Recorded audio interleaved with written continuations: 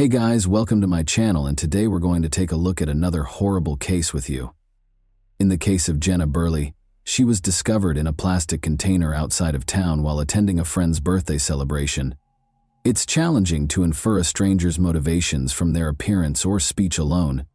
At first glance, a stranger may appear well-groomed, act courteously, and offer assistance with the best of intentions. In actuality, though, these people are frequently the ones who lure their selected victim into a false sense of security so they can be robbed, abducted, exploited, or killed. Unfortunately, the victim frequently discovers they have slipped into a lethal trap too late. In 2017, the nation was stunned by the tale of Jenna Burley, a regular American student and well-known blogger. Thousands of people first joined the hunt for the missing girl in the hopes that she was still alive. But nobody could believe what had occurred when the horrifying truth was made public. This party ended up being the last night of the girl's life, even though she had only gone to celebrate her friend's birthday.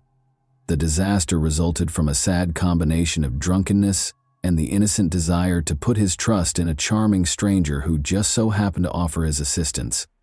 Jenna Burley was who? Born on November 4, 1994 in Harrisburg, Pennsylvania's capital, Jenna Nicole Burley is the second of Edward and Jacqueline Burley's 4 children. Her parents never left each other after they fell in love in the late 1980s while attending a Philadelphia university.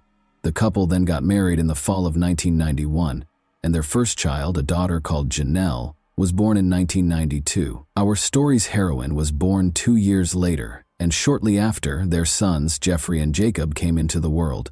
The Burley family was committed to serving others. Edward was working at a hospital that specialized in patient rehabilitation following illnesses and injuries, while Jacqueline worked in a nursing home.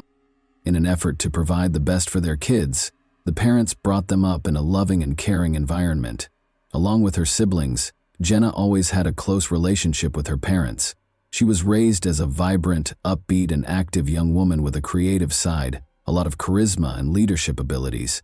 She loved animals, did well in school, acted in the school theater from an early age, and always had many of friends. The family Burley was neither poor nor rich. They made their home in Philadelphia, in a large home in the peaceful, comfortable Harleysville area.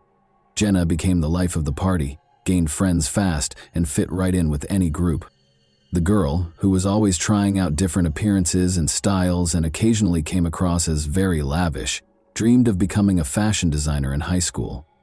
Jenna, who occasionally resembled a hippie and other times an emo subculture member, wore vibrant makeup, dyed her hair multiple colors, and wore her clothes in a variety of fashions.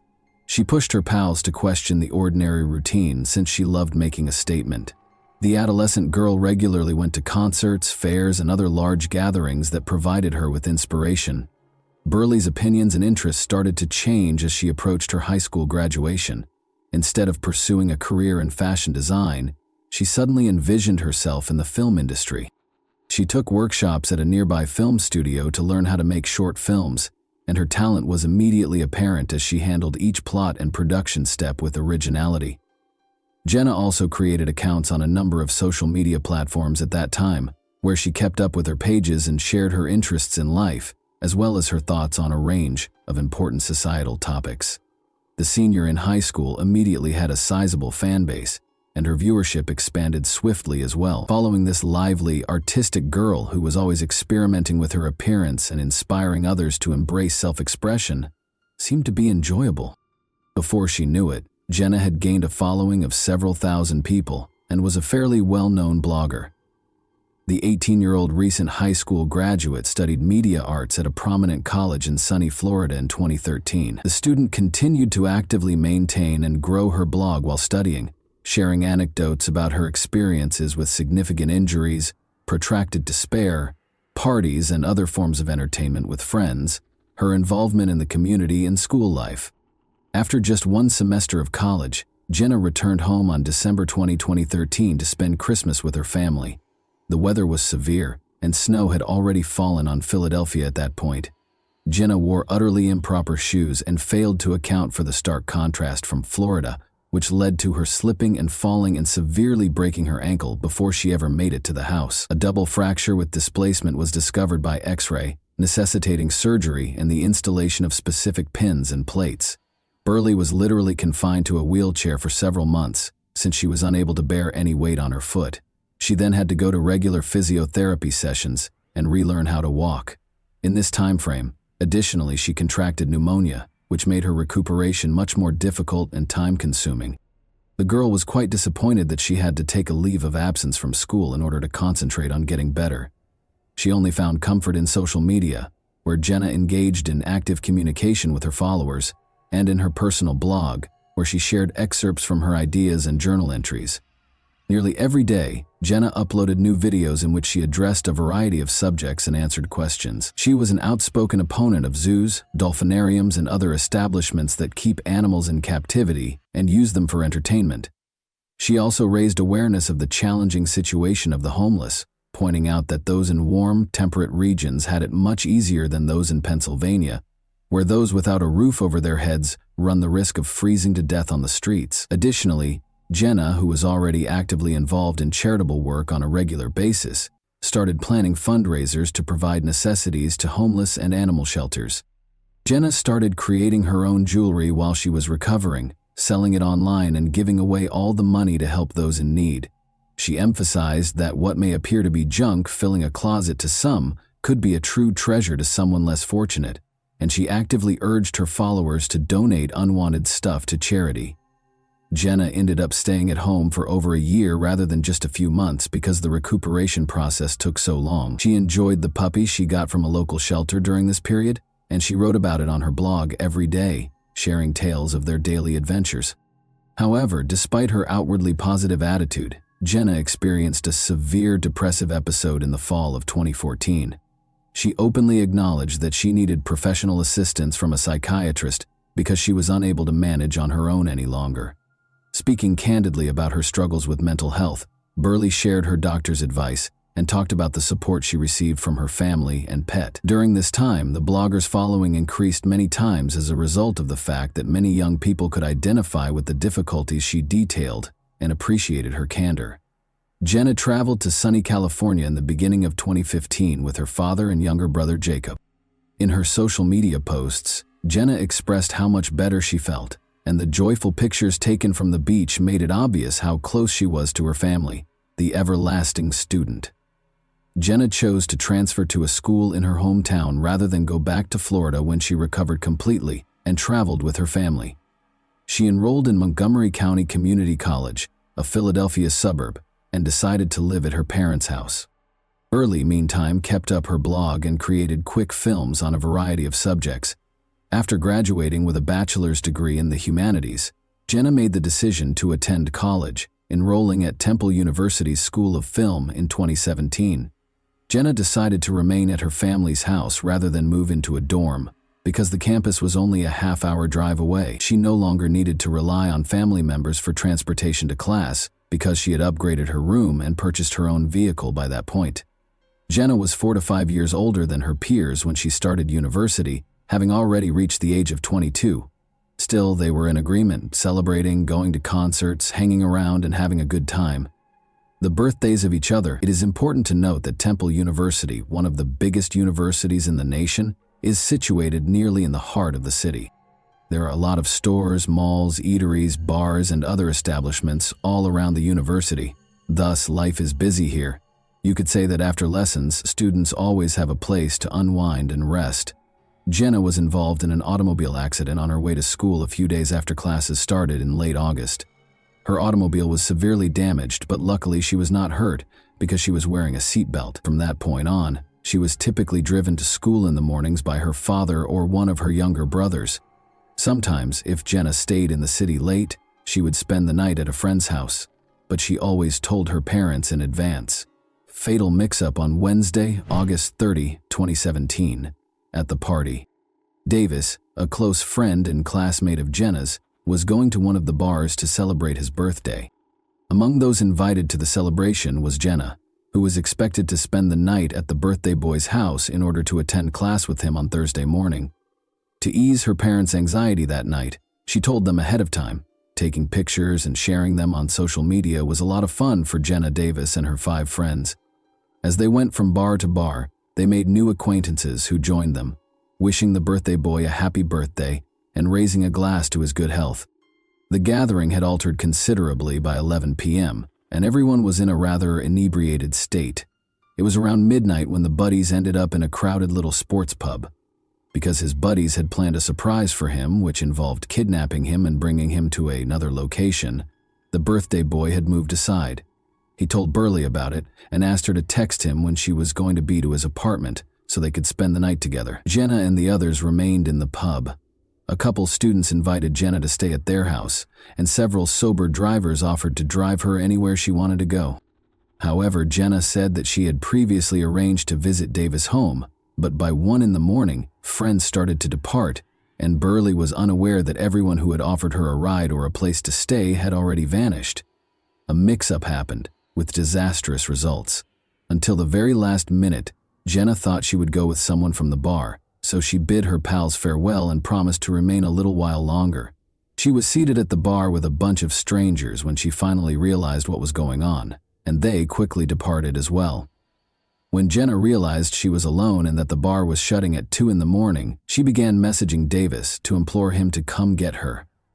But the man didn't hear anything because he was asleep at home, and his phone was in a different room. Jenna attempted to call some additional pals, but they were either not able to hear their phones or were too inebriated to answer.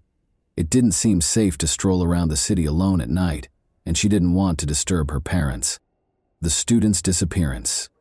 Upon checking his phone in the morning, Davis got extremely worried after initially believing Jenna had spent the night somewhere else. Jenna had sent him multiple messages and made 2 attempts to call him, requesting that he pick her up from the bar. The final message she sent was simply, "Help me." Her phone went off when he attempted to call her back. Burley never showed up to the university, but he still thought his friend was all well and would attend class as normal. None of the friends who had joined them at the bar the previous evening had hosted the student in the afternoon, so Davis called and paid them a visit. To find out if Jenna had come home, one of her pals called her parents. She recounted what had transpired after they said no, and Edward and Jacqueline hurried to the college in less than 30 minutes to discover out where and who had last seen their daughter. They talked to her pals. The Burleys went straight to the police to report their daughter missing after receiving no helpful information, requesting that a search be conducted right away. Jenna had sent numerous classmates notes requesting assistance, which added to the urgency of the situation. The academic buildings and dorms were the first locations examined, but the missing student was nowhere to be found. After that, the police called nearby hospitals, but no women who fit Jenna's description had been admitted in the previous 24 hours. The last time they saw the student was in the sports bar, according to everyone who had dealt with her the night before. She was dressed in blue pants and a motivational white t-shirt. She had a light blue hoodie knotted around her waist with a slogan on the front. Her long black hair, which was braided into 2 pigtails, was another distinctive characteristic. News of Burley's disappearance soon went viral on social media because she was a very well-known blogger. Thousands of her admirers sent messages requesting assistance in finding her and urging anyone with knowledge to come forward to the kind and tenacious stranger. The bartender instantly recalled the girl with the braids who stayed late after everyone else had departed when the cops came at the bar where the missing student was last seen. She appeared disoriented, was heavily intoxicated, and was phoning and texting all the time. Around 2 a.m, her phone signal was last picked up in the same neighborhood. We looked over the surveillance footage from the cameras inside the pub and at the entrance. Jenna was spotted by the cops sitting by herself at the bar, sipping a cocktail and messaging.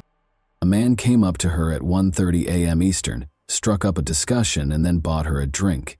Before they left the bar, they sat together for roughly 20 minutes. They were both strolling unsteadily as if they were really drunk, just before it closed.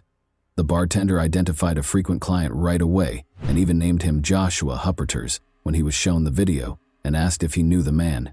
The bartender claimed that Joshua was practically a daily visitor and that on the previous evening, he showed a special interest in the lonely beauty by purchasing her cocktails and continuously inviting her to his home. Joshua had just reached 29 when the authorities learned that he had previously attended Temple University but had taken a lengthy academic leave and never graduated. He lived only 5 minutes from the bar where he was spotted with Jenna, and he was always hanging out with students. He and his friend Jack Miley had a large apartment that he rented in a building across the street. When they finally got in touch with Joshua later that night, he said he had been so inebriated the previous evening that he had no recollection of a girl from the pub. He consented to be questioned, but shortly after, his phone was switched off, so the police went to Hupperter's flat to speak with him. Jack, the primary suspect, was at home and allowed the cops to enter without any problems. There was chaos in almost every room of the man's flat, which resembled a normal bachelor pad. Jack said that the previous evening, he and his companion had really gone to the sports bar and consumed a lot of alcohol. After Joshua picked up a girl, Jack made the decision to go home so they could have some solitude. According to Jack, he went straight to bed and didn't hear if he was alone or when his roommate returned home. Joshua was concerned when he abruptly began cleaning the kitchen the following day. He had a serious cut on his hand and new scratches on his face. Joshua described this as a regrettable mishap, stating that he had slipped into some bushes while intoxicated. After lunch, he vanished, leaving his phone off and taking some of his possessions with him without informing his friend of his whereabouts or the duration of his absence. The guys resided in a big apartment with a second exit that led to the backyard, which was unguarded. There was a roll of paper towels on a dresser, smeared with what appeared to be blood, and a pair of men's sandals beside the entrance with odd brownish stains. Additionally, the kitchen smelled strongly of cleaning supplies, and there were multiple empty cleaning product bottles lying about the floor. All of this sparked serious suspicions, and Joshua was subsequently regarded as the primary suspect in the student's disappearance case. When the authorities looked into Upper Terrace's past more, they found that he was born and reared in Philadelphia, and that he had experienced trauma from the early death of his father, who had been brutally murdered. Joshua attended Temple University until he was 29 years old, but he never received his degree. He has previously been involved in legal troubles for selling illegal narcotics to pupils. He had also been accused several times with assaults against women in an effort to force them into intimacy and had served several months for burglary. There was still no word on the whereabouts of the missing girl, and the search and initial questioning of the fugitive revealed that the suspect could be quite dangerous. After the FBI became involved in the inquiry, it was quickly established that Joshua's phone had last been in use in Wayne County, close to a lake approximately 230 miles north of Philadelphia. The fugitive may be hiding in the home of his grandmother, who was found to reside in the neighborhood. In fact, Hupperter's was captured at the home of his maternal grandmother.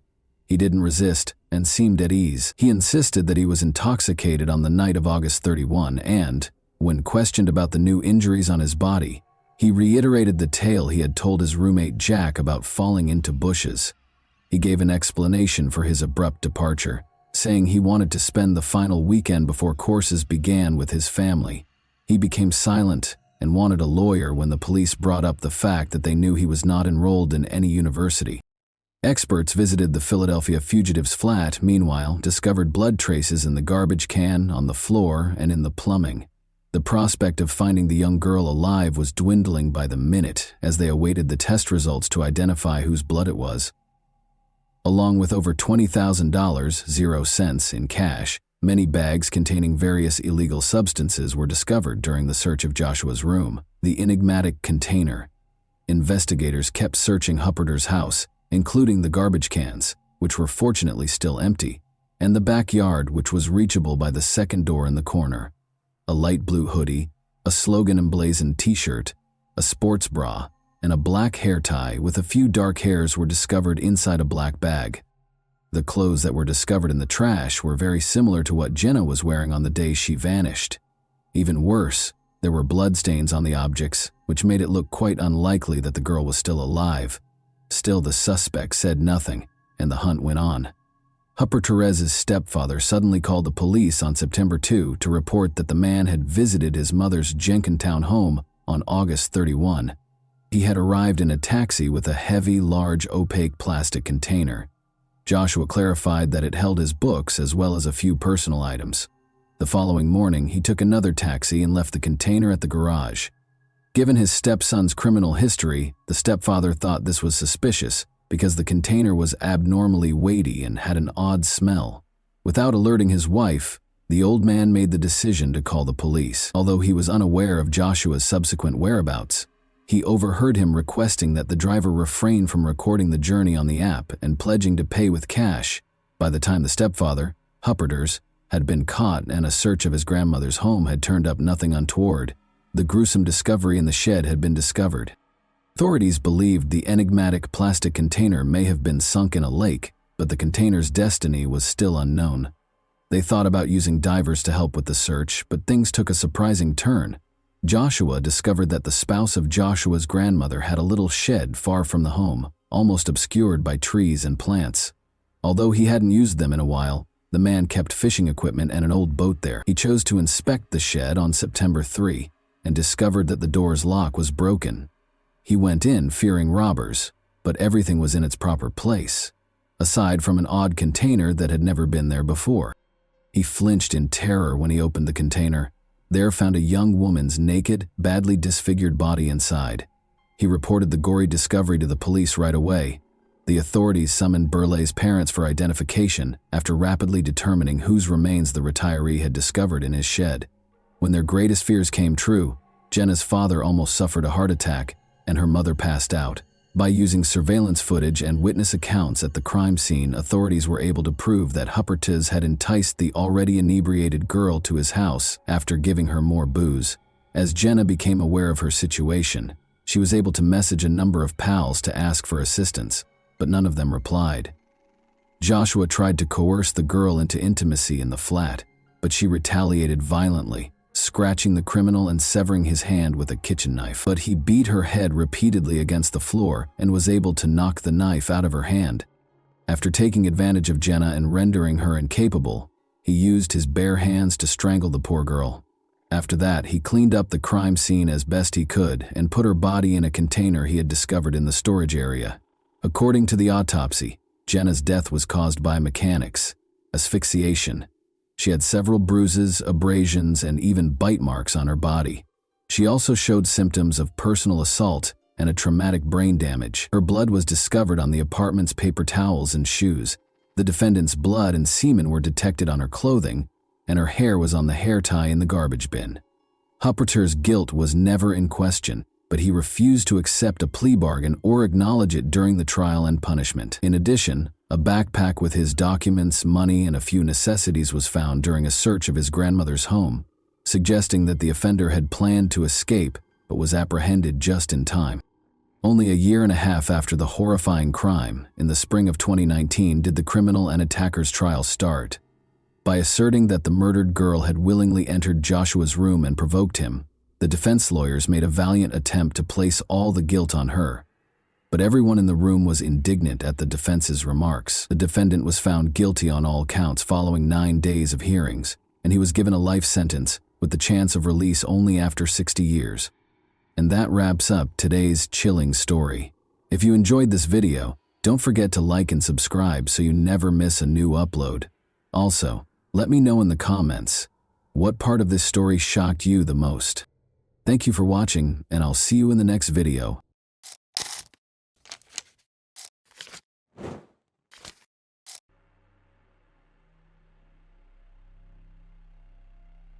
Hey guys, welcome to my channel, and today we're going to take a look at another horrible case with you. In this video, we will talk about what happened in Windsor, Canada in 2018. Autumn Taggart, 31, lived on the 3rd floor of this building with her son, Gavin. On June 10, the boy awoke and went into his mother's room. Her room was completely disorganized. He tried to wake up his mother, but Autumn lay motionless. The Autumn Taggart case received widespread attention, and Canadian police enlisted the assistance of their American counterparts to locate and apprehend the suspect. Autumn Taggart was a single mom in 2018. Her son Gavin was 9 years old, and they lived in Windsor, about a mile from the border between Michigan and the United States and Ontario, Canada. On Saturday, June 9, 2018, Autumn and Gavin spent the afternoon with the child's father, Chris Sherwin. Autumn maintained friendly relations with him after their breakup. They both did their best to ensure that the breakup did not have a significant negative impact on Gavin. At the end of the day, the three of them went grocery shopping before Chris drove Autumn and Gavin to their 3rd-floor apartment. After that, Chris returned home. Before going to bed, Gavin played video games with his mother, unaware that the following night would be an unimaginable nightmare for him. Gavin awoke to a noise while it was still dark outside. He was startled and opened his eyes to see an unknown man standing next to his bed. Before leaving Gavin's room, the stranger instructed him to close his eyes and sleep. His mother's room was behind a wall. It's on the right in this image. After about a minute, Gavin heard her scream. The boy had never felt such fear before. A few minutes later, silence hung in the air. His mother stopped screaming, and he quickly fell asleep. When Gavin awoke, it was already morning, and he was getting out of bed. He first went to his mother's room. Everything there was shattered and destroyed. Autumn was lying on the bed. Gavin, 9, initially believed his mother was sleeping, but when he saw the blood on her nose, he knew she was dead. It shocked him. The boy was unwilling to believe it was true. He spent the first half of the day playing on the console and watching YouTube videos, attempting to distract himself from the fact that his deceased mother was lying in the next room. In the afternoon, he couldn't take the pressure anymore. He began crying and decided to tell someone about it. After entering his mother's room, he took her phone and used Messenger to contact his father. He texted him that Autumn hadn't woken up. Chris and his girlfriend drove immediately to Autumn and Gavin's house.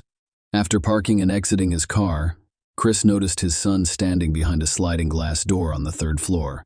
Chris did not have an electronic key to enter the building, so Gavin went downstairs and let him in. He asked his son to stay with his girlfriend while he investigated why Autumn hadn't woken up, then entered the apartment and the bedroom. Chris noticed that Autumn was very pale. She had bruises on her face and body, and her nose was bleeding. The man immediately dialed 911. The police and an ambulance arrived at the address he provided, but the paramedics were forced to declare Autumn dead due to the injuries on her body and the signs of a struggle in the bedroom. It was clear that it was not an accident. Investigators began searching for possible evidence in the apartment. Meanwhile, a child interrogation specialist speaks with Gavin and learns about the overnight guests who told him to sleep.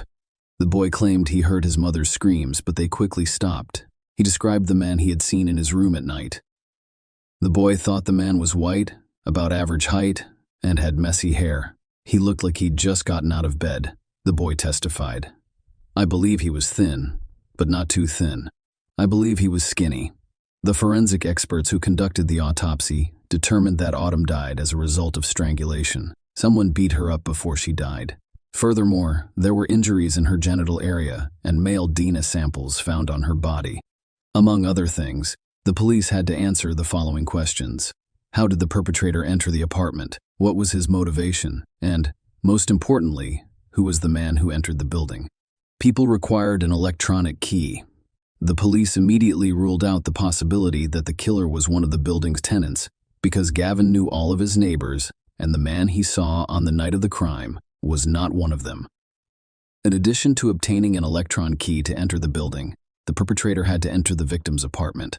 However, there were no signs of forced entry on the door leading to Autumn's apartment. This could indicate that she let the perpetrator in herself or that she failed to lock the door. Eventually, the police will discard both of these assumptions after discovering evidence that the perpetrator climbed to the 3rd floor. He began by ascending to the 2nd floor balcony and then to the 3rd. The door was open, and he entered the apartment without difficulty. In addition to the DNA sample, the police discovered fingerprints whose owner they were attempting to locate. Only 12 days after the body was discovered did the police release the victim's identity in the hopes of receiving tips from the public. Authorities have urged anyone with information that could aid the investigation to contact detectives. On the night of the crime, someone noticed a new black SUV, possibly a Honda Pilot, in the parking lot next to the building. It was there until around 6 a.m. Detectives suspected that the owner of the SUV was involved in Autumn's death. They believed he first climbed onto his car's roof and then went higher from there. The building's corners have repetitive, decorative protrusions that could have served as steps for the criminal as he climbed from the 2nd to the 3rd floor.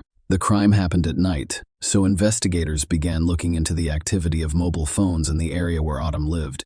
In this case, the fact that the crime occurred at night simplified the task because most people are asleep at that time.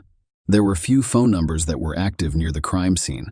During the investigation, The detectives learned that one of the phone numbers belonged to Autumn's neighbor, despite living in the same building as Autumn. She stated during the police interview that she knew nothing. However, she was not only talking on the phone in her apartment, she had moved around the city several times and turned off the phone around the same time that someone had killed her. She was either in her apartment or close to it at the time. It was impossible to say for certain because there is always an error rate when determining the phone's location, but there was no doubt that this woman was concealing information from the detectives investigating the case. So they went to speak with her again. Her name was Michelle, and she insisted that she didn't know or hear anything. But the police warned her that if she withheld critical information for the investigation, she could become an accomplice to the crime. She therefore began to speak. She said that around 2 a.m. that night, a man they knew as Jay contacted her boyfriend, who was looking to buy an illegal substance and hire an escort girl. All three drove to the ATM, where Jay took out cash. They then gave Jay some of the substance. Michelle admitted that she and her boyfriend were dealing with the issues themselves. Jay eventually asked them to sell him more. Then, according to Michelle, she directed Jay to the parking lot near her building. The woman admitted that she and her boyfriend intended to rob Jay. When they arrived at the building, all three consumed illegal substances, and Michelle and her boyfriend decided to flee with the remainder. Interestingly, before fleeing, Michelle hid a bag of the substance in her genitals.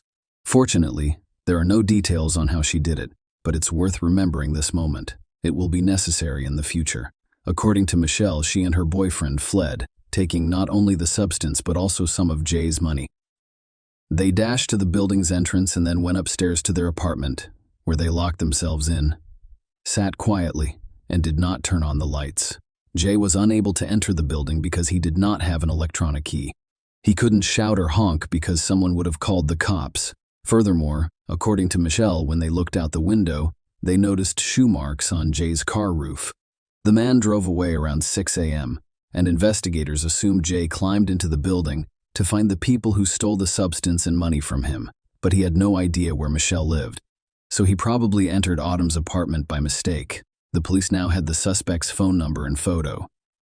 These images are from a camera at the bank's entrance, where he was withdrawing cash to buy the substance, as well as an ATM camera. After checking the phone number, investigators discovered that his name was not Jay. The man's real name was Jitesh Bogle, and he was a 27-year-old Canadian citizen living and working as a car development engineer in Warren, Michigan. He also owned a black Honda Pilot SUV and used to visit Canada almost every day. To get to Windsor, he only needed to cross the river via bridge or tunnel. Authorities were able to track his movements and discovered that he had left Canada on the morning of June 10. The day Autumn died, he left the country and has not returned since. Jitesh sold his car after the police released details about the black SUV incident at the victim's home. The Canadian police contacted their American counterparts and asked for assistance. They learned that Jitesh was planning to relocate from Michigan to Washington state. His parents lived in Kent. After leaving a good job for unknown reasons, he returned to his parents' home. The fact that he decided to relocate, get rid of his car, and stop visiting Canada was very suspicious. However, the police required irrefutable evidence to arrest and extradite him to Canada. The Windsor police asked the U.S. National Security Agency to assist with the investigation and track the suspect's movements. The male DNA discovered on Autumn's body most likely belongs to Jitesh. To prove it, they needed to collect a sample of his DNA for comparison. Agents from the United States tracked the suspect's movements. They were aware that he was planning to relocate to Washington state and were concerned that he might leave for a third country. Jitesh also tried to change his appearance by removing his beard and wearing blue contact lenses. Fortunately, Jitesh was not particularly cautious. One day, he went to one of Warren's bars and drank. When he finished his last glass and left the bar, the agent seized the glass, obtaining a sample of his DNA. It took some time to compare it to the sample on Autumn's body, but the results were not unexpected. The victim's body contained male DNA that matched Jitesh Bogle. On August 17, 2018, more than 2 months after Autumn Taggart's death, Jitesh was arrested at his parents' home in Kent, Washington. The arrest surprised him. The man appeared to believe that the police would not track him down. The U.S. authorities have begun the extradition process to his homeland. In the extradition documents, The prosecutor stated that Jitesh was a threat to society, posing a flight risk and being unpredictable. Shortly after, Canadian police charged him with the murder of Autumn Taggart. The trial was postponed for an extended period of time due to country-imposed restrictions. It started in November 2020. 1. There were 3 separate courtrooms, allowing for social distance. The main courtroom housed the judge, the prosecutor, the jury, and the defendant, along with his defense. The other 2 courtrooms featured large screens that showed the trial to Autumn's relatives and others. Jitesh Bogle pleaded not guilty to first-degree homicide, claiming that he accidentally killed Autumn. He described how some dealers stole money and an illegal substance from his car. It upset him, so he got out of the car to find them. He didn't remember much of what happened that night because he had consumed so much alcohol and other substances. He remembered climbing onto the balcony before entering the apartment. Autumn was asleep in her bed when he mistook her for Michelle, the woman who had robbed him. When Autumn awoke, she began screaming. He told her to stop making noise, but Autumn did not listen. He put his hand over her mouth, causing her to suffocate. According to the man, he realized he had accidentally killed Autumn after the scream stopped. He then performed CPR on her, but it didn't work. Jitesh couldn't remember how the genital injuries appeared on Autumn's body, or how he left her apartment. Jitesh and his attorneys asked the prosecution to dismiss the first-degree life deprivation charges because they believed it was an unintentional crime. According to them, Jitesh was unaware of his actions due to the large quantity of substances he consumed. The hand over the mouth indicates that they want to be quiet, not that they want to die. Bogle lacked the ability to form intent or understand the consequences of his actions. According to defense attorney Peter Thorning, there is only one explanation for his behavior: intoxication. It is true that terrible things can happen without our knowledge. That is what happened here. This death was unintentional. He was intoxicated or didn't realize that his actions would not result in death. He added, his lawyers also claimed that there was no evidence that the defendant had intercourse with the victim. This is an important consideration because it will have an impact on Jitesh's sentence. Yes, Autumn's body contained Bogle's DNA, but it was not seminal fluid. The lawyers believe it could have been caused by cross-contamination or DNA transfer from one surface to another. For instance, through a forensic expert's gloves. Bogle's lawyers attempted to persuade the jury that John Lasorda, who worked in the forensic unit during the investigation, performed his duties incorrectly by transferring their client's DNA to Autumn Taggart's body. Lasorda's role was to photograph the scene and collect any evidence that came into direct contact with the victim. Bogle's defense lawyer, Peter Thorning, suggested to Lasorda that rotating the body on the bedsheet, which the police seized, could result in DNA or fluid transfer from the body to the sheath, or vice versa. This is known as cross-contamination. It is not impossible, Lasorda stated during cross-examination. Thorning asked Lasorda if he had the necessary training to work as a forensic identification expert. Lasorda stated that he changed gloves between touching each piece of evidence and grabbing his camera to photograph it to avoid cross-contamination. Lasorda examined the evidence in Taggart's room, looking for fluids, urine, saliva, and sperm. Lasorda testified that the likelihood of actual assault increases when there is a deceased female victim compared to a male victim. The court heard that Lasorda discovered no fluid depositions consistent with a jewel assault. He admitted his examination of the body was limited because he was not a trained medical official, such as a coroner.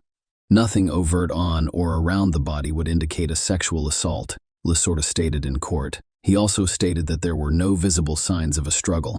Lasorda clarified in court that signs of a struggle would include broken furniture or glass, forced entry, tampered locks, or blood spatter, none of which were found in Autumn's apartment. However, the prosecutor held a different view. Recalling that Michelle hid the substance in her genital area, the prosecution claimed that the defendant was aware of it and searched for it in the same part of Autumn's body, and that even though he did so with his hand, nothing changed. He committed all of the assaults. You searched her, the prosecutor said, which is disgusting. I disagree, said Bogle. Why didn't he call 911? The prosecutor asked. Autumn stopped breathing. Jitesh responded that he was afraid the police would arrest him because he was sure no one would believe him. Nobody believed me. I barely believe myself. Bogle testified that he does not remember much of what happened in Autumn's room. He said he recalls performing CPR on Autumn after she stopped screaming. He previously testified that he remembered counting 5 or 6 ribs down before beginning CPR, and that he performed 15 compressions and 3 breaths. The prosecutor also disputed that the defendant's strangulation of the victim was accidental. After all, he could have simply placed his hand over Autumn's mouth to stop her screaming, but he also closed her nose, depriving her of the ability to breathe. And he needed to do it for a while, so he knew what he was doing. Autumn's son, Gavin, who has since turned 13, also testified at the trial. The boy testified at the trial? The boy testified in a separate room in the courthouse from the main room, which housed the judge, jury, lawyers, and accused. He was accompanied by a support worker as he gave his testimony. That was how he described the events of that night. Someone came into my room and said something I can't recall. He was kind of close. He also testified that no contact was ever made. When he left my room, it was quiet for a short while. Then I heard my mother scream that night. That scream lasted a while before ending. And then before I knew it, I had fallen asleep again and woke up.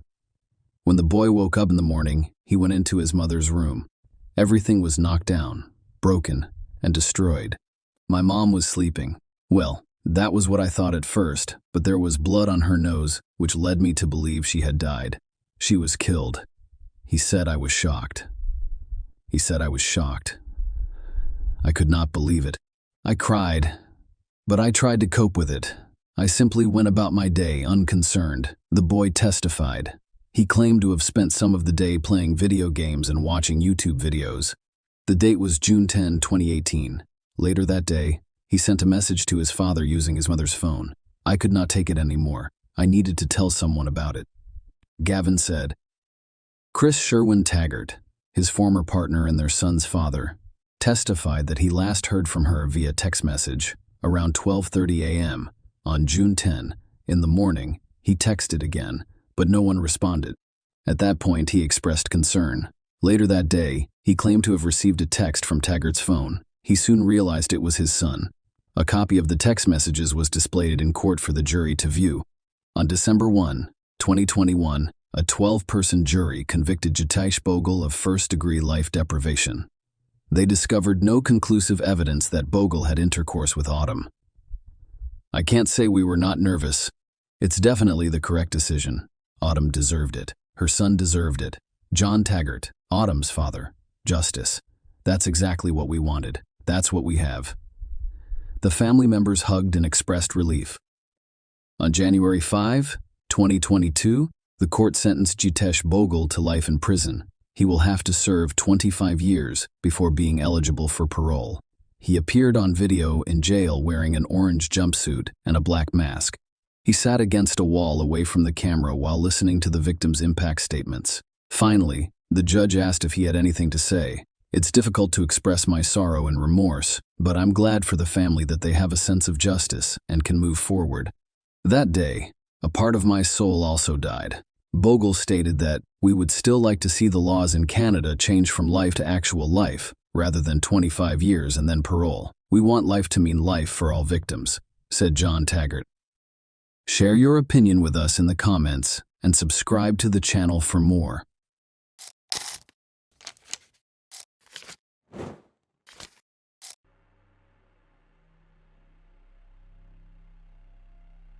Hey guys, welcome to my channel, and today we're going to take a look at another horrible case with you. In this video, we will discuss the events that took place in Texas. On April 4, 2011, Robert Frisbee arrived at the police station because he couldn't find his 17-year-old daughter, Bridget.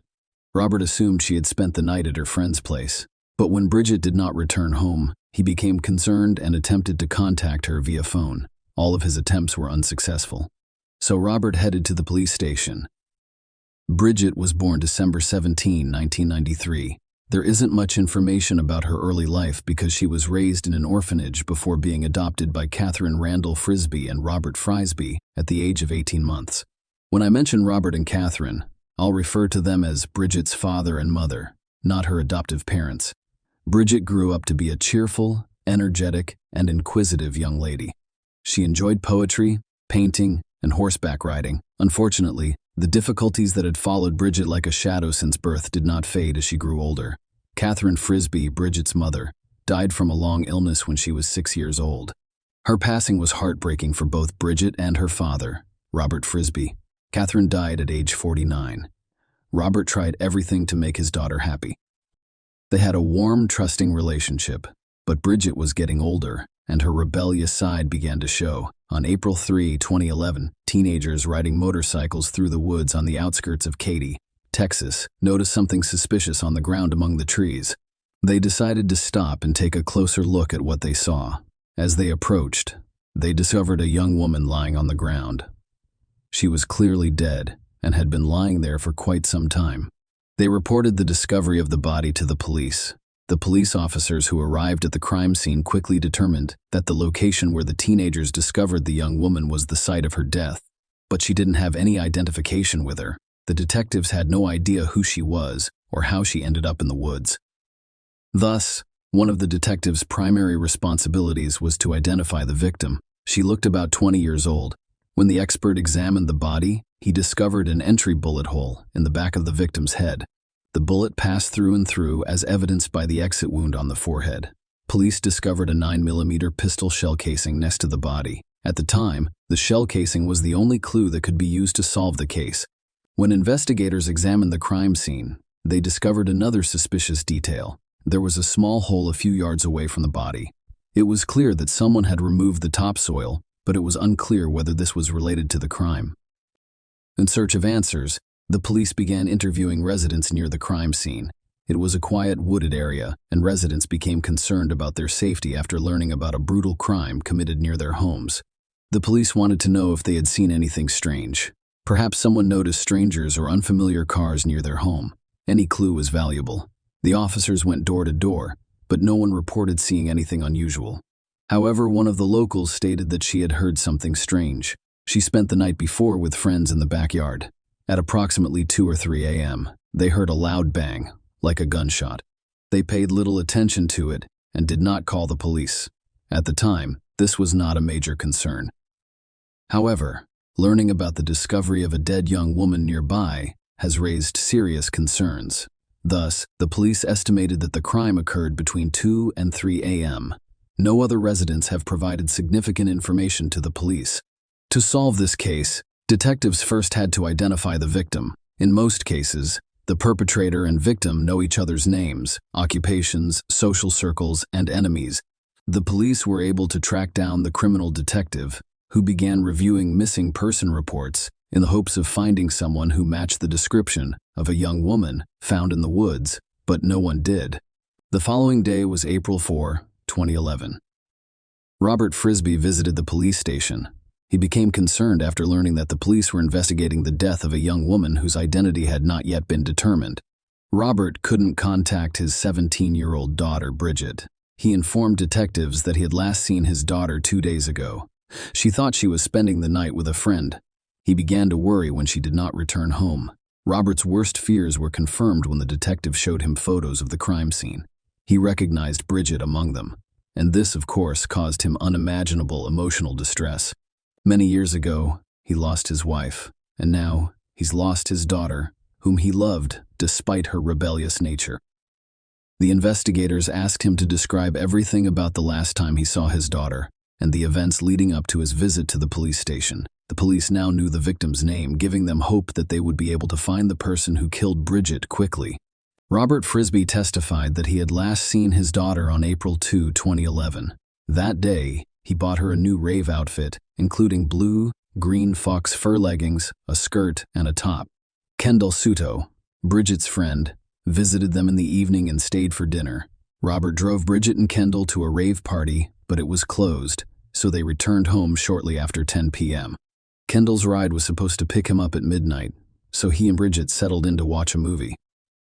Bridget was still dressed in her new rave outfit when Robert went to bed and set the alarm for midnight. When he awoke, Bridget informed him that the candle ride had not yet arrived. When Kendall left, Robert wanted to lock up the house. When Robert awoke at around 3 a.m., he discovered the back door and garage door open. Bridget could not return without the man's knowledge because he was locked up. Then he realized his cell phone was missing. He had recently taken away Bridget's phone, so he assumed she had taken his when she went out. Robert repeatedly called his cell phone and searched the internet for its GPS location.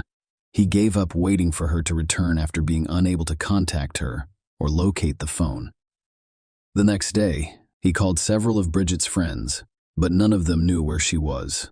Later that evening, April 3, he read on the internet about a body discovered nearby and began to suspect it was Bridget. He therefore decided to contact the police. Thus, based on Robert's information, investigators had their first potential suspect, Bridget's friend, Kendall Suto. But Robert Frisbee didn't think Kendall could hurt Bridget. He claimed that only one person could have personal motivations to harm her, Bridget's ex-boyfriend, Jonathan Larson, with whom she had a complicated relationship, became the second potential suspect. Bridget's boyfriend, Zach Richards, was also considered a suspect by investigators. They needed to know what these three people were doing and where they were during the crime.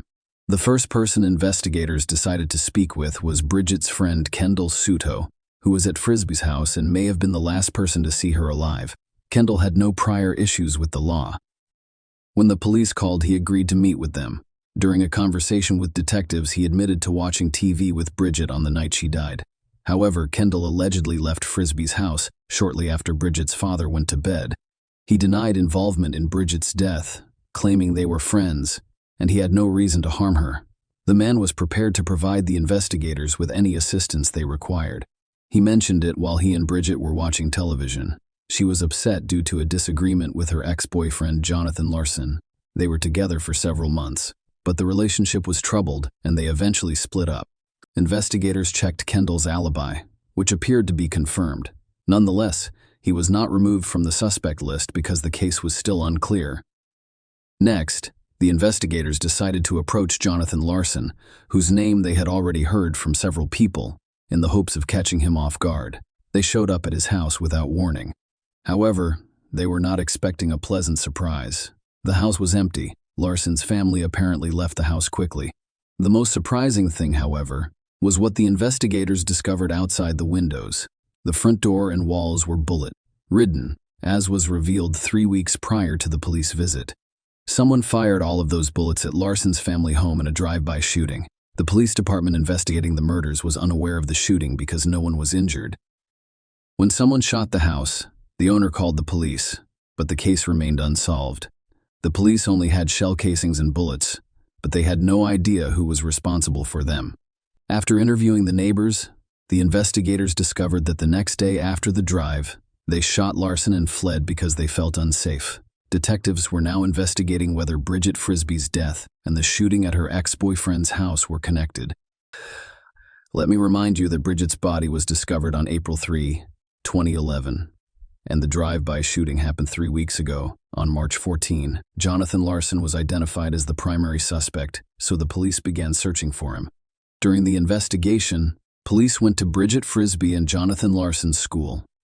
The school administration stated that Jonathan had not attended school in several days. When they couldn't find Jonathan, they decided to speak with Bridget's classmates. They wanted to know who she was feuding with, who might wish her harm, and if she had any enemies. Alexander Olivieri was among those with whom the investigators spoke. He claimed that he and Bridget were friends who frequently spent time together. Alexander claimed that Jonathan Larson was the only one with a motive to harm Bridget. When the investigators asked Alexander about the last time he saw Bridget, he stated that they were supposed to meet on the night she died. They agreed to meet at her house, then travel to Houston together to pick up Bridget's boyfriend, Zach Richards, at the bus stop. Alexander stated that he arrived at Frisbee's house with his friend Alan Perez, but Bridget was not present. She was supposed to be waiting for him on the street near the house, but she was nowhere to be found. Alexandra Olivieri stated that he and Alan Perez returned to Frisbee's house a few hours later, but Bridget was still not present. According to him, it was around 5 a.m. No wonder Bridget was not at home. She had already died by that time. Olivieri stated that he learned about Bridget's death from a news report. After visiting the school, the investigators added 2 new names to their list of potential suspects, Alexander Olivieri and Alan Perez. However, the main person of interest in the investigation remained the same, Bridget's ex-boyfriend, Jonathan Larson. Detectives discovered that Jonathan's mother did not leave the city following the drive-by shooting. She lived in a friend's apartment for a while. During a conversation with investigators, she stated that she sent her son to live with relatives in Austin, Texas. Following the incident, the woman stated that her son frequently got into trouble, and she was certain that their house had become bullet-ridden as a result of him. That incident, she believed, was a form of vengeance against her son. She also claimed Jonathan fought with another man shortly before the drive-by shooting. She was certain there was a connection between the fight and the shooting at their house. The woman's relationship with her son was not ideal. She had no idea where Jonathan was at the time of Bridget Frisbee's death. She gave officers the address of her relatives in Austin, where she claimed Jonathan was supposed to be. However, the case's breakthrough came before the investigators discovered Jonathan. A lawyer representing the Perez family approached the police. He stated that his client, Alan Perez, has important information regarding Bridget Frisbee's death. When the investigators spoke with Bridget's classmate, Alexander Olivieri, they learned the name Alan Perez.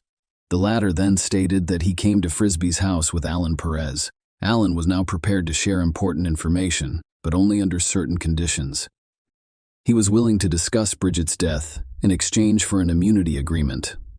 The authorities needed answers, so they accepted this condition. Alan Perez claimed that the drive-by shooting at Jonathan Larson's house was linked to Bridget Frisbee's death. This shooting occurred just 1 week after Jonathan and Bridget split up. Alexander Olivier Airy, 17, whom investigators had previously spoken with at school, assisted Bridget in exacting revenge on Jonathan and firing the shots at the house. Perez and Olivieri met in high school. They joined the National Guard together. But when Olivieri returned from basic training, he began attending a new school. According to Perez, Bridget was one of Olivieri's new friends at his new school. Perez testified that Bridget had been bragging about participating in a drive-by shooting with a friend, and that Olivieri later told Perez that he was the shooter. Specifically, Olivieri told Perez that Bridget drove, and he shot at her ex-boyfriend's house with his Hugo semi-automatic rifle. Perez testified that Olivieri approached him for a favor on the evening of April 2, 2011. Olivieri explained that he wanted to punish Bridget for informing friends about the drive-by. He wanted Perez as a backup. Olivieri told Perez to bring a weapon.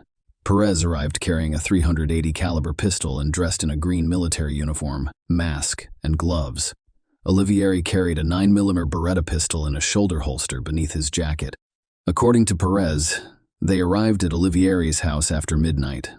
Olivieri then called Bridget and asked her to accompany him to pick up her boyfriend, Zach Richards, from the bus station. Bridget declined, citing her busy schedule. Olivieri went to Bridget's house and instructed Perez to hide under a blanket in the back of his Suburban. Olivieri informed Perez that he wanted to get Bridget into his car. That's why Perez had to sit under the covers and remain silent. Perez was supposed to follow them from a distance once they arrived at their destination and exited the vehicle. Bridget was leaving on her four-wheeler to meet friends when they arrived at her house, so they left. They went looking for her again a little later, and they found her pushing her four-wheeler because it had run out of fuel. Olivieri requested her assistance in locating a cache of random items. She initially declined, but he eventually persuaded her to go with him. Bridget parked her four-wheeler and got into the passenger seat of the Olivieri Suburban. Perez was still hiding in the back of the car, under blankets. Olivieri returned to the same neighborhood where he and Bridget had conducted the drive-by shooting.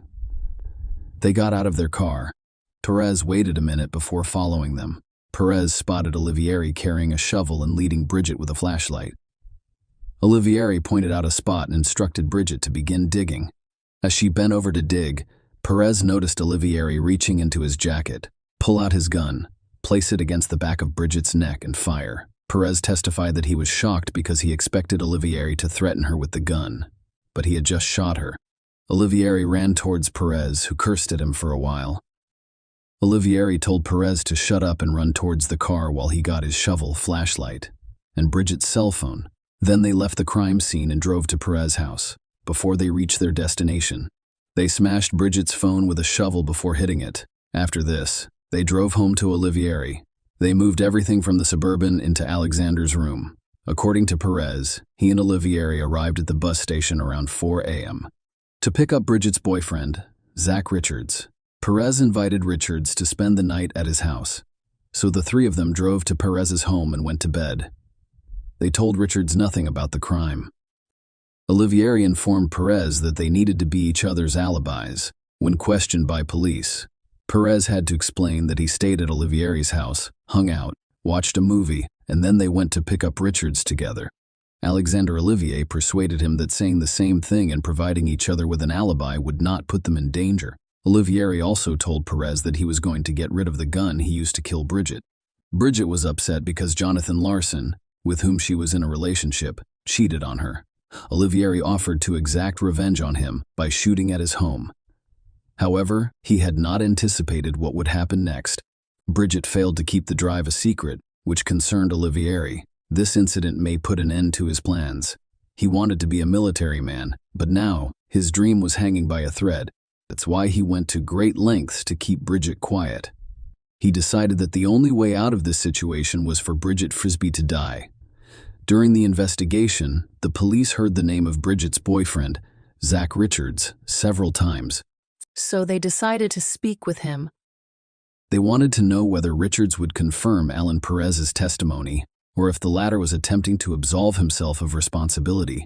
The situation seemed perplexing. Bridget's boyfriend Richards testified that in March 2011, Alexander Olivier Airy said he was going to deal with something, grabbed his AK-47 and left with Bridget in her car. Later, Olivier told Richards that he shot at Bridget's ex-boyfriend's house from her car as she drove by. Olivier told Richards that he participated in the drive-by as a favor to Bridget and simply because he could. Richards testified that Bridget continued to brag about the shooting, and Olivier confronted her and told her to stop telling people. On April 3, 2011, Olivier agreed to drive Bridget to the Houston bus station to pick up Richards around 1 a.m. When Olivier did not show up, Richards took a ride to Denny's and finally called Olivier at around 2:30 or 3 a.m. Olivier informed him that he was at home, but would come pick him up. Alexander finally arrived several hours late, and Perez accompanied him. When Richards inquired about Bridget Olivieri, he stated that he attempted to contact her and visited her house, but she was not there. Richards stated that he went to Bridget's house after sleeping for a few hours. Her father answered the door and explained that Bridget had been out all night, and he had no idea where she was. Richards spent the next few days attempting to locate her through friends before learning of her body's discovery. Richards told the investigators that he had previously visited the woods, which have now become a crime scene, with Bridget and Olivier. According to him, Olivier was familiar with this area, and it was not unusual for him to carry a weapon at all times. Thus, everything pointed to Alexander Olivieri being responsible for Bridget Frisbee's death.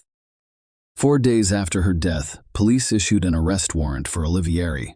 Given that the suspect possessed a variety of weapons and was proficient in their use, the police requested assistance from SWAT teams in apprehending him.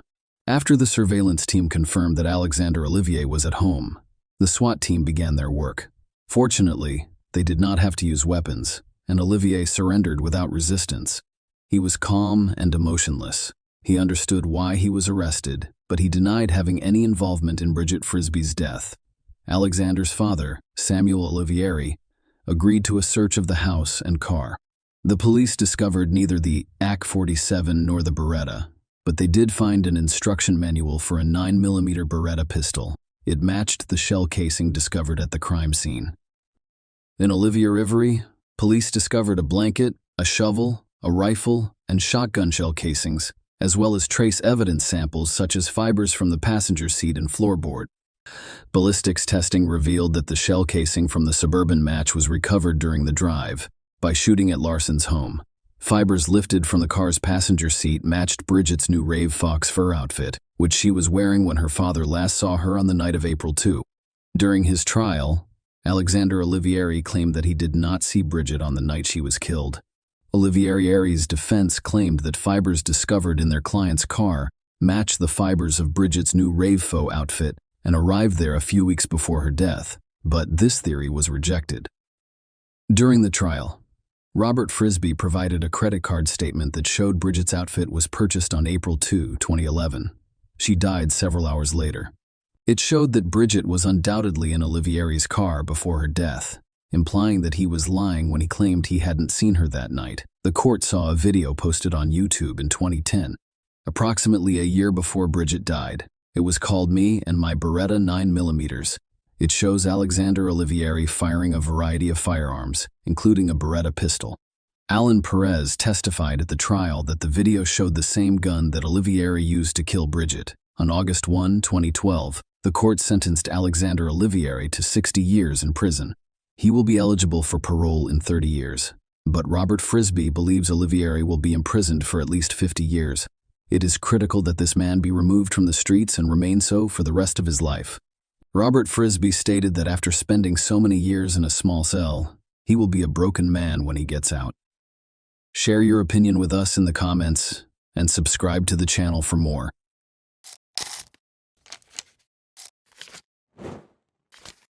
Hey guys, welcome to my channel, and today we're going to take a look at another horrible case with you. Two roommates, Lori Lister, age 21, and Melinda Aguilar, age 18, were the victims of a horrific attack in their Houston, Texas apartment on Sunday, May 23, 1982. They appeared to be the target of a man who was obviously trying to kill them. He restrained them and tried to drown Lori in the bathtub of their apartment. Melinda managed to get away, though, by feigning fainting and then plunging headfirst from her balcony. She asked for assistance, and she and her roommate were saved with the help of a neighbor. As he tried to escape, the offender, Coral Watts, 28, was taken into custody. Nobody could have predicted that he was suspected of killing nearly 100 other women, in addition to being involved in these two attempted murders. In 1982, he admitted to the murders of 13 women and was sentenced to 60 years in prison. Then, in a startling turn of events in the early 2000s, this man, who had committed multiple murders, was about to be released from prison. He was reclassified as a nonviolent felon as a result of a contentious court decision. Remarkably, well-behaved nonviolent felons could have 3 days taken off their sentence for every day they served under Texas law. Model inmate Watts had accrued enough time deductions to be eligible for release on May 9, 2006. The public, police, and relatives of the victims were all in complete shock and terror. Everyone was plagued by the unanswered question, why? How could a murderer like him be freed against all logic? What possible reason could there be for releasing a serial killer who has killed numerous people? Richard Eugene Watts and Dorothy Mae Young were the parents of Carl Eugene Watts, also known as Coral, who was born in Killeen, Texas, on November 7, 1953. His mother was a kindergarten art teacher, and his father was a private first class in the Army. Watts was raised by his mother after his parents divorced before he turned 2. After they moved to Inkster, Michigan, Dorothy Mae married Norman Caesar, a mechanic, in 1962. The two of them had 2 daughters. Watts and his sister fought meningitis when Watts was 8 years old. He was held back in school for an additional year and missed the 3rd grade because of the illness, which almost took his life. Watts was temporarily housed at Herman Kiefer Hospital, where he required isolation from other patients and spinal taps. Journalists reported that Watts' body temperature rose to dangerously high levels, which raised questions about possible brain damage. His family observed a change in his personality after his illness. His memory deteriorated, his attention span was shortened, and he became shy, quiet, and introverted. Having been held back a grade and experiencing chronic insomnia, Watts struggled to keep up academically.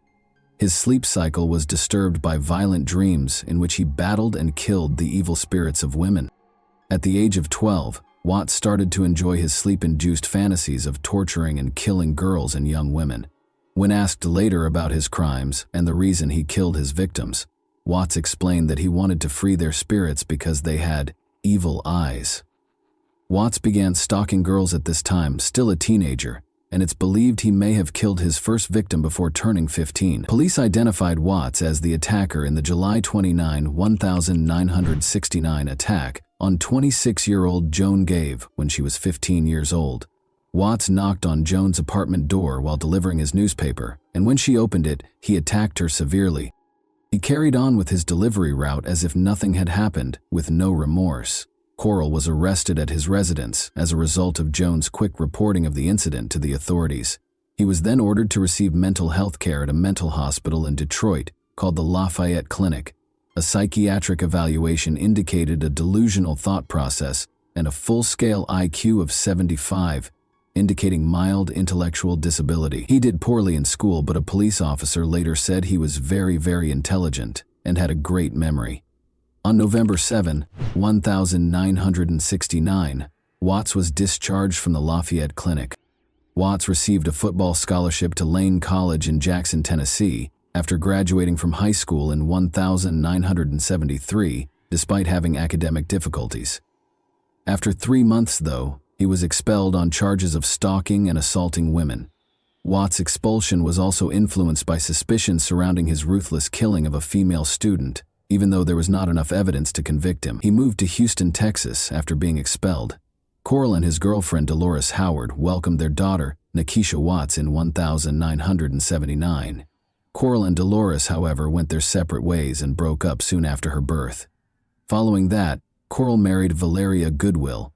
Not long after they were married, Valeria saw that Corll was acting strangely. He broke candles, melted them on a table, rearranged furniture all the time, chopped up houseplants with knives, and strewn trash all over the floors without cleaning up after himself. Furthermore, he would abruptly depart after intimate moments, going missing for a few hours. Sadly, they were only married for 6 months. Although there are hints that Watts may have had more victims before this, his murders officially started in 1974, when he was 20 years old. After abducting his victims from their homes, he tortured them until he killed them. His victims were mostly slender, attractive white women between the ages of 14 and 44, and he struck in different states. Watts killed his victims by a variety of means, such as drowning, bludgeoning, stabbing, and strangulation. 10:45 a.m., Corll knocked on the door of Lenore Knizaki's apartment on October 25, 1974, saying she was trying to find Charles, one of his siblings. He carried on a conversation with Lenore. Corll asked if he could leave a note when she opened the door, the chain still fastened. He unexpectedly attacked Knizaki and strangled her until she passed out as she went to get paper. Lenore later called the police, but they couldn't find her attacker. Gloria Steele, 20, was thought to be Watts' second victim and was brutally murdered and tortured 5 days later on October 30, 1974. Gloria was a mother and a Western Michigan University student. She was discovered with 33 stab wounds to her chest from a wooden carving tool, as well as a crushed windpipe. Because there was insufficient evidence, Watts was not charged with direct murder. Diane K. Williams, an apartment resident manager and the sole witness, saw a black man looking for Charles throughout the apartment building. Corll grabbed her when she saw Williams, pried open her door, and pulled her inside. Williams' phone rang during their struggle, so she knocked it off the hook and yelled for assistance. Williams saw her assailant getting into a tan Pontiac Grand Prix as he ran away. Both Williams and Knizaki recognized Corll in a police lineup. Corll had been arrested for stealing plywood from the campus of Western Michigan University. On November 16, 1974, he was arrested and charged with assault and battery in connection with the Nikizaki and Williams cases. Watts was moved to the Center for Forensic Psychiatry in Michigan after being diagnosed with antisocial personality disorder and attempting suicide with a length of cord at the Kalamazoo Mental Hospital. When asked about Gloria Steele's death in 1975, he confessed to attacking about 15 other young women and acknowledged being close to her the day before she passed away, but he denied being the cause of her death. Under a search warrant, Detroit police searched Watts' home and found a wooden carving tool, but no evidence connecting him to Gloria's death. Watts was given a year in the county jail after entering a no-contest plea during his trial for the assault and battery of Knizaki and Williams. When Watts was evaluated by psychologists, they described him as incredibly dangerous, lacking regret for his crimes, reckless, careless, emotionally distant, and prone to relapsing. Following that, he killed 5 women in a series of attacks that took place in the Detroit area over the course of a year. One odd finding was that most of his crimes took place on Sunday mornings. An Ann Arbor newspaper gave the offender the sinister moniker, Sunday Morning Slasher, because of this peculiar pattern, which added to the mystery surrounding the timing of these horrific attacks, which all took place at approximately 4 a.m. On April 20, 1980, Shirley Small, then 17 years old, was fatally stabbed twice outside her Ann Arbor, Michigan home. On July 13, 1980, 26-year-old Glenda Richmond was the target of a similar attack. Although there was not enough evidence in either case to convict, Watts' traits were evident. On September 14, 1980, 20-year-old graduate student Rebecca Huff was discovered dead after suffering about 50 stab wounds, the first murder that can be directly linked to Coral. On October 6, 1980, a 20-year-old named Delpy survived an attack, but he suffered serious injuries, such as muscle weakness and partial paralysis. Agnes, a 30-year-old woman, raised the alarm on her way back from a Halloween party on November 1, 1980, and barely avoided being attacked by a hooded man who looked like Watts. She recognized Watts from pictures, but there was still some doubt because of the dark surroundings. When Watts became the focus of local homicide investigators in July 1980, a task force was established to investigate the Sunday slashings. Watts was intermittently monitored, and, in November, a court order permitted officers to equip his vehicle with a tracking device. Around 5 in the morning on November 15, 1982, Ann Arbor patrol officers were near Main Street when they noticed a suspicious man in a car following a woman as she walked home. When the woman realized she was being followed, she tried to escape by hiding in a doorway. When the police stopped Coral's car for having out-of-date license plates and driving with a suspended license, they arrested him because he was upset about losing sight of the woman. When police inspected his car, they discovered a package with several screwdrivers and wood-filling tools. The most important item they found was a dictionary that belonged to Rebecca Huff and had the carved words, "Rebecca is a lover." Despite this, there was not enough evidence to connect him to her murder. Coral moved to Columbus, Texas in the spring of 1981 and found work with an oil company. On weekends, he would make the more than 70-mile journey to his next hunting location in the Houston area. Watts murdered scores of women, including dozens, between 1974 and 1982. Watts avoided being identified as a serial killer for almost 8 years in spite of the long list of victims. This elusiveness was caused by multiple factors. The fact that Watts operated in multiple jurisdictions and even states made it more difficult to link the crimes. His method of operation also deviated from the norm because, in contrast to many other serial killers who prey on women and girls, he never had physical contact with his victims. As a result, connecting the crimes was difficult, even after DNA testing was developed. Law enforcement did not recognize Watts as a possible criminal until his arrest in 1982, and those who knew him did not view him as a suspect. Watts broke into the Houston apartment of Melinda Aguilar, then 18, and Lori Lister, then 21, on May 23, 1982. Watts strangled Lori down the steps outside the apartment after she returned from work. He then went into the apartment and strangled Melinda, who feigned unconsciousness. Melinda was able to avoid being fully strangled.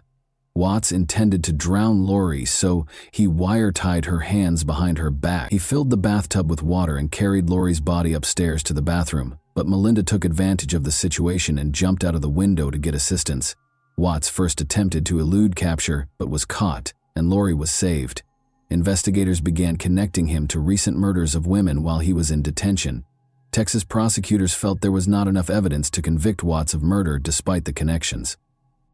After Melinda Aguilar and Lori Lister were attacked, Harris County Assistant District Attorney Ira Jones negotiated a plea deal in May 1982. Watts would be charged with burglary with intent to murder in exchange for his complete admission of guilt and immunity from prosecution for murder.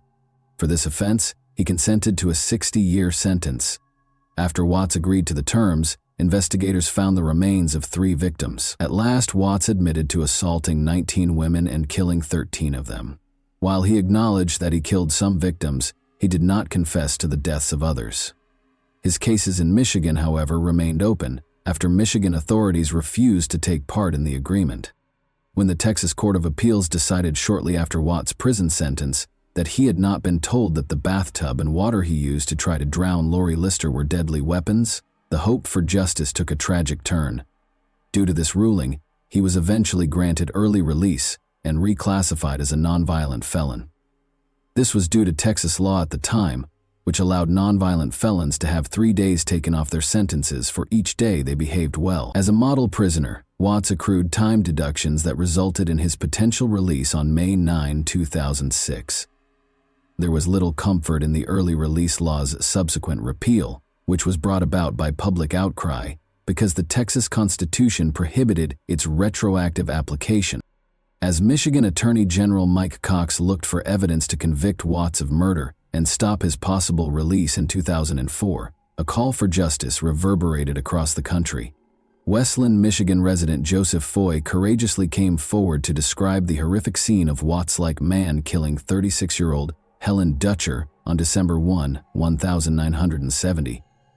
979 12 stab wounds had claimed Helen's life. Foy recognized Watts by his eyes, which he described as evil and emotionless in a haunting way. Michigan had no such agreement, even though Watts was exempt from prosecution for the 13 confessed murders in Texas. Law enforcement officials begged the trial judge to admit the Texas confessions into evidence as the 2004 trial drew near, and he agreed. Watts was found guilty of killing Helen Dutcher and Gloria Steele, and he was given 2 life sentences without the possibility of release in a Michigan jail. He was given a sentence on November 17, 2004, to serve his time in an Ionia, Michigan, maximum security prison. But a few years after this sentence started, on September 21, 2007, he died in a Jackson, Michigan hospital from prostate cancer. Ultimately, his dark story came to a somber conclusion when he managed to avoid serving his entire sentence for the lives he took. A vicious serial killer named Coral Eugene Watts terrorized the nation with his numerous murders. Despite his confessions, he was nearly released due to legal loopholes that allowed for a reduced sentence.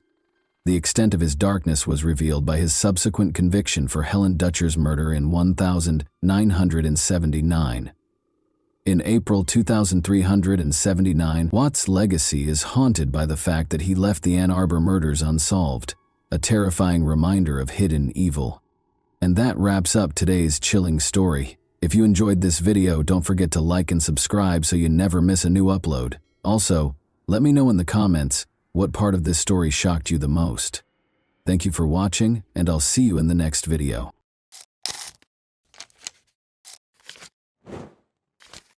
Hey guys, welcome to my channel, and today we're going to take a look at another horrible case with you. Today, we'll examine what happened in the U.S. state of Pennsylvania in 2017. Alina Shaykhet, 20, a University of Pittsburgh student, stopped returning calls and texts on October 8, 2017. Her mother and father were unable to get in touch with her, and she was supposed to meet them that morning. The Shaykhet family's life was forever altered by what they discovered when they visited her house. When Alina was 3 years old, her family relocated to the United States from Ivanovo, Russia, where she was born. Alina had extraordinary talent. She had a passion for acting, dancing, and singing. Many people were moved by her beauty and passion on stage. At a very young age, Alina became passionate about the performing arts. At the age of 4, she began her journey at the European School of Rhythmic Gymnastics. She started singing solo in out-of-state competitions when she was 5 years old. She attended the Tammy Lee School of Dance in elementary school, where she was able to secure prominent roles while showcasing her acrobatic dance routines. Alina quickly picked up dance techniques and styles that most kids would take years to master. She had the honor of performing with a group of much older, more seasoned dancers because of her extraordinary talent. Alina started going to the Broadway dance studio with Karen Prunzik in the 5th grade. She mastered a variety of dance forms, such as ballet, tap, and hip-hop. She even performed as the studio's prima ballerina, staying true to her Russian roots. She participated in Access Broadway and Onstage New York, where she received numerous honors for her exceptional performances over the years. Additionally, Alina performed at a number of local Pittsburgh events, such as Light Up Night, Macy's Christmas parades, and other gatherings in Idlewild Park, Robinson Township, and Kennywood. Alina was also able to find her singing talent thanks to the confidence she gained from dancing. Both in front of an audience and at home with her family, she moved audiences to tears with her exquisite performances of numerous well-known songs. Alina had extensive surgery after suffering a serious knee injury in a ballet class when she was 14 years old. Alina was devastated to learn that she would never be able to dance competitively or recreationally again after months of physical therapy. She was determined to find a way to get back on stage, in spite of this significant setback. Alina was able to safely express her love of dancing while attending Montour High School by participating in the musical theater program. As a talented actress, dancer, singer, and comedian, Alina made a triumphant comeback to the stage, illuminating the audience with her love and light. She brought tears, smiles, and a lot of applause to her roles in a number of plays and musicals. Alina continued to shine her light and make everyone happy while performing at numerous events throughout the city as a member of the chorus at Montour. Despite the fact that Alina's injury kept her from pursuing her love of dancing and performing, her experience receiving treatment motivated her to seek a career in medicine. She wished to assist those who had sustained injuries that hindered them from following their aspirations. Alina made the decision to pursue a career as a physical therapist. Alina and her parents had a close relationship. In 2015, she wrote on Facebook, "Happy Father's Day to the greatest dad out there. Thank you for always being there for me and having my back no matter what. I couldn't get through one day without you. I love you so much, Dad." She also wrote, "Happy birthday to my gorgeous mother. I can't wait for another year of countless laughs and more memories. You are my best friend and I love you with all my heart." After graduating from Montour High School in 2015, Alina attended the University of Pittsburgh-Greensburg for her first 2 years of college. While attending Pitt-Greensburg, she resided in the Outdoor Adventure and Community Service Living community. She actually served as OACS's vice president for the spring 2017 semester. She enjoyed being a part of an organization that helped kids and animals. Once more, Alina shone her light, bringing her love and care to the lives of both humans and animals. After that, Alina moved to the Oakland campus of the University of Pittsburgh. She was ready to commit herself to becoming a doctor of physical therapy and shared an apartment with her friends. But on October 8, 2017, Alina, who was only 20 years old, was tragically and senselessly killed. Alina shared a home with other University of Pittsburgh students. Zach Brandner, her roommate, could never forget the night he last saw Alina alive. Zach and Alina took a Snapchat together at around midnight after returning home from a late shift at work to make fun of other students who were sharing night out selfies on Saturday night. A couple of minutes later, Alina texted me the picture we had just taken. That was the last I heard from her. The next morning she was gone, Zach said in an interview with reporters. "We all said goodnight and said I love you, like we did every night. And she went up to bed." A little more than 8 hours later, Alina's father, Jan, and mother Ellie arrived to collect their daughter. They were scheduled to take a charity walk in the park to raise money for breast cancer. Zach described the specific events of that morning in the interview. He stated, "Her mom came to pick us up at 8:45 a.m.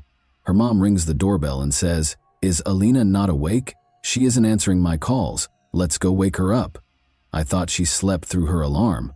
Her dad was still in the car with their dog at this point. We went up and her mom started knocking on the door with no answer. This went on for 5 minutes and it started getting really loud.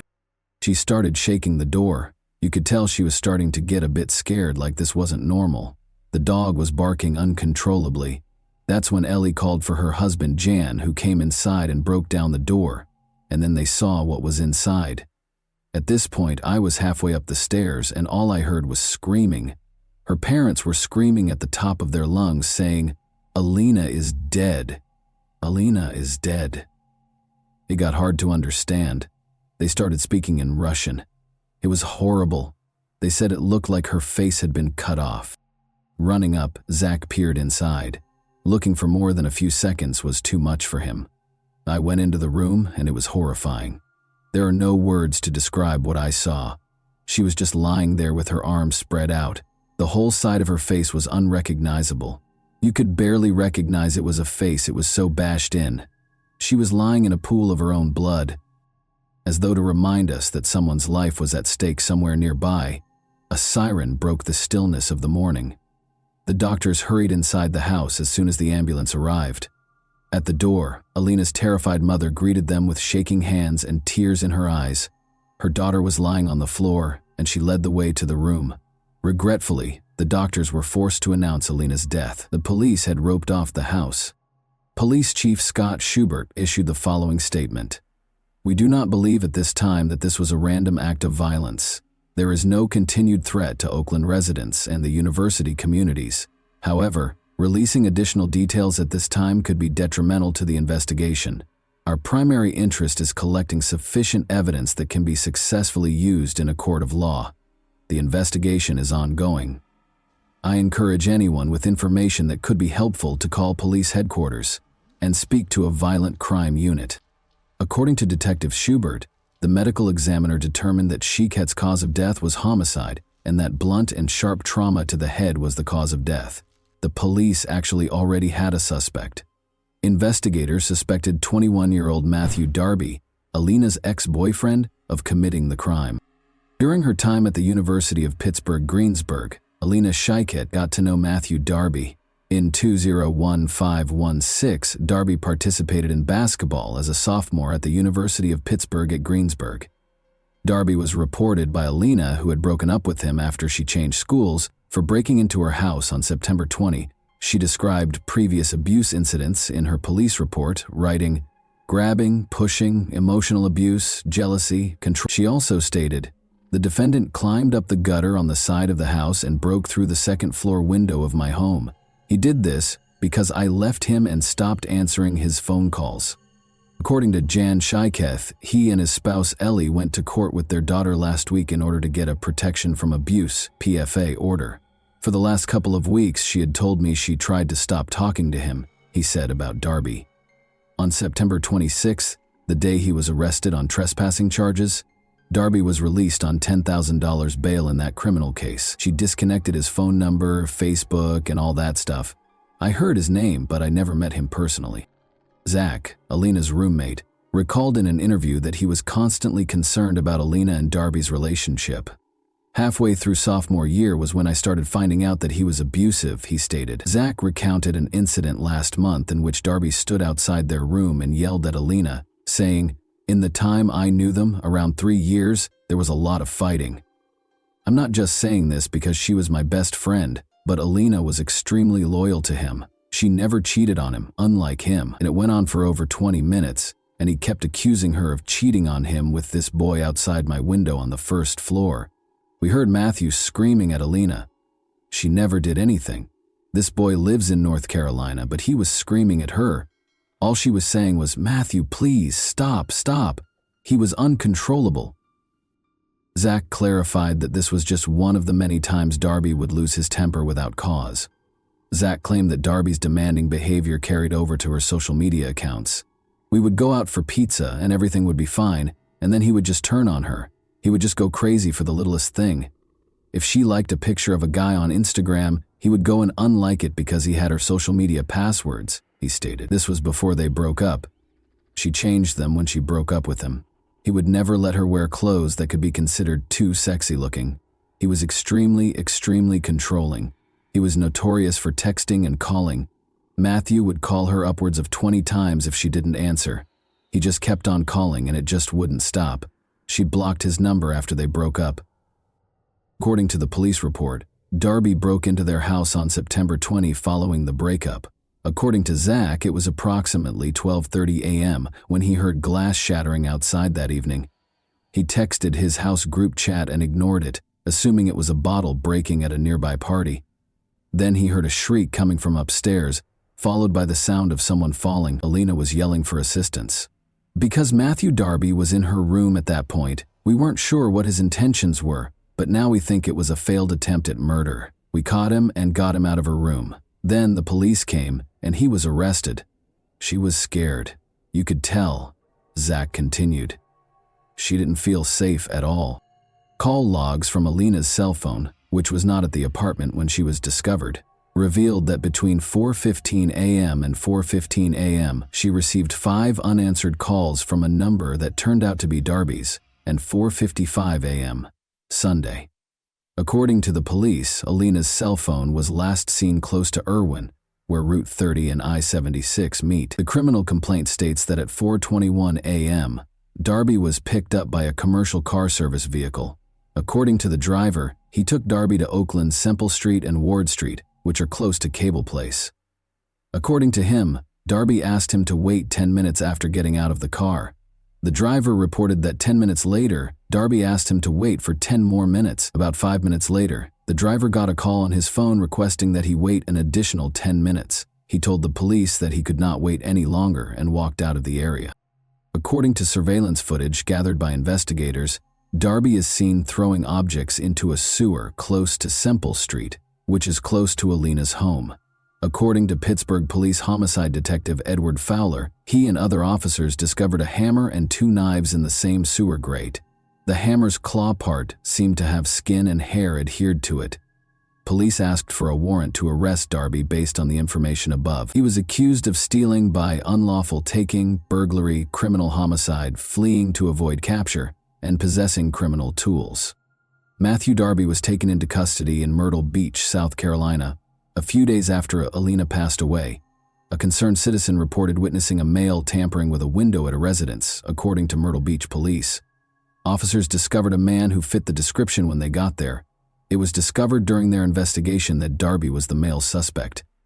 He was accused of loitering and giving police misleading information in connection with the South Carolina incident. Both of the new charges are punishable by up to 30 days in jail and a monetary fine. During the hearing, a judge in South Carolina refused to grant bond. Because of the pending Pennsylvania warrant, the judge deemed Darby a possible flight risk. The judge informed Darby that he could either waive his right to an extradition hearing or exercise it. Then Darby said he wanted his attorney. When asked to enter a plea to the charges in South Carolina, he also stated that he wanted his attorney. Alina's family and friends, many of whom were Pitt students, crowded the courtroom. Many carried signs raising awareness of domestic violence and Alina's Law, a bill that is currently pending in the state legislature and would give judges the authority to mandate electronic tracking of high-risk domestic abusers. The words, "Our Russian Princess," were written in Russian on purple shirts featuring a picture of Alina. The judge ordered Darby to stand trial on all charges, including homicide, flight, burglary, theft, trespassing, and possession of a criminal instrument. The back read, "Love shouldn't hurt." According to evidence presented by the prosecution, Darby spent the night of October 7 and the early hours of October 8 on the campus of Duquesne University, where he spoke with Raymond Marr, a university police officer. Darby wanted to know how to get to Brodart Hall. According to Marr, security cameras caught Darby at several locations on campus, including the student union, which Darby was permitted to enter so he could charge his phone. He claimed that Darby appeared apprehensive and had a faint alcohol odor. Prosecutors have presented a picture of a man they claim is Darby standing in a campus elevator that evening while sporting a striped shirt with the Miller Beer logo embroidered on it. When Darby was arrested, he had that shirt among his belongings. Days later, authorities said that on Friday, January 19, 2018, prosecutors presented evidence that showed Matthew Darby on an elevator at Duquesne University, just hours before he is accused of killing his ex-girlfriend Alina Sheket in her Oakland home. David Schrager, Darby's lawyer, contests that the video depicts Darby hours later. Darby ordered an Uber just after 4 a.m., and it drove him from Brodart Hall to a street next to Alina's house. The driver gave a statement. According to Schrager, the passenger could have been anyone using Darby's Uber account. 3 days after Alina's death, Darby was arrested by police in Myrtle Beach, South Carolina, after he had left the Pittsburgh area. 2 knives were seen in an Oakland sewer grate in a photograph taken by Pittsburgh homicide investigators. The knives were gathered as proof. After allegedly stabbing and beating his ex-girlfriend to death, Matthew Darby is accused of throwing the knives as he left her house. David Schrager, Darby's lawyer, stated that he was not shocked by the result because preliminary hearings had a low standard for evidence. "We have a lot of discovery. We have to do a lot of evidence gathering," he stated. He insisted that Darby was innocent, saying, "We're going to get to tell our side of the story at a later time. There is no forensic evidence. There is no testimonial evidence," he stated. "All we have is a lot of circumstantial evidence, and that provides a maybe." Using 4 required aggravating factors: that he was the target of a PFA brought by the victim, that she was a prosecution witness against him, and that he had a history of felony convictions involving violence or the threat of violence, prosecutors declared they would pursue the death penalty against Darby. In order to avoid the death penalty, Darby consented to enter a guilty plea to first-degree murder, which carries a mandatory life sentence. Alina Shiket was a bright, energetic college student who wanted to work with young children as a physical therapist. It was her dream, her father Shiket stated, and she worked so hard. She was the best person in the world. I lost my beautiful princess, he said while weeping. He said, I don't know what else to say. He said his daughter was popular, friendly, and loved to sing and dance. His words, she made everyone happy. She had such a bright future. He has taken Alina from us in an unimaginable way, Jan Shiket remarked of Darby. He has stolen so much from us, including a future with our daughter. Without her daughter, there wouldn't be a wedding gown, a graduation, kids, or family vacations.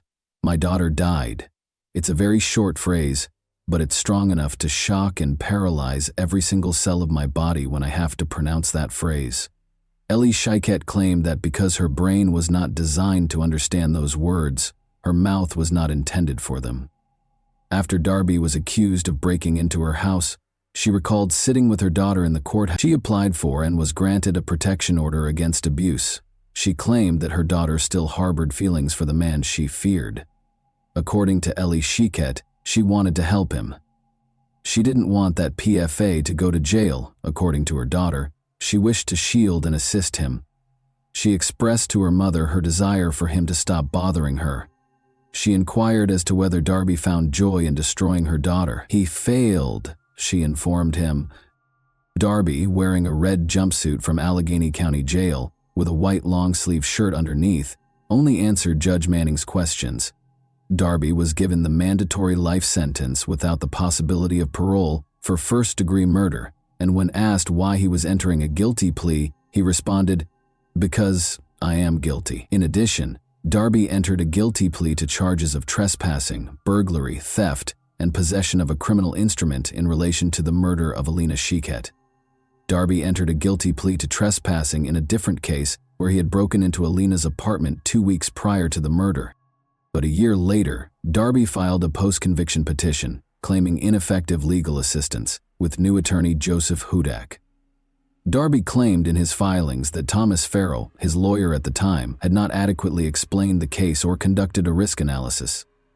The Allegheny County District Attorney's Office responded that Darby's claims would not be successful, but it acknowledged that a hearing on the issue might be required. The decision is based on a precedent known as the Coordinate Jurisdiction Rule, which states that judges in the same jurisdiction should not overrule one another, rather than any potential merit for Darby's claim. Joseph Hudak, Darby's new lawyer, said, "This is the first step in taking back Darby's life sentence." He said, "I think Darby has been totally mischaracterized, and I believe Darby is guilty at the most of third-degree murder, and a jury might find him guilty of voluntary manslaughter." Hudak said Darby's lawyer should not have pushed him to enter a first-degree murder plea. Hudak stated, "I don't think the evidence ever supported a death penalty verdict," adding, "And there was so much mitigation, I don't think he would have received the death penalty anyway." Darby hasn't given up on his goal of being released from prison, but his attempts haven't been successful thus far. He is presently incarcerated for life. Alina was a remarkable young lady. She exuded vitality, love, and vitality. Everyone around her felt special because of her caring nature. Every room she walked into was made brighter by her amazing smile. Everyone felt like they were in on the joke because of her infectious laugh.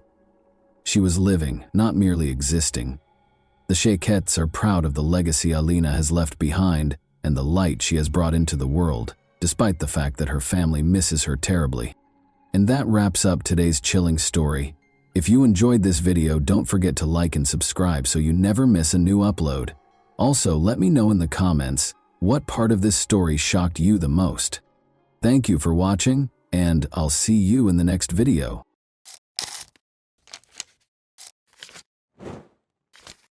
Hey guys, welcome to my channel, and today we're going to take a look at another horrible case with you. Carol Ann Barrett's murder was a terrifying mystery for 44 years.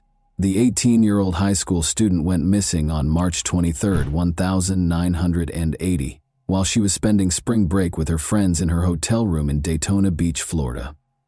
Later, Her body was discovered left on a highway. Carol's family and friends were left without answers when the case went cold, despite the fact that a sketch of the suspect was made based on witness descriptions.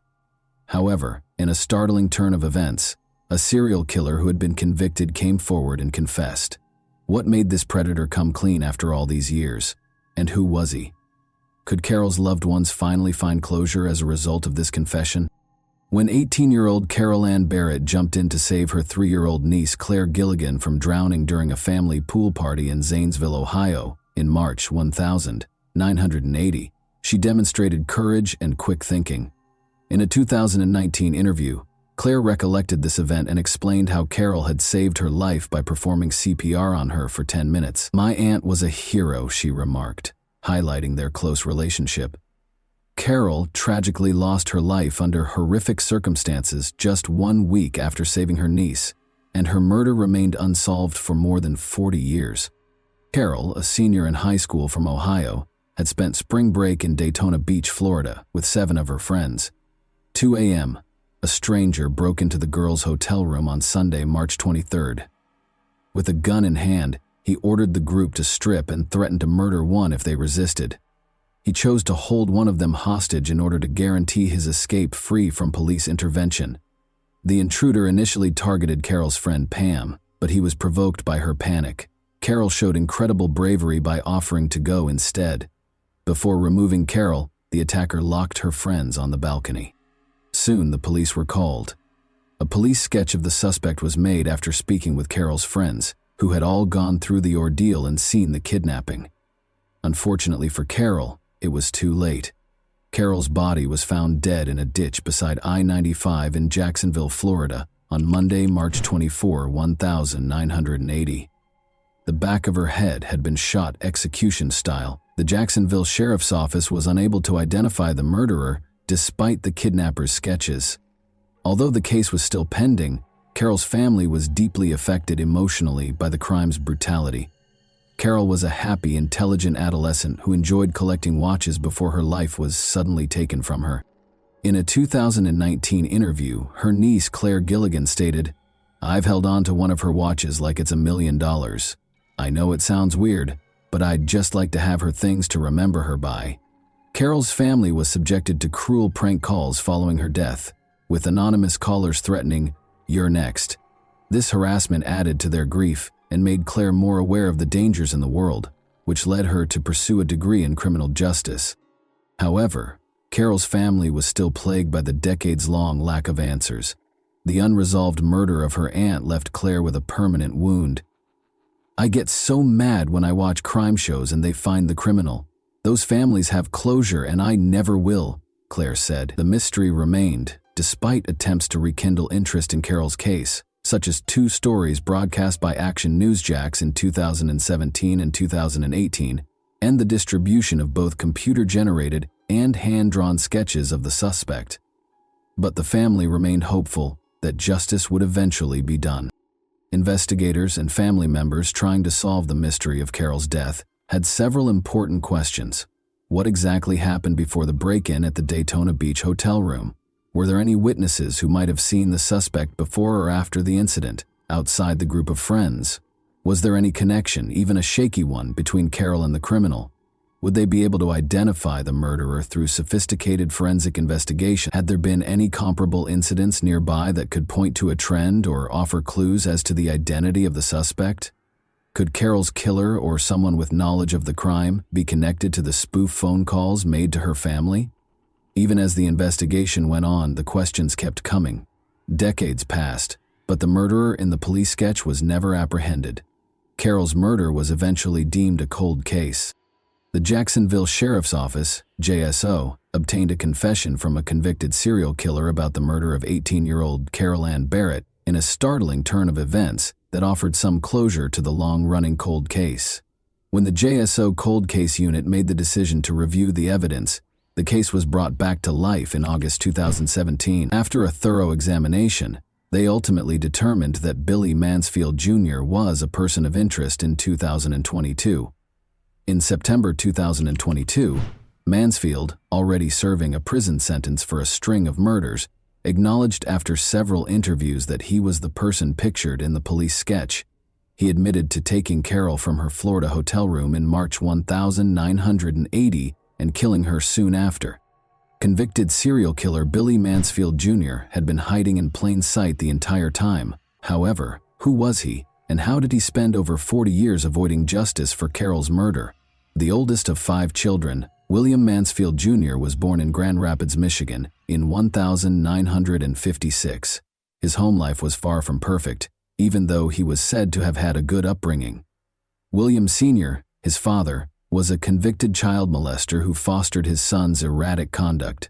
Mansfield's decision to forge his birth certificate and leave school at the age of 14 in order to enlist in the Army was probably influenced by this dysfunction. Mansfield's problems only got worse while serving in the military. He started experimenting with drugs and became severely addicted to alcohol, which led to treatment at a Tampa Veterans Administration hospital. He married Phyllis Spilemaker in 1975 in an attempt to lead a normal life, but by 1979, things had fallen apart. Phyllis decided to raise their 2 children alone in Michigan. In her unsettling portrayal of Mansfield following their divorce, Phyllis claimed that he was a closeted bisexual who brought men home from gay bars and had sex with them in front of her. Mansfield's terrible deeds were made possible by his traumatic upbringing and destructive decisions. He followed a startling and repulsive path influenced by his past, abusing and killing women and girls. Mansfield was accused of sexual misconduct by a babysitter in Grand Rapids, Michigan, in January 1977. He received a sentence of 36 months of probation and 6 months in jail. However, he violated his parole and was sent back to prison shortly after his release for assaulting 2 teenagers in a rural part of the city. Mansfield was housed in the same cell as fellow prisoner Albert Lee III, who admitted to Mansfield that he had kidnapped and murdered 11-year-old Linda Vander Veen from a Grand Rapids school crossing. Later, after serving a year, Mansfield would use this information to testify against Lee in exchange for a reduced sentence, which led to his release. However, these prison terms had little effect on his desire for violence. Mansfield forced 18-year-old Pamela Sherrill into his van and abducted her on June 19, 1980. After driving her to a rented trailer, he attacked and hurt her. Mansfield was evading capture when Sherrill called the police to report the assault. Mansfield was arrested in Santa Cruz, California on November 23, but was later freed after posting bail. Mansfield was then released once more to hunt down his next victim. The body of 29-year-old Renee Saling was found dead in a drainage ditch beside Buena Vista Road in Watsonville, California, on December 7, 1980. The previous day was the last time her husband had seen Renee, a mother of 3. Her clothing was ripped when she was discovered, and there were obvious signs of assault. Her blouse and pants had been pulled down to her ankles. She had been strangled, according to the coroner's report. Police created descriptions of 2 suspects based on witness statements, young men in their 20s who were probably related to one another. 4 days later, a rookie police officer in Winnemucca, Nevada, brought Mansfield and his brother Gary, age 23, in for interrogation. Despite lying about their identities and ages, they fit the suspect profiles in terms of their physical characteristics. The brothers were arrested at California's Humboldt County Jail.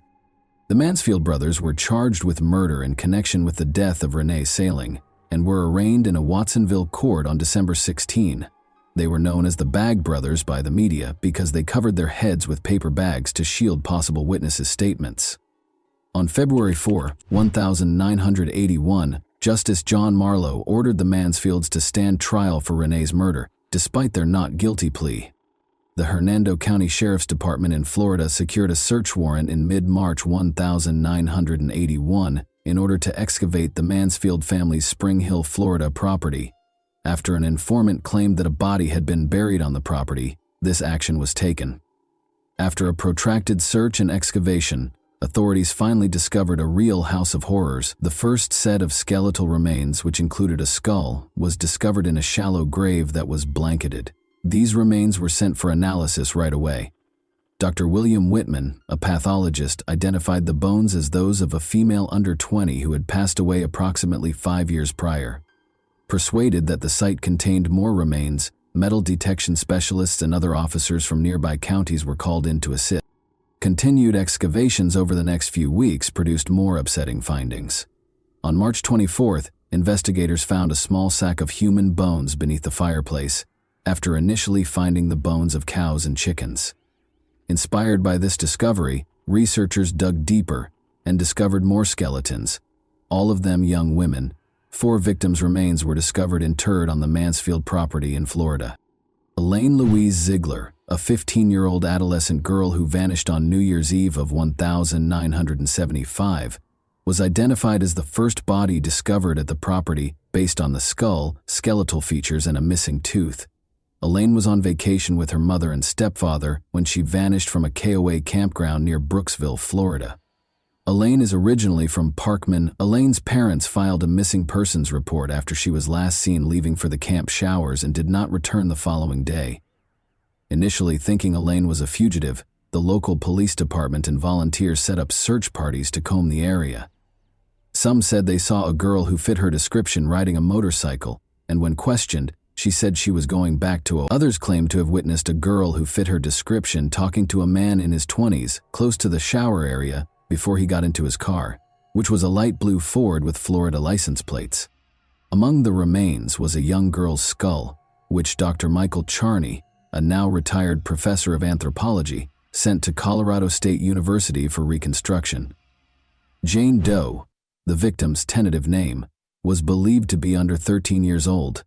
Sadly, no conclusive matches were ever found, and her identity is still a mystery. It wasn't until July 2022 that the third body, a white woman between the ages of 22 and 30, was identified, thanks to a breakthrough in genetic genealogy. On May 16, 1980, Teresa Finningham, then 16 years old, was reported missing after she did not appear for a scheduled job interview in Tampa, Florida. Teresa, a Hillsborough Community College employee and native of Tampa, was last seen on April 27, 1980, in the Pam's Liquor Lounge parking lot with a man who was described as a biker. She had left her glasses and car keys at the bar. Forensic dentistry was later used to identify her decomposing body. The Mansfield family home in Spring Hill was searched again almost 40 years after the original excavation. In October 2020, Mansfield's brother Gary was arrested on drug charges, which led to the second search. More human remains were found to have been traced, presenting a somber image of a serial killer whose crimes had been ignored for years. The families of the victims have found some closure as a result of the excavation and identification efforts, but there are still many unanswered questions regarding the full scope of the Mansfield brothers' crimes. In order to avoid local publicity bias, Mansfield's trial for the murder of Renee Saling in California was rescheduled to the city of San Rafael after the skeletons were discovered in 1981. His prior criminal activity and serial killing spree garnered media attention during the trial. A mistrial resulted from the jury's inability to reach a unanimous verdict in spite of the evidence presented. Chip Harp, the assistant state attorney, asked for and received a 6-month delay. On February 8, 1982, the new trial was scheduled to begin. Mansfield was charged with the murder of the young women discovered buried on his family's property at this time by a Florida Hernando County court. At the time of this indictment, Mansfield was being detained at the Santa Cruz County Jail in California. Mansfield's brother Gary and a woman named Cindy consented to testify against him at the retrial. He was sentenced to 25 years to life in prison. Initially claiming innocence, Mansfield entered a guilty plea to all 4 murders as part of a plea deal at the Hernando County trial for the Florida killings, earning him 4 life sentences. He acknowledged, "I am pleading guilty because I am guilty of the charges and have no other reason," in a prepared statement. Despite early setbacks, Mansfield was ultimately found guilty and given several life sentences, which guaranteed his incarceration and prevented additional harm.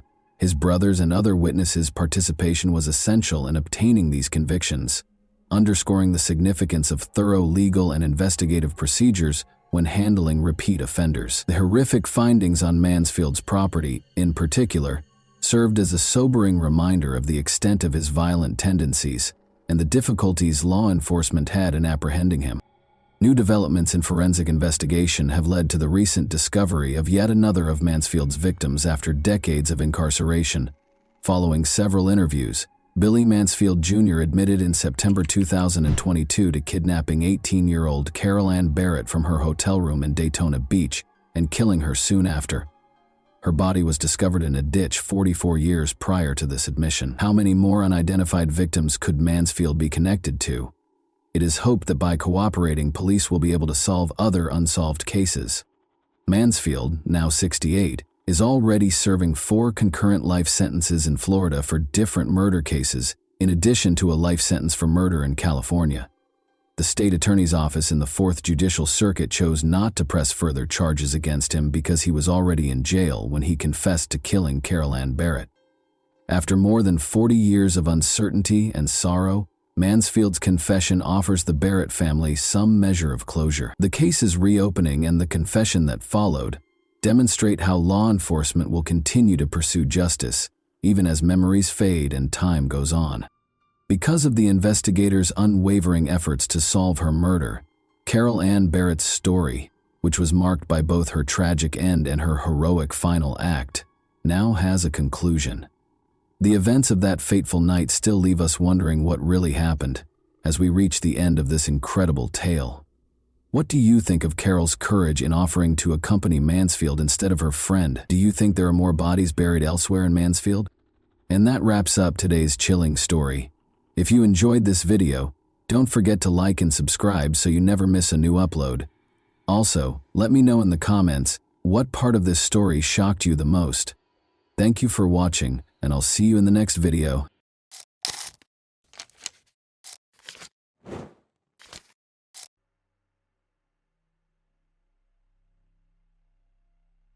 This is the story of a murderer who avoided punishment for years, despite numerous facts pointing to his involvement in a small town.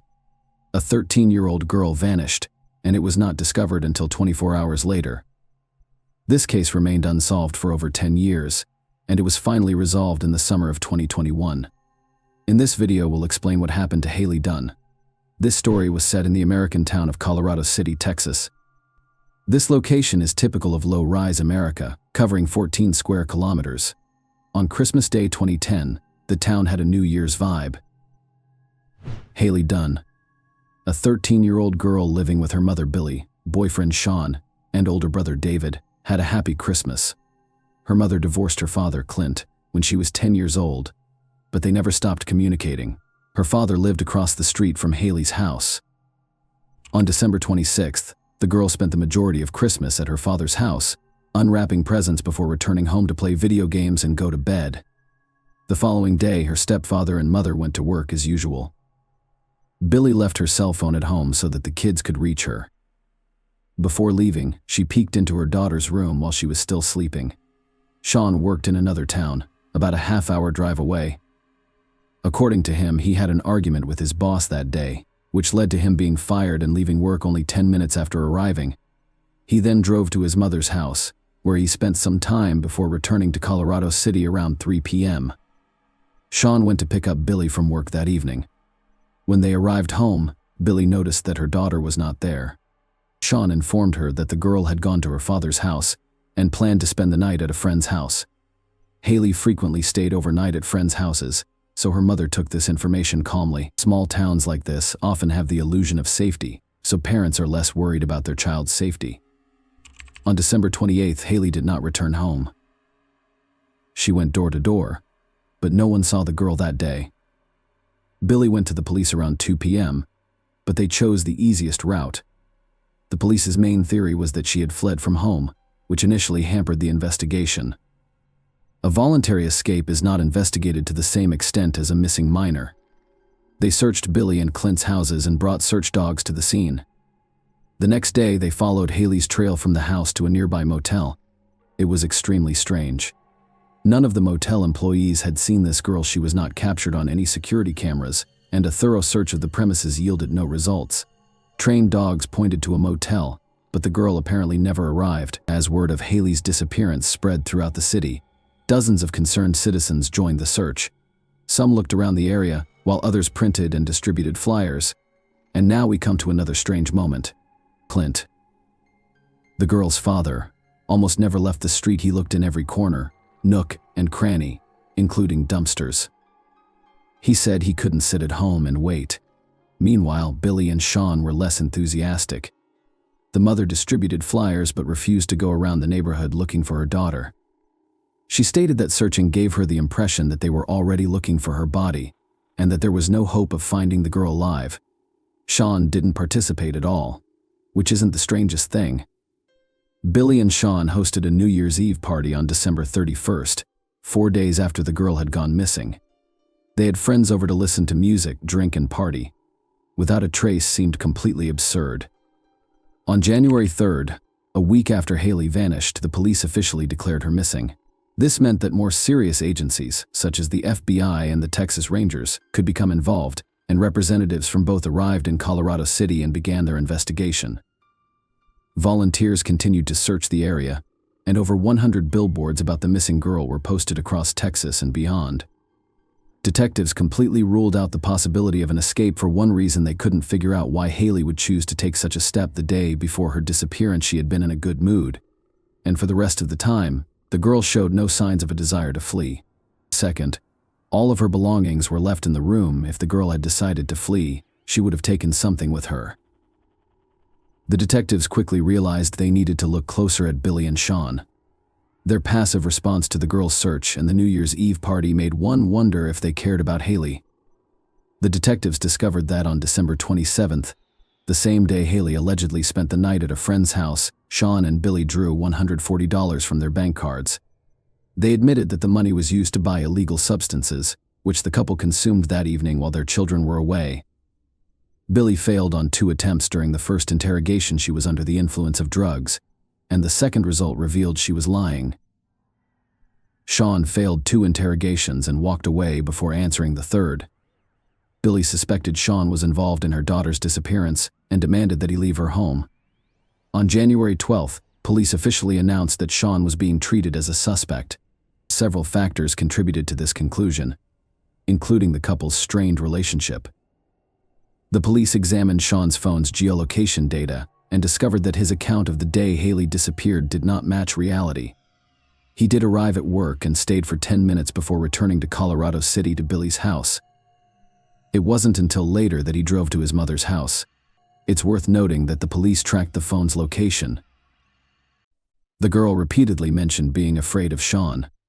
Haley told her best friend that she preferred to spend time outside or at friends' houses because she didn't feel safe with Sean.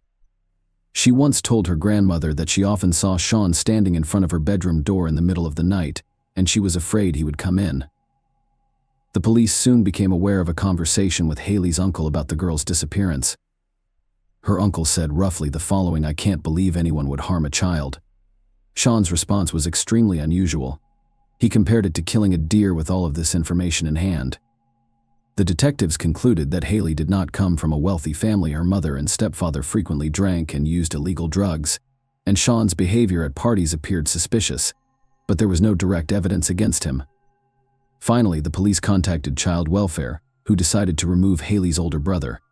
On February 24th, police searched Sean and Billy's home, as well as his mother's. A massive discovery awaited them. They discovered over 100,000 obscene images of minors on a removable drive and a hard drive. The police also seized his laptop, but did not appear to have time to examine its contents. Sean's father arrived at the station and demanded his son's equipment back. It's unclear why the police did, but that's not the most interesting part. Sean received no punishment for having so much illegal content on his computer. On March 17th, police officers visited Billy's house to question Sean. A woman opened the door and said he wasn't home, but the officer showed her a pre-arranged warrant and entered the house, discovering Sean hiding there for concealing a suspect. Billy received 90 days in jail and a year in corrections. She was transferred to a Travis County correctional facility. Following her release, she remained in the area with Sean. In 2012, however, the couple eventually split. Billy suspected Sean was involved in her daughter's disappearance, but the case had stalled due to a lack of new evidence and volunteers' inability to identify the girl. On March 16, 2013, a hiker discovered human remains near Lake J.B. Thomas in Scary County.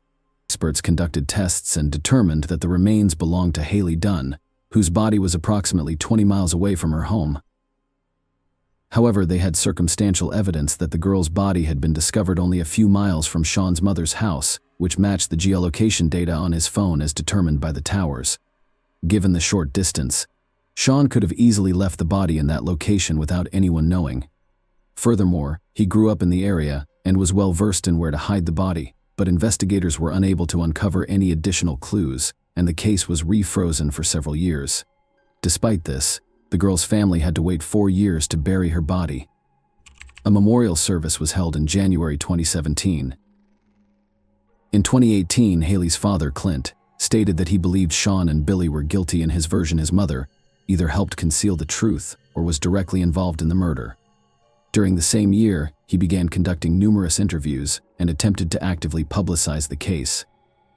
The man stated that in the early years of the investigation, he tried not to bother the police with constant questions, but his patience had run out, the detectives did little to investigate, and his last hope was to spread the word widely in an attempt to bring the perpetrators to justice, which paid off. In 2019, an unknown person wrote to Clint, informing him that in 2011, he discovered several items that could have belonged to Haley. This person was in high school at the time and had not heard about the missing girl, so he did not consider reporting his find to the police. True information about the items has yet to be revealed, and the police have not stated what they are. Clint only mentioned that they were discovered in an area that had been thoroughly searched by volunteers and police. Later, new information emerged. Private investigator Erica Moore, who was handling the Haley case and kept in touch with Clint, revealed some disturbing information about Sean. In October 2019, she began receiving messages from various women in Texas, all of whom claimed they were being aggressively harassed online by a man named Casey. Not only was he harassing them with lewd messages, but he was also sending them explicit photos and videos of himself, as Sean shared a middle name. Erica asked the women to send her photos and videos of the man sending the girls, and her theory was confirmed to be correct. She persuaded one woman to go to the police station and report Sean, but they refused to press charges and even accused her of falsifying the facts. Erica believed Sean was responsible for Haley's death and planned to arrest him for stalking women on the internet. However, the case remained quiet until May 2021 when Erica and Clint were summoned to the district attorney's office for an urgent meeting. Police arrested Sean and charged him with Haley's murder. He is currently in Vail, awaiting trial on $20 million bail, but police have yet to reveal what new evidence led them to make this arrest. Apparently, this information will be kept secret until the trial. All we know now is that the police were granted permission to collect Sean's DNA sample shortly before his arrest. There may be a connection here to Haley's belongings, which were discovered in 2011.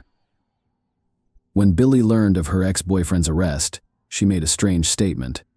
She said she wasn't surprised Sean was involved in the murder, and she wanted to believe in his innocence until the very end.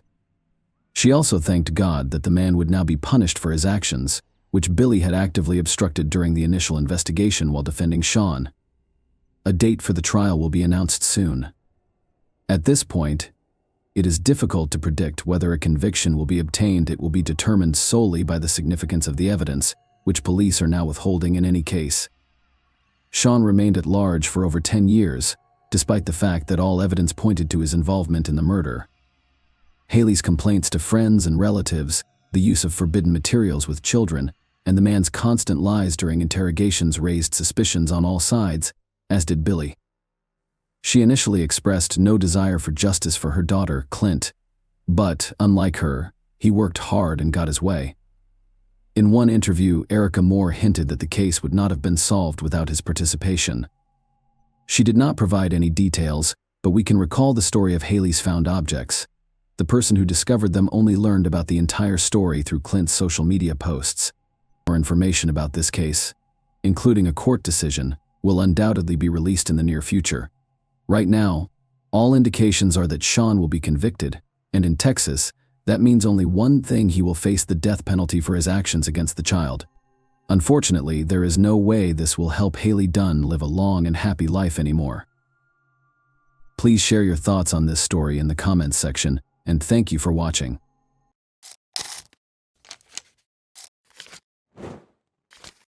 Hey guys, welcome to my channel, and today we're going to take a look at another horrible case with you. This was a mass killer confessing his darkest intentions. But the real horror was the cold, calculated execution of his crime, captured in real time.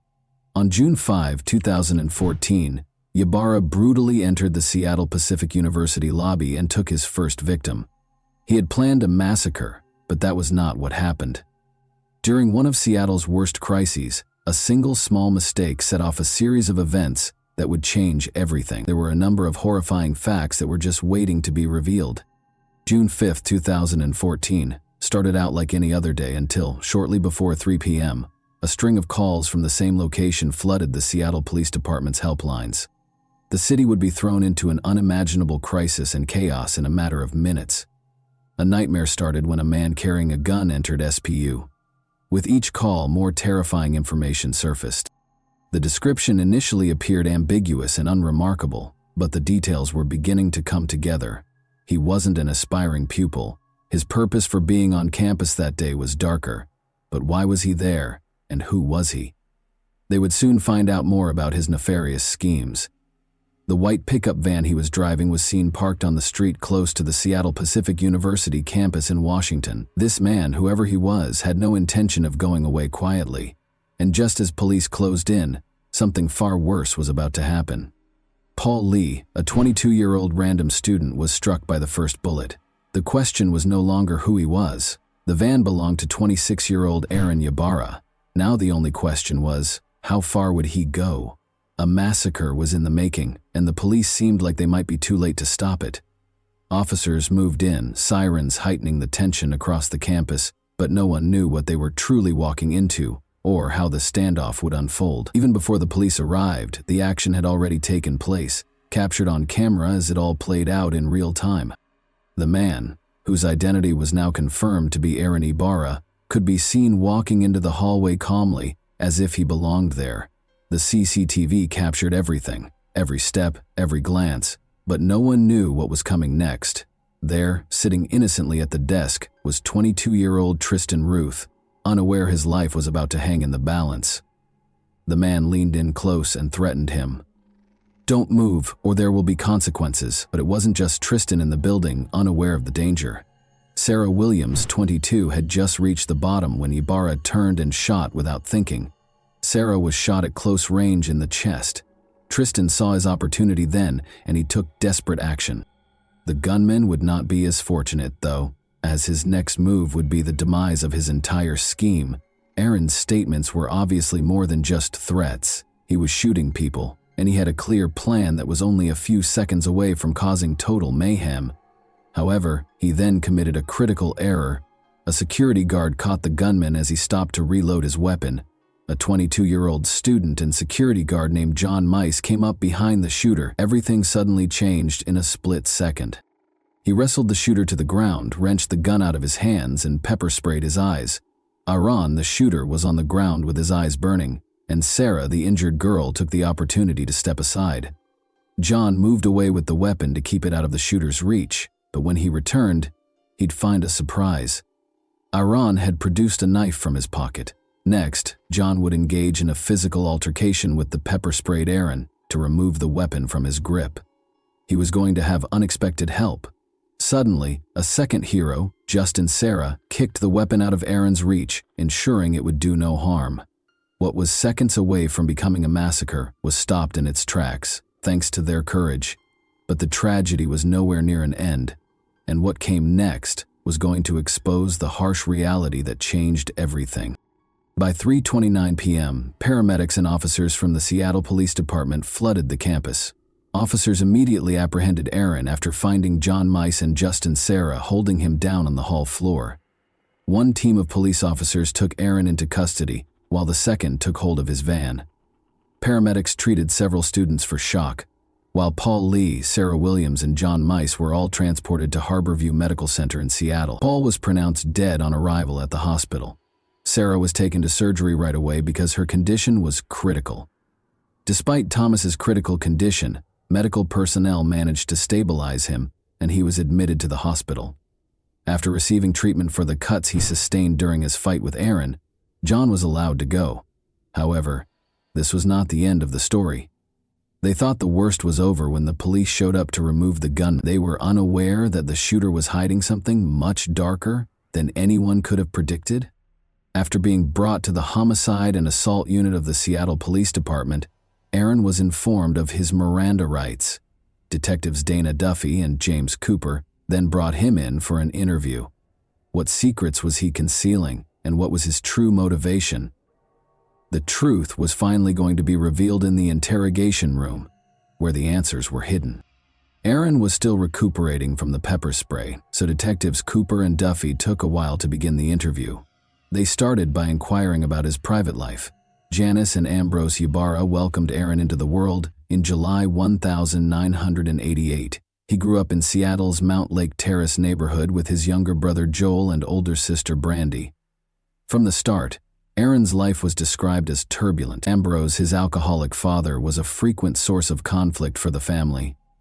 Aaron discussed his psychological issues, including his severe OCD, as he became more at ease during the interrogation.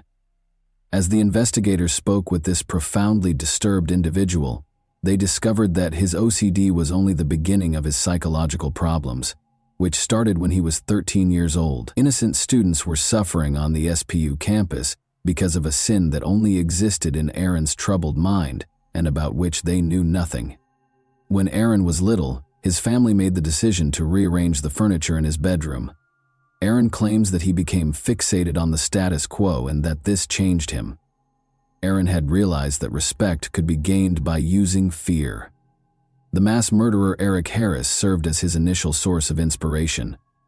But there was another reason why he preferred using guns to cause harm. Aaron loved firearms just as much as his father and brother did, and he even spent 8 years working at a Mount Lake Terrace gun range.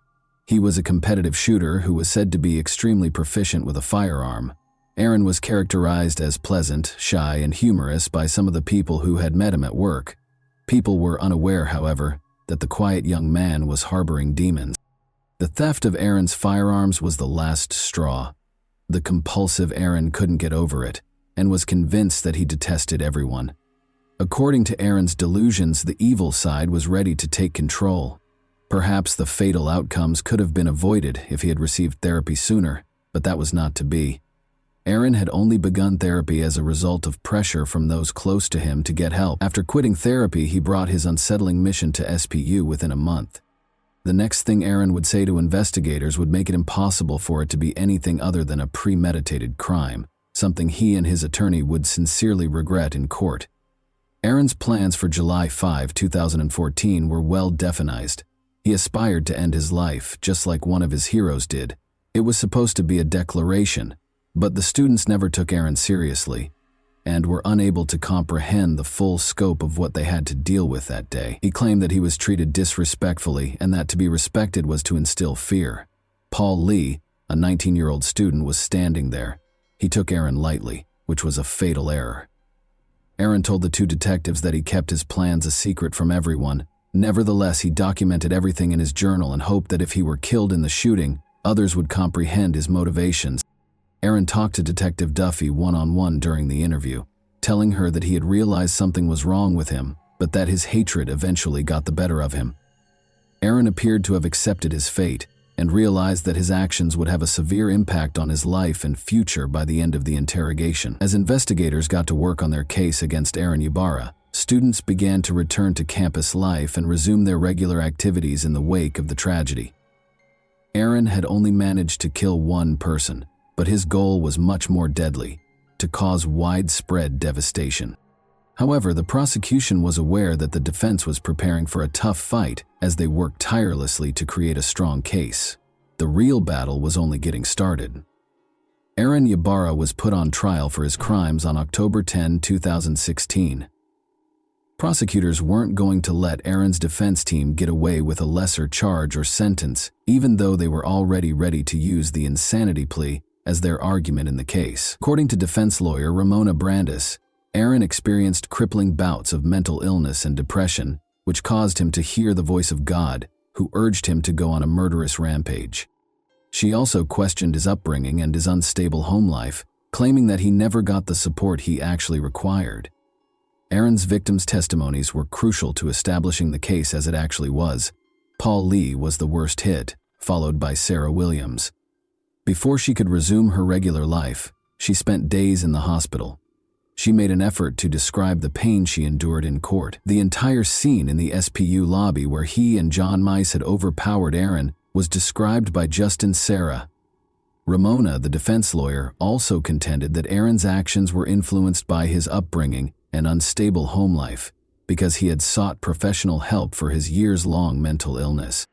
Under the direction of Senior Deputy Prosecuting Attorney Kristen Richardson of King County, the prosecution team was ready for the insanity defense. Aaron's own words were going to be used against him by the prosecution. They provided evidence that Aaron had voluntarily stopped taking his medication and quit therapy in order to allow his dark side to take control, shattering the notion that he did not receive assistance for his mental health problems. The assertion that Aaron was getting assistance from at least one family member was supported by testimony from his mother, Janice. His journal also provided evidence to the prosecution that he had premeditatedly planned and executed the shootings. Additionally, the recorded interrogation by detectives Cooper and Duffy was made available to the jurors, demonstrating Aaron's complete awareness of his actions and the repercussions.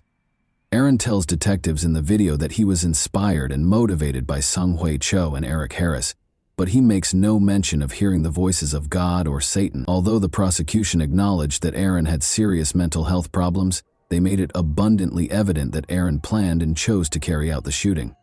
Now that the sentence was just a few seconds away, everyone was wondering if the jury would feel the same way. Following weeks of testimony and arguments from the prosecution and defense, the jury returned a guilty verdict on November 16, 2016. Aaron was convicted of 1 count of assault, 3 counts of attempted first-degree murder, and premeditated first-degree murder. Judge Jim Rogers sentenced Aaron Ybarra to 112 years in prison on February 17, 2017, for the shooting at Seattle Pacific University. Aaron spoke to the courtroom full of SPU employees, students, family members, and surviving victims during his sentencing. Aaron was the center of attention, but nobody was emotionally ready for what he said next. He apologized for the horrible crime he had committed. In addition, he expressed regret for killing Paul Lee, whom he hoped was still alive.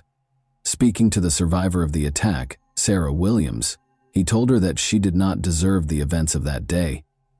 Aaron expressed his desire to go back and change everything, but he acknowledged that it was too late. He will be housed at the King County Adult Detention Center for the duration of his sentence. John Mize was awarded the Congressional Medal of Honor in 2015 for his valiant efforts to apprehend the SPU shooter. Since the 2014 shooting, Aaron Ybarra's family has stayed out of the spotlight. The public and social media spheres still contain scant if any information about his family members and their lives. Paul Lee's legacy endures in the lives of his family and friends. Soon after Paul's memorial service in June 2014, the Lee family established the Paul Lee Foundation. The goal of the foundation was to carry on Paul's work of supporting those who experienced mental health problems and depression. It was cruelly ironic. He wanted to help people with mental illnesses, but before he could complete his education, he was harmed by someone he would have preferred to assist. The foundation has made it its mission to raise money to support groups that conduct research and create solutions to assist people with mental health conditions. Many people will be discussing what caused Aaron Ybarra to become a school shooter in this case today. Seeing young lives lost so needlessly and murderers succumbing to their own mental health problems is heartbreaking. Could something have been done to prevent this tragedy, considering Aaron's family life was, to put it mildly, turbulent? Or was he destined to become a killer? Before he committed suicide, he was troubled, mistrustful of people, and desperate to be remembered. However, he chose to target the helpless students instead of exacting revenge on the innocent or facing down actual villains. And that wraps up today's chilling story. If you enjoyed this video, don't forget to like and subscribe so you never miss a new upload. Also, let me know in the comments what part of this story shocked you the most. Thank you for watching, and I'll see you in the next video.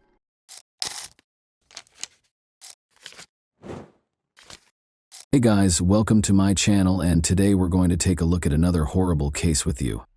A terrifying discovery broke the quiet of a comfortable Goshen home on the evening of February 6, 2015. respected policeman Daniel Green was discovered dead in his own restroom. 1 bullet to the forehead, 4 shots. The shots went unheard. Nobody noticed anything unusual, and there were no hints that would identify the offender. This was no coincidence. It all appeared to have been done with cold, deliberate precision. An officer had devoted his entire career to serving the community. Who could have killed him? Nobody close to him could have predicted how complicated and sinister the answers would be. In the tiny town of Goshen, encircled by orchards, the silence of the deserted house was suddenly broken. A dead man lay flat on his back on the bathroom floor. On February 6, 2015, at precisely noon, Daniel Green, a well-respected police officer, was discovered. His coworkers went to Daniel's house because they were worried that he hadn't arrived for work. They were completely shocked by what they discovered there. The 31-year-old officer was killed by 4 bullets, one of which hit his forehead. Nothing had been heard by any of the neighbors. No one had contacted the police, and there was not a single clue that identified the offender. No weapon or DNA evidence was found. The criminal left behind nothing but emptiness, as if they knew exactly what they were doing. Daniel Green had spent his whole life in Goshen. The people of the town held him in high regard during his 11 years of service with the California Police Department. He always sought to make a positive impact on the community and loved his work. His life ended so suddenly and brutally in this place, which was like a fortress in a quiet corner where everyone knew and trusted one another. As soon as the police started their investigation, they turned their attention to Daniel's private life. Following his divorce from 27-year-old Erica Sandoval, he had been living alone. It was not an easy relationship with her. Daniel's friends and co-workers were aware that Erica had not let him go and was still meddling in his affairs, even after they had split up. Despite their formal separation, she frequently attempted to manipulate him. Almost instantly after receiving a message from a friend, Erica showed up at the scene on February 6, 2015. In front of the officers, she sobbed uncontrollably as she entered the house, claiming she had nothing to do with what had happened and that she hadn't seen Daniel that day. But the investigators were suspicious of her actions. There were too many unresolved questions, she reacted too emotionally, and she got to the scene too soon. The Tulare County Sheriff's Department was rocked by Officer Green's death. His co-workers started to question whether his untimely death had anything to do with his work or if it was a personal matter. One thing was certain: despite the growing number of questions, these mysteries needed to be resolved as quickly as possible. Motives, relationships, personal disputes. Investigators put in endless effort, step by step, to find the truth, looking everywhere. Daniel's twin brother and sister, Matthew and Misty, were devastated by his passing. The twin brothers had grown up together in Porterville, a small Californian town, where they had known early on that they wanted to work in law enforcement. Matthew chose to pursue a career in law after starting out in the police force. In contrast, Daniel remained in the force, becoming an officer and taking pride in his career choice. Their sister was proud of her brothers and was always there for them. Daniel Green was well known for his love of motorcycles, in addition to his work as a police officer. He enjoyed the feeling of speed and freedom while he was a member of a motorcycle club. Daniel had a special bond with James Bonds Downey, one of his closest friends. Both of them loved riding their bikes through the countryside, relishing the freedom they felt on the road. Daniel had a busy personal life. He was rarely by himself and loved going on dates. For a while, he would bring a new girlfriend to family get-togethers every month.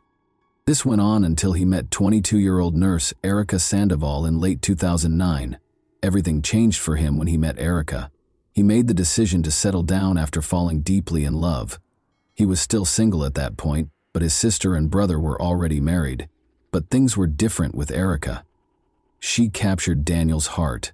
According to Erica's close friend Angelica Ramirez, Erica was incredibly infatuated with Daniel at the start of their relationship. They appeared to be the ideal couple at first glance, and their passion was strong.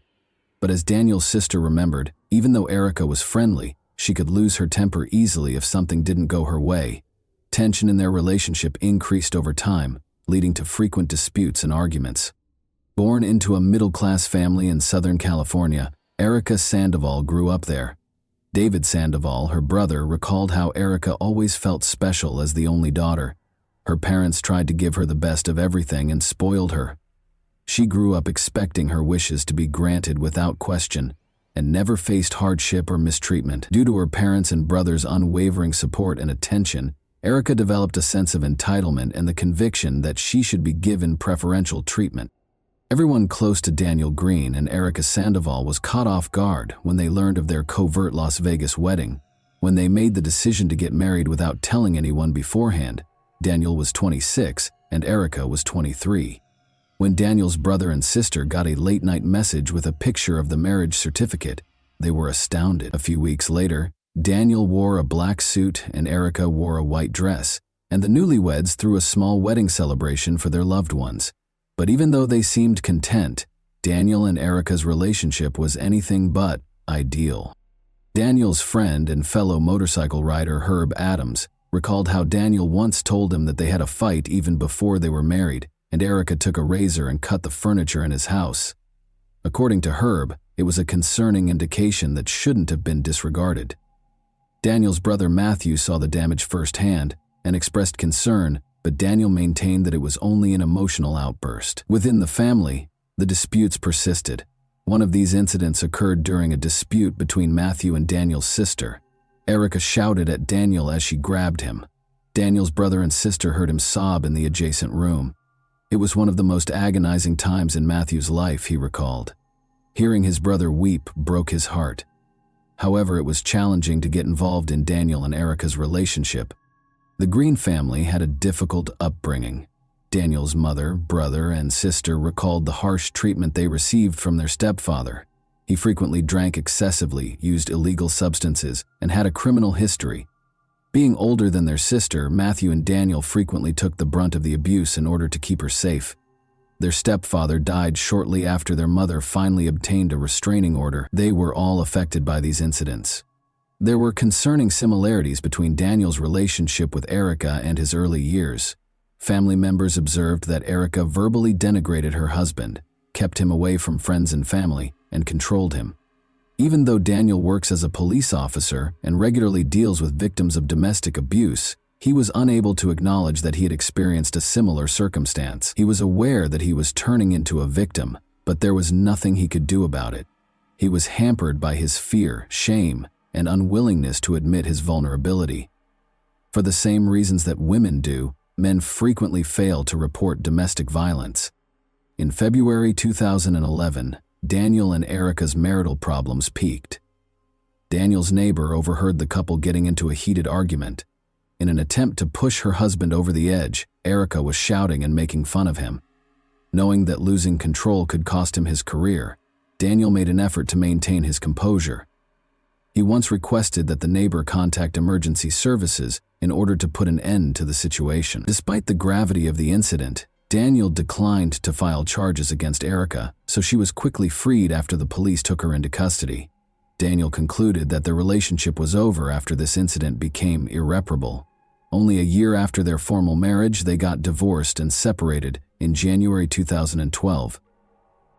Erica revealed to her friends that she was expecting Daniel's child a few months after the divorce.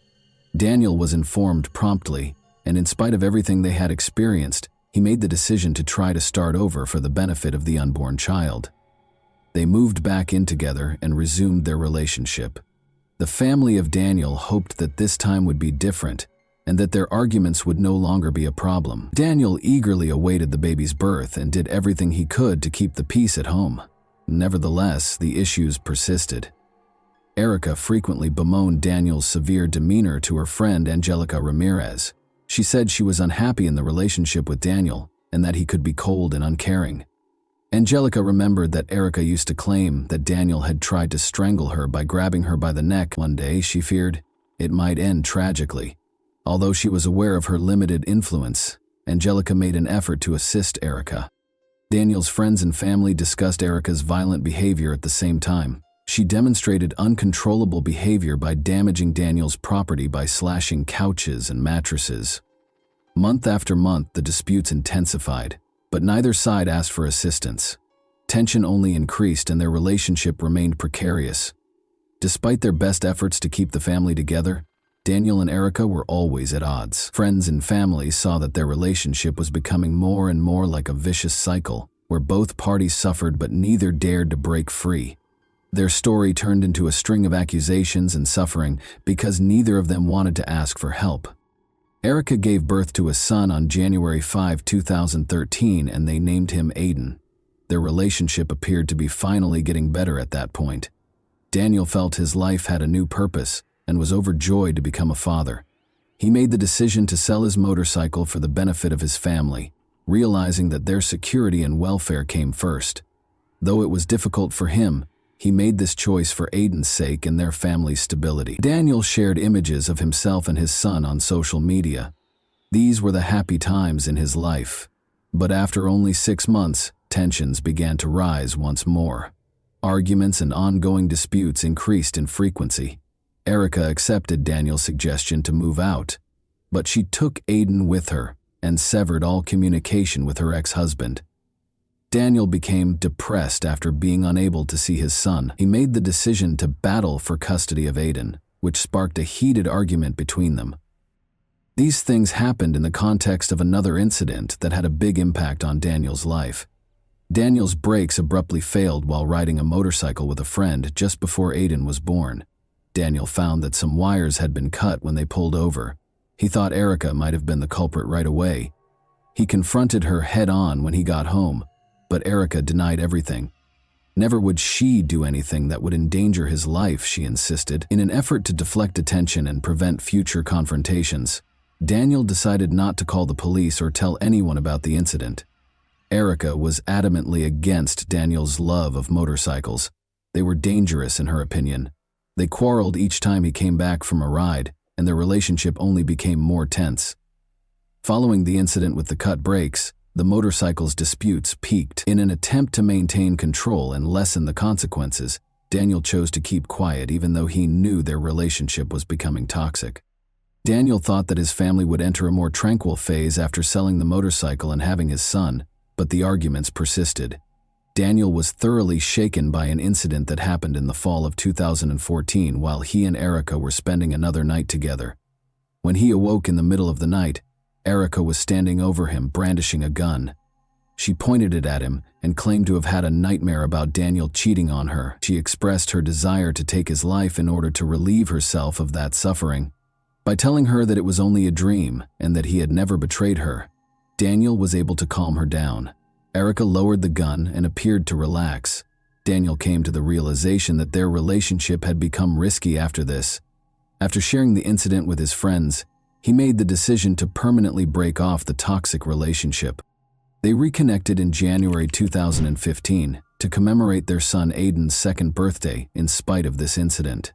Everyone saw Daniel and Erica chatting lovingly at the family get-together for close relatives. Many believed they were back together, after Daniel even gave her a cheek kiss. Daniel, however, was aware that they could not have a future together and did not wish to resume their previous disputes and arguments. Following that encounter, Daniel announced to his friends that he had a new girlfriend, Brenda Vela, who was 20 years old. He shared the good news on social media with a picture of the two of them.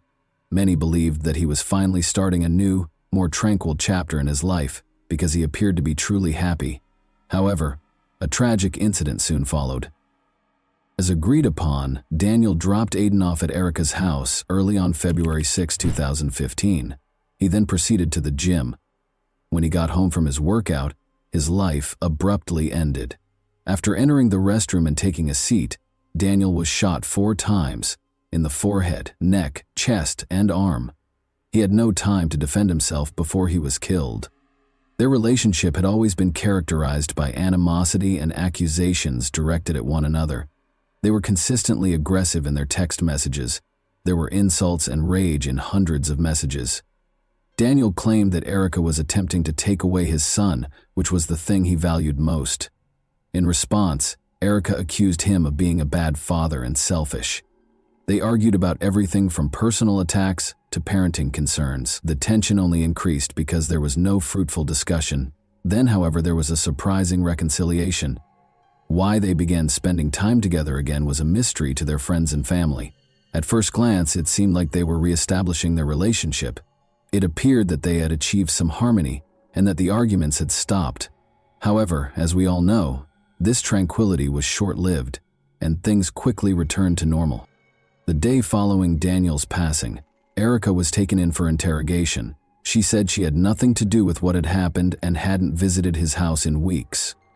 She was told by investigators that they had video from a nearby home security camera that showed her entering the house on the day of the crime. The investigators chose to use this strategy to make Erica panic, even though her identification from the video was actually inconclusive. This tactic was successful. Erica confessed because she was unable to cope with the pressure. She even indicated the location where she had thrown away the gun that was used in the crime. The prosecutor contended that jealousy and the sense of being supplanted by a different woman were the driving forces behind the crime. A note containing Brenda's name and birth year was discovered in Erica's purse when she was taken into custody, suggesting that she had been following Daniel's new girlfriend. Despite the strong evidence against her, the trial didn't begin until October 1, 2019, which was 5 years after the terrible incident. In an attempt to get back in touch with Daniel, Erica called him roughly 170 times in the days before the crime. She had heard that Brenda was spending time with their son Aiden, whom Daniel had introduced to her. She had been pushed over the edge by this. The prosecutor added that Erica erased a number of Daniel's phone messages following the crime. She tried to persuade Daniel that she would improve and change in these messages. Daniel, however, had replied that he planned to move on and didn't want to interact with her anymore. Erica's lawyer maintained throughout the trial that Daniel had been an abusive husband who routinely attacked her. They played audio recordings of heated arguments during which Daniel was heard threatening and insulting Erica. These recordings, which showed cruelty and aggression in their relationship, were an essential component of her defense. Speaking in court, Erica detailed the various abuse incidents she had experienced over the years. She said Daniel had threatened her, grabbed her by the neck, and physically abused her. According to Erica, she lived in continual fear and decided not to call the police because she believed it would be pointless. She claimed that because Daniel was a police officer, he had the ability to sway any investigation and was too strong for her to demand justice. Since Daniel was a respected member of the community, Erica thought no one would believe her. Erica said she had a phone conversation with Daniel on February 5, 2015, the day before the crime. She claimed that she had hope of rekindling their relationship because they were flirting with one another. She made the decision to visit his home the following day to see if they could get back in touch. She was instantly uneasy when she walked inside and saw 2 guns on the table. Erica made the decision to take a closer look around the house and discovered a partially open safe in one of the rooms. She discovered 2 private images of what she believed to be minors inside. She was taken aback by this and began to worry that Daniel might endanger their son. According to Erica, looking at those pictures altered her opinion of Daniel. She realized that his interests might be far more sinister than she had initially believed when she recalled how he had forced her to wear school uniforms. Erica put the papers back and then heard a car arrive. Daniel was the one. Unsure of what to do, she snatched up both loaded guns in a panic and fled into one of the rooms. Daniel went through the rooms when he first arrived at the house. Erica heard him take the guns in her hands and go to the bathroom. She was so terrified that she followed him. Daniel was seated on the toilet when she walked into the bathroom. When he saw her, he yelled in a threatening tone. She claims that's when she started shooting. She continued shooting until she thought the threat had passed, though she couldn't recall how many shots she had fired. She then threw the weapons away, ran out of the house, and attempted to escape. In addition, Erica acknowledged that she kept having sex with Daniel in spite of all the abuse because she was afraid of how he would respond to her rejection. She asserted that he would turn hostile if she didn't appease him. She stayed with him in part because of this. She was afraid of what might happen if she tried to resist his demands or refused to comply. She believed that obeying his wishes was directly related to her safety. During the trial, Erica first brought up the pictures she had discovered in Daniel's safe. She claimed that because she didn't trust the authorities and thought they would support her ex-husband, she had purposefully kept quiet about it during the investigation. Daniel's family members were appalled by these allegations and flatly denied their veracity. Erica maintained that she was afraid her words would be misunderstood or disregarded. Erica's assertions were unsupported, though. When the police searched Daniel's house, they didn't find any illegal images or proof to back up her claims. According to the prosecutor, Erica lied about everything she said in order to escape punishment.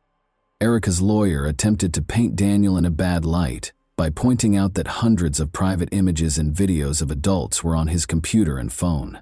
The lawyer also pointed out that more than 1,000 pictures had been removed from Daniel's phone years prior, which he believed might reveal sinister secrets.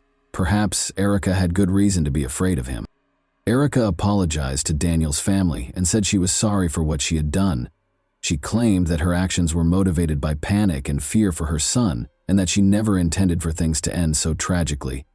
Additionally, Erica's lawyer contended that Daniel himself was equally responsible for Daniel's death as Erica. Both of them were unable to break free from the traumatic relationship they were in, and it appeared that their fate was doomed to end tragically. A mistrial resulted from the jury's inability to reach a unanimous verdict after nearly 4 days of deliberation.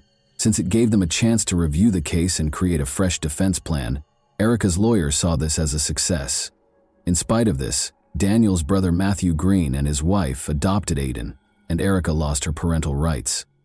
A new trial was planned for 2020, but the pandemic caused it to be repeatedly postponed. Although a final decision has not yet been made, the most recent hearing was held in December 2022. As of right now, Erica Sanville is being held pending trial. If convicted, she could be executed. The next stage of the trial, which could be pivotal in this intricate case, is still being prepared for by the lawyers on both sides.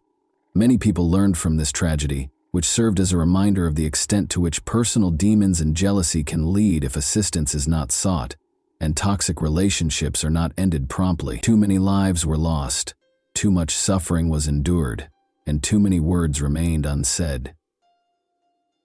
Nevertheless, despite this gloom, some people persisted in fighting for a better future and made every effort to ensure little Aiden's happiness. Even though the story is over, its reverberations will last for a very long time, serving as a constant reminder of what can occasionally be concealed behind the closed doors of homes that appear to be ideal. And that wraps up today's chilling story.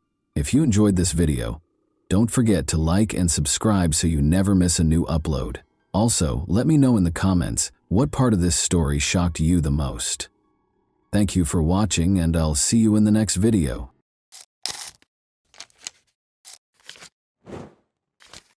Hey guys, welcome to my channel, and today we're going to take a look at another horrible case with you.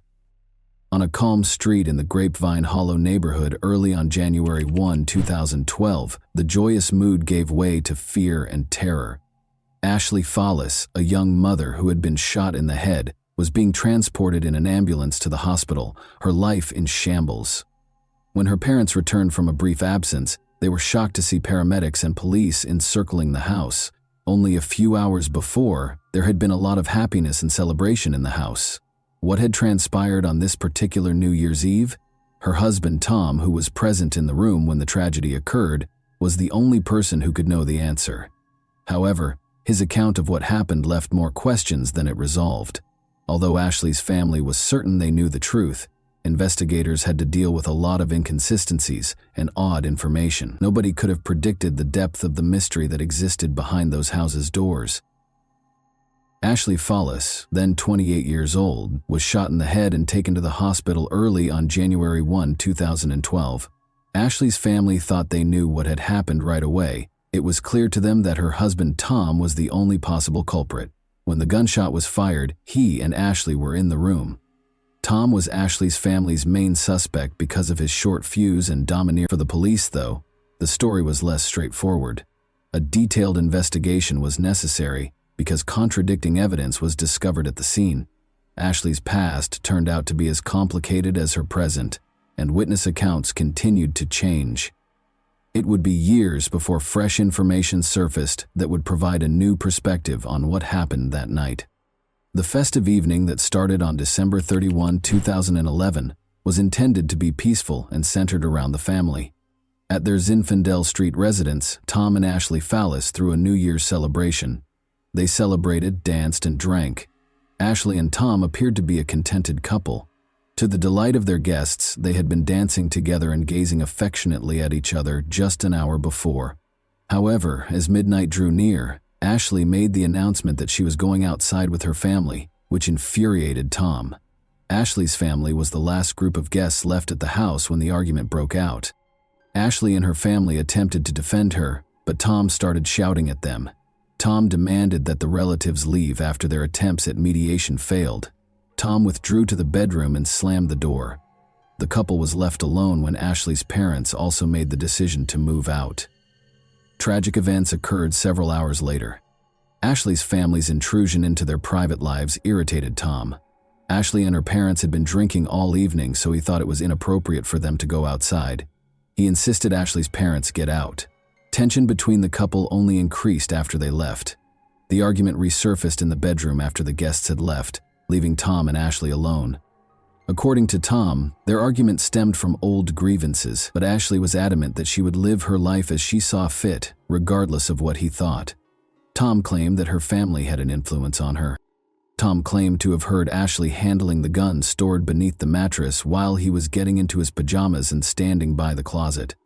Tom started to ask her what she was doing, but the shot went off before he could finish. On January 1, 2012, early in the morning, emergency personnel arrived on the scene. After Ashley's family made accusations, the police enlisted the help of Colorado Bureau of Investigation investigators. Jenna Fox and Joe Ridden, her parents, blamed Tom for the incident right away, pointing to his hostility and rage earlier that night. Ashley appeared to have committed suicide based on the evidence found at the scene, but investigators found information that cast doubt on the situation. Items strewn all over the floor and crooked picture frames on the walls suggested a potential struggle prior to the gunshot. Unsigned divorce documents discovered on a dresser appeared to support rumors of marital discord. An online dating site had brought Ashley and Tom together in the spring of 2007. Ashley was gregarious and energetic, and Tom fell in love with her right away. Their relationship progressed swiftly, and Ashley already had 2 daughters from a prior marriage. The couple married 2 weeks after the birth of their son, who was born a year after they first met. Ashley's daughters were adopted by Tom in 2010, and the family moved in together. But the family was becoming more tense by the end of 2011. Ashley's youngest son had just turned 3, and their 2 older daughters were 6 and 9 years old. The boy needed multiple surgeries after being diagnosed with hydrocephalus. Ashley, who was finding it difficult to manage her duties as a mother and the challenges in her marriage to Tom, was severely impacted by the stress of his illness. The tragic events of that New Year's Eve were predicated on the tense atmosphere created by these difficulties. Ashley Follis was let go from her job at North Colorado Medical Center in 2010. Aggressive behavior was cited as the official reason, which was insubordination. Despite winning a settlement in her wrongful termination lawsuit, the legal victory did little to address her other issues. She had a brief affair with a high school sweetheart the following year, which made her already shaky marriage to Tom even more strained. At the same time, Ashley went to a psychiatrist for assistance. Since she was having up to 4 or 5 panic attacks a week, she was prescribed medication to lower her anxiety and stabilize her mood. Her relationship with Tom was severely strained as a result of these difficulties.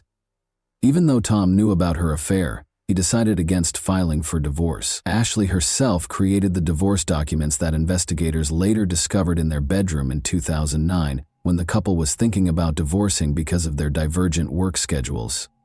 But in the end, they made the decision to remain together and improve their relationship.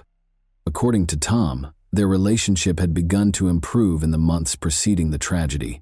He had found a stable job as a corrections officer with the Weld County Sheriff's Office. Ashley, meanwhile, discovered her own method of handling life's challenges. She started giving talks at conferences, offering support to other parents facing similar challenges, and sharing her experiences of raising a child with hydrocephalus. Ashley tested positive for pregnancy at home a few weeks prior to New Year's Eve. This was unexpected because she had been sterilized to avoid getting pregnant again after the birth of their youngest child. Ashley thought she might be pregnant in spite of the odds. She stopped taking her mood-stabilizing and anxiety medications to protect the unborn child. However, Ashley started her menstrual cycle just hours before guests arrived on December 31, 2011, the day of the party. She and Tom were devastated when a second pregnancy test revealed a negative result. A conversation about the possibility of trying to conceive another child and undoing the sterilization process had started that day. Years before, Ashley's mother had proposed the procedure. but now they had complete control over the choices. Tom and Ashley both stated that they would like to have another child, so the abrupt change in circumstances caused a great deal of emotional strain. All of this served as the background for what happened that night. Even though the day was emotionally taxing, the party at Ashley and Tom Fallis's house was exciting.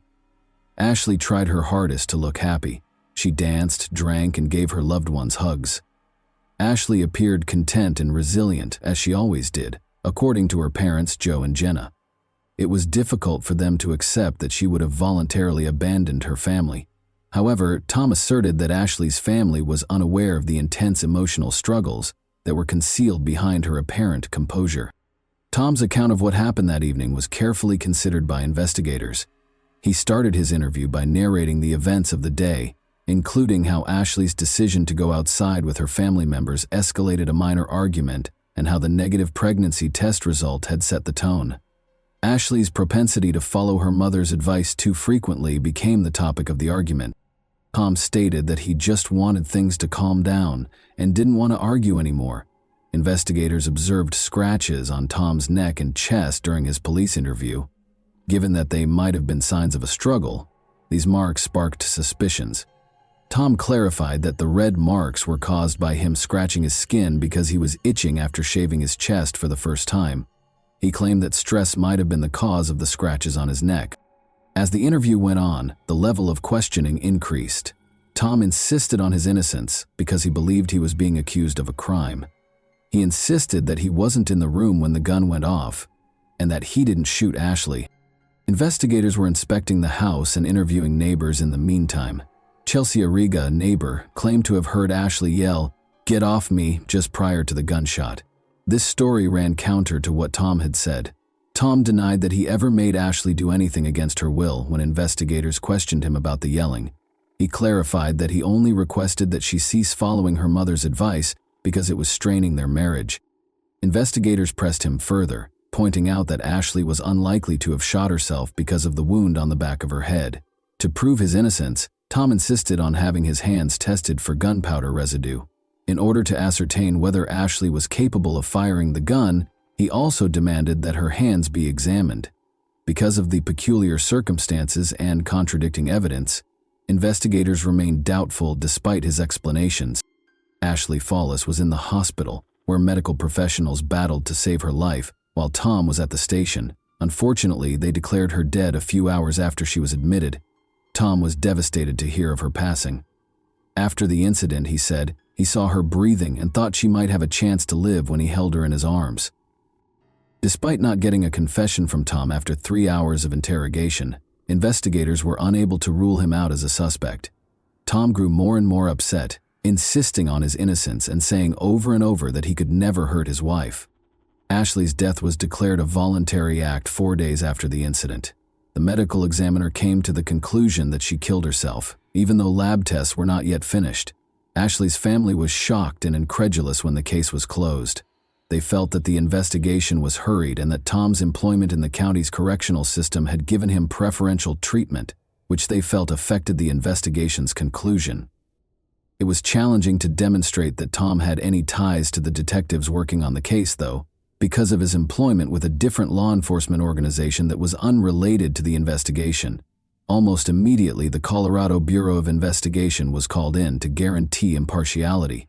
However, errors were made. In contrast to standard procedure, Tom was not kept apart from possible witnesses at the scene. Furthermore, he did not cover his hands to protect any gunpowder residue that might have been important evidence. Tom's interrogation was handled poorly, according to Ashley's family, who felt that 3 hours was not enough time for the main person of interest in a case involving a suspicious death. They felt that until Ashley's parents, Jenna and Joe, pressed for it, investigators did not take Tom seriously as a suspect.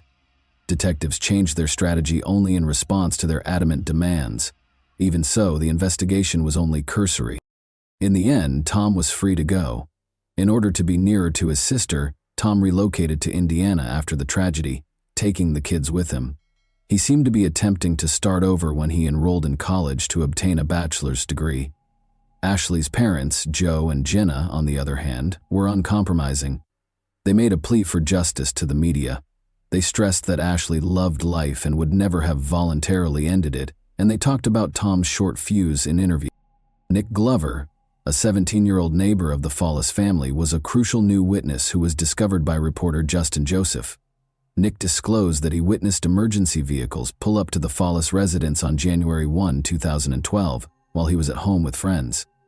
Additionally, Nick stated that he told Detective Michael Yates in an interview that he had heard Tom tell Ashley's parents, "I shot my wife." However, the police reports did not include a record of his statement. New accusations against law enforcement were sparked by the lack of documentation, which suggested potential corruption and a cover-up. Detective Yates was suspected of purposefully ignoring this crucial testimony in order to keep Tom safe. The Evans Police Department reopened the case in April 2014, over 2 years after Ashley's passing. According to new accusations, Yates had changed a witness's testimony and left out important evidence to bolster the story that Ashley had committed suicide. The investigation was carried out fairly, according to law enforcement officials, who denied any favoritism. Tom Fallis was taken into custody close to his Indiana home on November 18, 2014. He insisted on his innocence even after being accused of second-degree manslaughter. Many questions remained about the case, which had received a lot of public attention because of Justin Joseph's investigation. Ashley's leg bruises, for instance, raised questions about a flashlight that was discovered at the scene and possibly used during a fight. It was eventually discovered, however, that the flashlight was not connected to the crime and had belonged to an officer who had tried to administer first aid. According to the prosecution, Ashley kept a Taurus 9mm handgun under the mattress, which Tom took during a confrontation, put to her head, and then fired. After that, he called emergency services and lowered her body to the ground. Jenna Fox, Ashley's mother, testified during the trial that Tom had used harsh language and behaved aggressively during the New Year's Eve party, resulting in a fight. Tom refuted these claims. Jenna revealed later in the trial that there was a family history of mental health problems. Both Ashley's uncle and grandmother had committed suicide. This evidence was used by the prosecution to bolster their hypothesis that Ashley might have taken her own life voluntarily. Ashley's psychiatrist, however, stated in her testimony that she did not exhibit any symptoms of depression as of December 2011. Ashley was receiving overlapping prescriptions as a result of seeing 2 psychiatrists and a therapist concurrently, according to information later presented by the defense. Testimonies from forensic experts regarding the crime scene were inconsistent. Tom couldn't have shot his wife, according to Dan Gilliam, who had devoted hundreds of hours to examining the evidence. People who fire weapons in a fit of rage seldom stop after a single shot, Gilliam said. Gilliam was called as a witness by the prosecution, despite his findings. Jonathan Priest, another expert, visited the crime scene and went over the case materials. He deduced that Ashley had been in close proximity to Tom at the time of the shot. There would have been more blood all over the room, Priest thought, if Tom had been farther away.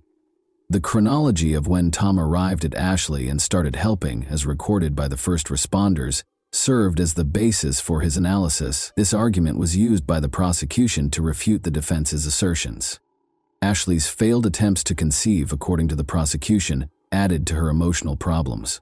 Although she was not pregnant at the time of her death, an autopsy showed that she might have become pregnant following a tubal ligation. Ashley's emotional distress was exacerbated by reports that she thought she was pregnant 3 times in the 9 months before she passed away. The trial psychiatrists emphasized how these conditions could have had a substantial effect on her mental health. A key component of the prosecution's case, particularly after Nick's friend Chelsea Origo provided her own account, was Nick Glover's testimony that he overheard Tom tell his parents, "I shot my wife," the night Ashley Fallis died. Chelsea also reportedly heard Ashley yelling, "Get off me!" according to Nick's mother, Kathy. However, Chelsea said during the trial that she was too drunk to remember the argument distinctly. Nick, however, emphasized that such a confession was unforgettable and insisted that he remembered everything that happened that night. Investigators took notice of his claims, and Detective Michael Yates, who had spoken with Nick the day Ashley died, was subject to internal review for neglecting to record this purported confession. Yates insisted that Nick had never said such a thing to him, but the investigation revealed no wrongdoing on his part. Defense lawyers pointed out various contradictions in Nick Glover's testimony during his cross-examination. They noted that Nick kept up a cordial relationship with Tom following his purported confession, taking part in family events like Christmas celebrations and camping excursions. Nick gave the same response more than 90 times when asked why he behaved in this manner. "I don't remember." Chris Graves, a former deputy for the Weld County Sheriff's Office, later came forward and said he had heard Tom confess. The defense cited contradictions in Graves' story, claiming that when he arrived at the scene he heard Tom yelling, "I can't believe I shot her, I can't believe she's dead," despite the fact that the crime scene was packed with neighbors, family members, and law enforcement officers. Nobody else claimed to have heard Tom's alleged outburst. Additionally, Graves did not arrest Tom on the spot, stating that it was outside of his authority. The defense also pointed out that for 3 years after the incident, Chris Graves had not submitted any reports regarding his statements. His credibility was further damaged when he was later fired for dishonesty from the sheriff's office. These elements call into question the prosecution's story. The prosecution's theory was also not supported by a large number of tangible pieces of evidence. Tests for gunshot residue on Ashley's 2 hands revealed residue, but tests on Tom's hands revealed no traces. Neither nail scrapings from Ashley nor scratches on Tom's chest, which could have been signs of a struggle, contained any evidence of Ashley's DNA. The idea that the couple had a physical altercation prior to the shot being fired was seriously called into question by these findings. In his own defense, Tom Fallis declined to testify. Over 40 witnesses were called to testify during the trial, which lasted for several weeks. Ashley's mental health and the major obstacles she had encountered in the months before her death, repeated pregnancy tests, her son's illness, prescription drugs, losing her job, and having an affair, were the main topics of the defense's closing arguments. The defense argues that these elements may have played a role in the tragedy. Ashley's purported farewell letters were introduced during the trial, which was a startling development. She wrote that she could no longer live, called herself a failure, and apologized to Tom in these letters. Since they were only made aware of these letters years after Ashley's passing, her family questioned their veracity. According to her family, they thought the letters were fake and had never seen any indication that Ashley might have written them. The jury deliberated for 3.5 hours, including an hour for lunch, before rendering its decision. Tom Fallis was acquitted of all charges, including second-degree manslaughter. Ashley's family was devastated by the decision. Jenna Fox and Joe Ridden, her parents, were adamant about Tom's guilt and sued the Evans Police Department, alleging that investigators had fabricated or hidden evidence. They contended that other officers who may have heard Tom's purported confession stayed silent and that Nick Glover's 2012 testimony had been disregarded. In the end, their cases were dropped. Ashley's family remained adamant about Tom's guilt and insisted on accepting the acquittal. Nevertheless, they were able to keep up a relationship with the kids and obtain visitation rights that let them continue to be active in their lives. As he works to rebuild his life and further his education, Tom Fallis is still struggling financially as a result of legal fees. Tom continued to look after the children after the tragedy.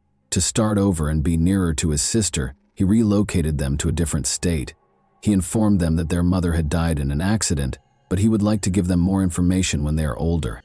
The case is still cloaked in mystery despite every attempt to find the truth. Doubt seems to grow with each response, and questions persist. Ashley Fallis's story is one of those instances where it becomes difficult to distinguish between truth and deceit, leaving only suspicion and unsolved mysteries in its wake. And that wraps up today's chilling story. If you enjoyed this video, don't forget to like and subscribe so you never miss a new upload. Also, let me know in the comments what part of this story shocked you the most. Thank you for watching, and I'll see you in the next video.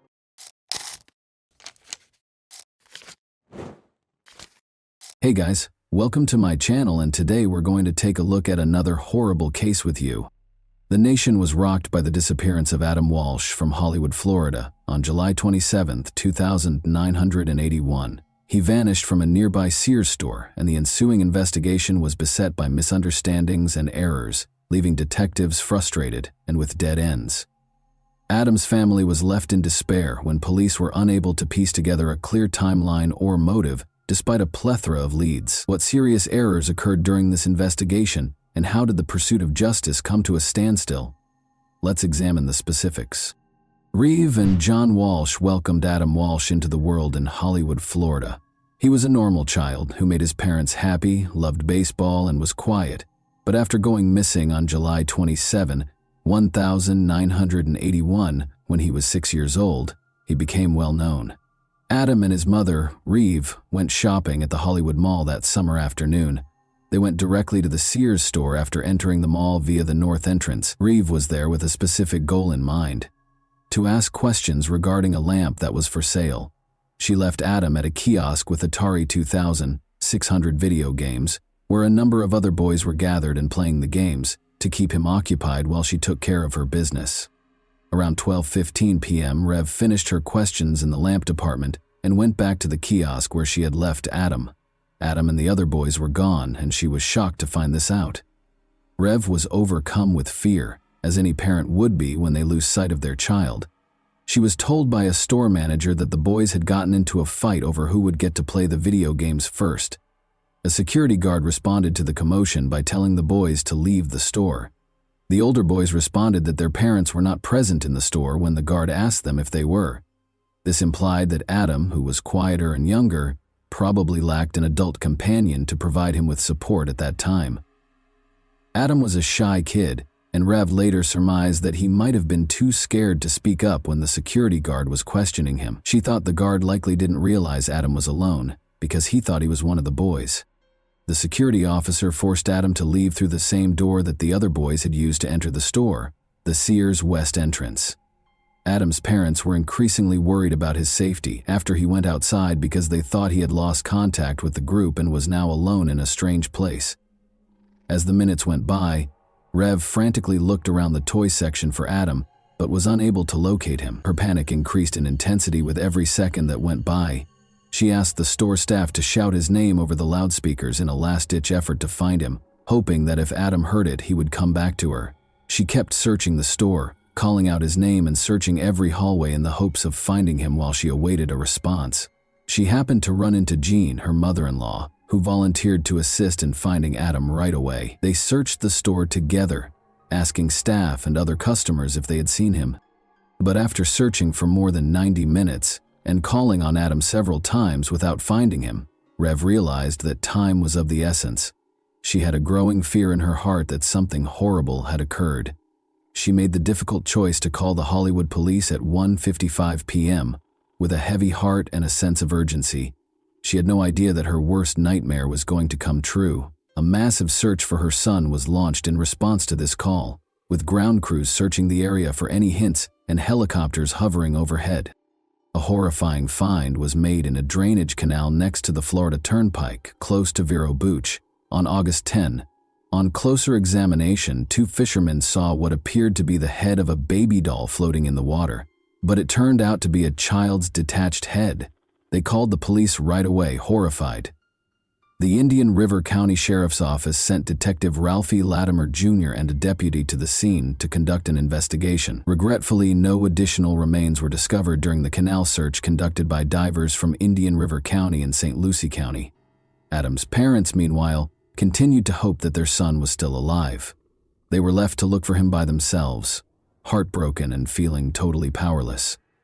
The FBI's National Crime Database at the time allowed reports of stolen vehicles including horses, but there was no mechanism in place for missing children. Because of this, law enforcement was unable to communicate important details about missing children, giving the impression that Adam might be anywhere.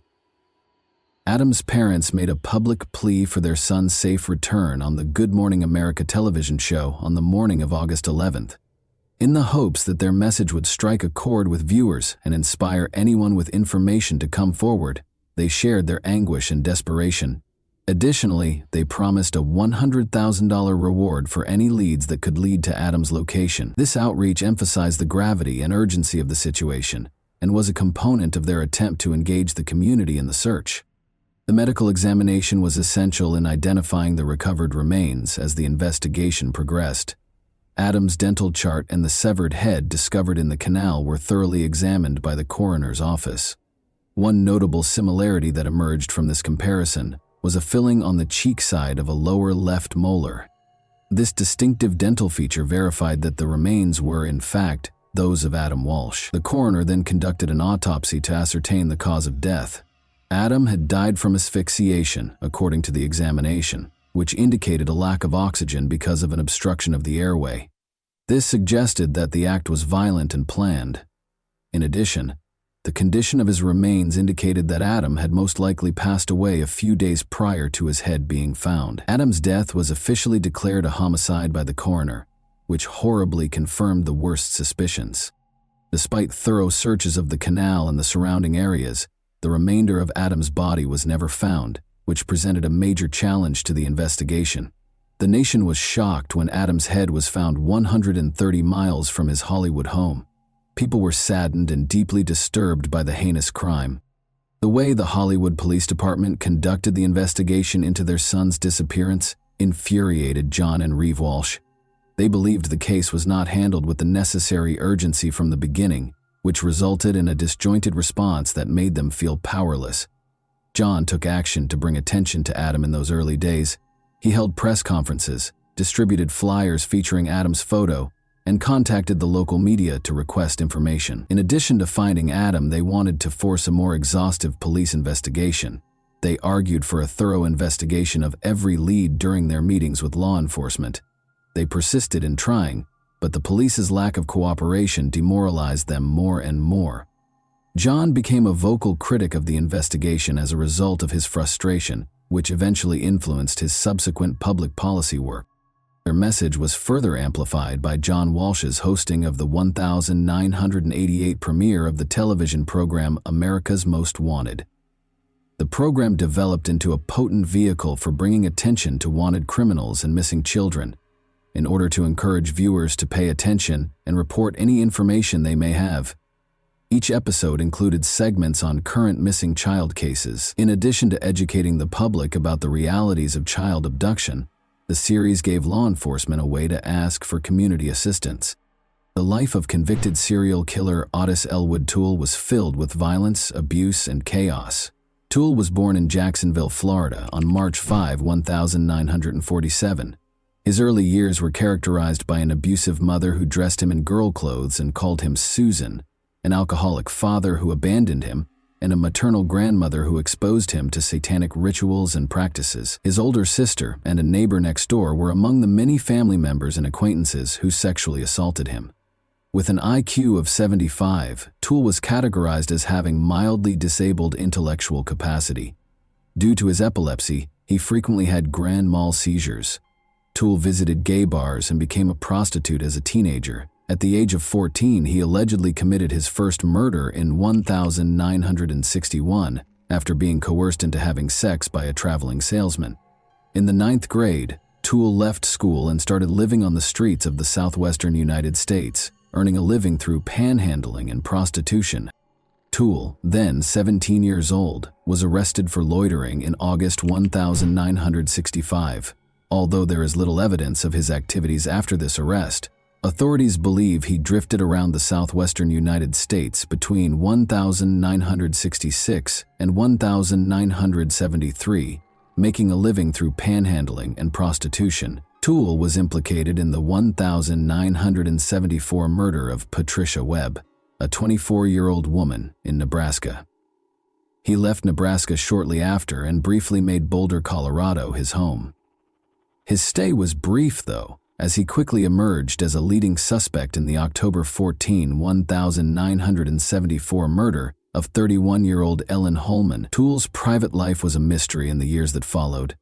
He hitched a ride in the American South and drifted back to Jacksonville in early 1975 D. Toole married a woman 25 years his senior on January 14, 1976, but their marriage didn't last long. When his wife found out he was gay, she left him 3 days later. Later on, Toole disclosed that his marriage was an attempt to conceal his actual sexual orientation. Toole was taken into custody for an unrelated arson incident in April 1983, while George Sonnenberg, 65, was inside his house. He had set it on fire. For the horrifying arson attack, Toole was taken into custody, admitted to the crime, and was sentenced to 20 years in prison.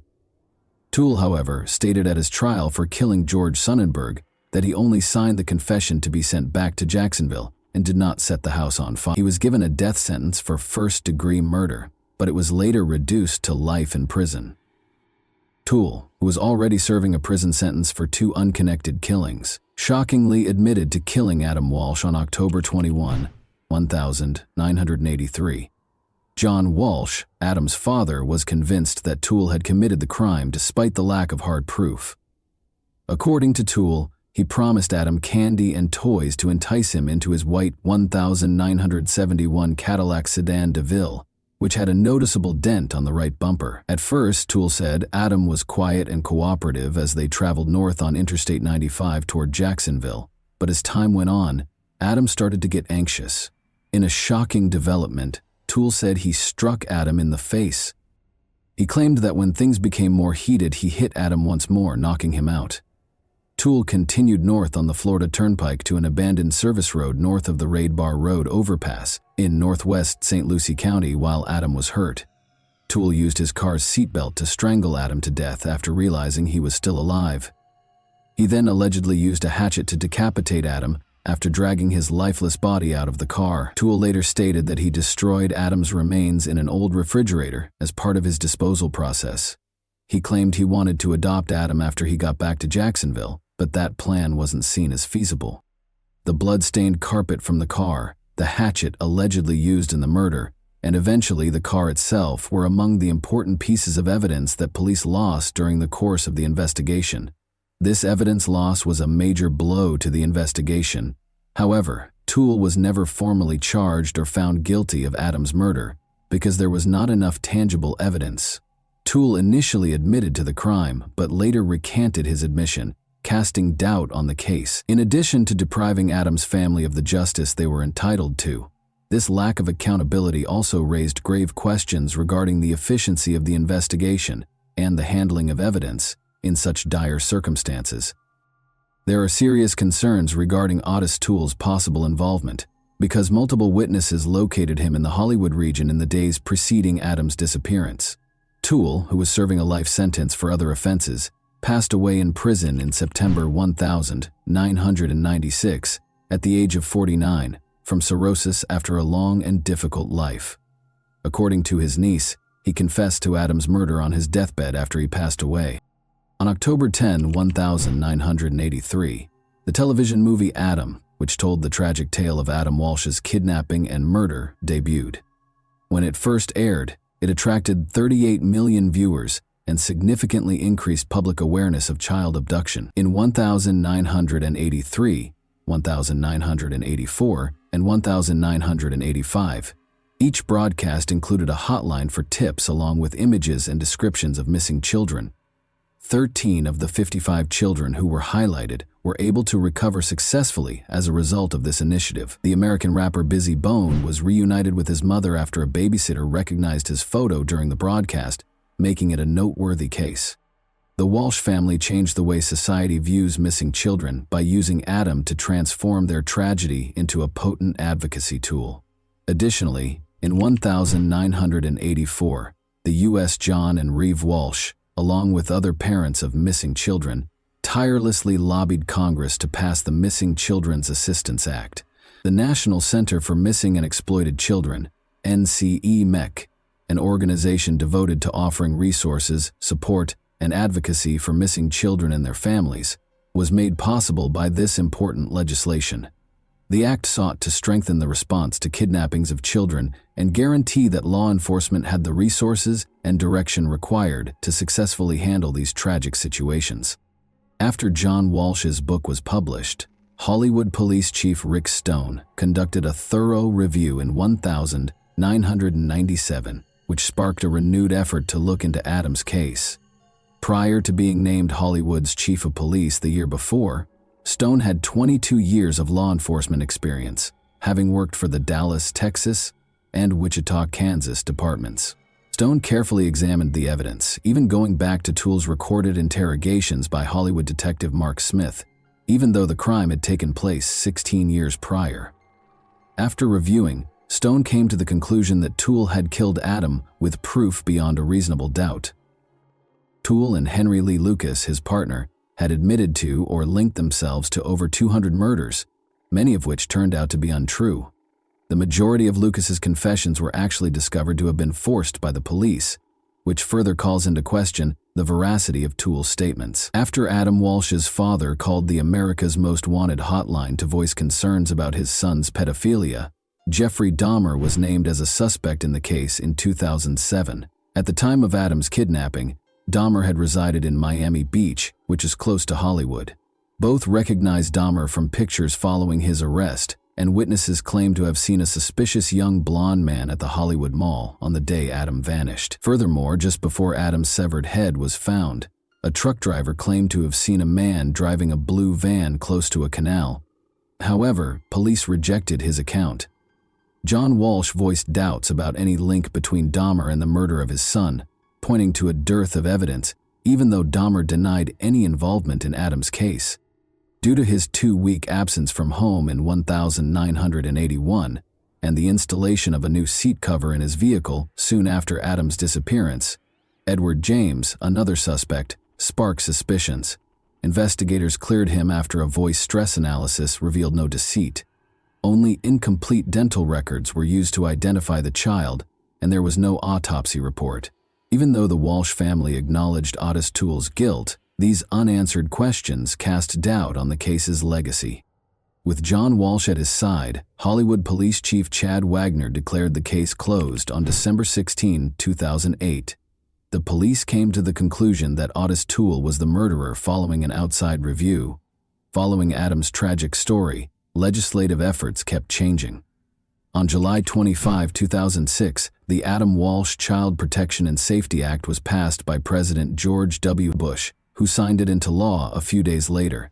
This historic act strengthened punishments for violent crimes against children, put policies in place to prevent human trafficking, and created a national database for convicted juvenile offenders.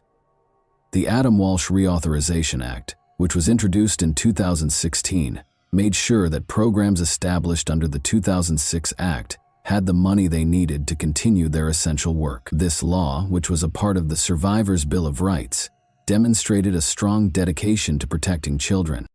Even though Adam Walsh's passing is a tragic chapter in American history, his narrative has sparked important change. And that wraps up today's chilling story. If you enjoyed this video, don't forget to like and subscribe so you never miss a new upload. Also, let me know in the comments, what part of this story shocked you the most? Thank you for watching, and I'll see you in the next video.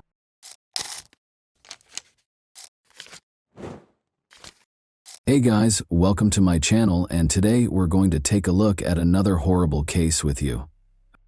A complex network of forbidden feelings and erratic relationships is known as a love triangle. Such circumstances frequently result in emotional upheaval and fierce conflict, which can occasionally escalate to threats against the participants' physical and mental health. When someone is caught in this web without realizing it until it's too late, it's even more terrifying. The plot of Henry Stange's story, which involves passion, deceit, a double life, and struggles with dependency, develops like an engrossing detective thriller. Given their age difference, Henry thought he had found true love with a much younger woman, a relationship that might have been viewed as unusual. Unbeknownst to him, though, the woman was also entangled in another romantic relationship. She deftly used both men to further her own agenda for months before her well-planned house of cards fell apart. Marcus, a hiking enthusiast and amateur photographer, was exploring the desolate terrain of Joshua Tree National Park in Southeast California at around 7 a.m. on Friday, June 5, 2018. Marcus saw a sizable group of vultures scavenging over something as he veered off a main trail. He decided to stay away, assuming it was the carcass of a large animal. Marcus chose to photograph the birds circling in the barren desert using a small camera that he usually used for landscape photography. After taking a few pictures, he forgot about the strange sight and resumed his hike. The next day, as Marcus moved the pictures from his camera to their home computer, he told his wife about his hike. His wife's face changed dramatically as she looked at the pictures. She gestured to one of the pictures and beckoned Marcus over. Zooming in, it was startlingly obvious that beneath the vultures, something like a human leg was partially buried in the sand. The couple, shaken, immediately reported what they had witnessed to the local authorities. Marcus gave them all the pictures and explained the precise spot where he had seen the birds. Investigators found the area, which was close to one of the park's main roads, with relative ease. A seemingly ordinary discovery became the subject of one of the most intricate and astounding criminal investigations in recent memory. A pair of coyotes and a group of vultures stood out in sharp contrast to the barren desert about 30 feet from the roadside. Seeing coyotes scavenging in the middle of the day was unusual, and the officers became suspicious right away. After pulling their car to the shoulder, they got out and went to the scene. They discovered a shallow grave there that was less than 2 feet deep and had been hastily dug into the dry ground. The site had already been disturbed by local wildlife, revealing its squalid contents. This was obviously not a natural occurrence when forensic experts showed up to exhume the remains. The remains belonged to a white middle-aged man who had been interred there for approximately a week. In order to make the body accessible to scavengers, the lower half of the body had been partially unearthed. There were several horrific wounds visible. Multiple fractures in the man's skull were consistent with blows from a blunt, heavy object. The scene depicted a violent and intentional act in a terrifying way. The perpetrator had been in a hurry, judging by the shallow grave's closeness to the road and its hasty construction. The body might have stayed hidden for years if they had dug a little deeper hole and gone deeper into the desert. Rather, they made the hasty decision to hide the crime and fled the scene carelessly. According to forensic analysis, the crime most likely happened somewhere else. Despite the severe wounds, there were very few blood traces in the grave, indicating that the body was moved after death. This inference led investigators to the unsettling conclusion that the crime was, at least in part, meticulously planned. But in spite of their seeming haste, the criminal had left no clear evidence or hints for investigators to follow. The medical examiner concluded that severe blunt force trauma to the head was the cause of death. The blow's force and the attacker's extreme aggression pointed to a very personal motivation. The victim's identity and the circumstances surrounding his death were unknown, although investigators conjectured that the crime was motivated by hatred or a personal grudge. Investigators were able to recover multiple fingerprints from the remains despite the body's state, which was deteriorated by scavenging wildlife and decomposition.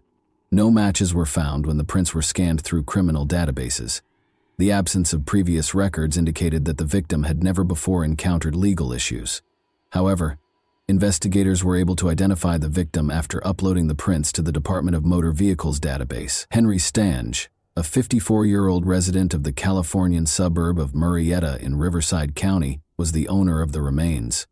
About 90 miles separated Henry's home and the location of his body's discovery. In an attempt to learn more about how and why his life had ended so tragically in the isolated Joshua Tree wilderness, investigators immediately went to his home. Henry Stange lived alone in a messy bachelor pad that mirrored his solitary way of life. Empty pizza boxes and takeout containers littered countertops, and personal items were strewn all over the house. There were no indications of forced entry, theft, or a struggle, but the place lacked the coziness of a home that had been inhabited. Whatever had happened to Henry had obviously happened somewhere else.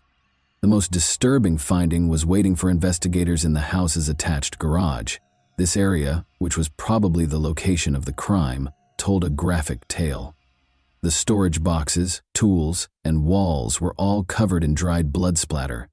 A sizable pool of congealed blood lay on the floor, partially smeared as if someone had tried to clean it but quickly gave up, as indicated by the empty bottle thrown close by. There was a heap of blood-soaked rags in the garage corner that had been heavily bleached. Investigators discovered what looked to be the weapon used in the crime, a heavy dumbbell smeared with dried blood near the front door of the house. Wires hanging overhead indicated that a security camera had been taken out by force. Additional cameras were discovered, torn from their mounts in the living room and hallway upon closer examination of the house. The perpetrator of this heinous act was aware of the camera locations and had taken them to remove any possible proof. Regretfully, investigators had little evidence left by the offender. No shoe prints or foreign fingerprints were found, and Henry was the only one with blood or DNA. Detectives had more questions than answers because the scene appeared to have been painstakingly cleaned. There were no known legal issues with Henry. He had no apparent enemies, lived alone, and was divorced. He was a quiet, amiable man who kept to himself most of the time, but was always courteous, according to his neighbors. But given how vicious the crime was, it begged the question, who would do such a barbaric thing? Did it have anything to do with Henry's odd pastimes? Or was it someone from his past? Most concerning of all, why hadn't he been reported missing earlier? Henry was raised in a close-knit household that placed a high importance on relationships and respect. In a nearby town, his mother and 2 younger sisters resided with their families. Through frequent phone conversations and sporadic visits, the family regularly maintained communication, but Henry had grown more reclusive in recent months, talking less to his loved ones and keeping personal information private. Though they tried not to overreact, his family was concerned about him. They became more worried when he didn't get back to them for a week or so, but they chose to hold off on setting off an alarm. Henry's mother and sisters were devastated to learn of his violent death. Heartbroken and shocked, they immediately volunteered to help investigators by providing any information they could, in the hopes that it would aid in the case's resolution. At one time, Henry Stange was a man of energy and athleticism. He enjoyed hiking, traveling, having outdoor adventures, and being in nature. Henry was a gifted guitarist and a passionate motorsports fan who loved his motorcycle, a valuable asset that had taken him across several states. However, everything changed in the spring of 2014. Dear one day, as Henry was getting ready to go for a ride, a pickup truck with an inebriated driver collided with his motorcycle. It was a devastating collision. Before coming to a halt, the driver pulled Henry for almost 300 feet. Henry miraculously lived, but his injuries changed his life. Henry's legs were severely damaged in the collision, necessitating several major surgeries. He had to go through months of exhausting rehabilitation in order to be able to walk again. But the physical pain continued. No relief was provided by over-the-counter medication. Strong painkillers were prescribed by doctors to treat his illness, but the drugs soon caused dependency, which in turn led to a crippling addiction. Henry had been married for more than 10 years and was raising 2 children with his spouse at the time of the accident. At first, his wife helped him through his recovery and increasing reliance on medicine, but the strain was too great. In order to be nearer to her family, she moved to a nearby town and filed for divorce in 2016, taking their kids with her. She remained friendly with Henry in spite of their separation, enabling him to continue being active in their children's lives. Due to his physical limitations following the accident, Henry was forced to give up many of his prior interests. Rather, he focused on his passion for electronics and technology. He converted one room of his house into a fully functional radio studio by spending a lot of time tinkering with devices and equipment. Henry then started a podcast, using it as a forum to talk about current affairs and express his frequently frank and unvarnished views. Henry started broadcasting every day. He freely voiced his opinions, frequently venturing into philosophical reflections or daring remarks on contentious subjects. His show's lack of censorship attracted a devoted audience, garnering him both ardent supporters and ardent detractors. He started to be purposefully provoked by some listeners, especially those who held opposing opinions, which caused him to lose his temper. Videos of these outbursts were captured and circulated on social media, frequently edited to portray Henry negatively. Investigators discovered a particularly antagonistic person who appeared to have a deep-seated grudge against Henry in one online community for amateur radio enthusiasts. This individual regularly made fun of Henry's remarks, posted edited snippets of his broadcasts, and insulted him. However, it soon became clear that Henry was not the only one who exhibited this behavior. As a kind of amusement, the user frequently attacked and disparaged prominent members of the community on the platform. Although it was clear that they were hostile toward Henry, it was unclear if this online animosity was related to the crime. 4 months prior to the tragedy, in late January 2018, Henry Stange went through a terrifying ordeal. His family claims that while he was asleep, someone broke into his house in the middle of the night. After breaking in through a window, the intruder struck Henry repeatedly in the head with a hammer. Since nothing was taken from the house, it is obvious that a personal grudge was more likely to have been the motivation than robbery. When they left, the assailant took the hammer that they had brought. Henry surprisingly chose not to call the police to report the incident. He installed covert security cameras all over his house instead, taking matters into his own hands. The person who broke into his house the second time was aware of the camera's locations. Henry's last known podcast broadcast was broadcast on the evening of Thursday, May 24, 2018, according to investigators piecing together his last days. After that, his utilities showed no activity, no text messages, and no records of incoming or outgoing calls. Investigators concluded that Henry's death occurred on this day because neither electricity nor water had been used since that evening. Those closest to Henry were interviewed by detectives as the first step in their investigation. They found out that he was still going through the divorce process. After the split, the couple had been embroiled in a contentious legal dispute over Henry's residence, despite his and his ex-wife's best efforts to keep things civil for the benefit of their 2 kids. In the meantime, his ex-wife had moved in with her mother along with their kids. When it was discovered that Henry's ex-wife had been paying the house's utility bills, the tension increased. Henry survived on a meager disability allowance following the accident that prevented him from working, but it was insufficient to cover all of his expenses. She continued to provide financial support to him even after they split up. Henry's ex-wife reportedly paid him occasional visits, according to the neighbors, most likely to settle their property dispute. However, the couple's shouting matches could be heard all over the neighborhood, as these visits frequently turned into loud arguments. An important question was brought up by the Discord. Was the mother of Henry's children really so desperate to settle their dispute over the house that she went to such lengths? Henry's ex-wife emerged as the main suspect at this stage of the inquiry. She gave a somber account of their relationship when detectives brought her in for interrogation. After Henry's motorcycle accident, his ex-wife claims that their once happy and stable marriage took a drastic turn. The prolonged use of prescription drugs changed his personality and made him more challenging to live with, despite her best efforts to help him heal and adjust to his new life.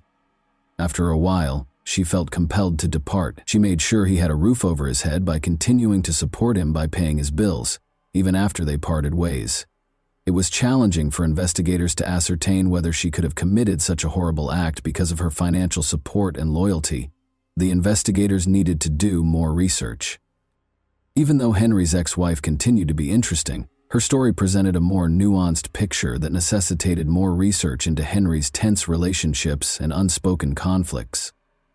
At first, Henry's ex-wife tried to settle their property dispute amicably, but when Henry brought a young girlfriend into his life, things drastically changed.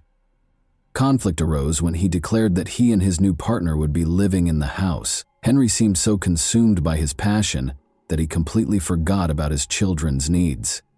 Despite their disagreements, Henry's ex-wife didn't seem to have any reason to hurt him. Instead, she was sympathetic to her ex-husband. She also had a strong alibi for the day that investigators thought the crime was committed. She was in another state for a week-long business trip. Now that she was no longer under suspicion, investigators focused on the enigmatic young lady Henry had fallen so deeply in love with. According to Henry's mother, her son started dating Ashley Stapp, a much younger woman who was only in her early 20s, approximately 10 months prior to his passing. Both Henry's mother and his sisters disapproved of Ashley because they thought her actions were strange and her motivations were unclear. It was difficult to see why the young college student had chosen Henry, considering his age, disability, and dependence on a meager disability allowance. Even though Ashley didn't seem financially driven, it was clear that she had personal motivations for keeping the relationship going. As the romance developed quickly, Henry's family became concerned and made an effort to alert him to possible dangers. But Henry brushed their worries aside, announcing with pride that Ashley was his perfect woman. Further information was given by a neighbor who mentioned that Ashley frequently visited Henry's house and that they had spoken on multiple occasions. In particular, the neighbor remembered Ashley driving a unique blue Chevrolet with a big dent on the back passenger door. Ashley was seen once more on the day that police searched Henry's house. She appeared to watch the scene from a distance, as witnesses saw her drive slowly past the house before accelerating away without stopping. Her behavior sparked suspicion. Why didn't she ask what was going on if she had seen police at Henry's house after noticing that he hadn't communicated for a week? Investigators wanted to talk to her because of her suspicious behavior. Ashley's social media profile showed a shocking turn as investigators dug deeper into her past. Henry was not mentioned in her public images or posts. Rather, It seemed that she was in a committed relationship with another man, a young, healthy American. Marine, the man in question turned out to be U.S. Marine Corps Lieutenant Curtis Kruger, who was 30 years old. Images of Ashley and Henry together showed them smiling and embracing, but there was no sign that Ashley was involved with Henry. This disclosure raised serious concerns about Ashley's genuine motivations and the dynamics of her relationships with both men, by implying a complex web of lies and deceit. It was now up to investigators to ascertain whether the violent crime that killed Henry was caused by the unstable conditions of this covert love triangle. Due to his military career, Curtis Kruger was constantly on the move and rarely had the opportunity to see Ashley Stapp. Weekend visits made up the majority of their relationship, and even those were not assured. When they were able to get together, they frequently went out of town to spend time together privately. Ashley blended in with Curtis's world, occasionally visiting him on base for family days and other military functions. In fact, the couple had already started organizing their wedding. Curtis frequently talked about Ashley being the woman of his dreams and how he would never want to lose her, but there were still questions in his mind. He told his sister about Ashley's repeated disappearances, her inability to return his calls, and her lack of justifications. Curtis put tracking software on Ashley's phone out of suspicion in order to keep tabs on her whereabouts. Before long, he had discovered the truth. At a gas station close to Henry Stange's house, Curtis confronted Ashley. She gave Curtis the address and, under duress, acknowledged where she had been spending her time, but instead of admitting to being unfaithful, she disclosed a concerning secret. Ashley stated that she had become dependent on strong painkillers as a result of a hip injury she had suffered years prior. She added that Henry had been attempting to cut back on his use because he was also struggling with a similar addiction. He had a lot of medicine left over from this effort, which Ashley had been taking for herself.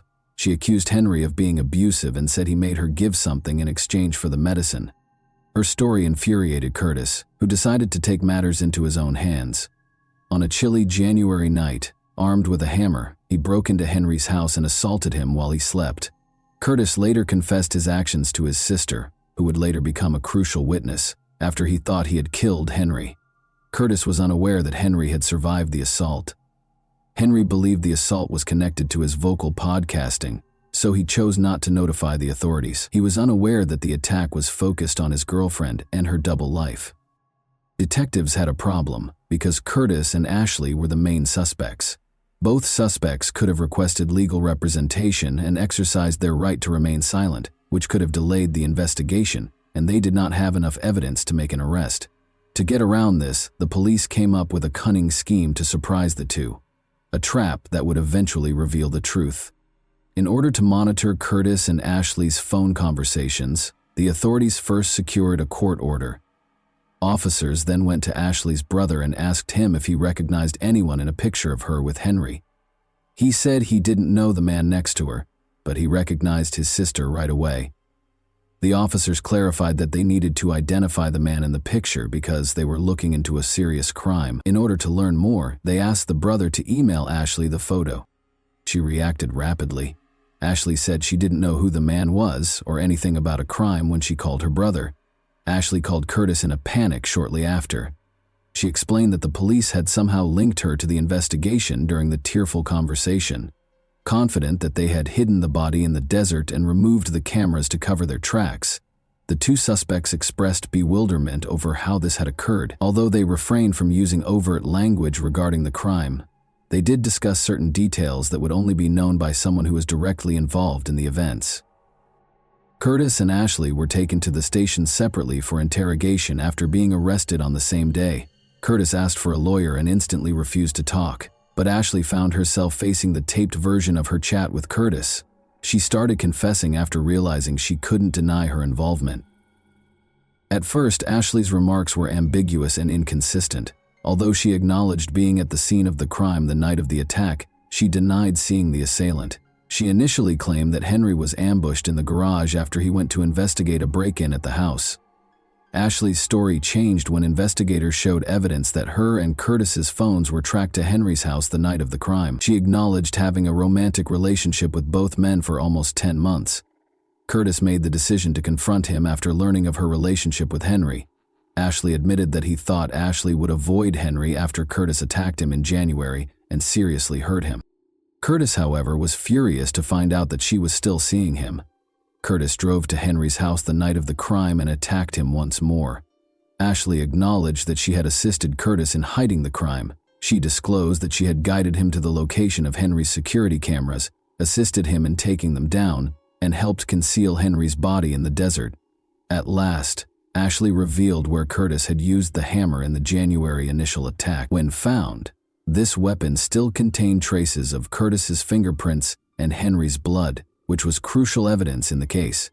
In August 2020, Curtis Kruger and Ashley Stapp's trial got underway. Curtis insisted that he was protecting his fiance's honor and denied any wrongdoing. According to his lawyer, Ashley was the real catalyst, living a double life and controlling both men for her personal gain. The defense also emphasized that Ashley had stolen all of Henry's prescription drugs from his house for her own use following the heinous crime. Curtis was convicted in September 2020 of assaulting Henry, second-degree murder, and tampering with evidence.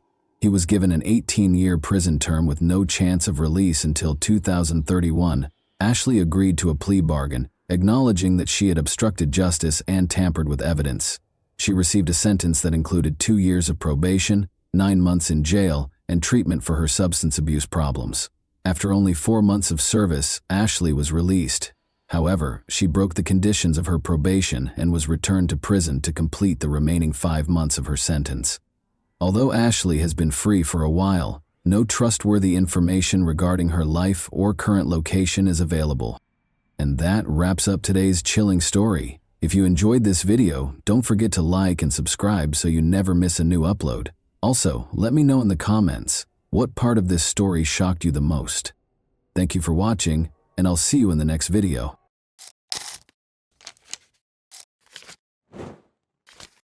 Hey guys, welcome to my channel, and today we're going to take a look at another horrible case with you.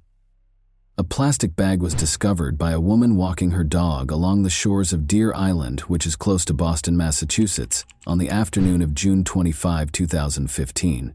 Her dog's incessant curiosity led her to a horrifying discovery: the dead body of a child. After she had initially written it off as discarded trash, she was so shocked and scared that she called the police right away. Because of the extreme stage of decomposition, the child's identity remained elusive despite their best efforts. 3 months passed before the child was identified. Who could have committed such a crime in their right mind? As soon as the child's body was discovered on Deer Island, the investigation into her death got underway. Authorities put forth a lot of effort to identify her despite her extreme decomposition. She was found with a zebra print blanket inside the bag, and only a pair of white leggings with a black polka dot design. Early skepticism resulted in fruitless efforts to use cadaver dogs to find more bodies or remains. The body had already started to decompose, making visual identification impossible, and fingerprints could not be collected due to prolonged exposure to water. The race and ethnicity of the child were unknown to the investigators. How her remains got to the scene was unknown. It was unclear if the body had been dumped on the beach or if it had floated in the water from somewhere else, possibly as far away as Canada. Because the body was not sufficiently decomposed, authorities thought the victim had been placed at the scene rather than washing ashore. On July 3, 2015, an autopsy was performed after the child's body was found, but the cause of death was not established. Authorities suspected foul play, but the remains showed no obvious signs of injury. Tests were then performed to look for alcohol, drugs, or toxins that might have contributed to the death. Eventually, it was discovered that the child had Hispanic heritage. According to the description, her hair was 14 inches long, wavy, and brown, indicating that it had been untrimmed for some time. She weighed about 30 pounds and was estimated to be between 3'1" and 3'6". There were no noticeable scars or birthmarks on her body. The blanket was thought to be from Cannon Mills, possibly sold at Kmart, while her clothes, which were estimated to be a size 4T, were made by the Serco company and might have been purchased at Target. There was also an elastic hairband. Despite her unknown status, she didn't show any symptoms of malnutrition and seemed to have had a good life. After earlier attempts to identify the body failed, The National Center for Missing and Exploited Children digitally recreated the child's face to help identify her. Adobe Photoshop was used to create the reconstruction, which included stock and mortuary photos to approximate her appearance in life. In an effort to gather more details, flyers with pictures of the child and her possessions were handed out. On July 4, 2015, information about the child's discovery and physical measurements were added to the National Missing and Unidentified Persons System, NAMUS. Despite ruling out more than 200 missing persons, no matches were found. No one came forward to identify the victim or take responsibility for the crime, despite a lot of effort. The investigation relied heavily on forensic testing. Although DNA samples were taken from the body's teeth and hair, none of the profiles found in databases of known missing people matched. The University of North Texas received additional samples for more detailed profiling. Despite the lengthy process, it was concluded that she might have traveled to any of the 6 New England states, as well as possibly other places. She could have traveled across the nation, according to tests on her hair and enamel. In an interview, television host John Walsh discussed the case and encouraged viewers who have information to come forward. Authorities received a lot of tips, but many leads did not result in meaningful action. The establishment of a 24-hour hotline and fax hotline allowed people to submit information anonymously, and as a result, submissions came from all over the United States and beyond. The child was identified as Bella Nevaeh Amoroso Bond on September 18, 2015, following 3 exhausting months of ceaseless searching. On August 6, 2012, Joe Amoroso and Rochelle Bond welcomed her into the world. After Laura Springs, Rochelle Bond's neighbor, revealed a connection between Bella and the baby doe, Bella was identified. Michaela Springs, Laura's sister, was worried about Bella's ongoing absence from the home. She confronted Rochelle and Michael McCarthy, her boyfriend, who said the Department of Children and Families, DCF, had taken Bella away. This was later shown to be false, though. On September 17, 2015, Michaela called the police believing baby doe to be Bella. At Rochelle Bond's residence in Dorchester, Massachusetts, a search warrant was carried out. Joe Amoroso, Bella's biological father, had spoken to her over the phone but had never met her. Amoroso expressed skepticism about Rochelle's involvement and conjectured that her boyfriend might have given her heroin to sedate her. But Bella's paternal grandmother doubted the veracity of Rochelle's claims and thought she had a significant role in Bella's demise. Detectives dug deep into Rochelle and Michael's past, all the way back to November 2011 when Bella was conceived, in order to piece together what had happened. Her mother, Rochelle, was heavily involved in the local drug scene, had a strong heroin addiction, and used illicit means to finance her addiction. Joe Amoroso, Rochelle's partner, was also battling addiction in spite of the difficulties. When Joe learned that Rochelle had cheated on him, their relationship soured. He never saw his daughter and vanished before Bella was born. Rochelle was adamant about keeping Bella, even though her addiction had previously cost her custody of her other children. Bella was born at Boston Medical Center on August 6, 2012. Rochelle's determination to be a responsible mother was reinforced when she saw her daughter for the first time. However, allegations of neglect surfaced in spite of her efforts. She found an apartment in the neighboring city of Dorchester and made an effort to give Bella a secure home. Even though Rochelle loved Bella, she battled her addiction, and sometimes her old habits came back. Carelessness was still being reported, which was indicative of Rochelle's ongoing struggle with heroin addiction and how it affected her capacity to look after Bella. As the months went by, Rochelle received calls from the Massachusetts Department of Children and Families in 2012 and 2013 regarding the domestic situation. Feeling the pressure of being a single parent, Rochelle continued to speak with Joe on the phone. Although he re-established contact with the family, he never made it back to see Bella in person. In January 2015, Rochelle started dating Michael McCarthy because she was looking for a partner. Everything appeared to be normal at first, but Michael's behavior quickly began to become unpredictable. He lived with Rochelle and Bella and was obsessed with supernatural subjects. Their relationship rapidly deteriorated as they both became addicted to drugs. When the abuse was reported to the police, nothing was done, and things continued as they were.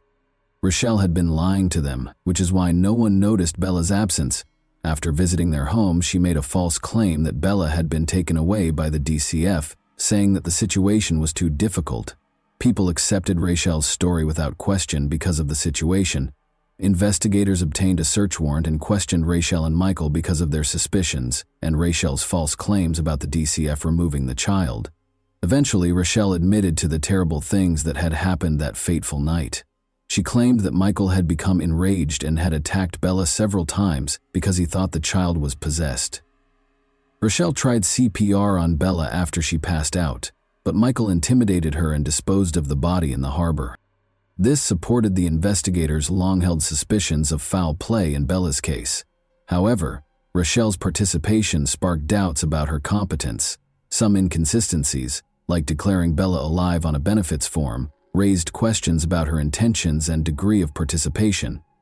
On September 18, 2015, Michael and Rachel were taken into custody. According to medical evidence, Bella may have died from severe abdominal trauma. The chief medical examiner, Dr. Henry Niels, suggested that this trauma might have resulted in cardiac arrest or asphyxiation. When Michael was arrested, he denied knowing about Bella's passing in spite of these facts. Michael McCarthy and Rachel Bond each gave their own account of what happened during their June 2017 trials. Michael made an effort to place the blame on Rachel by depicting her as a drug-addicted and careless mother. Rachel, meanwhile, insisted she was innocent of the crime, but acknowledged that she assisted in disposing of the body under Michael's pressure. Because she kept claiming benefits for Bella after her death, she was also charged with welfare fraud. Although the court tended to accept Rachel's account during her trial, she was still charged with serious crimes, with cadaver dogs proving that a body had been found in the McCarthy home and bruises on the body that matched Rachel's description. The evidence against Michael appeared to be stronger. But there was no concrete proof that Michael was responsible for Bella's passing. Michael's defense team claimed that because Rachel had allegedly informed him that Bella had been taken away by the state's child welfare agency, he was unaware that she was missing. A complicated web of deceit, abuse, and addiction within Bella's family was exposed by the trials. Michaela Springs' testimony as a crucial witness, meanwhile, highlighted the emotional cost of pursuing justice for Bella. Following the untimely death of Bella Bond, Michael McCarthy was found guilty of second-degree murder on June 28, 2017, and given a life sentence with the possibility of release in 20 years. In the end, Rachel entered a guilty plea and was given a considerably reduced probationary period. Investigations into Bella's case, however, revealed grave mistakes and misconduct, raising concerns about how the Department of Children and Families handled her case. Prior to McCarthy's sentencing, Bella's biological father, Joe Amoroso, gave a victim impact statement in which he expressed his deep sorrow over the death of his daughter. Although Joe had never met Bella, he stressed the importance of her life and regretted not being able to be her father. The Office of the Child Advocate's investigation found significant mistakes in the child welfare system. Only a formal written warning was given by the agency to the employee who committed the misconduct. Bella Bond's case generated a lot of national attention, as evidenced by the activity on Facebook and Twitter. A funeral home promised funds for a dignified burial with a headstone, and other people offered to pay for her funeral and burial. Joe Amoroso disclosed that Bella would be buried in Winthrop, Massachusetts, with her family by her side, choosing to hold wake services and a public funeral. However, after both of her parents ultimately decided against holding a public funeral, Bella was finally buried in a private ceremony at Winthrop Cemetery on November 28, 2015. Her name and the date of her discovery were engraved on the headstone beneath which she was interred. Later, Bella's mother's Facebook page posted pictures of her. When we consider Bella's story, it becomes evident that her untimely death was caused by her parents' negligence. The acts of Rachel Bond and Michael McCarthy, both inside and outside of prison, were heinous. Bella's story emphasizes how urgently vulnerable children need to be better protected. And that wraps up today's chilling story. If you enjoyed this video, don't forget to like and subscribe so you never miss a new upload. Also, let me know in the comments what part of this story shocked you the most.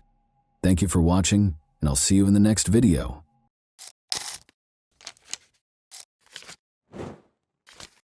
Hey guys, welcome to my channel, and today we're going to take a look at another horrible case with you. After opening in 1954, the Fontainebleau Hotel quickly gained popularity among Miami's elite. Benjamin Novak founded it and oversaw the property until 1977. Bernice Novak, his wife, was a prominent figure in Miami's social life. In 1956, Bernice, a former fashion model in New York, and Benjamin welcomed their only son, Ben Novak Jr. Ben carried on his famous family's legacy while growing up in the glitz and glamour of this iconic American hotel, making use of his connections and power. Ben's life wasn't without its difficulties, even though his parents were famous and socialized with celebrities. He missed out on deep friendships with peers and frequently felt alone as a child because he was surrounded by adults. Many of his early experiences seemed to him to have been staged and fabricated by the adults in his life. He turned to comics as a means of escape, and Batman emerged as his favorite character. His early interest turned into a major passion as he grew older, and he eventually accumulated one of the biggest collections of memorabilia in the world, which included his very own Batmobile. Ben Novak Jr. inherited his parents' business sense in addition to their wealth. He was more than just a comic book fan. He was a clever businessman who loved what he did. He entered the convention industry with the intention of becoming well known because he was determined to establish his own identity apart from the family legacy. He continued to work in the hotel sector, organizing conventions with success and making good money each time. Unfortunately, he would ultimately meet a tragic end at one of these conventions. Ben, however, pursued a different interest prior to that depressing development. His life took a drastic turn when he met Narcissa, a stripper at a Miami strip club. He had a thing for strippers. In 1983, Narcissa Sierra Valise Pacheco relocated to Miami. Being the youngest of 6 children and the family favorite, she grew up in a rural part of Ecuador and was well protected by her older brothers. She married Angel when she was 17, and the two of them had a daughter, May Abad. The family moved to New York City when May was 4 years old, but Angel soon left Narcissa and their daughter after the marriage rapidly soured. Narcissa remained in New York as a single mother and put in a lot of effort as a seamstress, but she felt that a life of more luxury was her destiny.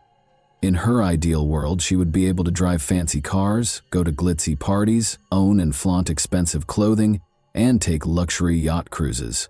Driven by this aspiration, Narcissa imagined a life devoid of worries about money and rent. But in the end, this dream would take her in a problematic direction.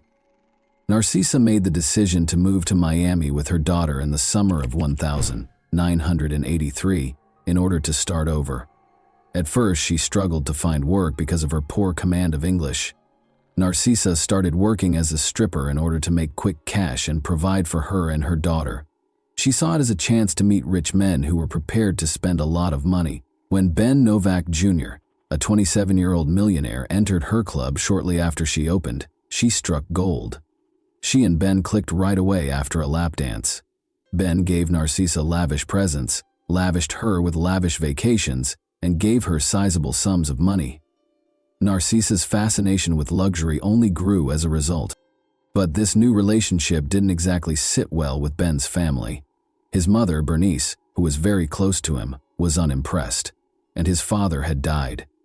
Ben's mother's disapproval of Narcissa did not stop him, even though they spoke every day and she had a big influence on him. Instead of marrying a stripper, Bernice had hoped he would wed a reputable Miami socialite. When Narcissa married Ben in 1991, she accomplished her goal.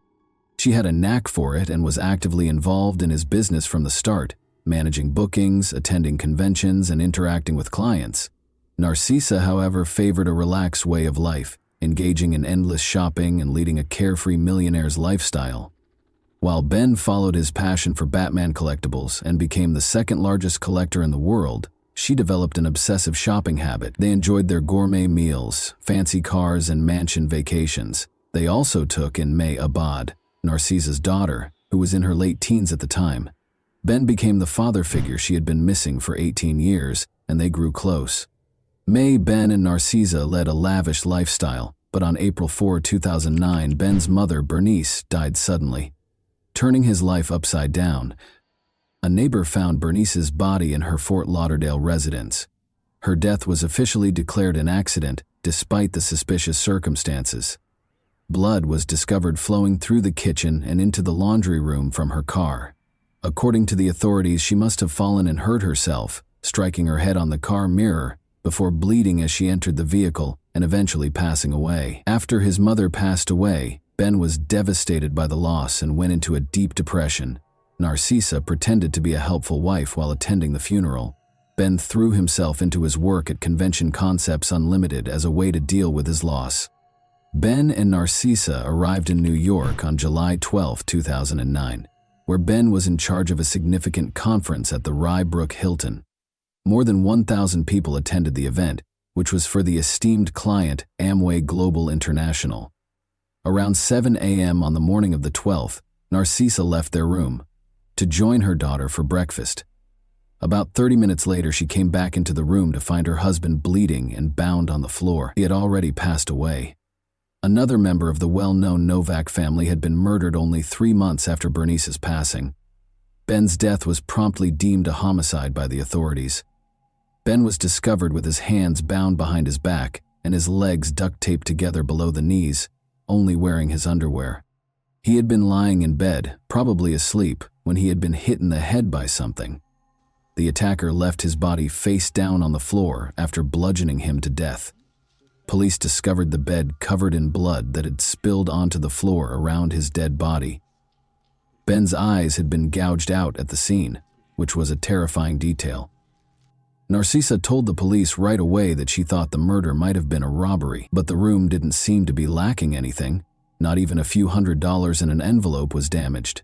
One would anticipate that valuables, particularly cash, would have been taken if it had been a robbery. Additionally, according to Narcissa, Ben had a recent heated argument about money with someone at a Comic-Con, and the other person had allegedly threatened him. Lead detectives swiftly rejected it, despite the fact that they could find no proof for it. Investigators briefly looked into the Novak family's prior ties to the mafia, but quickly concluded that this approach was fruitless because Ben Jr. had no affiliation with organized crime. Rather, Narcissa was the subject of increased police scrutiny. Even though she was in control, she asked strange and inappropriate questions, like whether Ben might have had a heart attack and died. Given the graphic and brutal manner of his death, his body was bound and his head bludgeoned. This question raised eyebrows. At the station, Narcissa was taken in for additional interrogation. Her answers cast serious doubt on her version of what happened. She said that after returning from breakfast, she stumbled over Ben's body and screamed as she called the operator. Despite the blood-soaked room, she also claimed that she didn't recall seeing any blood, which ran counter to the police's account of the scene. She also mentioned sitting next to Ben and rubbing his leg, which seemed strange given that his head had sustained the majority of the damage. Suspicions were heightened by her inconsistency in failing to notice the blood. Additionally, investigators were attempting to ascertain how the murderer entered the room. The hotel's electronic door locks tracked each key's usage by date and time, and Narcissa was the only one with a key. The last time the key was used, according to the hotel's records, was 11:30 p.m. the previous evening and was only used once more when Narcissa came in at 7:30 a.m. following breakfast. The key had no other applications. A hotel witness also claimed to have seen a woman who fit Narcissa's description strolling around with 2 men. When the police questioned Narcissa, she denied this. Detectives became more and more certain that Narcissa was responsible for Ben Novak Jr.'s murder as the investigation went on. Their suspicions were confirmed by Mayabad, Narcissa's daughter, who disclosed that her parents' marriage was strained. She clarified that, despite being married, Ben continued to engage in stripper activities due to his struggles with infidelity. May implied that Narcissa's anxiety was more related to the possibility of divorce than jealousy. Narcissa knew that a divorce would cost her the way of life she had become used to, so she was terrified that Ben would leave her for another woman. This was a legitimate fear. Narcissa hired men to break into her and Ben's house in 2002 as part of a home invasion plot. For 25 hours, they held him captive while he was restrained.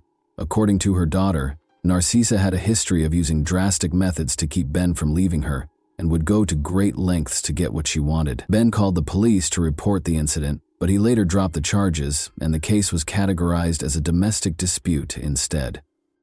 Detectives still did not have enough evidence to charge Narcissa, even with the growing suspicions and evidence against her. After questioning, they chose to send Narcissa and her daughter back to their hotel. May begged her mother to tell the truth during this time. In response, Narcissa reminded her daughter of their relationship but gave no other details. Police were called to the Novak residence for a reported domestic disturbance 3 days after Ben was killed. May Abad clarified that she immediately went to the house to look for evidence against her mother after returning from New York. Narcissa found her while she was looking through documents and used a crowbar to attack her, accusing her of betraying her country. According to Narcissa, she grabbed the crowbar in self-defense after May started the fight and attempted to start a fire. The Fort Lauderdale home of Novak was searched by police. They confiscated 5 rolls of duct tape, documents, computers, bills, and security tapes. May, worried that her mother might inherit her stepfather's estate, hired a lawyer to freeze the estate as the investigation surrounding Narcissa Novak became more intense. She also got in touch with the detectives in New York a few months later to offer more proof. Narcissa knew that Ben was having a serious affair with Rebecca Bliss, a porn star, in 2008. May claims that Ben's declarations that he intended to leave Narcissa caused her mother to become extremely alarmed. May thought that Narcissa's murderous intent was motivated by the possibility of divorce. Narcissa did not like the prenuptial agreement, which stated that she would only get $60,000 and give up any claim to Ben's millions in the event of a divorce. Ben's will left his mother the majority of his assets, so even if he died, Narcissa would still lose out. But there was uncertainty about Narcissa's possible inheritance, because his mother had only passed away 3 months prior. The police also questioned Cristobal Veliz, Narcissa's brother. He claimed that Narcissa's daughter May Abad was the murder's mastermind. Cristobal implied that there was a cover-up behind May's tardiness in disclosing Ben's affair with Rebecca Bliss. Narcissa told the FBI that she had found explicit love letters from Ben to his stepdaughter May, which further complicated things. According to Cristobal Veliz, he could demonstrate that May Abad had framed her mother and hired a hitman, Alejandro Garcia, to kill Ben.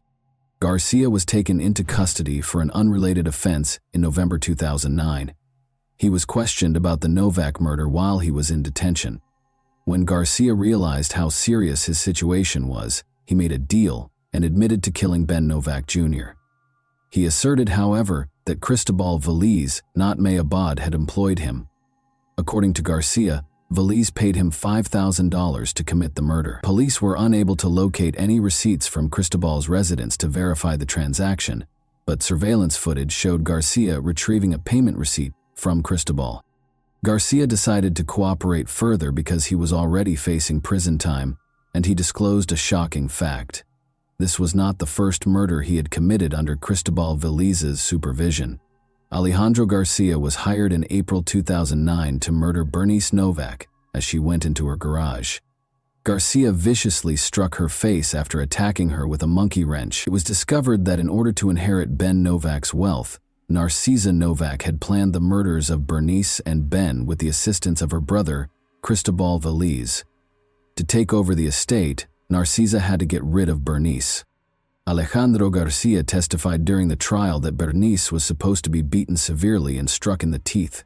While Ben was asleep on the morning of July 12, 2009, Narcissa opened her husband's hotel room to Garcia and Joel Gonzalez. They started attacking Ben after she led them to his bedside. Narcissa told one of the men to gouge out Ben's eyes and gave Garcia a pillow to muffle Ben's screams. Garcia's testimony aligned with the police-discovered evidence. A rumpled photo of Narcissa's daughter May Abad was discovered in Garcia's pocket upon his arrest, indicating that she was also a target. Cristobal and Narcissa had also plotted May's murder. Police questioned why Ben's burial was delayed after his body was kept at the Westchester County morgue for 2 months. The investigation found that Narcissa was preoccupied with rifling through Ben's Batman collection, embezzling funds from his business accounts, and swaying bank tellers to gain access to his safe deposit box instead of attending his funeral. Narcissa and Cristobal were taken into custody for the killings on July 8, 2010. They were officially charged with the murder of Bernice Novak. Their trial started on April 23, 2012, a year later. Despite his decision to testify in his own defense, Cristobal gave a terrible performance. During cross-examination, he contradicted himself several times. Both Narcisa and Cristobal maintained their denials of involvement, even after video footage showed Garcia and Gonzalez monitoring the hotel, and phone records showed a 2-year correspondence between the two that implied premeditation. Ben had been preparing to leave Narcisa, according to Rebecca Bliss, his mistress, who testified. Rebecca disclosed that Ben was willing to improve their relationship after expressing discontent with his marriage. Every day, he assured her of his commitment to her and declared his love for her. Rebecca had previously been confronted by Narcisa regarding the affair, and she had turned down her offer of money to leave Ben. At one point, Narcisa even pretended to be Rebecca, which led to Rebecca's apartment losing power. Furthermore, Rebecca said that 6 months prior to Ben's actual passing, Narcisa had lied to her condo management by claiming that he was dead and therefore unable to pay rent. Narcisa threatened that no one else would have Ben if she couldn't, according to Rebecca. In an attempt to receive lighter sentences, Narcisa and Cristobal both tried to place the blame on the other during the trial. Cristobal was the main mastermind behind the killings, according to Narcisa's lawyer, who argued for a reduced sentence of 27 years. Cristobal continued to blame his niece May Abad as the main conspirator. In the meantime, Narcisa was found guilty on 12 of the 13 charges against her, while Cristobal was found guilty on 14 of the 15 charges, even though detectives had thoroughly investigated and rejected these claims. Narcisa's conviction resulted in her losing all claim to the inheritance she had hoped to inherit. The 2 sons of May Abad will now inherit Ben's estate. Evidence provided by the prosecution showed that Narcisa had paid her brother to employ 2 hitmen. According to the murderer's testimony, Cristobal had enlisted their help and given them instructions from Narcisa on how to carry out the assaults. Binding Ben and gouging out his eyes were among the instructions.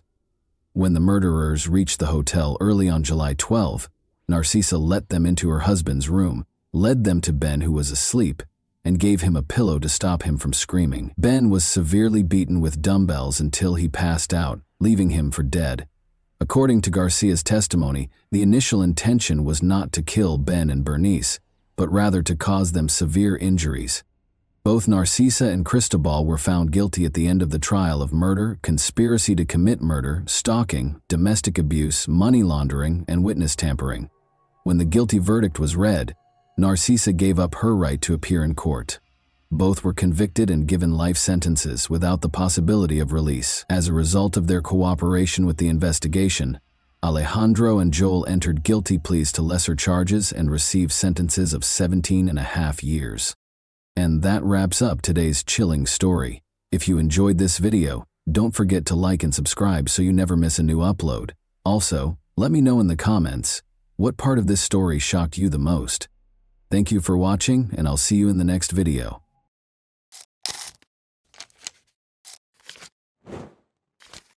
Hey guys, welcome to my channel, and today we're going to take a look at another horrible case with you. Today we'll examine what happened in the U.S. state of California in 2011. Daylene Carlson, a 23-year-old college student, relocated from Idaho to Stockton, California. She was looking forward to beginning a new chapter in her life while residing at her Aunt Maggie's house, but she never came home after going out to meet some friends on August 6, 2011. Beginning at 3:30 a.m. on August 7, her aunt called her multiple times but got no response. Worried, she informed the police about Delanilane's disappearance. To find the truth, detectives started an investigation and used CCTV footage. Delanilane was preparing to go out on Saturday night. Her cousin Cecily had plenty of time to acquaint her with the local nightlife, as college was still 3 months away. Cecily had a fever, so they stayed home instead of going to the Finnegan's pub to meet up with some more friends. Daylene had to return home by 1 in the morning after going to the bar by herself, but Maggie and Aggie started to worry when 1 in the morning rolled around and Daylene was still not home. Maggie repeatedly called Colleen Yaleen but got no answer. Maggie stayed up all night calling Colleen Yaleen's number every now and then, but, as before, her niece didn't answer. Maggie searched for a plausible reason why Colleen Yaleen hadn't come home. Dalanilian hadn't come home by morning, so she speculated that her niece might have spent the night at a friend's house. Maggie called the police when she realized she could not wait any longer. Despite receiving a report, the police believed Dalanilian had stayed at a friend's house following the party and would soon return. The investigators made the decision to hold off a bit longer. In the meantime, Dalanil's family started their own inquiry. On social media, they announced Dalanil's disappearance and urged anyone with information to get in touch with the police or her family. The day after Dalanil's disappearance, August 8, 2011, the police opened an official investigation because her family suspected something terrible might have happened because it was out of character for her to simply vanish without warning anyone. Her Aunt Maggie's home was the first location the detectives visited. They wanted to talk to Dalanil's relatives, see her in her room, and make sure none of them had anything to do with her disappearance. Danielle was a girl, like any other American. Her disappearance was extremely unusual, and she was young, attractive, and had big plans for the future. Detectives searched Dalanil's room, but they found no evidence that she had fled her house. Her room contained all of her possessions, as well as a few documents. Cecily took a picture of Dalanil wearing torn jeans and a brown and white striped top the night she vanished. Cecily informed Detective Dalanil that they had frequently visited the Finn Pub's pub in the past, and that Dalanil had planned to go there. The detectives then went to the bar to speak with the employees and perhaps obtain additional information. On the night Dalanil vanished, the bar manager recalled seeing her in the street at around midnight. He described what had happened that evening, but he could not think of anything out of the ordinary. Thankfully, security cameras were present. Surveillance footage can greatly aid an investigation, even though it might not give a full picture. 2 operational security cameras in the bar recorded hours of Saturday night activity. The detectives made the decision to obtain a copy of the recordings and go over everything back at the police station, because it would have taken a long time to go through the footage. This, they hoped, would allow them to find out who Dalanil had slept with, and more crucially, with whom she had left the bar. At first look, the tape appeared to be normal. On the street, young women and men congregated, smoking and chatting. It appeared to be a typical Saturday night in a pub, but they are drawn to one girl in particular. She's dressed in a striped top similar to the one from the day. Lean is wearing a striped top in the final photo. She goes back to the bar at 1:40 and 0 in the morning. Another security camera is located inside, in the corridor close to the restrooms. Photo 41 is watched by detectives. After 61 minutes, she was observed consuming alcohol. She might have been a bit more exposed than normal. In a hallway full of young men, she is the only woman. Every person in this video could be a suspect, and even if they are not, they might be a witness. Dalanil seems content and at ease as she watches the video. At 0:40 in the morning, detectives see a young man approaching her from behind and placing his arm around her waist, indicating that someone is about to approach too closely. A short while later, as she was going into the bathroom, a man with a beard and an outfit that was backwards passed her. Dalanil, who was not particularly disturbed by the young man's presence, also didn't seem very happy to see him. As soon as they saw this video, the detectives knew they needed to find this man, so they talked to her friends and neighbors. They discovered once more that Jason Gilley was the man who had Dalanil around his waist. Jason was well known to Dalan Cecily's cousin Cecily and her friends, who frequently got together at his house for an enjoyable evening. Investigators found Jason Gilley's home and spoke with him. They questioned him about where he was when Dalanil vanished that night. Jason clarified that he had planned to take Dalanil home after spending the evening with her, but he had to leave early due to his child's needs. Jason claimed that he came home by himself. He claimed that because his young son was ill, he left the bar at around 1 in the morning and got home at 1:30. He brought up another possible suspect. Jason suggested to the detectives that they should speak with Evangelisti.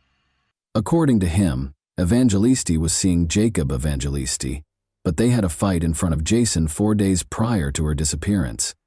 Because jealousy frequently leads people to act rashly, the detectives were interested in this information. Thus, they made the decision to learn more about Jacob Evangelisti. The investigators discovered some recent images of Jacob while searching through Dalanil's social media accounts. To find out if Jacob was present, they made the decision to watch the bar's security footage again. They changed the video at 1:06, when Dalanil left the eatery and went up to the man who was leaning against the wall. Dalanil's behavior appears to drastically change when he is around. She seems to be very upset about something, as evidenced by the vigorous hand movements. The investigators attempt to determine whether it might be her boyfriend Jacob, but the bright lights make it impossible to see his face. After a few seconds of their brief conversation, Darlene left, leaving the detectives to keep watching and trying to figure out who the mystery man was. They finally recognize him as Jacob Evangelisti when he turns to face the camera. During the interview, detectives brought Jacob Evangelisti in to be questioned. Jacob appeared to be quite upset. He was asked about his relationship with Darlene by the detectives, who specifically wanted to know when and how he had last seen her. Jacob claimed that he and Darlene had last seen each other at a bar. Jacob disclosed that Darlene had ended their relationship that evening at Negan's bar. "I had no intention of ending my relationship with Darlene," he said. To be honest, he was furious that she had ended their relationship. Darlene had left the bar without him, Jacob later said. He adamantly denied any involvement in her disappearance.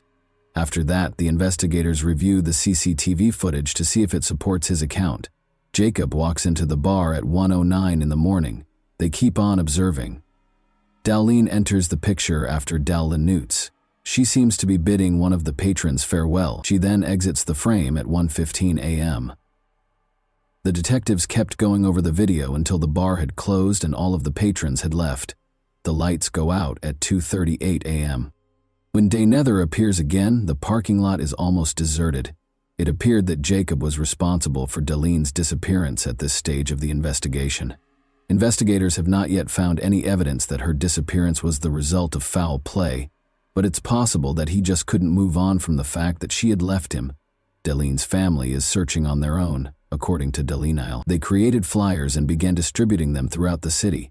They wanted as many people as possible to know about Darlene's disappearance. After she left the bar, she might have been spotted by someone. Detectives ask Evangelisti if anyone knows what happened to her at the stock station.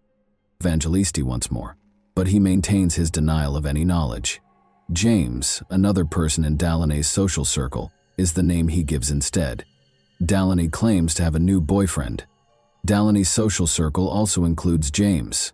They had a relationship, even though James wasn't Darlene's boyfriend. James was also a close friend, which was another interesting fact. Jason Gilly's pal. They actually shared the same home. Darlene's ability to enter into such a relationship and then vanish almost instantly afterward was highly intriguing. This sparked intense suspicion about James and the idea that he might have had something to do with her disappearance. James was asked to talk about his relationship with Darlene at the police station. Although he acknowledges that he and Darlene were romantically involved, he says he has no knowledge of the night she went to the bar. James had information he wanted to share, but he claimed to have been out of town when the police began looking into his alibi. He informed investigators that Darlene texted him to let them know she was with a new man after she disappeared. James verified that Darlene was there by showing the detectives his phone, which was Darlene's. Detectives came up with a new theory after she wrote that she was leaving the bar to go to a friend's party, but the friend's identity was still unknown. It is likely that Darlene had to visit the grocery store or the liquor store in order to continue the party. A list of 24-hour liquor stores has been compiled by investigators. Elis was the name of the store that was closest to Finnegan's. When detectives arrived, they discovered that a Darlene was equipped with security cameras. The security cameras recorded Darlene if she was there. The detectives began watching the security camera footage outside. When Darlene saw her walking into the store with a young man, their suspicion was confirmed. However, who was he? Since the video only captured his back, a precise identification was not possible. Darlene and her enigmatic companion purchased what appeared to be a bottle of alcohol as the detectives started going over the footage from the other cameras. At 1:31 a.m., they waited for them to leave the store before switching back to the exterior camera.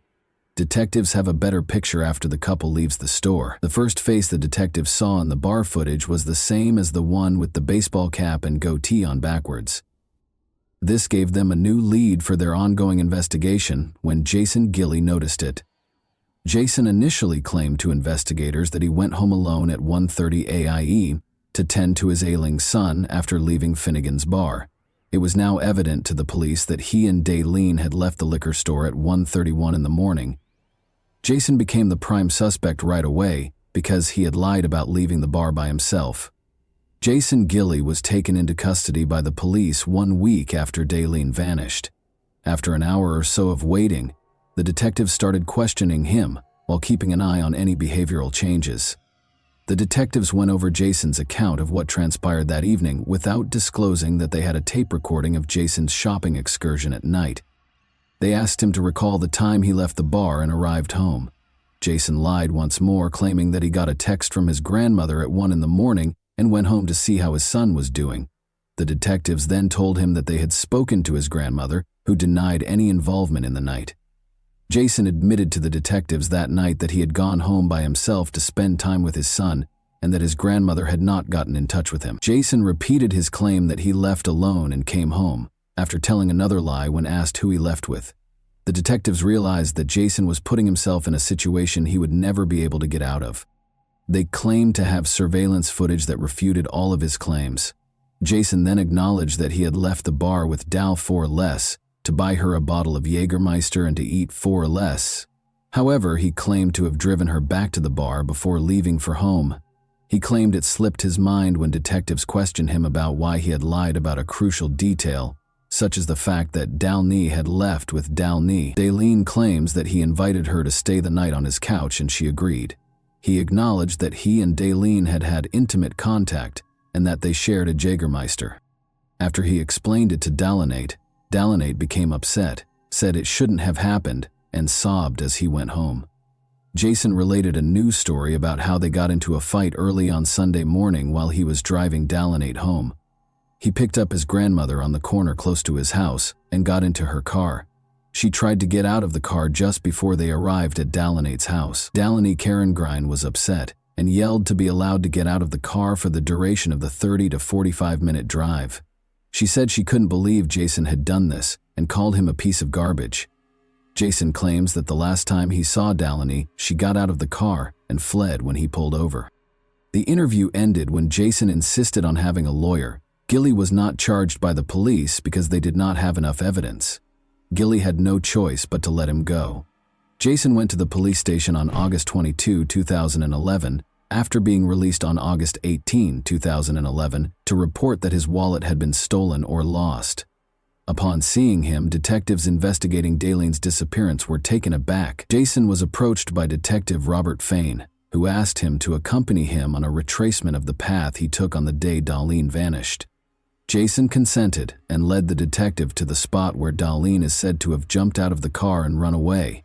When the detective questioned Jason about why he didn't try to apprehend her, Jason said that he had to return home because the car behind him was honking, so he got back on the freeway. Then Jason explained that he had been looking for Leanie Lean for 10 or 15 minutes, but he had to leave because his gas tank was nearly empty. To get gas, he drove to Stockton's Archie Road. The detective went to the gas station with no fresh leads.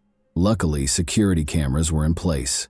There, at 10:46 a.m. on August 7, 2011, Jason pulled over at the gas station on Archie Road exit on Highway 99 in Stockton, according to surveillance footage. It had been 9.5 hours since he had last taken a video at the Daleen liquor store. Jason appeared to be acting normally at first, but the inconspicuous gesture caught our attention. Jason appears to be unclean. Jason's shirt and arm are covered in dirt. He seems to be shaking his shoulders at one point. This conduct seems very suspicious. Before leaving the gas station, Jason checks the passenger door before getting into his car and walking back to it.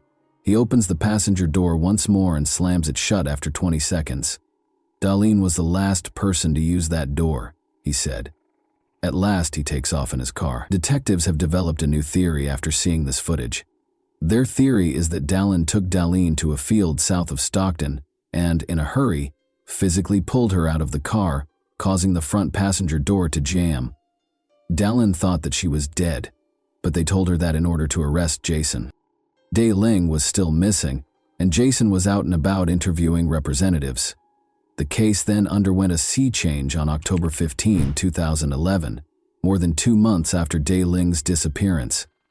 A farmer made a tragic discovery in a field 20 miles outside of Stockton. According to court documents on the 15th of 2011, human remains, later identified as Daleen, were found in a cornfield approximately 64 feet from Lone Tree Road in the Escalon. That afternoon, senior criminalist Sarah Yoshida of the Department of Justice was sent to the crime scene. A skull, ribs, jaw, vertebrae, and bones from the feet and legs were among the many bones discovered by Yoshida. She also discovered a clump of hair and a human torso. Cases of 522 caliber cartridges were discovered just southeast of the location of the human remains, and a black bra was discovered between the remains and Lawn Road. Dr. Bennett Omalu, the medical examiner for San Joaquin County, arrived at the crime scene at approximately 9 p.m. that evening. He ordered an 18-inch excavation of the ground beneath the body as soon as he saw it. After securing the soil in a body bag and x-raying it, we discovered 222 caliber bullets in the excavated soil. An AUI was conducted on Dayling's remains by Dr. Omalu. He claimed that Daylin was shot in the cornfield where her remains were discovered, and that either the bullets passed through her body and lodged in the ground just beneath her, or they remained inside the body and fell out as it decomposed. In either case, there was a gunshot wound to the backhead. Based on the location of the gunshot wound and the fact that Dalinaline's fingernails, jewelry, and nails were tangled in her hair, Dr. Dra Omalu believed that when Dalinine was shot, she had her hands and fingers wrapped around her head. Omalu came to the conclusion that Dalinine's death was caused by a gunshot wound to the head, with gunshot wounds to the trunk also playing a role. Additionally, he believed that her body's decomposition supported her death on August 7, 2011. In the murder of Dayling, investigators had a top suspect. Detectives also found that Jason had access to a Jennings 22.2 semi-automatic handgun that belonged to one of his relatives, according to court documents. The gun's involvement in Daline's shooting was verified by ballistics testing. Jason Gilley was arrested by authorities when he was eventually taken into custody. On the evening of Saturday, August 6, 2011, Daline went to a bar to meet some friends, and investigators developed their theory about what happened the night she vanished. Among them was Jason Gilley. Daline was convinced to come to Jason Gilley's house. On their way to Jason's house, they made a stop at a liquor store. This liquor store is where we last saw Dalini alive. Nothing seemed to be bothering her based on this footage, but after she and Jason left the store, things started to happen that ultimately resulted in her death. Dalini was naked when her body was discovered by investigators. Because of this, authorities concluded that she didn't want to have an intimate relationship with Jason, but he coerced her into doing so. That was the only plausible explanation. Authorities believe that Daline told Jason that she would report it to the police, so he put her in his car, drove many miles past her home, and then turned into a field where he killed her. However, the body's extreme decomposition made it impossible to verify that theory. Jason Gilley was found guilty of Daline's murder in November 2013 and given a life sentence without the possibility of release. He made an unsuccessful attempt to appeal the sentence. And that wraps up today's chilling story. If you enjoyed this video, don't forget to like and subscribe so you never miss a new upload. Also, let me know in the comments what part of this story shocked you the most. Thank you for watching, and I'll see you in the next video.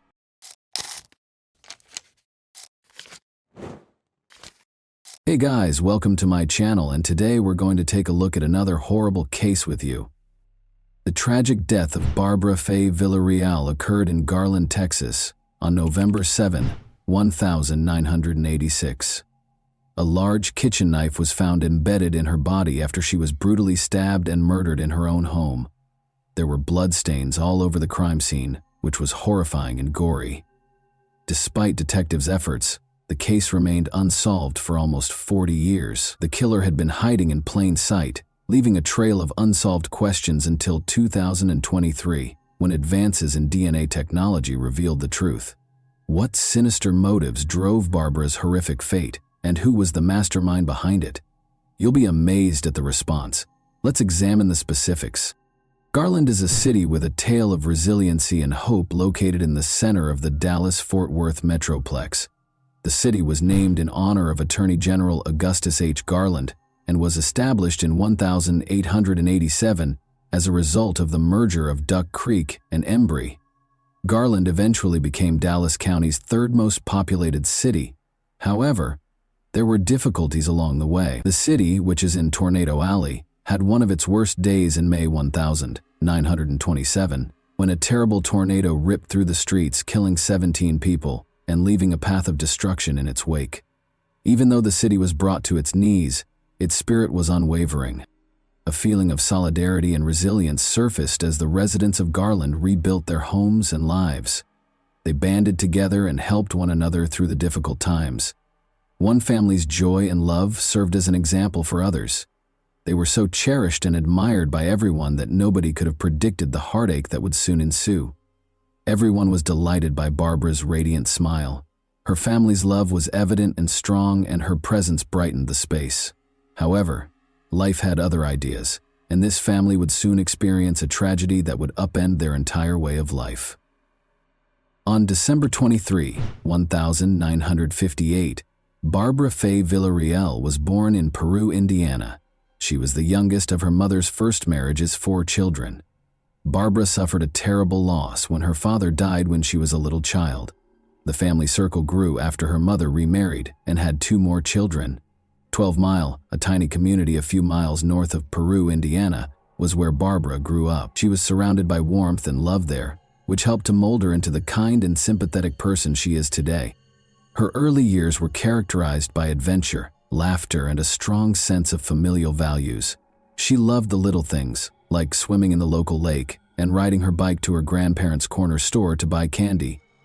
Her extended family, which included many cousins with whom she enjoyed sharing recipes and making memories, was always present on Sundays and holidays. At home, Barbara loved spending time with Kami, her faithful Pomeranian friend. As she matured into a young woman, her compassion, warmth, and understanding nature became increasingly apparent. Her heart was always willing to lend a helping hand to others, and her radiant smile could light up any space. Barbara married Domingo Diaz Villarreal on February 25, 1979, and the two of them created a life full of promise, love, and laughter.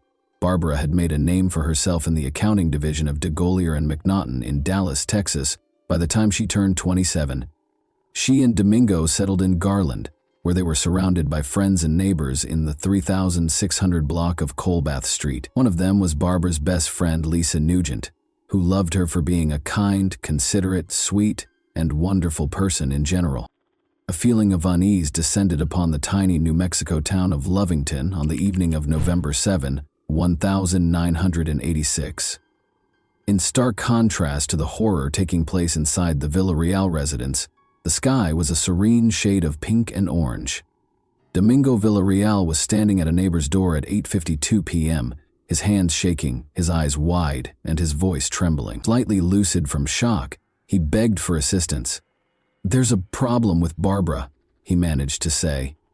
After the neighbor promptly dialed 911, emergency personnel reached the location in a matter of minutes. The house was illuminated by the flashing lights of the police cars and ambulances that occupied the street. Officers entered and were greeted by a sight that chilled them to the bone. Barbara was brutally stabbed several times, and a large kitchen knife was still embedded in her body as she lay lifeless on the floor. As a brutal reminder of the evil that had killed her, the knife appeared to mock the scene. In his first statement, Domingo claimed that 2 men had broken into their house, bound him, and pulled Barbara into a different room. He stated that when Barbara's screams shattered the night air, he was in the backyard. She was being held captive by 2 armed men when he hurried inside. Barbara was led to a different room by 1 man, and Domingo was able to flee after the other man made him perform a sexual act at gunpoint. The police listened carefully, but every second that went by made them more skeptical. Domingo's face looked emotionless and his story sounded scripted. Fueled by doubts and questions, the investigation got underway. What actually took place that fateful evening? Did Domingo commit the crime, or was he a victim? Although paramedics responded quickly, Barbara's injuries were obviously serious. Although it was later discovered that she had been dead for more than an hour prior to their arrival, she was declared dead at 9:50 p.m. The full scope of the horror was disclosed in the medical examiner's report. She had numerous stab wounds all over her body, each of which was a testament to the attacker's violence and rage. An investigation into a homicide was started. For the Garland Police Department, the initial investigation into Barbara Villarreal's murder was a difficult and complicated procedure. It was evident as soon as they got to the crime scene that this case would call for painstaking attention to detail and unwavering resolve. With furniture overturned and personal belongings strewn all over the floor, the house was in a state of chaos that suggested a violent struggle. Several areas had bloodstains, indicating Barbara had put up a valiant fight against her assailant. To record the scene, investigators collected blood samples, removed fingerprints from different surfaces, and took a ton of pictures. A big kitchen knife that was thought to have been used in the murder was sealed as evidence and sent for forensic analysis. Nevertheless, the technology available at the time made it difficult to draw firm conclusions from the evidence. It simply wasn't adding up. Something was missing. Police interviewed a large number of neighbors, friends, and family members in the days after the murder. Barbara was described by close friends and family as a loving, kind person who had no known enemies. Nonetheless, some claimed she had been involved in a few family conflicts, which made police wonder if there might have been a personal motivation for the crime. As investigators continued their investigation, they discovered startling information about the family. Although many saw Barbara and Domingo as a happy couple, others witnessed them fighting regularly and dealing with serious problems. Their relationship was viewed differently by those who knew them. At first, the police thought Domingo might be a murderer. He was exonerated following a rigorous interrogation, but the investigation came to a standstill because Domingo was no longer a suspect. They had no additional suspects, no evidence, and no fresh leads. The investigation stalled, and the police had no idea what to do next. A faint blood trail discovered outside the house was the only hint, but it didn't belong to Barbara or Domingo. Detectives were left wondering who could have committed such a horrible crime, because this enigmatic blood was the only indication that a killer was present. The loss devastated Domingo and Barbara's family. They struggled to find peace, as the graphic picture of her death tormented them. Fearing that anyone could be the victim of such a horrible crime, the community was also rocked. The suffering and uncertainty were exacerbated by the lack of answers.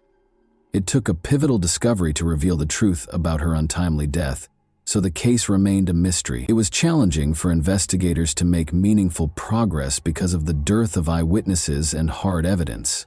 Blood samples provided no useful information, and fingerprints taken from the crime scene did not match anyone in databases that were currently in use. The police were left with a number of unsolved questions and dead ends. The case started to lose steam as the weeks stretched into months. The investigation's initial enthusiasm faded, and it encountered many difficulties. Despite their continued cooperation with the police and their intense desire for answers, Barbara's family's optimism for a speedy resolution started to fade. The case was never entirely dropped, even though there was no progress. Regular reviews were carried out by the Garland Police Department, which went over the evidence again and spoke with important witnesses again. The case was still unresolved, though, and there were no fresh leads or discoveries. 2 years later, in 1988, Domingo lost his life in a shootout in Mexico, bringing tragedy once more. Detectives learned a startling fact after his death. Domingo Villarreal had been using a stolen identity. Fingerprint analysis revealed that his true identity was Jesus Canales. Barbara's parents told police in 1994 that weeks after the murder, Jesus Canales had called them from Mexico and said he had killed one of the victims and was pursuing the other, Liborio Canales of Rodeo, Mexico. Domingo was charged with orchestrating Barbara's murder with the assistance of 2 family members, but because there was insufficient evidence, police were unable to draw any firm conclusions. Detectives also spoke with a neighbor who claimed to have discovered Domingo in her kitchen a month prior to the murder. Later, she realized her kitchen knife was gone. She verified that the missing knife was the same one when detectives showed her a picture of the murder weapon. The Villarreal case became one of many unsolved murders as the years went by. The police department, however, was adamant about solving the case and refused to give up. Public assistance was requested through media appeals. The investigation was given a much-needed boost when a cold case team was brought in to offer new insights and creative expertise. Every tip, no matter how small, was followed by the police department, which worked tirelessly. Over the years, Garland police detectives and the FBI followed up on a number of leads in Mexico and the United States, officials said. However, no noteworthy discoveries were made until 2022. A major development in 2022 was brought about by advances in DNA technology. Detectives were able to re-examine the evidence with new eyes thanks to this creative tool, which gave the investigation new life. Investigators were able to use extensive public genetic databases to find possible relatives of the suspect through investigative genetic genealogy, which blends DNA testing with conventional genealogical research. Detectives could gradually identify the criminal by comparing DNA samples taken from the crime scene with these databases. The potential reward was huge, but the process was time-consuming. Barbara's family and everyone else who had suffered the loss of a loved one to violence had hope because this potent tool had already solved a number of cold cases across the country. Police reopened the Villarreal case in 2022. The case was about to take a drastic turn, and the possibilities seemed endless with the development of DNA technology. Now, investigators could examine small samples, make connections between disparate pieces, and find buried clues. The Garland Police Department used cutting-edge DNA technology to solve the long-standing mystery in 2023, a year filled with revelation. Surprisingly, a DNA sample from the crime scene was matched to Liborio Canales after police retested every sample. Investigative genetic genealogy, which followed Canales' family tree and helped identify him as the suspect, made this discovery possible. An incredible twist came to light after more research. Domingo Villarreal had a brother named Liborio Canales. Even more startling was the fact that Jesus, Domingo had never told Barbara or the police that he had a brother.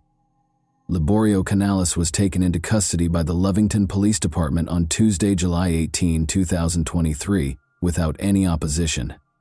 On a federal murder warrant, he was arrested and checked into the Lea County Detention Center. It was found by the police that he had left the country 2 days after killing his sister-in-law, Barbara. He had come to the United States from Mexico to celebrate his birthday with his family, not realizing that he was being pursued by police, which is why his arrest was successful. Authorities in New Mexico and the Garland Police Department worked together to make the arrest. Investigators had been following Canales around, and they quickly caught him when he crossed the border.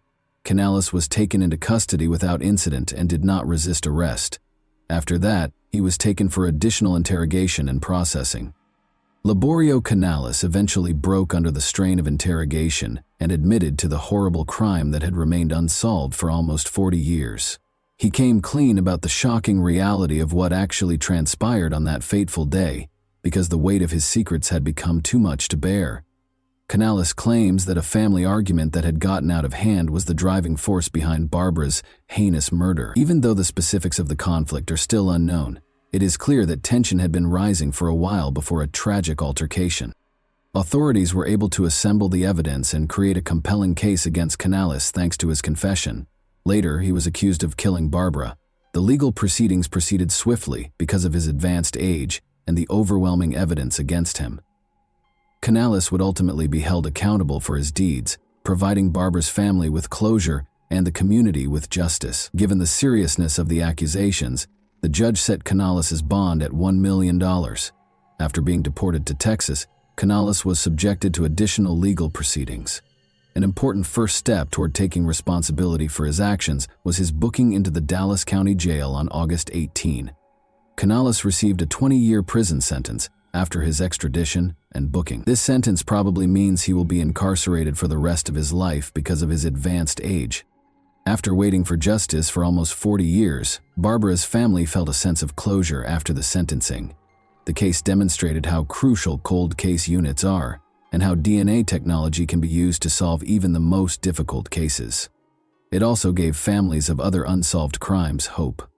According to Barbara's mother, the way the Villarreal case was resolved had a big influence on how investigations were conducted. The Barbara Villarreal case serves as an example of the effectiveness of tenacity and creativity in criminal investigations. Through the unwavering efforts of law enforcement and the revolutionary potential of DNA technology, a cold case that appeared destined to go unsolved was turned into a tale of justice. The knowledge gained from this case will continue to direct and motivate those committed to cracking cold cases and providing closure to families as we move forward. And that wraps up today's chilling story. If you enjoyed this video, Don't forget to like and subscribe so you never miss a new upload. Also, let me know in the comments, what part of this story shocked you the most? Thank you for watching, and I'll see you in the next video.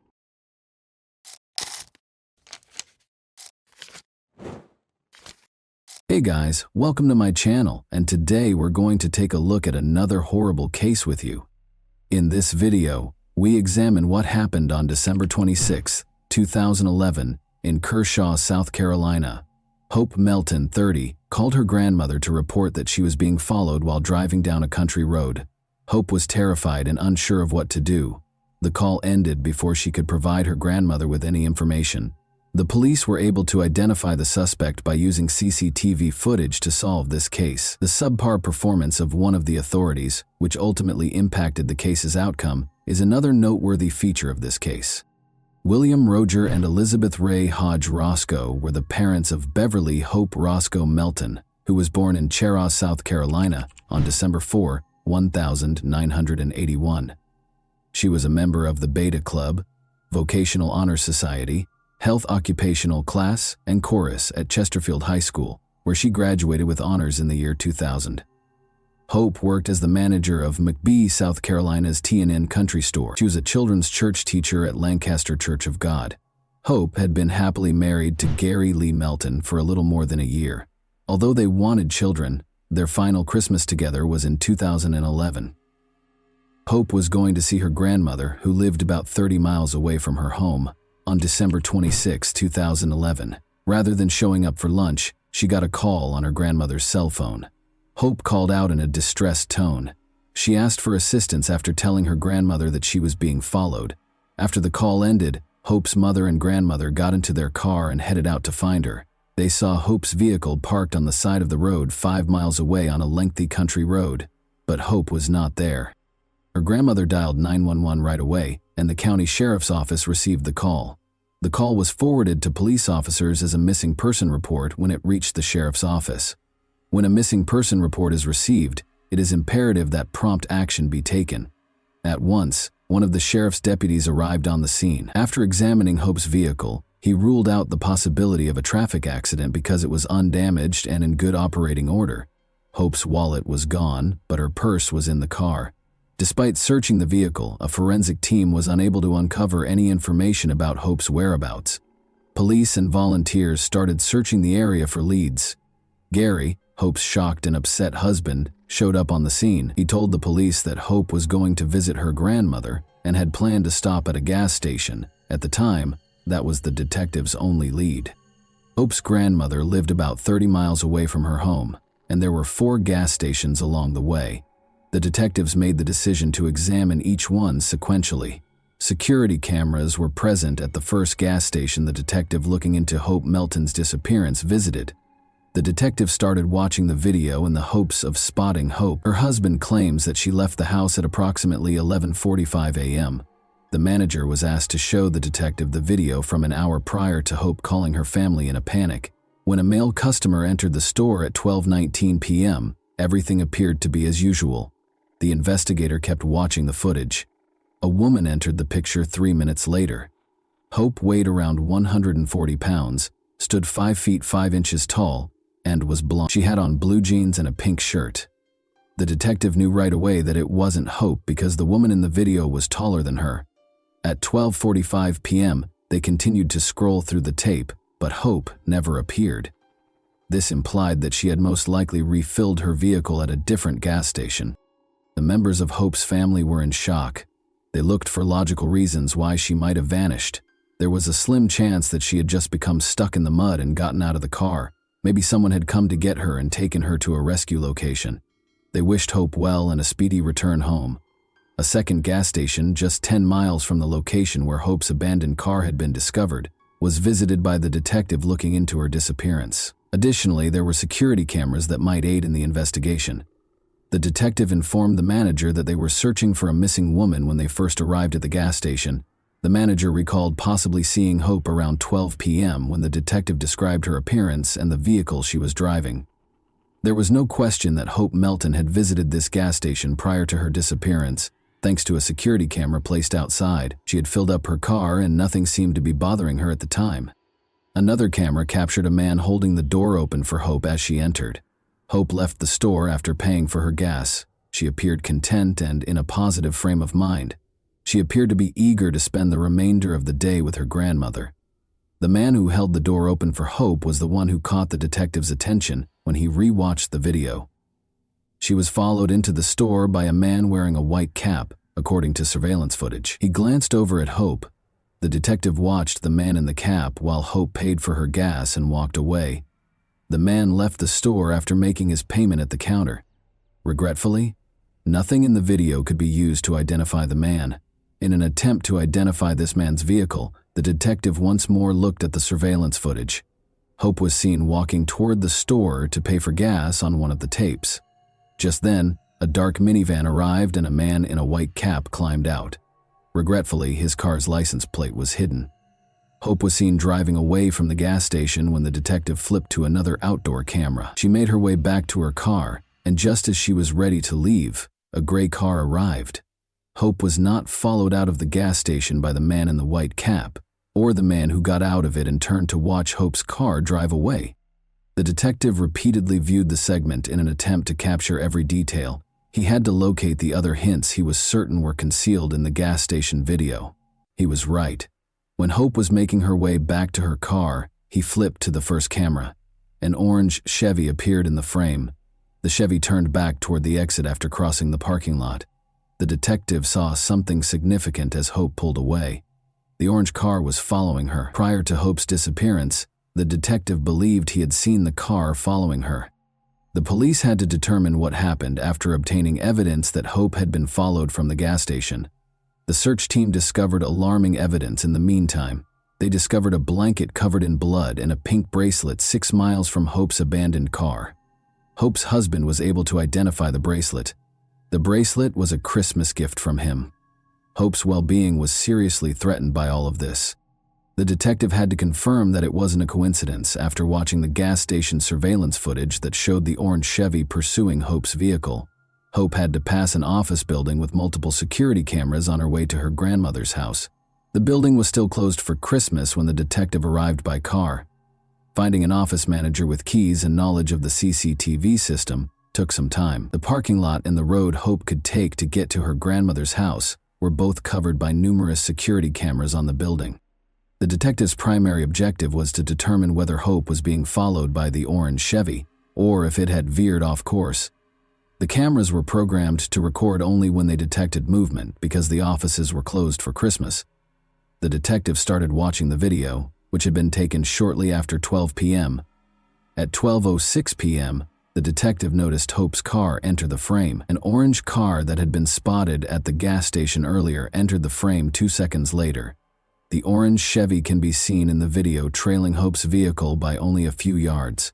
Hope's car was discovered in the woods, and both cars were traveling north toward the road.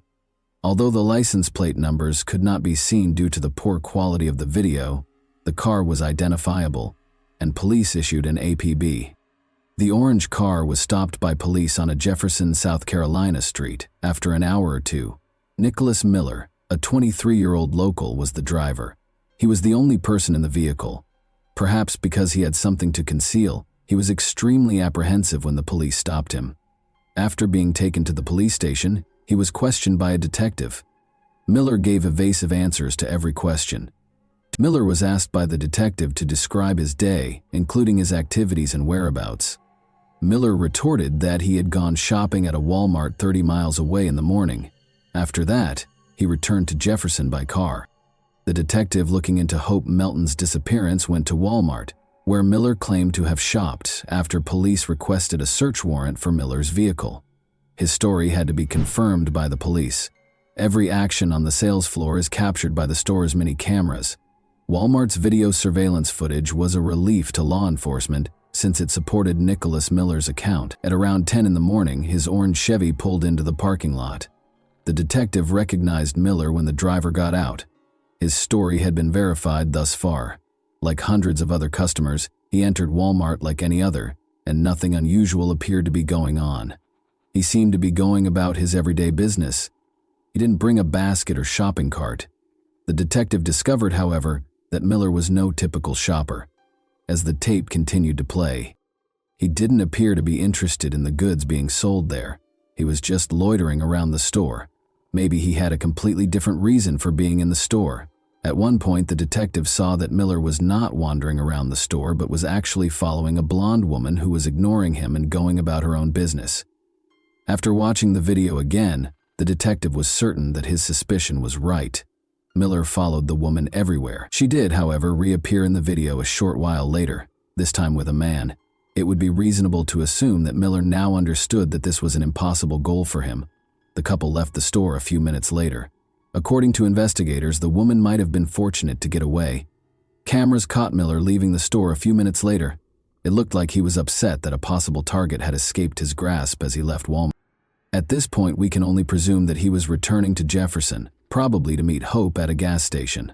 Although Hope's family had hoped she would return home safely, it became evident that something horrible had happened to her when police were able to obtain a search warrant for Miller's vehicle. Forensic investigators discovered blood spatter on the driver's side bumper and the passenger side fender while inspecting the vehicle. Hope's wallet was also discovered in Miller's vehicle. The decision was made to question Miller once more in light of the new evidence. It's crucial to remember that Chesterfield County Sheriff Sam Parker conducted the interrogation. Keep that name in mind, it matters.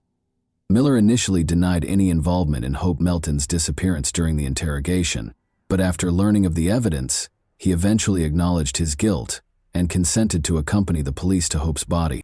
14 miles from the location where Hope's car was discovered, Miller guided investigators to a secluded turkey farm. She had no clothes on and was face up on her back on the ground. The scene was absolutely horrifying. There was nothing Miller could explain with regard to his actions. The discovery of Hope's body was communicated to her family. Those who knew and loved Hope Melton were forever altered by what had happened to her. Police were now able to piece together what had happened before Hope died. Miller recently broke up with his girlfriend, investigators found out. We'll never know for sure, but they think this might have contributed to his nervous breakdown. Miller noticed Hope filling up her car at the gas station. He made the decision to go after her at that crucial juncture. She was looking forward to a great day with her grandmother after having a great Christmas with her family. She was unaware that she was being followed. Hope called her grandmother as soon as they arrived at a backwoods road because she knew she was in danger. Miller acknowledged that he had pulled Hope out of her car, pushed her off the road, and pushed her into his vehicle. After he drove her into the woods and tore off her clothes, you can probably guess what he did next. Miller made an effort to hide. After bringing Hope to a turkey farm, he killed her with a baseball bat and disposed of her body. Hope's chance encounter with the monster ended tragically after she stopped for gas. It is incomprehensible to humans. Prior to the trial, Nicholas Miller was charged with several counts. Police received horrifying evidence from his ex-girlfriend's photos. Only a few hours prior to his abduction of Hope Melton, Miller had pursued her in his orange Chevy. We must now learn more about Chesterfield County Sheriff Sam Parker. He plays a crucial role in this case, as I indicated before. I'll tell you why Parker was let go from the police department. According to officials, Parker provided uniforms, badges, and weapons to civilians, gave inmates preferential treatment, and took property meant for the sheriff's office for himself. In return for 2 prisoners working on his property, Parker let them live and sleep outside the jail. With the former sheriff's knowledge, the prisoners had access to phones, the internet, and an unlimited number of unattended visitors while they were sleeping in the armory. Additionally, prosecutors claimed that Parker provided special treatment to jail inmates, including alcohol and unsupervised visits with women. They were permitted to eat at restaurants and shop. The prisoners allegedly worked on the home and personal belongings of the former sheriff in return. The former sheriff was put on trial as a result. Mike Lee, who was serving a 15-year sentence for arson, testified against the former sheriff during Parker's trial. According to Lee's testimony, he was able to outfit his cell with a refrigerator, a new mattress, and flat-screen TVs while he was incarcerated in Chesterfield County. Lee used his own funds that were sent by family to buy the items. In addition to being permitted to buy and wear ordinary clothing rather than his jail uniform, Lee informed jurors that he would have lunch with deputies. Lee claimed to have had access to phones, the internet, and a Facebook account while working at one of the county's impound lots. Lee eventually left the jail to live in the sheriff's armory, where he hosted a birthday party where guests drank alcohol and ate filet mignon and had sex with a female visitor. Isn't it incredible that an inmate would throw a party at the sheriff's office? Post your thoughts about it in the comments section. Lee claimed that while he was in Chesterfield, he was able to visit his wife and child in Mount Pleasant by private jet from Charleston. Lee also testified that a deputy in a marked sheriff's car took him and another prisoner to Florence, South Carolina, so they could have lunch with a female friend. By working at Parker's house, attending church with Parker, and giving Parker's daughter presents, Lee described how he got to know Parker very well. Parker was convicted in 2014 of 5 counts of official misconduct, 2 counts of providing prisoners with contraband, and 1 count of embezzlement. He received a 2-year prison sentence with the possibility of release. The former sheriff broke down in tears as the judge was about to sentence Parker, expressing regret to his family, friends, and the residents of Chesterfield County. Parker expressed regret to his family for embarrassing them and to his fellow police officers following the verdict. Miller confessed to the crime and guided the police to Hope Melton's body after being questioned by Sheriff Sam Parker, as I previously stated. Miller was facing the death penalty, but prosecutors were unable to pursue it due to the sheriff's actions. In actuality, the sheriff assured Miller during the interrogation that he would not be executed if he confessed to the crime and told Hope Melton what had happened. Making such a promise to a suspect was beyond the sheriff's authority. Miller confessed to the crime because he trusted the sheriff. Sheriff Parker jeopardized the case by doing this. Former Chesterfield County Sheriff Sam Parker seriously jeopardized the case, according to a statement from Solicitor Dan Johnson. Johnson claimed that Miller's confession was obtained by Sheriff Parker under the false pretense that he would not pursue the death penalty. Johnson stated in the release that all statements made in reliance on Sam Parker's promise of leniency, which was used to coerce Nicholas Miller's confession, would be appropriately suppressed at a trial in this case due to Parker's egregious misconduct.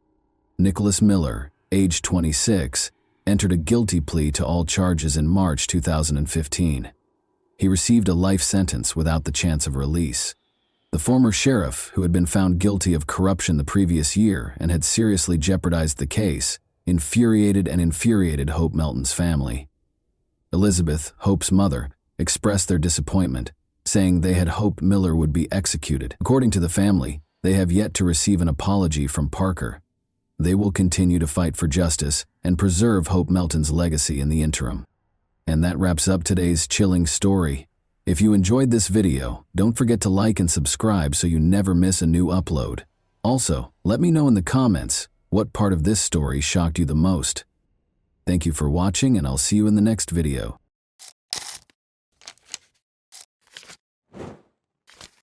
Hey guys, welcome to my channel, and today we're going to take a look at another horrible case with you.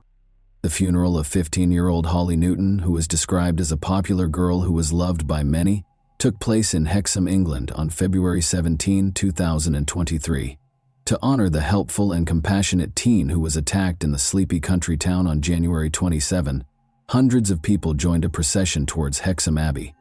Some people are just too good for this world, and Holly was one of them. Michaela Trussler, Holly's mother, said to mourners at her service about her shy daughter who loved to perform for others.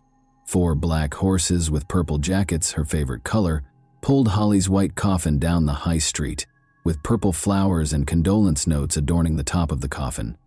A single read, "Till we cross paths again, sweet Holly in the sky, rest soundly. I will always love you." Therefore, we will examine events that occurred in England in 2023 today. When Holly Newton's story made the news on television, she was only 15 years old. Detectives obtained disturbing CCTV footage that showed Holly's final moments while they were looking into what had happened to her.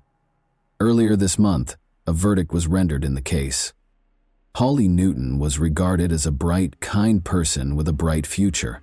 According to her family and friends, Holly was a kind and considerate young woman who had a positive impact on everyone around her. Holly, who was well known for her gregarious nature, enjoyed socializing and hanging out with friends. She was able to quickly establish common ground with others thanks to her amiable manner. Holly was a quiet girl with a strong moral compass who enjoyed dancing. According to her mother, Holly Newton and Logan MacPhail first connected through their participation in Army cadets. a youth organization that offers military training and activities to young people. This setting frequently brings together individuals who share interests in outdoor activities, discipline, and teamwork. They started off as a normal adolescent couple. They spent time together in social circles and with similar interests. But as their relationship developed, Logan's domineering behavior made it more and more problematic. His insistence on always knowing Holly's location and his meddling with her social media accounts were just two examples of how this control showed up. According to reports, he altered her passwords to restrict her social interactions, which is a classic indication of controlling behavior, in which one partner tries to control the other. Family and friends have observed Holly growing more and more alone. Holly initially continued to date Logan in spite of these warning signs, which is common among teenagers who might not completely comprehend or identify the warning signs of an unhealthy relationship. Holly's first and only boyfriend, Logan MacPhail, was described by her mother, Michaela Tressler, as a typical adolescent relationship with ups and downs. Logan stayed with Holly's family on the weekends. When Logan visited Holly's mother and stepfather, they were unaware that he was acting like the good guy. But Holly and Logan's relationship issues escalated like a snowball. Logan's increasingly compulsive behavior finally led Holly to decide to break up with him. He did not like the breakup. He struggled to accept it and grew even more obsessed with her. Michaela Tressler claimed that, although it was obvious that her considerate and loving daughter had grown up more than MacPhail, he had scared Holly and used emotional blackmail when she attempted to end their relationship. She added that MacPhail had been obsessed with Holly and believed that if he couldn't have her, then no one else could, and that I was unaware of the magnitude of the turmoil Holly was going through at the time. She also claimed that she was unaware of the emotional pain Holly was going through when she attempted to end her relationship with MacPhail, and that warning signs of his domineering behavior were not identified until it was too late. MacPhail reacted angrily to the split. Holly made it clear that she wanted to move on, but he still tried to control her life and started following her around town. On the evening of January 26, MacPhail showed up without permission outside her Halt Whistle home, and the police had to escort him back to his Bertley residence. In fact, Holly and her parents were scheduled to meet with the police to talk about their concerns regarding MacPhail. However, a tragic turn of events occurred when MacPhail showed up at their Halt Whistle home without permission and demanded to speak with Holly on the evening of January 26th-noon-middle hour. Michaela Tressler, Holly's mother, called Northumbria Police a mere. Holly pleaded for the meeting to be rescheduled so she could go out with her friends after school on January 27, which was originally planned for around 4 p.m. The police meeting was rescheduled for the evening, but Holly suffered a terrible incident just hours before the scheduled time. CCTV was used to reconstruct the events that transpired the day after MacPhail unexpectedly appeared outside Holly's home. He was unable to come to terms with Holly's breakup. He left school early the next day, carrying a kitchen knife in his backpack, and took the bus to Hexham, where he waited for Holly to leave town. He was wearing all black, with a baseball cap and black face mask to hide his identity. For approximately 45 minutes, MacPhail accompanied Holly and her friends as they explored a shopping mall and a recreation center. Additionally, he repeatedly called Holly's loved ones via voicemail in an attempt to persuade her to meet with him in person, while Holly went to a takeout place on the town's high street with the boy. Then he went up to her and asked if she would like to speak with him in an alleyway nearby. MacPhail followed him and then attacked Holly violently, stabbing her several times. Her friend left the store when he heard Holly scream and stepped in to stop him from getting stabbed in the leg and shoulder as well. On Friday, January 27, 2023, just after 5:10 p.m., police received a call reporting that a boy and girl had been severely beaten in the town center's Priest Popple neighborhood. Despite the efforts of medical staff, they were both taken to the hospital after emergency services discovered them in a nearby alleyway with multiple stab wounds. Holly passed away after 36 injuries. 6 days prior to the attack, she ended her relationship with MacPhail.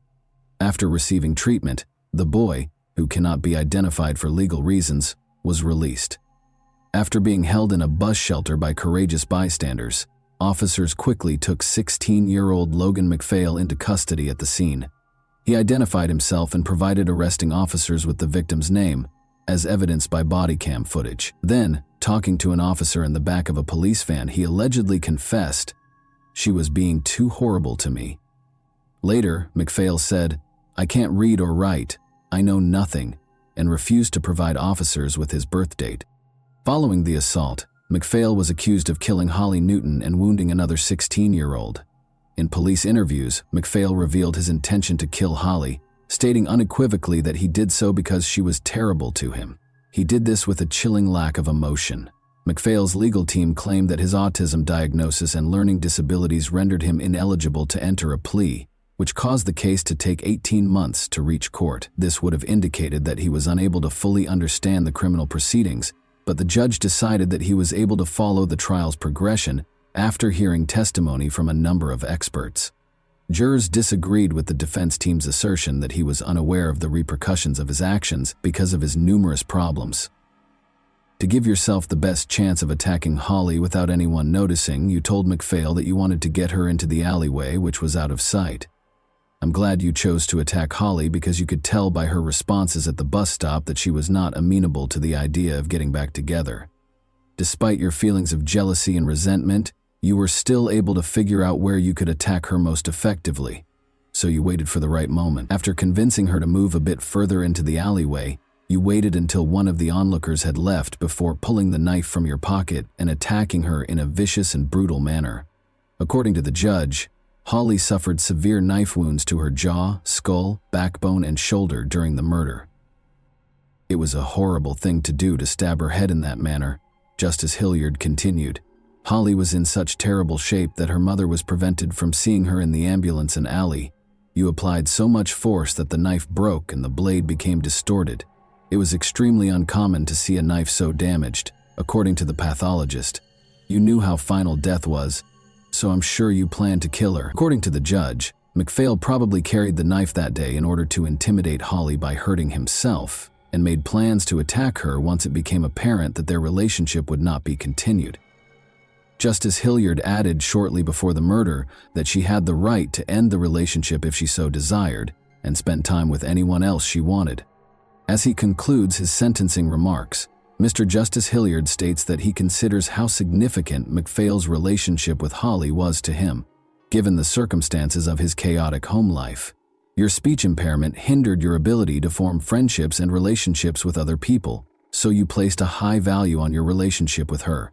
This made its ending all the more difficult for you to process and work through, the judge adds. He claims that although MacPhail has also apologized, he has attempted to place some sort of blame on Holly. The judge tells MacPhail that it was evident from your testimony to the jury that you had convinced yourself that Holly had mistreated you.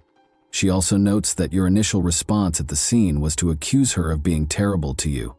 I believe that this belief lessens or moderates the amount of regret you felt prior to the verdict being announced. In a devastating statement, Holly's mother described the day she found out what had happened to her daughter. Despite having admitted manslaughter, MacPhail was found guilty of both murder and intentionally wounding the teenage boy. He claimed during his trial that he wanted to return some of Holly's belongings, including clothes, teddy bears, and slippers, but he had none of it with him when he was taken into custody. For willfully injuring a fellow young man who attempted to halt the assault, MacPhail received a life sentence with a minimum of 17 years and an additional 5 years. MacPhail was informed that he would only be released when it was safe to do so, even after serving the minimum sentence. Detective Darren Davies of Northumbria Police said following the sentencing that the case was truly devastating, and that MacPhail had cruelly taken away Holly's future. Naturally, nothing can undo the terrible things that happened that night. But I hope the outcome today will give her loved ones a sense of closure so they can try to move forward. Detective Davies added, the choices he made that evening have permanently altered the lives of countless people, and he will now have plenty of time in his cell to reflect on that. Given the suffering this incident has caused so many people, we would implore everyone to reconsider carrying a weapon of any kind. And that wraps up today's chilling story. If you enjoyed this video, don't forget to like and subscribe so you never miss a new upload. Also, let me know in the comments, what part of this story shocked you the most? Thank you for watching, and I'll see you in the next video.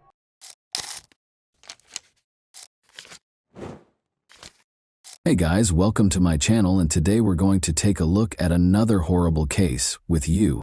This video examines the events that occurred in the U.S. state of Washington in 2001. The mother of 8-year-old triplets, Dana Laskowski, 36, was discovered in her own home lying face down on a couch. It was a complicated mystery with multiple suspects for the police. Dana's ex-husband, her boyfriend, and other men were all investigated by detectives. However, this story had an unexpected conclusion, and Dana's family was shocked by the revelation of the truth. Dana Laskowski lived in Puyallup, Washington, a charming, peaceful city with tree-lined streets and nature trails. In 2001, although Puja has a low crime rate and is a safe city, on a typical August 2001 day, police receive a disturbing call regarding one of the city's newest residents. Dana was supposed to get to work at 7:30 a.m., but she never did. She was watching 2 doctors. She is very responsible, so this was really out of the ordinary for her. The police were contacted by her employers to inquire about her well-being. The police showed up at Dana's house at 11 a.m. to check on her. There was no response when they knocked on the door. The back door was open, so they chose to enter the house even though they had checked the perimeter and the windows and saw nothing out of the ordinary. Dana was discovered by the officers under the covers on the living room couch. Her other hand was behind her back as she lay with her head resting on her arm. Sadly, she had passed away. The body was briefly examined by police to check for wounds from gunshots or stab wounds. They saw injuries on her neck, but they didn't find any of it. She had been strangled, judging by the marks. Indeed, there are crime scenes with blood stains, a victim on the ground, obvious wounds, and possibly a mess everywhere. In Dana's home, that did not occur. Nothing was broken, and there were no weapons. When police turned Dana over, she was face down on the couch. They discovered dried blood around her ears and nose, as well as bruises on her neck. Dana was strangled to death, most likely by her own scarf, according to the medical examiner's ruling. In order to try to identify the murderer, police searched for any trace evidence, DNA, bodily fluids, or other items. Dana's body was in an awkward position on the couch. She wrapped one arm behind her back. She was in a face-down position. This indicated that she and the offender had engaged in combat. The person who did this was strong enough to overcome someone who was actually struggling for her life. It was clear from the facts that the offender was powerful. Dana was not killed, as evidenced by the abrasions on her elbows and knees on the sofa. Blood traces were discovered on the carpet in the living room after forensics applied luminol to it. This meant Dana had been killed on the ground. After that, the murderer picked her up, laid her down on the couch, and wrapped her in a blanket. Investigators hypothesized that the murderer was attempting to comfort Dana. In this instance, the fact that she was wrapped in a blanket might suggest that the offender was experiencing regret or guilt. It's possible that the murderer had feelings for Dana. The house wasn't broken into by a random burglar. When searching for suspects, it's critical to consider the possibility that this person knew her. Important information was obtained by the police following the autopsy. Detectives started interviewing neighbors, and one of them claimed to have heard a woman's screams coming from around 1 a.m. This gave police their first idea of the time frame. The medical examiner was able to estimate that Dana had been dead for a few hours before police arrived and had most likely died during the night or early morning hours of that day. Dana was probably dead by 7:30 a.m. because she had not shown up for work. Following the conclusion that Dana was murdered between 1 and 7:30 in the morning, the investigation probed further into her life in an effort to identify potential suspects.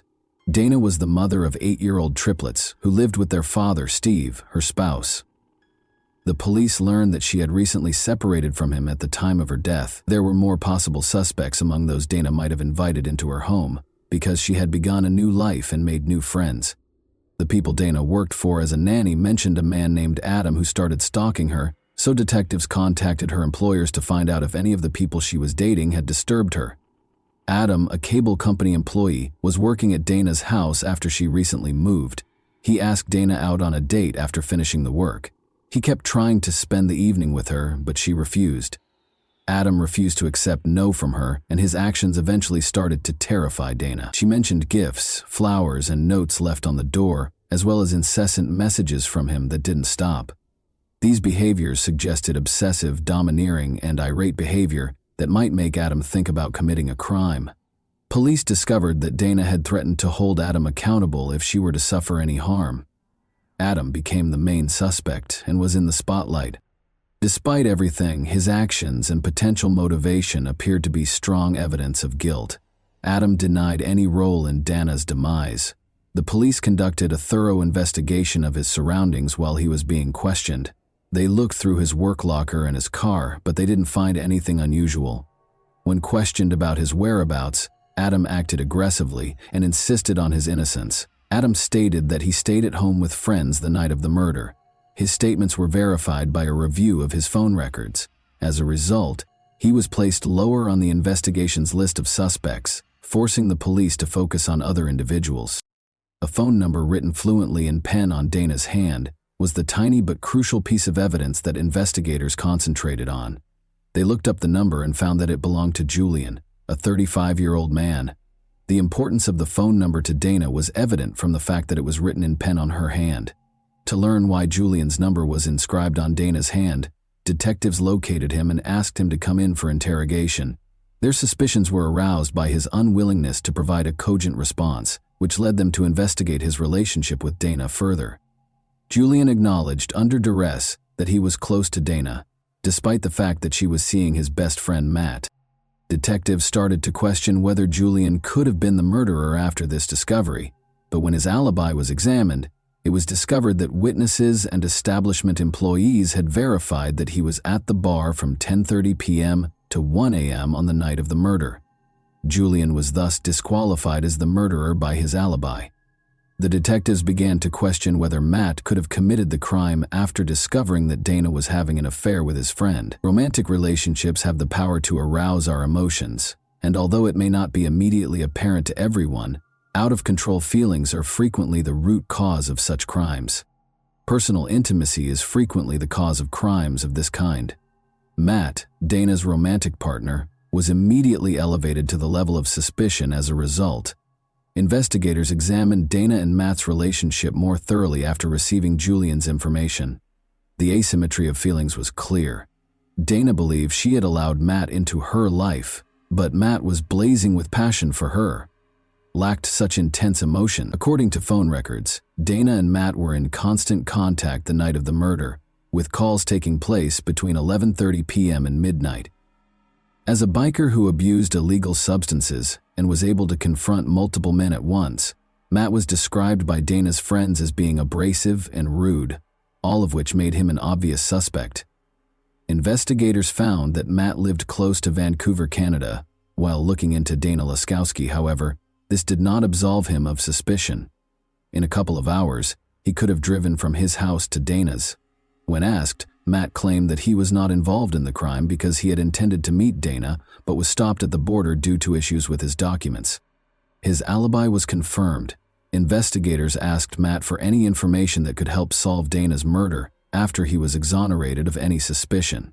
According to Matt, he had called Dana the night of the murder and observed that she appeared uneasy during their chat, which may indicate that someone was present in the house with her. Matt surmised that the unidentified individual might have been Steve, Dana's ex-husband. Dana had spent a portion of her life with Steve, so it was obvious that she needed to talk to him. Her triplets were his children. Breaking up is a tough experience, and depending on the situation, it can cause anger that can turn into murder. Maybe Steve decided to commit a crime because he was so furious after Dana left him. He might have committed murder out of passion, jealousy, or rage, all of which needed to be taken into account. When investigators started looking into Steve's identity, they discovered that he had given Dana a life insurance policy, which expanded the pool of potential explanations for what transpired to include financial ones. When Steve was brought to the police station to be questioned about his relationship with Dana, he seemed unusually distant and withdrawn, seen in his feelings. His emotions seemed to have been smothered. Another suspicious detail was discovered by the detectives during the interview. Steve's knees were abrasive, just like Dana's elbows and knees. Investigators thought that on the night of the murder, there might have been a disagreement between the two. Steve explained that he had sustained the abrasions on his knees while playing baseball when detectives questioned him about them, but according to one of the detectives there, who was a real baseball expert, those kinds of injuries were not typical of the sport. Steve was even more anxious after that, but did he have a chance to murder Dana? Steve responded that he was at home, 5 hours away from Puyallup, when asked where he was on the night of the murder. The following morning, he said, he put the children to bed, filled up the gas tank, and drove to a nearby campground. His explanation was intriguing. The triplets' absence from Dana's home the night she passed away could have been a coincidence, but it could also indicate that Steve had prearranged the entire situation. It took 10 hours to travel back and forth between Steve's and Dana's homes. If Steve had gone to Dana's house, investigators realized, he would undoubtedly need to stop at a gas station, so they gave careful thought to the possibility that he could have put the kids to bed, driven to Puyallup, committed the crime, and driven back. They looked into locations where he might have refilled up with gas and went back his potential path. Investigators removed Steve as a suspect after reviewing surveillance footage and examining areas of the road where his car might have been spotted. They were unable to find any concrete proof that Steve had made the trip. The investigation hit an impenetrable wall after all suspects were ruled out, which caused great frustration. The fact that Dana's body was covered in blankets seemed particularly strange, a behavior that amply demonstrated the unusual nature of the perpetrator. The investigators had reached a point where they had no viable suspect or explanation for the nature of the crime. In light of this, the police made the decision to enlist the FBI in the inquiry. Because the local police lacked the requisite experience to identify such specific signs, the investigators sought the FBI specialist's assistance in creating a psychological profile of the potential offender. After carefully examining the case, the FBI concluded that the crime was likely committed impulsively and in a fit of rage, revealing a disordered personality. The person who was in Dana's home that fateful night, according to experts, had no intention of killing her. They probably knew one another, spoke, and then he attacked in a fit of rage. The search had to be expanded after the police had already looked at the ex-husband, the boyfriend, and even the stalker. This crime was committed by someone. It was unclear who made the decision to expand the search for suspects in the Dana Laskowski case in light of fresh FBI information. Police were now searching for someone who could have lost control if provoked. Detectives examined the video footage from Dana's funeral in an effort to find fresh evidence. Finding out who was there and how people acted on this day of mourning was essential.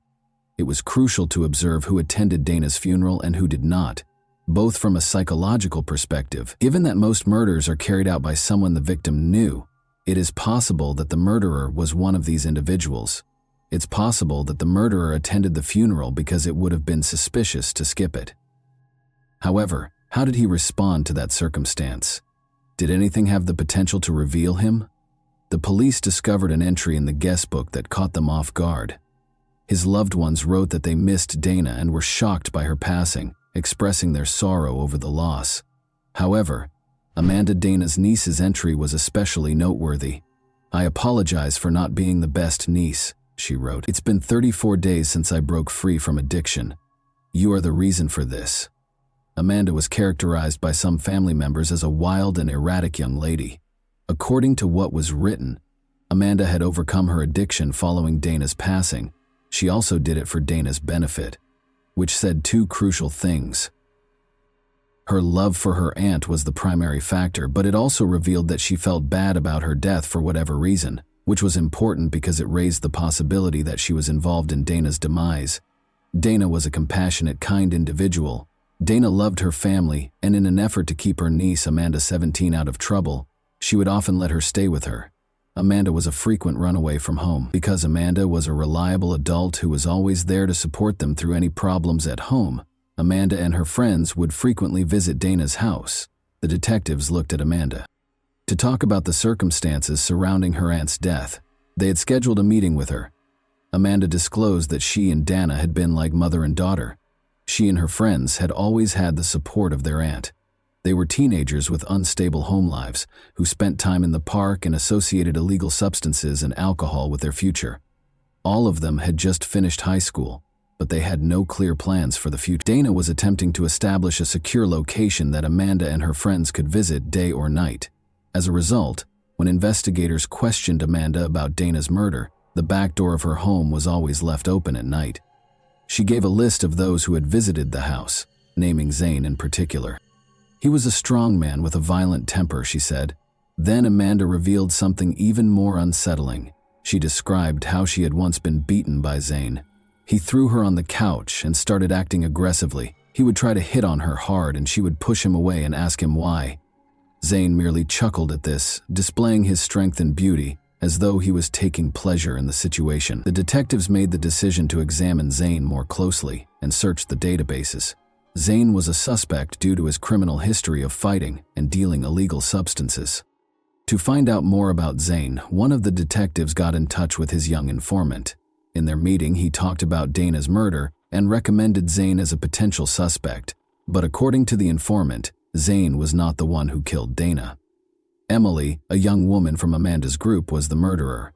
Emily Lauenborg, a 17-year-old drug user, lived close to Dana's home. Emily and Amanda had a close relationship. They might have even been best friends. After hearing the story, the detective started to question its authenticity. He couldn't believe that Emily, a 5'2" girl who was frail, could strangle a 36-year-old mother of 3. The informant responded that she was no longer the frail girl she had been. She had matured and gained muscle. Because she enjoyed wrestling men, she was known as the mutant. Emily wasn't your usual suspect, but as the investigation progressed, it became clear that she was the strongest of the problematic teenagers, impressing everyone, including the guys, with her physical prowess and wanting arm wrestling and even regular wrestling. Emily was taken to the station by the detectives to be questioned about her potential role in Dana's murder. After placing her hands on the table, Emily threw back her head and frantically looked from side to side before leaning forward and angrily telling her that she had been slandered. Emily was asked by the police where she was when Dana was killed. Emily and Amanda both stated that they were present at the party when the crime was committed. But around midnight, Amanda and Emily left the party, and the police were able to track them down. Consequently, they could have arrived at Dana's residence by 1 in the morning. Everything suggested that they were concealing something and were most likely involved in the crime. However, what had actually occurred? Was Emily responsible for the murder? The police were able to secure a search warrant for Emily's rented room because of mounting circumstantial evidence against her. Her private journal was one of the things confiscated. It had the usual entries of a 17-year-old girl, but it quickly disclosed surprising information. A wish list that included the desire to murder someone and escape punishment was one of the entries. Emily expresses her anger towards Amanda in a different entry, stating that she wants to strangle Amanda in the same manner that she strangled her aunt. Emily's guilt was confirmed by this startling discovery. The murder, Dana's strangling, and the intention to potentially strangle Amanda in a similar way were all described in the diaries. Crucially, detectives had not yet made public the news that Dana had strangled to death when they discovered Emily's diary. This further suggested that Emily was to blame for Dana's ordeal. Amanda was questioned by detectives once more and was accused of lying about the night her aunt was killed. They questioned why she had deceived everyone. After all, Emily stated that she wanted money and that she wasn't there under duress. Amanda couldn't stand it any longer and told the detectives everything she knew before they even got to Dana's house. Dana woke up as they walked into the living room and heard a noise. The sight of them startled her. Dana responded that she didn't have any money when they told her they needed it. Emily, however, was not happy with that response and asked Dana for money once more. Emily was gently nudged in the direction of the exit when Dana asked them to leave. Emily didn't like it though, and she wasn't going to put up with it. In front of Amanda, she launched an attack on Dana and strangled her. Emily refused to listen to Amanda's cries for her to stop. The fact that Amanda did nothing but watch Emily kill her aunt suggests that she either feared Emily or that it happened so fast that she was likely unaware of what she was seeing. Amanda's scream, not Dana's, was heard by a neighbor at 1 in the morning when Dana was killed. Emily covered Dana's body with a blanket and placed it on the couch. Before they left, they took what little money Dana had. Emily took a brief break to get a black shirt out of Dana's closet. Emily wore that exact shirt when she attended Dana's funeral. It was her display of power and authority. Motive was the question that the investigators were struggling with. Emily had expressed her anger to her friends about Amanda's constant abandonment of her for her aunt. Given their close relationship, Emily might have killed Dana in order to fully control Amanda. However, Amanda was given a plea deal and would not be imprisoned for her involvement in Dana's murder. After much deliberation, investigators decided that Amanda was needed as a witness because she had witnessed the murder and would have the right to remain silent if she were charged with a crime. As a result, Amanda became a witness and gave information about what transpired that fateful night. It was the vital data that the authorities required. However, because of Emily's unremarkable size, prosecutors were unsure they could convince a jury of her guilt and allowed her to enter a guilty plea to the lesser charge of manslaughter. After being convicted and serving 5.5 years in prison, Emily Lollenborg was released in 2008. She later moved back to Puyallup, changed her name, got married, and had kids. Locals will undoubtedly be concerned about Emily's freedom to roam the streets. Like serial killers who wear mementos of their crimes, she was dressed in the victim's clothing, having already killed once and never regretting it at the funeral. And that wraps up today's chilling story. If you enjoyed this video, don't forget to like and subscribe so you never miss a new upload. Also, let me know in the comments what part of this story shocked you the most. Thank you for watching, and I'll see you in the next video.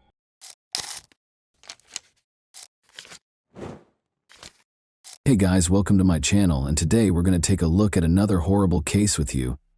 We'll talk about what happened in Everett, Washington, on September 20, 2017 at 1:55 a.m., when multiple people called 911 after hearing loud explosions as soon as the police showed up. They discovered a horrifying image on the doorstep 10 minutes later. Directly outside the door was Alicia Canales McGuire, 24. Sadly, she had already passed away. Thanks to CCTV footage and social media, investigators were able to solve this tragic case. Alicia was born on October 29, 1992, in Mount Vernon, Washington, to Manuel and Michelle Canales. She spent a significant amount of her adult life working as a caregiver because she enjoyed caring for others and always wanted to assist everyone. Raised on a farm, Alicia began working at the age of 5. She frequently went back to assist on the family farm because she understood the importance of hard work. Alicia loved spending time with her family, and she saw and talked to them often, always remembering to say "I love you" when she said goodbye. She and her spouse, Bradley, resided in Bird's View. In July 2017, Alicia and Brad tied the knot in a stunning beach ceremony at Deception Pass. As a result, investigators quickly discovered that Alicia did not reside in the home where she passed away. It belonged to her sister, Amanda Canales, who shared it with her 3 kids. Amanda asked Alicia to watch her kids while she was away because she had to travel to New York for work. Alicia was glad to assist because she loved her nephew and nieces. 2 months prior, she had tied the knot and was eager to begin a family of her own. One of the people who called 911 was the stay-in nanny who was in the house with her. When she went downstairs after hearing gunshots, she discovered Alicia motionless and lying at the front door. When the police officers got to the scene, they looked at the house first. They had to see if the criminal was inside. They made sure that the only people in the house were Amanda's kids and the nanny. By closely inspecting everything, the police began searching for evidence after the terrified kids were removed from the house. The house had a car parked in front of it. Beside it were shell casings. It indicated that the person who shot Alicia was standing close to the vehicle, just in front of the front door. The door frame was struck by several bullets. Just outside the door, Alicia was lying face down. It did not appear to be a robbery. The house was not a mess. Furthermore, it appeared that the criminal had not even gone inside the house. However, why and by whom would someone wish to kill Alicia? The detectives suspected that it was a case of mistaken identity after learning that it was her sister's home. The investigators questioned Amanda, who may have been the target, but she was in New York when the nanny, who was also present in the house when the crime was committed, relaxed. They inquired as to whether she knew who would want to harm her or if she saw the person who shot Alicia. The nanny claimed that when she heard gunfire, she was upstairs. She noticed that Alicia was motionless and face down on the floor when she looked down. She called 911 because she was afraid and didn't see the person who had shot Alicia, the nanny. As far as she was aware, she told investigators, Alicia and her husband Bradley got along well, but she provided the first important lead to the police. According to her, there were issues between Amanda, Alicia's sister, and her former spouse, Kevin Lewis. The detectives discovered from looking through the local sheriff's office reports that this was not the first time the police had been called to this address. Every incident had something to do with family disputes between Amanda and Kevin Lewis. The detectives were therefore intrigued by this version. Kevin Lewis lived in a different area of Everett, so they located his home address and went there before dawn to speak with him. It was dark in his home. During the conversation, Kevin answered the door when they knocked. "Talk to Lewis." "She should be home," he said in response to the officer's question about his ex-wife's whereabouts. He appeared to have just awoken. He was asked to tell the detectives where he had slept. He claimed that his mother and sister could verify that he had spent the entire night at home. When the detectives told him that there had been a shooting in the home where his children lived, he didn't inquire as to why they were there. It was odd that he didn't show any emotion. He should have inquired about his children's well-being as a parent, but he chose not to do so. Kevin looked shocked and said, "Really, that was the end of our conversation?" when the detectives informed him that Amanda had been out of town on business. While strolling down the street, the detectives noticed that 2 nearby homes had security cameras that they could use to verify Kevin Lewis's story. He said that instead of going out, he spent the entire night at home. However, after reviewing the video, the investigators discovered that approximately 40 minutes prior to the assault on Alicia, a car was pulling up alongside Kevin's driveway. Then someone who looked a lot like Kevin came out the front door, approached this car, and got in. The vehicle drove off a short while later. The quality of the recording prevented the police from conclusively identifying Kevin as the next victim. The footage was seen by the investigators from a different camera. Despite being able to examine the car more closely, they were unable to identify it. They could only make out that the car was light in color. About 20 minutes later, they saw the car return after fast-forwarding the recording. But they had one important detail to notice. This car's front right rim was different from the other 3. The front right rim was dark, while the other 3 were light. Kevin Lewis, who was in the first recording, got out of the car and went back to his house when the car came to a stop close to it. Approximately 20 minutes prior to the 911 calls regarding a shooting, this man, whoever he was, entered the house. The car then drove off and never came back. The drive from Kevin's house to Amanda's was 15 minutes. This could indicate that the car had enough time to reach Amanda's house, or it could indicate that the car was unrelated to the shooting. It was too soon to say. Amanda learned of her sister's passing. She was in New York a few hours later when their father called to inform them that Alicia had passed away. Alicia married, was content, and hoped to start a family of her own, but now her family had to grieve for her. Amanda said she had no doubt that her ex-husband Kevin was the one who shot Alicia when the investigators asked her if she believed he could have done it. Amanda Canales wasn't prepared to publicly acknowledge how toxic her relationship with her ex had been, even after her 8-year marriage ended.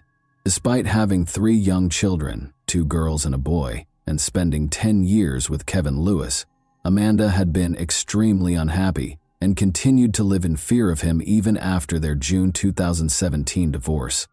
Amanda had been bruised by Lewis's previous physical abuse, and even after they had parted ways, he continued to threaten her.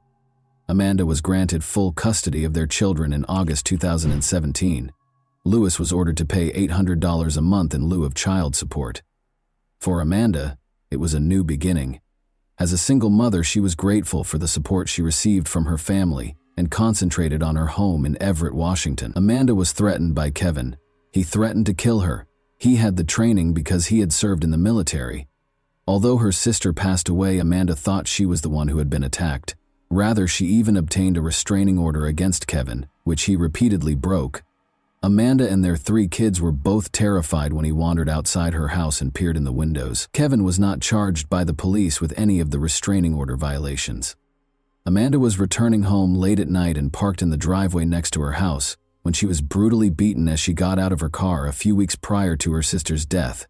Someone attacked her as soon as she opened her car door. She didn't have time to see the attacker's face because everything happened so quickly, but given everything, she was certain that Kevin Lewis, 30, was responsible for Alicia Canales McGuire's death. The investigators thought he was planning to kill his ex-wife. At the time, Kevin was unaware that she was in New York. He was unaware that Alicia had been asked by Amanda to watch her kids while she was away. Today, though, this version contained an error. Kevin would have been at his house when the shooting occurred, if the man in the video was indeed him. He was also given an alibi by his mother and sister. As a result, the police kept looking into the incident and took into account various theories. After going back to Amanda's house to take another look at everything and analyzing the bullet trajectory, experts came to the conclusion that Alicia was shot while the door was partially open and that the shooter fired at least 7 shots that entered the house from the outside. According to the evidence found at the scene, someone fired a shot while standing next to the garage, then proceeded to the house's door and fired once more inside. Multiple gunshot wounds to the head and torso were determined by the medical examiner to be the cause of Alicia's death. She was hit by 5 shots. There were gunpowder stippling injuries in 2 of the wounds. The last 2 gunshot wounds to the head were most likely the last 2 wounds administered, according to the medical examiner, who testified that he was unable to ascertain the order of the 5 shots. The 7 shell casings discovered at the crime scene were fired from the same firearm, the experts concluded. Alicia was shot at close range, resulting in head injuries. After examining this version, the investigators were unable to locate any proof to support this. Due to the rarity of this particular brand of shell casings, the police were also interested in the ones discovered at the crime scene. These casings were produced in Russia and sold under the Tulimo name. The investigators hoped to identify the seller of these cartridges and possibly the buyer because the brand was not very popular. The investigators found that this brand of cartridges was sold by Walmart. The crime scene was close to one of these shops. Walmart representatives informed the detectives that they had CCTV footage showing a man paying for 9mm Tulimo cartridges that he had recently purchased. The detectives went straight to Walmart to view the video. They thought Kevin Lewis might be the buyer when they made the recording on September 18, 2 days before Alicia passed away, but they were mistaken. The police now knew the identity of the man in the video, who wasn't Kevin, because he used a credit card to make the purchase. When the investigators looked into this man, they discovered no relationship to the nanny, Alicia Amanda, or Kevin Lewis. They now had to find fresh evidence. The investigators looked through every version that was available at the time before turning to Amanda for fresh details about Kevin. They had a good relationship at first, she said. Kevin was restrained in his behavior during the honeymoon. She didn't anticipate that he would start hitting her and grow more hostile over time. After their relationship ended, Amanda was granted full custody of the children, a restraining order was issued, and they got divorced. However, a distraught Amanda was aware that Alicia wasn't supposed to be killed in the shooting and thought it was a case of mistaken identity. She told police that Lewis had somehow planned the attack and that Kevin was home when it happened. The footage from the night of Alicia's death has been examined by the investigators once more. They saw something now that they had never seen before. The man who left his house, Kevin, can be seen approaching the car and settling into the back seat behind the driver in this grainy video. Why, though, did he not take the front passenger seat? As the investigators searched for a solution, they came to the conclusion that someone else was already occupying the front passenger seat. As a result, by the time the car arrived at Kevin Lewis's house, there were most likely 2 people inside, which may have been the reason he had to take the back seat. There was insufficient evidence for the police to connect Kevin to Alicia's demise. But after gathering proof of Kevin's assaults on his ex-wife Amanda, they detained him in November 2018 and gave him a 3-year prison sentence. In the meantime, Alicia's case was still unresolved over a year after her death. The only break in this case came in 2019 when a woman with crucial information called the police station. A girl from nearby Spokane who had attended a party and boasted about being hired to kill someone on York Road, the street where Alicia was shot, was the source of the detective's tip. Given that Spokane was roughly 5 hours away from Everett, the police were unsure of what to believe. According to the caller, she was at a party when a young woman walked in. Angelica is who she is. The latter boasted about her involvement in the crime with her boyfriend. This woman claims that Angelica stated that a person died as a result of being shot in the head. They were hired to shoot from around the corner by the children's father. Additionally, according to Angelica, they killed the wrong person. A case of mistaken identity was involved in the incident. The specifics of this case have never been made public by the police. Alicia's head injury was only known to the investigators and her family. Angelica's knowledge of numerous details about the crime piqued the police's interest as they searched for her. Her true name, Alexis Hale, was discovered by the investigators. On her social media, they discovered pictures of her brandishing a 9mm handgun. It might have been the crime's weapon. Additionally, there were multiple videos with a man in the background. It was Jaredon Phelps, Alexis's boyfriend. Alexis Hale shared a video taken through a car's windshield that examined the road signs the night before Alicia passed away. The investigators were able to pinpoint the precise location of the car at that time, which was roughly 10 minutes away from Kevin Lewis's home. A few hours after Alicia's passing, Jaredon Phelps boasted about a wad of cash in the video below. One of the 5 comments that the investigators saw on Phelps's social media photo was from his aunt. They identified his aunt as Kevin Lewis's mother after clicking on her social media profile. As it happened, Kevin's cousin was Jaredon Phelps. The police had good reason to make an arrest. Alexis Hale was the first to be placed in handcuffs. She screamed and claimed that because she was only 17 years old, the police were unable to arrest her. She demanded a lawyer because she understood why she had been arrested. Jaredon Phelps was taken into custody by the police in a different area of the city at the same time. Phelps and Hale had driven from Spokane to Everett to carry out the shooting, according to the investigators' phone records. Additionally, early on September 20, Lewis's neighbor's security footage captured someone getting into a car. At 1:13 a.m. EM, the man in the white top departed, and at 1:37 a.m. he returned. Following Alicia's passing, Lewis was wearing a white top when the police visited him. Alexis kept everything from the investigators. At the time, Kevin Lewis was serving a 3-year prison sentence for assaulting Amanda. As a result, the researchers were hoping that Phelps would provide some information. The investigators suspected it was Kevin Lewis, and now the police had a confession and the name of the man who hired Hale and Phelps. Phelps provided them with additional information about the crime when they brought him to the scene. Following Alicia Canales McGuire's death in September 2017, Kevin Lewis, who was already incarcerated on an unrelated charge, was charged with aggravated murder with a firearm, conspiracy to commit murder, and solicitation to commit murder in July 2020. At the age of 20, he entered a guilty plea to first-degree premeditated murder. He was given a 31-year prison sentence by the court. At age 18, Hale entered a guilty plea to the same charge and received a 15-year sentence. During the trial, Phelps testified that he had committed the crime for financial gain and to gain notoriety. Lewis gave Phelps money, which he used to purchase a Ferragamo belt buckle, Timberland boots, and some tattoos. He asserted that he had given his ex-girlfriend $200 after she obtained the pistol from a family member. Later that year, Lewis entered a not guilty plea and was put on trial by the prosecution. Claimed that in order to get his ex-wife out of the way, he had given $2,400 to his cousin and his girlfriend. Although he had made them into adolescent killers, Alicia had unintentionally opened the door in a tragic case of mistaken identity. Lewis gave Phelps an envelope of cash on the way back. Phelps said Lewis had led them to the house, but that he didn't know who the target was. Phelps and Hale dropped Lewis back at his house and then went back to the spot Lewis had indicated. After getting out of the car, the two headed for the house. Hale went to knock on the front door and Phelps stopped beside the garage. Hale left as soon as Alicia opened the front door, and Phelps fired the gun until it was empty. The gun's muzzle crossed the threshold as Phelps fired the first few shots from his position close to the garage, and the final 2 after approaching the front porch. The final 2 shots were directed at the head and neck region. Phelps and Hale returned in their vehicle because of a glove that might have been left at the scene. They turned around and departed when they saw police cars upon their return. After getting GPS directions, they returned to Spokane by car.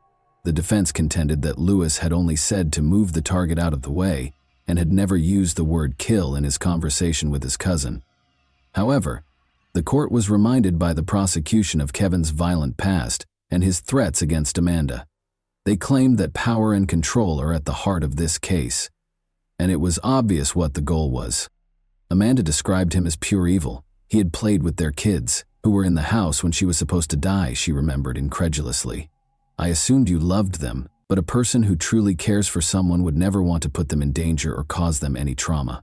Did you care that they would have woken up to find their own mother dead, lying in a pool of blood, if it had been just me home that night?" she asked. She also discussed finding her kids a safe place to live. She informed Louis that, in spite of all the harm you caused, they are recovering and moving on. In case you were wondering, they never inquire about or discuss you. The jury found Louis guilty of first-degree murder in less than 3.5 hours after a 6-week trial in November 2021. In January 2022, 34 Kevin was given a life sentence without the possibility of parole. Records show that Louis is still incarcerated at the Washington State Penitentiary in Walla Walla County, where Judge Thompson also ordered him to have no contact with his former wife, his children, Phelps, or Hale for the remainder of his life. And that wraps up today's chilling story. If you enjoyed this video, don't forget to like and subscribe so you never miss a new upload. Also, let me know in the comments, what part of this story shocked you the most? Thank you for watching, and I'll see you in the next video.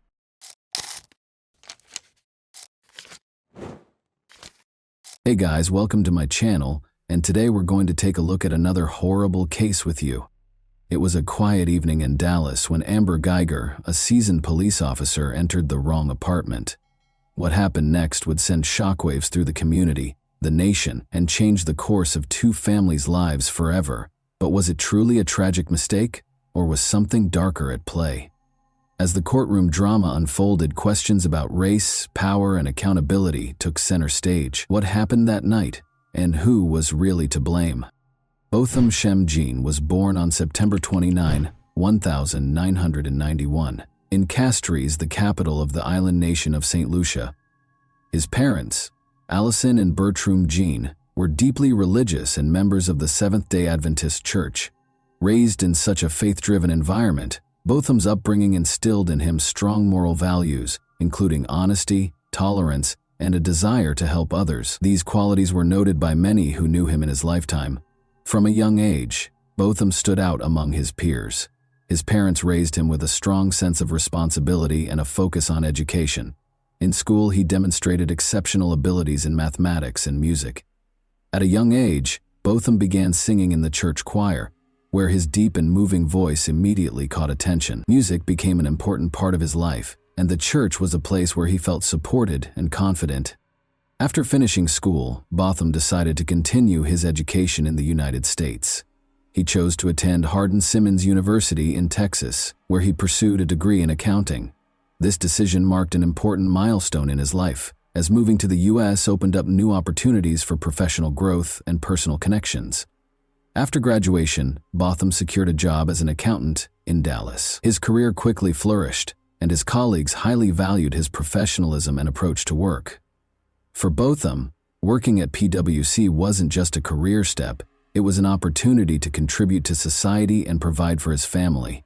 He supported his parents, helped the youth in his community in St. Lucia, and dreamed of advancing further in his career. His co-workers remembered him as someone who always brought positivity and inspiration to the team, fostering a strong sense of camaraderie and striving for the best results. But it wasn't just his professional life that mattered to Botham. He was actively involved in the life of his church in Dallas, where he was part of the music group and often spent time with friends from the community. He found joy in simple things, cooking dinners for his friends, organizing parties to maintain friendships, and always sharing his sincere smile and support with others. His life was filled with plans for the future, full of optimism and a drive to achieve even greater things. Amber Geiger, on the other hand, came from a small town near Dallas. She was born on August 9, 1988, and grew up in a family where discipline and hard work were strongly emphasized. From an early age, Amber dreamed of becoming a police officer. Her father worked in local law enforcement, and she knew she wanted to follow in his footsteps to help people and bring order to society. Amber pursued this dream after high school by enrolling in the police academy. She worked hard and demonstrated the discipline and focus needed for a career in law enforcement. After graduating from the academy, Amber began her career with the Dallas Police Department, where she eventually became an officer. Her colleagues described her as determined and hardworking, though she often expressed frustration with the emotional strain and high stress of her job. The life of a police officer is always filled with risk and stress. and Amber was no exception. She often found herself in situations that required quick decisions, where her reaction had to be immediate. These working conditions took a toll on her emotional state. Over time, she became more withdrawn and cautious in her relationships with others, preferring to spend her free time alone to recharge. Amber Geiger was dedicated to her profession, but her life was full of contradictions. She tried to hide her vulnerabilities, but those who knew her well could see that she often felt lonely and sometimes even lost in the world. Despite her strong and determined character, her internal struggles and fatigue from the constant pressure made her life less stable. She would often return home late, exhausted and emotionally drained, which perhaps played a critical role in the tragic events that unfolded later. After moving to Dallas, Amber bought an apartment in a high-rise building not far from her workplace. She hoped that living close to her job would help her rest more and not waste too much time on commuting. Life in Dallas was supposed to be a fresh start for her, but this new beginning didn't bring the peace she had hoped for. Work stress and emotional strain became part of her daily routine. She often found it hard to manage the growing exhaustion, which led to tension and personal issues in her life. September 6, 2018, started for Botham John just like any other day. He woke up early in the morning as usual and headed to his office in downtown Dallas. It was another busy day, filled with meetings, discussions, and preparing reports for clients. Botham was someone who always strived to do his best at work, and this day was no different. His colleagues noticed his upbeat mood and the smile he shared with those around him. No one could have predicted that this would be the last day of his life. After work, Botham returned to his apartment in the Southside Flats complex, located in the heart of Dallas. His apartment was his sanctuary, a place where he could unwind after a long day. That evening, Botham decided to keep things simple. He planned to cook dinner, play his favorite music, and relax. He loved cooking, and it was one of his ways to relieve the stress of his workday. Meanwhile, Amber Geiger was finishing a 13-hour shift at the police station. That day had been especially grueling for her. Numerous calls, patrolling, and paperwork had completely worn her out. She felt a fatigue that seemed to weigh down her entire body, and all she wanted was to get home as quickly as possible. When her shift finally ended, Amber headed home, eager to collapse into bed and rest. However, her exhaustion and emotional depletion would play a pivotal role in the tragic events that were about to unfold. Amber arrived at her apartment complex, where she lived on the 3rd floor. On her way to her apartment, her attention was distracted as she was scrolling through messages on her phone, reflecting on the day she had just experienced. At some point, she accidentally rode the elevator to the 4th floor instead of her own. The doors to the apartments in this building were similar, and in her tired state, she didn't notice that she had approached the wrong unit. The door to Botham Jean's apartment was slightly ajar, which immediately made her suspicious. In her exhaustion and confusion, she thought someone might have broken into her apartment. Amber drew her service weapon without considering the potential consequences. The only thought in her mind was that she needed to protect herself. She pushed the door open and entered inside. Botham, who was preparing dinner in his apartment, heard the noise. He turned toward the door, unsure of what was happening. Amber, seeing a figure inside, mistook him for an intruder and without hesitation fired twice. The shots echoed through the quiet apartment, and within moments, Botham fell to the floor. Amber turned on the lights, and only then realized her mistake. She saw an unfamiliar man lying in a pool of blood, and it hit her that she had entered the wrong apartment. Panic and horror overwhelmed her. She rushed to Botham, trying to administer first aid. She called 911, explaining the situation to the operator, desperately trying to explain that she had entered the wrong unit and had shot someone. Her voice trembled with fear and regret as she pleaded with Botham to hold on, repeatedly saying she hadn't meant for this to happen. While waiting for emergency services to arrive, Amber attempted to stop the bleeding, but her efforts were in vain. Neighbors who had heard the gunshots and cries began to step into the hallway. Some of them also called the police, reporting the gunfire in the apartment complex. Paramedics arrived at the scene and tried to save Botham, but his injuries were fatal. That evening, the life of a young man with so many hopes and dreams was tragically cut short. Amber Geiger was detained at the scene. She appeared to be in a state of shock, completely disoriented, repeating that she hadn't meant for this to happen and that it was a mistake. She was taken to the police station for questioning. The police launched an investigation to understand how this tragedy unfolded. There were many questions. Why hadn't Amber realized she was not in her own apartment? Why had she resorted to using her weapon without confirming that there was an actual threat? These questions became central to the investigation and sparked intense public debate.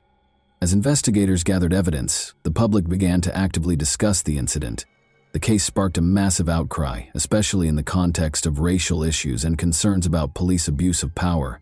Botham Jean was black, and many saw his death as yet another example of unjust treatment and bias by law enforcement.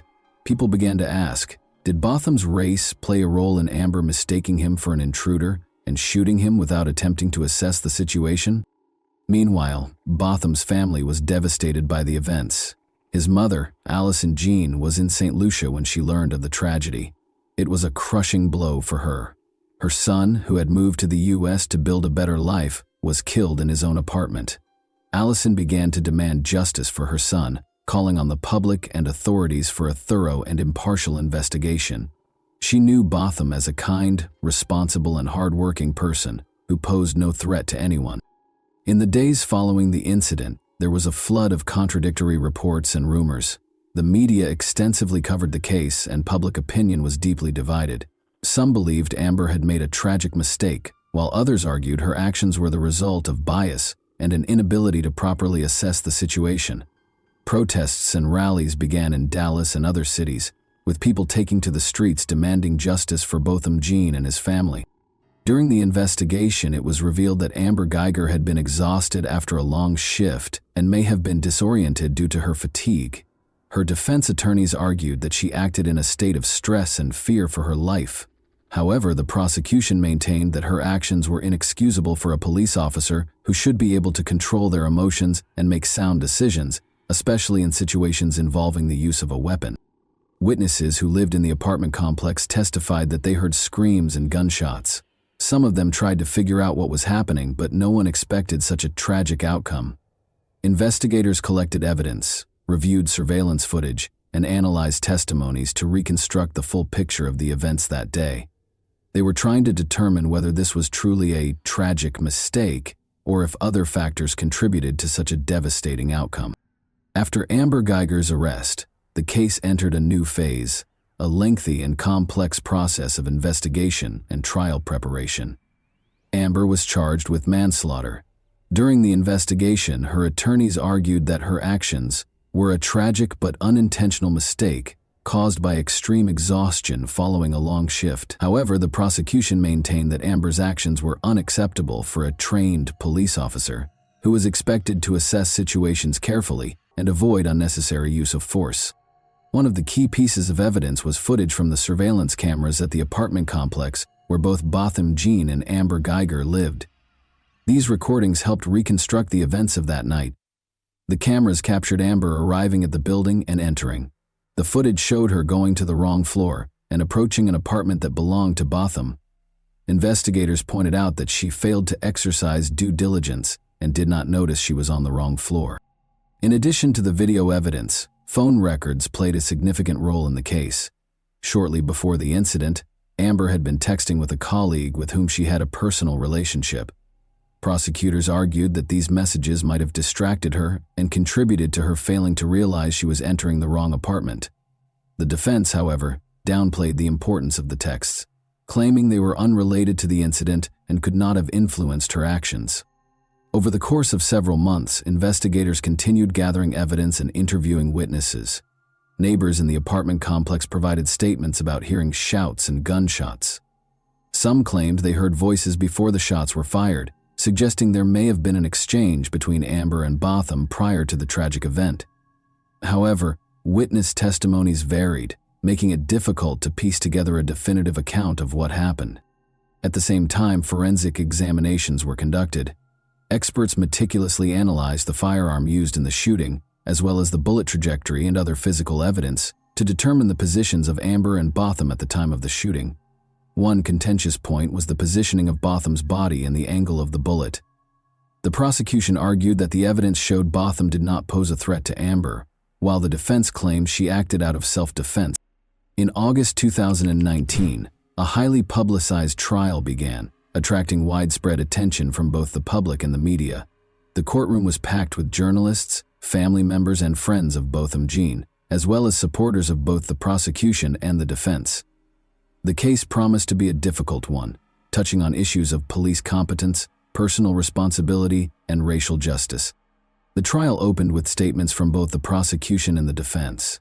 Prosecutors argued that Amber Geiger's actions were not just a mistake, but the result of her negligence as a police officer. They emphasized that any officer should exercise heightened caution, especially when it comes to using a firearm. Furthermore, they pointed out that Botham Jean was in his own home and posed no threat to Amber. The defense, on the other hand, built its case around the idea that Amber was acting out of extreme exhaustion and confusion, driven by fear for her own safety. Her attorney sought to portray her as someone who made a tragic mistake without any malicious intent. They also highlighted her previously unblemished record in law enforcement, hoping to elicit sympathy from the jury. Over the course of several weeks, witnesses, experts, and family members of both the defendant and the deceased testified. One of the most emotional moments of the trial came when Botham's mother, Allison Jean, took the stand. She spoke about her son's dreams and plans for the future, describing him as a kind and compassionate person. Her words deeply moved everyone in the courtroom, emphasizing the tremendous loss her family had endured. Also testifying was Botham's brother, Brant Jean, whose statement became one of the most talked about moments of the trial. In his address to the court, he publicly forgave Amber Geiger and even asked for permission to hug her. This gesture sparked a range of reactions. Some saw it as an incredible act of kindness and Christian forgiveness, while others felt that such an action should not overshadow the need for fair justice. Among the evidence presented in court were surveillance footage and an audio recording of Amber's 911 call after the shooting. In the recording, she can be heard in a panic, repeatedly stating that she had entered the wrong apartment and never intended to kill anyone. This call sparked further discussion as it captured her desperation, but also highlighted the lack of any attempt to determine who was in front of her before resorting to using her weapon. The expert testimony focused on analyzing the trajectory of the bullet, the position of Botham Jean's body, and the circumstances surrounding the shooting. Experts for the prosecution argued that the bullet's path suggested Botham was in a relaxed position, likely sitting or standing up from his couch when he was shot. This contradicted the defense's claim that he had been moving toward Amber and posed a threat. However, the defense attempted to discredit these conclusions, stating that the trajectory could not be conclusively determined due to a lack of data. Throughout the trial, the public closely followed the developments of the case. Protests and rallies continued, with activists calling not only for a fair sentence for Amber Geiger, but also for police reform to prevent similar incidents in the future. There were widespread calls for changes to police training, especially regarding decision-making skills in high-stress situations, and for greater accountability for mistakes that lead to tragic outcomes. Amber Geiger also took the stand, describing the events of that night from her perspective. She explained how she had come home after a long shift, feeling tired and disoriented. She claimed that she genuinely believed she was in her own apartment and thought Botham was an intruder who had broken into her home. She cried as she spoke, stating that she never intended to harm anyone and that it was a terrible mistake, one that she would have to live with for the rest of her life. Her testimony was emotional and, in the opinion of some, sincere, though it sparked conflicting reactions among the audience. The question of what the appropriate sentence should be became central in the final stage of the trial. Prosecutors insisted that Amber Geiger should be convicted of manslaughter, arguing that her actions led to the death of an innocent person and that a police officer who cannot assess a situation properly should not remain on the force. The defense, on the other hand, requested a lighter sentence, citing the lack of intent and arguing that Amber already carried a heavy burden of guilt for her mistake. After several days of deliberation, the time finally came for the jury to render their verdict in the case of Amber Geiger. Tension filled the courtroom as all eyes were on the judge and jury, who would decide whether the former police officer was guilty of causing Botham Jean's death. For many, this trial had become a symbol not just of a personal tragedy but also of the deep-rooted issues within American society: racial bias, abuse of power, and a lack of accountability within law enforcement. On October 2, 2019, the jury announced their verdict. Amber Geiger was found guilty of the crime that resulted in Botham Jean's death. This decision came as a surprise to many, particularly since the prosecution had initially sought a conviction for manslaughter. The charge of murder carried more serious consequences and a longer prison sentence. In the courtroom, there were audible expressions of relief and quiet celebrations. This verdict was a significant step toward justice for Botham's family and those who had supported them throughout the long and painful trial. The following day, the judge delivered the sentence. Amber Geiger was sentenced to 10 years in prison. In her statement, the judge acknowledged the complexity and tragedy of the case, emphasizing that both sides had experienced significant loss. Geiger, the judge noted, had made a grave error that cost an innocent person his life. However, despite the weight of the sentence, many felt that 10 years was too lenient for a life lost as a result of such a severe mistake. While some were satisfied with the court's decision, others believed it fell short. Activists and supporters of the Jean family argued that the sentence did not reflect the gravity of the crime and was not enough punishment for the life that had been taken. Protests continued in Dallas and other cities, with many calling for further reforms in the criminal justice and law enforcement systems. This case became a symbol of the fight for justice and brought renewed attention to the challenges Black Americans face in interactions with law enforcement. Amber Geiger herself remained in shock following the verdict and sentencing. She repeatedly stated that she had no intention of harming anyone and that it was a terrible mistake. Her attorneys filed an appeal, hoping to reduce her sentence. They argued that 10 years was too harsh for someone who acted out of confusion, stress, and exhaustion. However, as the trial concluded, Geiger was taken into custody to begin serving her sentence.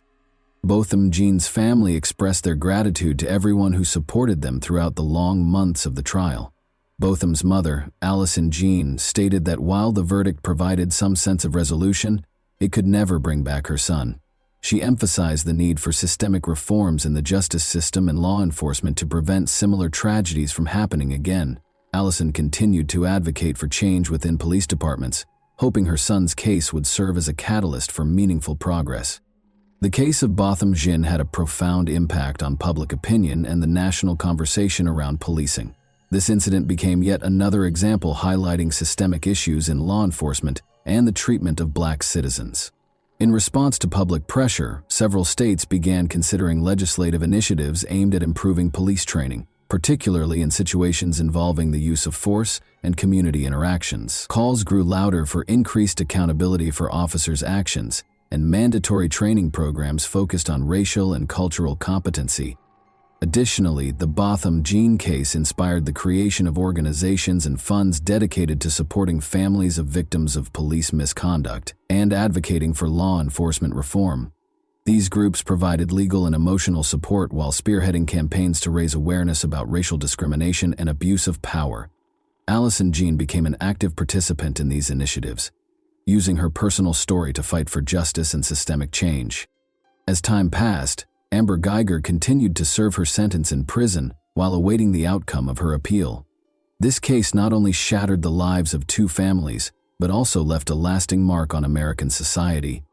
The tragic mistake that led to Botham Jean's death served as a stark reminder of the need for reform and the importance of law enforcement officials making sound and responsible decisions, especially in life-and-death situations. The story of Botham Jean and Amber Geiger remains one of the most discussed and impactful cases in recent U.S. history. It underscores the profound consequences of poor judgment, particularly when exercised by those in positions of power. While justice, according to many, was only partially achieved, the case left unanswered questions and became a symbol of the ongoing fight for equality and accountability in America. And that wraps up today's chilling story. If you enjoyed this video, don't forget to like and subscribe so you never miss a new upload. Also, let me know in the comments what part of this story shocked you the most. Thank you for watching, and I'll see you in the next video.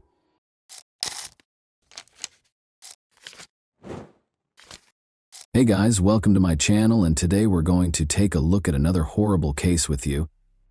When 16-year-old Carol Hutto got a phone call at 7:45 p.m. on December 13, 1976, it made her happy and excited. She hurriedly informed her mother, Norma Hutto, after the call that she would return in roughly 30 minutes after visiting a nearby store that was just a 10-minute walk away. Her mother had no idea that it would be the final time she would see her cherished daughter. After that, Carol never came home. It took 24 agonizing years for the truth to be revealed after interrogation. Who might have made the enigmatic call? What caused Carol to vanish without a trace? We'll examine the 1976 cold case of Carol Hutto, a mystery that remained unsolved for an incredible 24 years. Carol vanished from Largo, Florida, a vibrant city renowned for its sunny weather and welcoming community. With a population of more than 82,000, this city in Pinellas County offers a combination of urban conveniences and stunning natural surroundings. Largo offers a wealth of enjoyable activities and a rich history. Both local residents and visitors find it to be a welcoming environment. However, a crime that occurred here in 1976 altered everything. Let's go back in time to February 6, 1960, when Edward and Norma Hutto welcomed a lovely little girl into the world in the small Florida town of Largo. Carol Dean Hutto was her given name. Everyone in the family lavished her with love and care because she was the youngest. Carol was adored by her classmates at Largo High School, where she grew up, thanks to her kind and compassionate disposition. Carol came from a large family. Although not much is known about her half-brother Jerry Arent Hutto, it is evident that Carol and Jerry had a unique and intimate relationship. Jerry always made an effort to grant his sister's wishes because he loved her very much. Jerry's strong sibling bond was demonstrated by his willingness to do everything Carol asked for. In addition to Jerry, Carol had two sisters, Melinda Darlene and Pamela Beal Hutto, and two brothers, Maurice Barnett and Frank Hutto. Carol was a girl who made her mother and her family happy. Attending exhilarating NASCAR races and amazing wrestling fights were among their favorite hobbies. Her mother remembers her as a devout Christian who was selective about who she hung out with. Unfortunately, Carol never had the opportunity to live out her aspirations, despite having a big heart full of adventure. Carol Hutto, her mother Norma, and her half-brother 17-year-old Jerry Irwin were at her Corvette drive home on December 13, 1976. It all appeared to be a typical evening. They were all having a good time, laughing and telling jokes.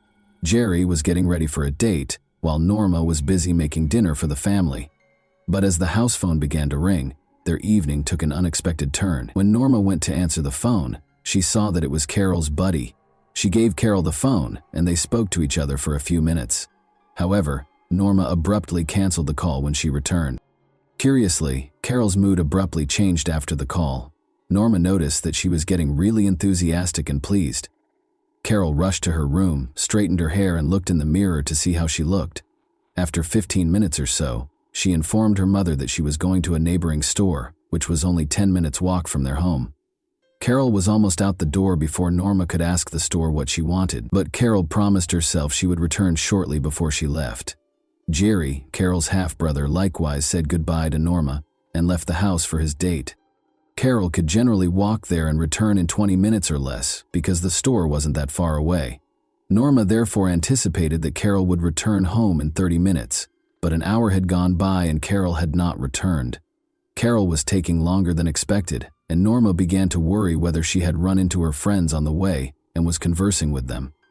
However, when Carol hadn't returned after 2 hours, Norma's anxiety increased. Carol had never missed her curfew before, so her disappearance was worrisome as it was growing dark outside. When Jerry got home at around 10 o'clock at night, Norma, who was rather worried, asked if she had seen Carol. But Jerry had no idea where she was, and neither did Norma. Jerry was even more concerned when he found out that Carol had not come home since she left. He should go out and find her, Norma insisted. He began searching the streets and yelling her name, but got no answers. The store employees said they hadn't seen Carol today, so they raised the alarming subject of where she might be if she didn't go to the store as planned. He even went to the store next to their house, where Carol was meant to go. Unfortunately, Jerry came home and told Norma that he had been unable to locate Carol. They chose to wait until morning in the hopes that Carol would return home by herself, despite their worries. But when the morning sun came out, Norma's anxiety increased because Carol was nowhere to be seen. Norma made the decision to report Carol missing to the police without further delay, but the police told her that they couldn't declare Carol missing because it had been less than 24 hours since she vanished. At this point, They also thought about the likelihood that Carol had fled her house. However, Norma was not prepared to believe that Carol would ever run away from her family or leave her house by herself. She was convinced that her daughter had suffered a terrible fate. Norma and Jerry didn't want to wait for the police to take action because of this. They made the decision to act independently and actively look for Carol on their own. In order to find out if anyone had seen Carol the night before, they went around their area and spoke with neighbors. No one had seen Carol returning home that evening, although most of the neighbors recalled seeing her when she left at around 8 p.m. To see if Carol had spoken to anyone or visited any of her friends' homes, Norma and Jerry also went to each one, but they were unable to locate her. Norma was profoundly impacted by Carol's abrupt departure, and the community as a whole rallied to lend a hand in any way they could after learning that their little Carol was missing. Meanwhile, Carol was being vigorously sought for by the police. To find out if Carol had gone to any of the doors that night, they looked both close to and farther away from her home. Regretfully, nobody was able to verify that they saw her at any of those places. The store Carol was intended to visit had a security camera outside, which the police observed. But after watching the video, they were unable to discover any proof that Carol had been at the store the night she vanished. It was difficult to follow Carol's travels since security cameras were not as widely used as they are now, and only a small number of stores had them installed. However, a fatal discovery was made very quickly. Under strange circumstances, Carol's half-brother Jerry discovered her dead body on the evening of December 14, 1976. Desperate to find Carol, he had been scouting the area alone. He followed his search till he came to a building that was still under construction at the end of the block. This structure was beside a lake at 418 Imperial Drive. The body of Carol was found there, according to Jerry. How exactly he had found her in this particular location was still unknown. Carol's partially undressed body was discovered floating in the ocean. For Jerry, this was a startling and extremely unsettling sight. After reporting the discovery to the Largo police right after, he had the challenging duty of going home and telling Norma the devastating news. It was immediately clear that Carol's death was not an accident when the police arrived to carefully remove her body from the lake in order to preserve any possible evidence. Her injuries and the concrete block that was used to drown her suggested foul play, meaning that she was killed on purpose and that someone tried to conceal her body. Her body was dumped in the lake after the authorities concluded that the attack had most likely taken place in the abandoned construction house. Carol's watch was a key piece of evidence. It was stopped at 10:36 p.m., suggesting that the murder occurred sometime between 10:30 and 10:45 p.m. Some disturbing details emerged when Carol's lifeless body was sent for a comprehensive autopsy. Carol was strangled, which probably caused her to lose consciousness but did not immediately cause her death, according to the coroner's findings. She had also had a serious injury after being struck in the head by a hefty item. In addition to the upsetting discovery, Carol's thigh was severely burned. An even more horrible detail was revealed in the medical examiner's report. Carol was still alive when she was tossed into the water and smothered with a huge slab of concrete. She stayed aware despite the terrifying situation and eventually passed away from drowning. 3 long hairs that belonged to the same individual but appeared to belong to someone else were also found by the coroner during the examination of Carol's body. A 4th hair was discovered on Carol's blue jeans. It was unidentifiable and might have belonged to the murderer. This finding could have been a significant development in the case. However, the hairs were carefully stored away, awaiting the development of more sophisticated techniques that could assist identify the person guilty for Carol's unfortunate death, because there was nothing that could be done with them at the time due to the limitations of medical science in the 1977. Because Jerry Irwin, Carol's half-brother, was also outside on the night Carol was killed, the Largo police briefly focused on him. The police found that Jerry was finished 30 minutes earlier than he said, notwithstanding his claim that he was on a date. They began to question what he was doing during that interval. Why didn't he come home sooner? The restaurant he visited was only approximately 8 minutes away. Since Jerry was unable to offer an alibi for that period of time, the police began to suspect that he was involved in Carol's death. He was the focus of their investigation, but no conclusive proof was found. There was no evidence that Jerry could have harmed Carol. Carol's mother, Norma, was certain that Jerry loved his sister dearly and would never harm her. Even though they were suspicious at first, Concentrating on Jerry didn't help them discover the truth.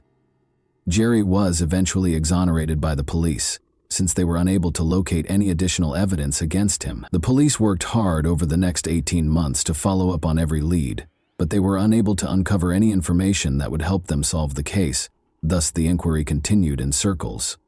The case became chilly as time passed and the investigation lost steam. The Hutto family was left with burning questions as a result of this.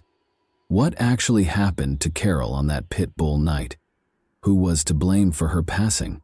Along with losing their cherished daughter, they were also frustrated that justice had not been served for her. The murder of Carol remained unsolved for over 2 decades until a chance event in March 1994 gave the investigation a new perspective. Due to a work injury, Officer Brad Hoyes was forced to spend his desk duty looking through cold case files.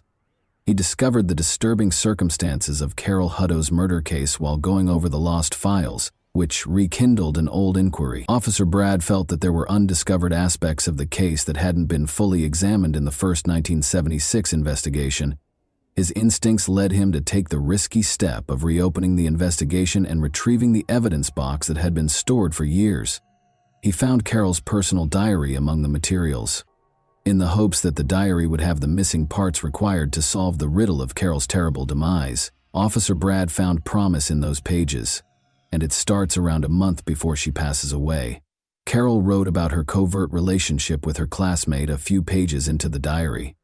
Carol was 16 years old at the time, which was in 1976. The 17-year-old James Brian Kuhn, also known as Jimmy Kuhn, who was born on July 20, 1959, was the object of her intense crush. At Largo High School, where they were both juniors, they would frequently converse with one another. Although there were rumors of their intimacy circulating around the school hallways, they decided to keep their distance and never publicly recognized it. Kuhn requested that Carol keep the connection a secret, because his family was very strict and they wanted to keep it a secret from everyone. Carol also said that she was deeply in love with Kuhn at one point. When she finally reached the line, "I met Jimmy at the lake," it was just too personal, you know. I mean, her body was discovered there, and we think the murder was committed directly next to the house. Kuhn was also one of the people that showed up at Carol's burial looking truly sad and not at all like a suspect in 1976 when the case was first being investigated. As a friend of Carol, Kuhn was also questioned. He stated that he was at home the entire time and that he had not seen or spoken to her on the night of the murder. When cold case investigators re-examined the case in 1994, they discovered a contradiction between Kuhn's claims and what the Hutto family had initially informed the police. They disclosed that Carol had gotten a call from none other than Jimmy Kuhn on the fatal evening of December 13, 1976. Kuhn had a daughter by this point, and he was 34 years of age. After graduating, he went on to serve in the United States Navy, where he was highly successful. His service as a submariner assigned to the U.S. Naval Submarine Base in Connecticut shaped his military career. Detective Sergeant Mike Short, 43, of Largo, was personally involved in the case. He assumed the lead in looking into Carol's murder after learning about the case because he and Kuhn had gone to the same Largo High School. He was accompanied by Lieutenant John Carroll, now Deputy Chief of Largo. They took a risk by unexpectedly traveling to Connecticut, where Kuhn, an 11-year veteran of the military, was stationed. Kuhn's story took a significant turn during this encounter. In a reversal of his previous claims, he acknowledged that he had seen Carol the night before she vanished.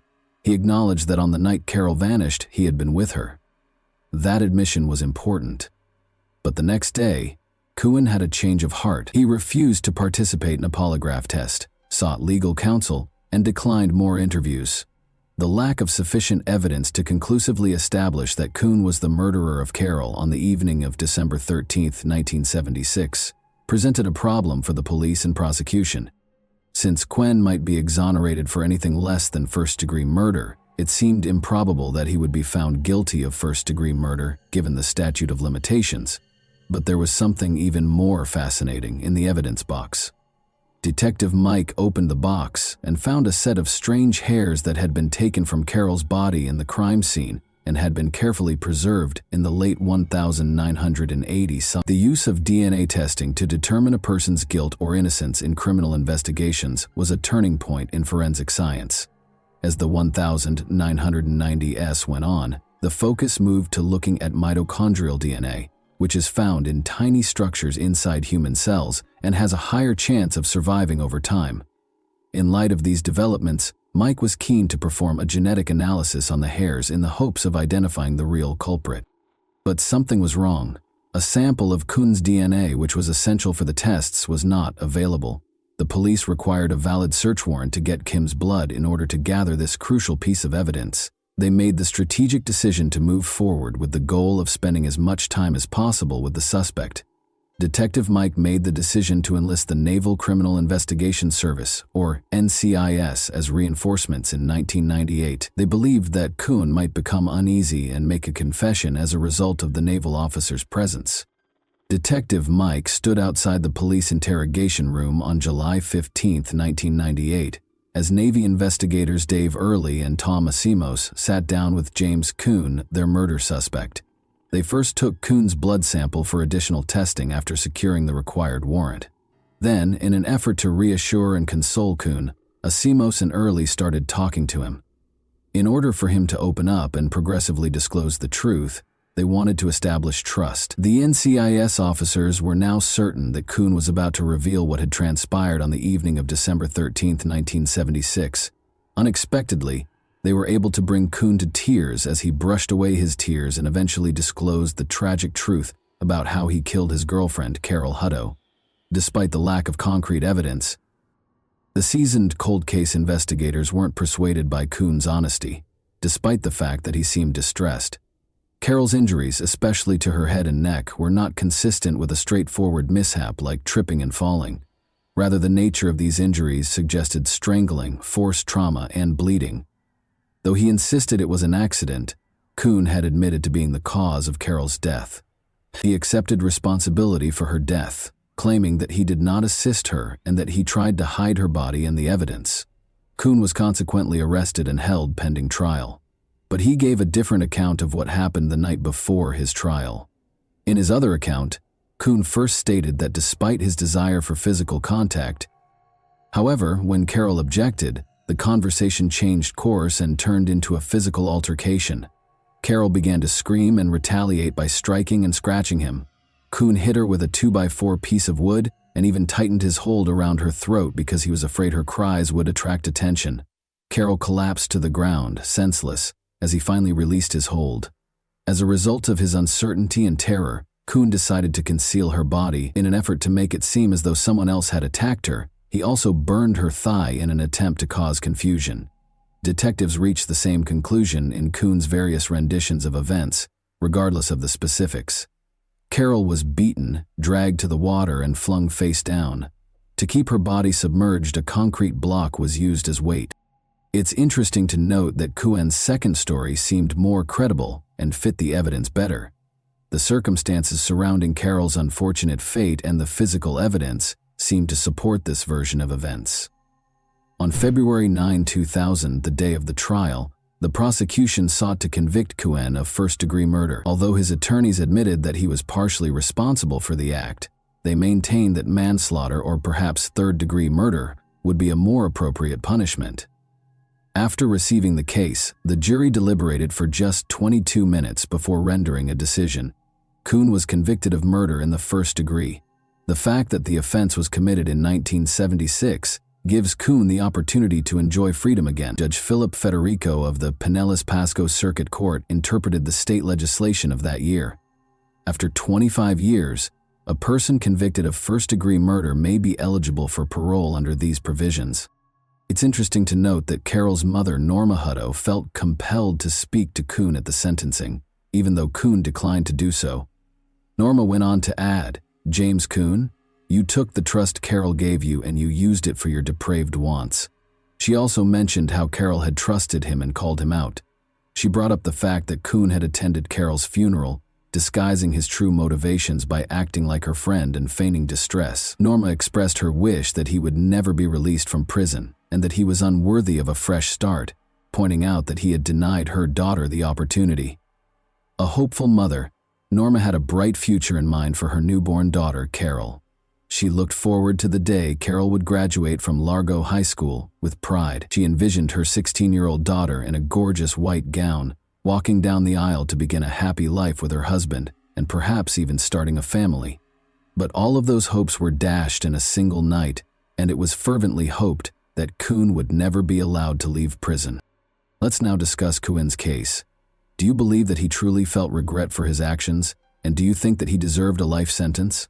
And do you think Kuhn's behavior with Carol was premeditated or just an accident? If you have any specific sections or sentences you'd like to clarify further, please let me know. And that wraps up today's chilling story. If you enjoyed this video, don't forget to like and subscribe so you never miss a new upload. Also, let me know in the comments what part of this story shocked you the most. Thank you for watching, and I'll see you in the next video.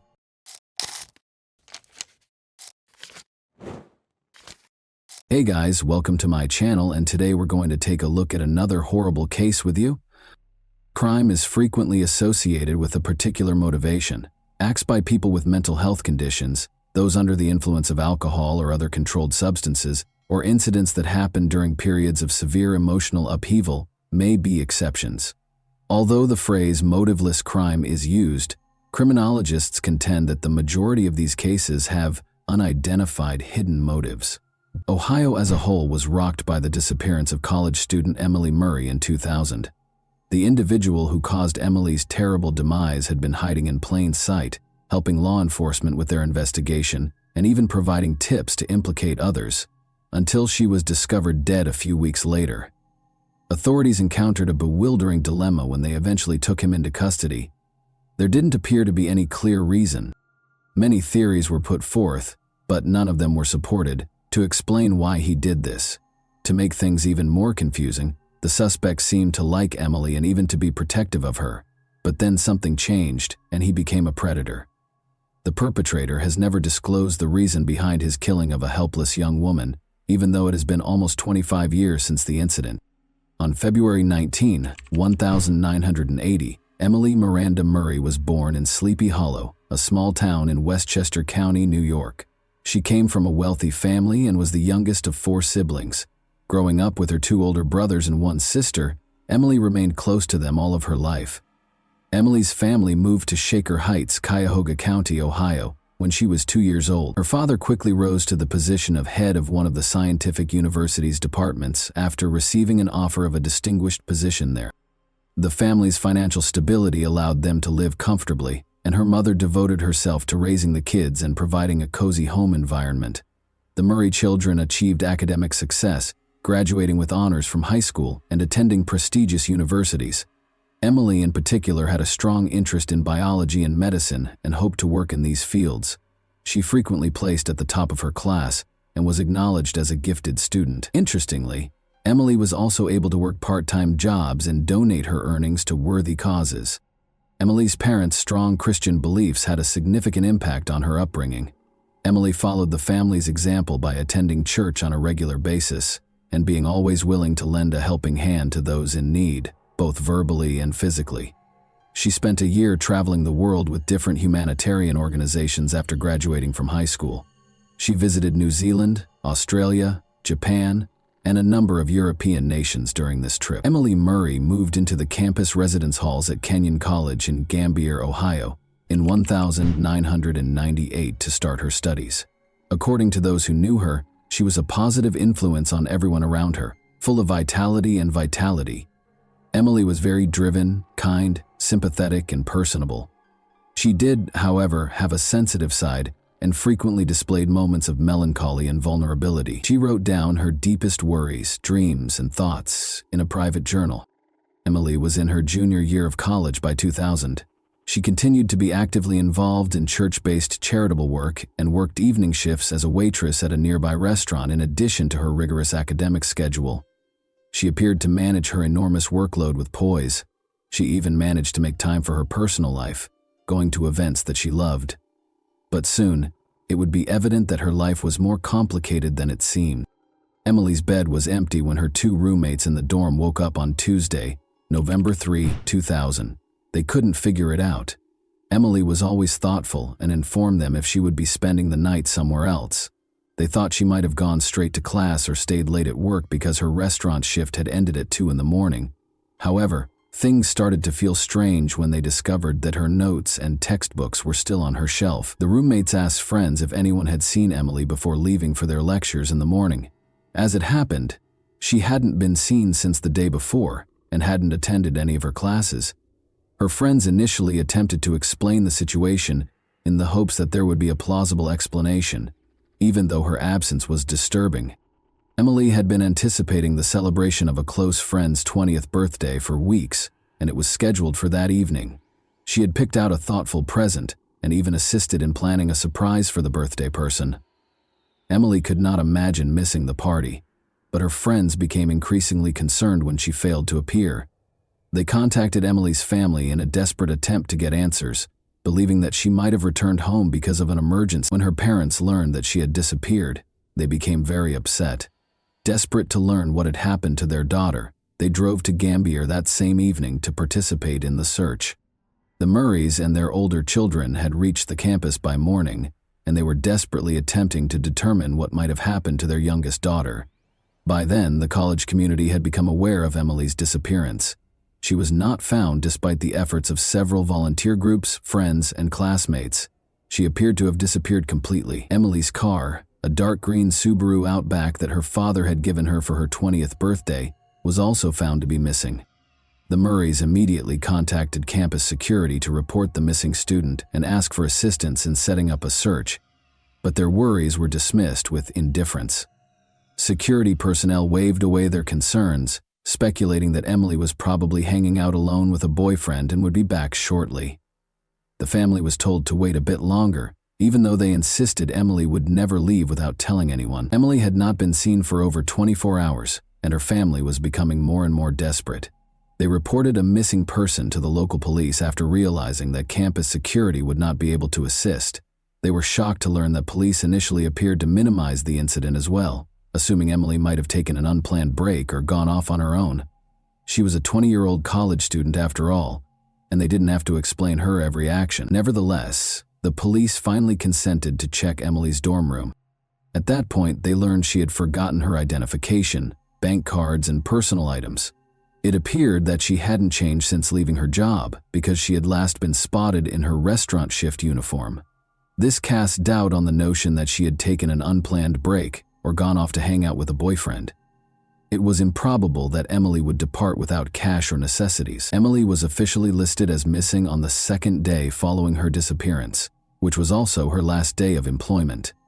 By that point, her friends, family, and community members who were worried were already searching on their own, distributing flyers featuring her picture throughout the town and searching the neighborhoods. The investigation started at the eatery across the street from the campus where Emily was last seen. The Pirates Cove was a well-liked hangout for students because of its convenient location and reasonably priced menu. Emily's shift that night turned out to be her final one. Overburdened by her demanding schedule, she had resigned from her job that evening. She had made the decision to reduce her workload. She had been finding it difficult to balance her rigorous coursework, her part-time evening shifts, and her volunteer work at the church. Her personal life had suffered as a result of her hectic schedule. She had broken up with her boyfriend Adam just a month prior because they hardly ever had time together. Many of Emily's friends came to the Pirates Cove that night to cheer her on her last day of work. However, since they had classes the following morning, nobody stayed up too late. Emily stayed for an extra half hour to complete some tasks, even though her shift ended at 2 in the morning. As a result, her co-workers were the last to see her, and the police would use their testimonies to piece together what happened that night. During those last moments at the restaurant, Emily wasn't by herself. She was assisted in closing up by her friend Olivia, who was also a waitress, and a bartender named David Cale. Around 2:45 a.m., they completed cleaning the dining area together. Everyone started to head home shortly after that. Gregory McKnight, a 24-year-old cook who was the last to depart and shut down the restaurant at 3:15 a.m., confirmed this. Nothing out of the ordinary caught the attention of her colleagues. Emily was being kind, happy, and courteous as usual. She told them she was just going back to her dorm to get some sleep before her morning classes. without mentioning any plans for the rest of the evening. Investigators discovered Emily's personal journal, which had disturbing entries when they searched her dorm room. Emily had been fighting a protracted bout of depression, which she had kept a secret and attempted to handle on her own, despite her cheerful and amiable manner. Emily was well known for being sensitive and sympathetic, and she frequently internalized other people's suffering, which made her both emotionally vulnerable and incredibly compassionate. Emily was frequently exposed to the harsh realities of life, such as tales of cruelty and injustice, through her charitable work. She gave her all to helping those in need, but she felt helpless in the face of the world's more powerful forces, which frustrated her. She described in her journal how difficult it was for her to handle the weight of her empathy and how overwhelming these feelings could be. Detectives were unable to completely rule out the possibility that Emily may have made the decision to leave her life, even though the journal made no explicit mention of plans to harm herself or take extreme measures. Emily's close friends and family were extremely offended by this theory. They vehemently denied the notion, stating that Emily would never entertain such an act because her faith was so important to her. Because of her strong religious convictions, such behavior was considered an unforgivable sin. In addition, Emily had detailed her aspirational plans for the future in her journal. She drew a picture of her ideal life in one entry, which included a big house, her future spouse, their 5 kids, and a dozen dogs. Her desire to create a life focused on community, family, and love seemed to inspire her daily. At first, investigators thought Emily might have run away because she had vanished along with her car. They speculated that she may have chosen to leave town to contemplate her life due to her battles with depression. This is a reasonable explanation for her disappearance, because it could have been made worse by her recent breakup with her boyfriend and resignation from her job. Adam, Emily's ex-boyfriend, was the first person investigators focused on, which makes sense in situations like this. Their relationship had been turbulent, with several breakups and reconciliations, but it had lasted for roughly a year and a half. But this time, Emily had made the decision to permanently break things off, and she had told Adam so in what seemed to be a peaceful and friendly exchange. Investigators couldn't help but wonder what if Adam hadn't been able to let her go. They decided to stay friends. When contacted, Adam voluntarily went to the police station. He seemed truly upset and genuinely concerned about Emily's welfare. He clarified that he and his roommate had visited the Pirates Cove the night before Emily vanished, but they had departed at midnight. Other students attested to seeing them when they returned to their dorm. According to 2 other roommates, Adam and his roommate spent the remainder of the night inside. Adam was promptly ruled out as a suspect because he had a strong alibi and no evidence of involvement. After that, investigators focused on Emily's colleagues. In the course of their investigation, one of the Pirates Cove's cooks revealed an unexpected fact. Emily was rumored to have rejected the romantic feelings that the bartender David Cale had for her. Emily and Cale worked the same shift, stayed late to close, and left the restaurant 10 minutes apart on the night of Emily's disappearance. After she turned him down, could Cale have waited for her outside and hurt her in some way? They brought David in for another round of interrogation. He acknowledged that he had once asked Emily out, but he had never brought up the subject again after she declined. He insisted that their relationship was merely cordial and business. In addition, David gave what investigators considered a very strong alibi. He was picked up from the restaurant by his father after his shift, and they immediately drove to another state to attend his sister's wedding. Investigators had no evidence to connect him to Emily's disappearance after the alibi was confirmed. The same cook, Greg McKnight, gave detectives a new lead after the bartender was ruled out as a suspect. He implied that Dave Yoakum, another cook, was also strangely attracted to Emily. Dave had a reputation for having trouble relating to women. When rejected, he was prone to losing his temper and was awkward and rude. This behavior was corroborated by other waitresses, who also reported that Dave had awkwardly approached them. He frequently made scathing comments in response to his attempts being rejected and acted in a generally disrespectful manner. Additionally, investigators found it highly suspicious that Yoakum was fired from the restaurant after a heated argument just 4 days after Emily vanished. Yoakum had not been at the restaurant the night Emily disappeared because he was off work, but detectives had to question him and find out where he was. When asked, Dave said he was genuinely shocked to be named as a suspect in the case. He gave a convincing alibi by claiming that he had gone to a rock band concert in a nearby city that evening with friends who corroborated his account. The investigation came to a standstill after all suspects were exonerated and no fresh evidence surfaced. Emily's friends and family prayed for her safe return home and clung to hope, but seasoned investigators suspected she was dead and feared the worst. Let's go back to an incident that at first glance appeared to have nothing to do with Emily's case, which occurred around a month prior to her disappearance. A small car accident happened on the outskirts of Harrison, a small town in Vinton County, Ohio, on October 1, 2000. Ronaldo Hopkins was on his way home when an old Buick swerved into his lane and collided with him. When Hopkins exited his vehicle to inspect the damage, he discovered a gun in the trunk of the other car, which had exploded from the collision. He was so alarmed that he reported the incident to the police right away. Authorities permitted the other driver to depart, even though he was fined for the collision, and the gun was seized. That same driver was accused of participating in a theft on December 9, 2000, more than 2 months later. He lived in a remote trailer park according to the case documents, so 2 officers were sent to deliver a court summons demanding that he come in for interrogation. Officers discovered the trailer in a remote location, far from the other homes in the park. When they got there, 2 rusted, damaged cars that looked unlikely to ever run again were parked in front of the property, which gave the impression that it was deserted. But the officers found a dark green Subaru Outback behind the trailer, which didn't fit the scene. They verified that it was Emily Murray's car, which was reported missing along with its owner, after searching the license plates through their database. The name of the resident of the property where Emily's car was found, as well as information about the car's discovery, were promptly forwarded to the Gambier division looking into her case. The cook from the restaurant where Emily had worked, Gregory McKnight, was that person.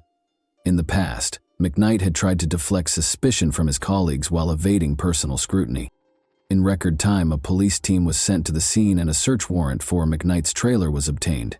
2 officers went inside to start their search because the door lock was broken. The foul stench of decay overcame them almost immediately. They located the source of the smell, a young woman's body covered in a carpet, by following it to the rear of the trailer. Emily's remains were immediately thought to be hers, and forensic analysis quickly verified this.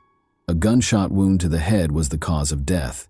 The weapon had been pressed against the right side of her skull, and the bullet had been fired at close range. The fact that there was a large amount of blood and spent shell casings at the scene suggested that the crime had been committed inside the trailer. Detectives now focused on apprehending and interrogating McKnight, their main suspect. Later that day, Gregory McKnight was arrested on suspicion of participating in an armed robbery, which was initially unrelated to Emily's death. But when they told him about the discovery in his trailer, he fell silent, refused to comment, and asked for a lawyer right away. Police detained him pending additional investigation, even though there was no concrete evidence at the time connecting him to Emily's death. Investigators were informed by the trailer park's neighbors that they had not heard or seen anything strange. Considering how far away McKnight's trailer was from the other houses, this wasn't shocking. The property itself was in poor condition, with rusted, dilapidated cars all around it and trash all over it. Investigators searched the area extensively in the hopes of finding more evidence. They soon discovered a small, overgrown well beneath a sheet of metal that was weighed down by a fallen tree. After draining the well, researchers found a human skeleton at the bottom that seemed to be that of a man. Other bone fragments were discovered nearby, dispersed throughout the property. All of the remains belonged to a single person whose identity was still unknown, according to forensic analysis. Police quickly linked the discovery to a 6-month-old missing person case, though McKnight's friend, a 20-year-old student named Glenn Julius, had disappeared. According to Glenn's girlfriend, he was planning to go to a party with McKnight the last time she saw him. Following the start of the Glenn Julius search, Gregory McKnight emerged as the main suspect, but according to McKnight, Glenn and he got into a fight at the event, and Glenn drove off with a few new friends. No one saw him again after that. Although they couldn't find any hard evidence to link McKnight to the disappearance, investigators also couldn't find any evidence to back up his story. Thus, he was set free. Later, pieces of Glenn's belts and clothes that were found in the well were recognized by his girlfriend. Dental records from his family attested to the fact that Glenn's remains were present. Inside McKnight's trailer, a number of his personal belongings were also found. Shortly after Glenn vanished, McKnight sold his car illegally, according to additional investigation. Associates who were also connected to an armed robbery case purchased the car. The car's license plates had been replaced with fake ones, and it had been hurriedly repainted. Authorities found the car after one of McKnight's accomplices was taken into custody. They discovered sizable amounts of cleaned-up blood in the trunk, which forensic analysis verified belonged to Glenn. This implied that Glenn had been carried in the trunk, either injured or dead. The work had been done sloppily, probably with homemade tools, and Glenn's body had been partially dismembered. The bones were deeply scratched, like saw marks. Investigators discovered an axe, a shovel, and several other tools inside McKnight's trailer. These were all removed for forensic analysis. Although unidentifiable marks were left by other tools, it was definitively established that the axe had been used during the dismemberment. On November 12, 1976, Gregory McKnight was born in a poor Columbus, Ohio suburb. He was raised in a big, impoverished family without a father, where everyone was left to fend for themselves. McKnight began stealing when he was a young boy, and at the age of 14 he first came to the notice of the police. He had committed his first deadly crime at the age of 15, a poorly executed robbery. The jury was lenient toward McKnight because his accomplices were older, and he was given a comparatively light sentence. He was placed in a juvenile detention center and given a sentence of only 6 years. After being freed in 1997, he quickly wed Catherine, who went on to have 2 children. Before McKnight saved up enough cash to purchase his trailer, the couple briefly resided with Catherine's parents, but they never made the move to their new home. Gregory McKnight killed Glenn Julius in May 2000 and concealed his body in the well behind his trailer. He then abducted and murdered Emily Murray in November of that year, leaving her body to decay inside the trailer. Catherine, McKnight's wife, acknowledged during interrogation that she had begun to have doubts about the trailer. Her husband refused to allow her to visit or even come near the property, and he often went there by himself. She believed that he was either using the area to meet potential lovers or to hide his criminal associates from the authorities. She had thought of a lot of things, but she had never thought of him keeping human remains there. The majority of the evidence against McKnight was circumstantial, despite the fact that it was substantial. The precise manner and location of Julius's death were unknown to the authorities. Consequently, the prosecution was unable to pursue the death penalty for that specific offense.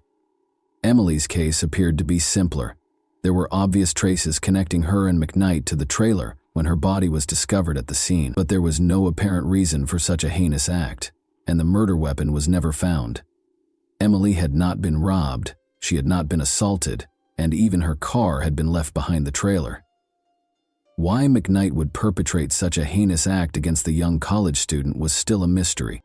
Several colleagues attested that McKnight had consistently treated Emily with dignity. He was said to be courteous, and once he had even intervened to shield her from an inebriated patron who had mistreated her. Even McKnight declined to assist investigators. He gave no information about either crime and denied all charges. The prosecution contended that McKnight had tricked Emily into falling into a trap following her work at the restaurant. Given her kindness and trustworthiness, he may have asked her for assistance, and Emily, oblivious to the danger, was powerless to refuse. He may have shown romantic feelings for her once he was inside the trailer, but he went into a rage and committed the crime after she rejected him. A psychiatric evaluation found that McKnight was fully aware of his actions and could be held accountable, despite the defense's attempt to claim that he was mentally unfit. By changing strategies, McKnight's lawyers attempted to portray Emily as a suicidal person with severe depression, alleging that McKnight only helped her carry out a purported death wish. Emily's loved ones were incensed by this argument, but it didn't change the court's decision. Gregory McKnight was convicted of 2 indictments of first-degree murder, kidnapping, and armed robbery in 2002. He was placed on death row to await execution after being given a death by lethal injection sentence. Every appeal and clemency request was turned down.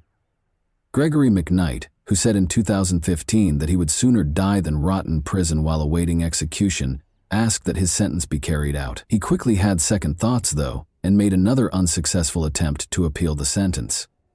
McKnight filed a lawsuit in 2020 claiming that he was subjected to unfair treatment and racism during his trial. He maintained that the punishment was unduly severe because the jury and the judge were both white and had acted biasly against him. Gregory McKnight is still waiting to be executed on death row as of right now. And that wraps up today's chilling story. If you enjoyed this video, don't forget to like and subscribe so you never miss a new upload. Also, let me know in the comments what part of this story shocked you the most. Thank you for watching, and I'll see you in the next video.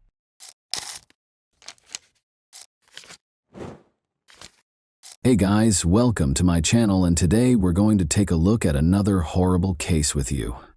Doug Estes, then 33, went out that afternoon with his stepson and a buddy on November 17, 1990, a Saturday and the second day of firearms deer hunting season.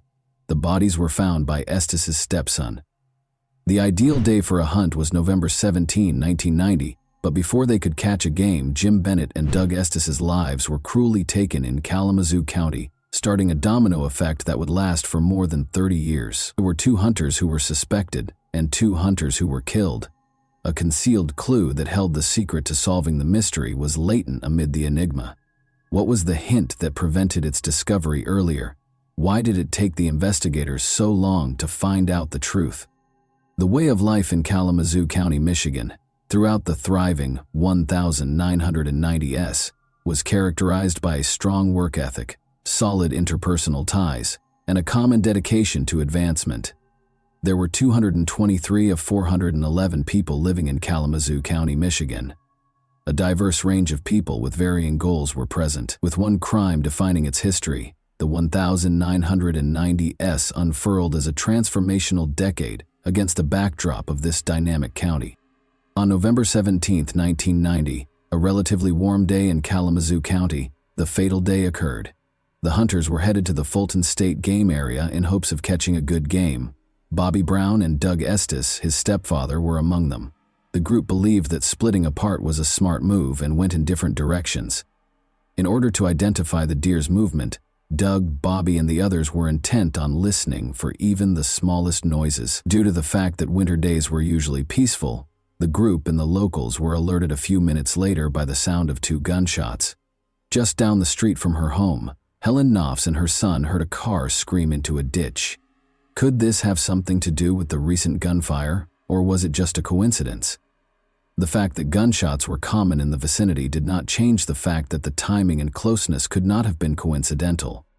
Knopfs and her son were inquisitive and worried as they walked up to the automobile and noticed a sweaty man behind the steering wheel. His expression was unpleasant, and he appeared anxious. She offered to call a tow truck for him because Knopfs believed he needed assistance, but he declined, claiming that a deer had unexpectedly crossed the road and left him in the ditch. There was something wrong, even though the justifications appeared sincere. After all, people used to come here and hunt deer. Knopfs believed he was being calm, which was strange, yet he seemed eager to go out. The man in the automobile wasn't even looking for assistance when she offered to call the cops. He said he didn't want to involve the police because he was sure someone else would fix his car, and then he drove off. However, the gunfire echoes were still audible. Since the sound originated from the direction he traveled, Bobby Brown assumed that his stepfather had captured the deer. He continued in the same direction, almost eager to congratulate him, and discovered Doug lying on his back in a pool of blood on the ground. It was such a strange sight that Bobby's initial reaction was whether Doug was pulling a practical joke. There had been 2 gunshots, but he could not believe what he was seeing as reality set in. Doug might have been shot twice as a result, but he was only wounded by 1 gunshot. The alternative was that someone actually attempted to kill him by firing 2 shots at once and missed one.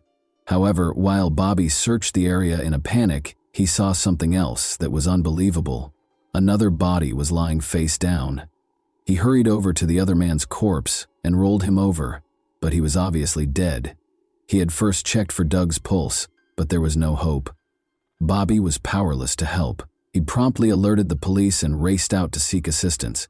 The police responded quickly to examine the disturbing events that transpired on that fatal day, setting the stage for a thorough inquiry. Bobby had previously told the officers about the 2 bodies and they confirmed their presence. Their first task was to identify the victims, and before long, the police were able to identify them. Bobby had already identified his stepfather Doug as he had phoned the police, and the other man was Jim Bennett, a nature enthusiast who was hunting alone that day. Jim Bennett and Doug Estes were both struck in the back with their hunting licenses at close range. The males had been shot with separate guns, which was strange. According to one version, they shot each other because they thought they were the deer they were searching for. The first problem was that they were nearly impossible to strike because they had both been shot in the back. When ballistic testing revealed that Doug's gun was missing from the scene and Jim's muzzle loader was fully loaded, the second discrepancy emerged. However, that was just the beginning of the chaos. Detective Bruce Wiersema, who was now retired, and Sergeant Roy Ballett were given the case. Since the area had not seen murder cases in a long time, Wiersema was overwhelmed by it because he lacked experience in homicide cases, much less double homicide. But Wiersema made the decision to pay close attention to the specifics in order to guarantee correct protocol. As the investigation went forward, they discovered that Jim and Doug had never met before.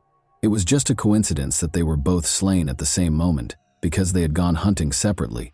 Already, the detectives had no idea what might have been the reason behind the murder. It was more difficult to comprehend the case given since there was no relationship between the victims, although, if they had been acquaintances, a mutual friend may have been found. However, there was still optimism, since they began to suspect Bobby Brown, one of the victims' stepson.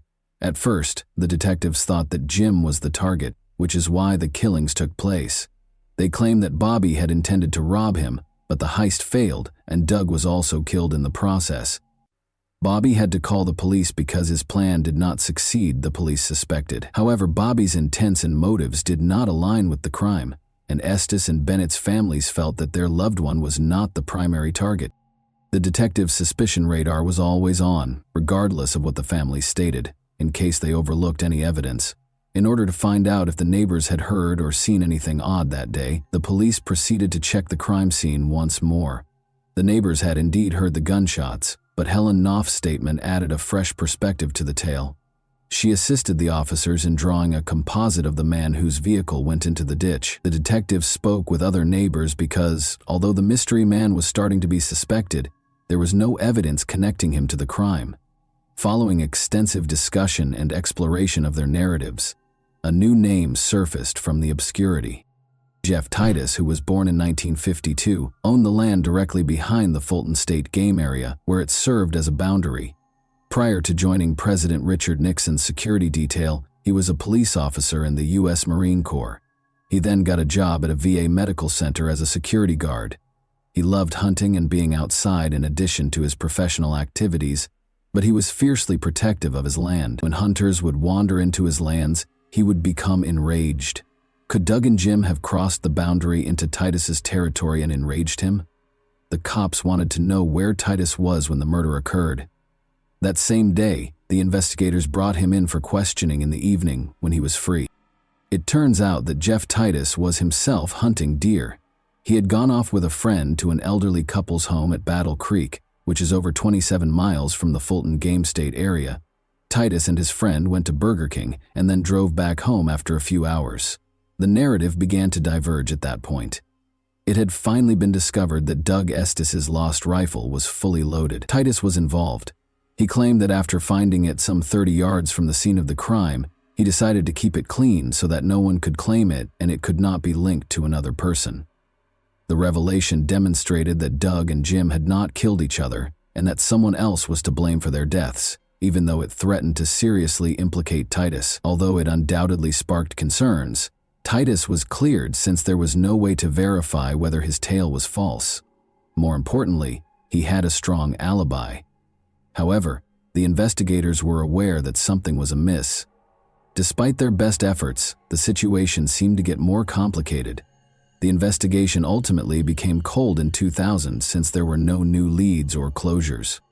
A fresh team of detectives, led by Detective Mike Brown and now retired Sergeant Mike Workema, took over the case files and reopened the double homicide case of Doug and Jim. Re-examining the neighbors, re-examining the clues, and re-evaluating the previous suspects were the first steps in their investigation. It turned out that Bobby Brown was the object of their initial suspicion. He was cleared after much back and forth. Who had slain those men that day? Then, if the primary suspect was exonerated and there were no leads or clues? In retrospect, that would seem like a straightforward response, but the cold case investigators took their time and ultimately concluded that Jeff Titus had to be the murderer, regardless of what the original cops thought. Since the incident had occurred more than 10 years ago, people's recollections were hazy and their accounts varied. It was turning out to be harder than they thought. But the investigator quickly developed a tenable theory. It implied that Titus had left the hunting property where he had been at the time of the murders on November 17, 1990, and gone back to his own adjacent property close to the Fulton State Game Area. He took this move because he believed that someone might have entered his property without permission.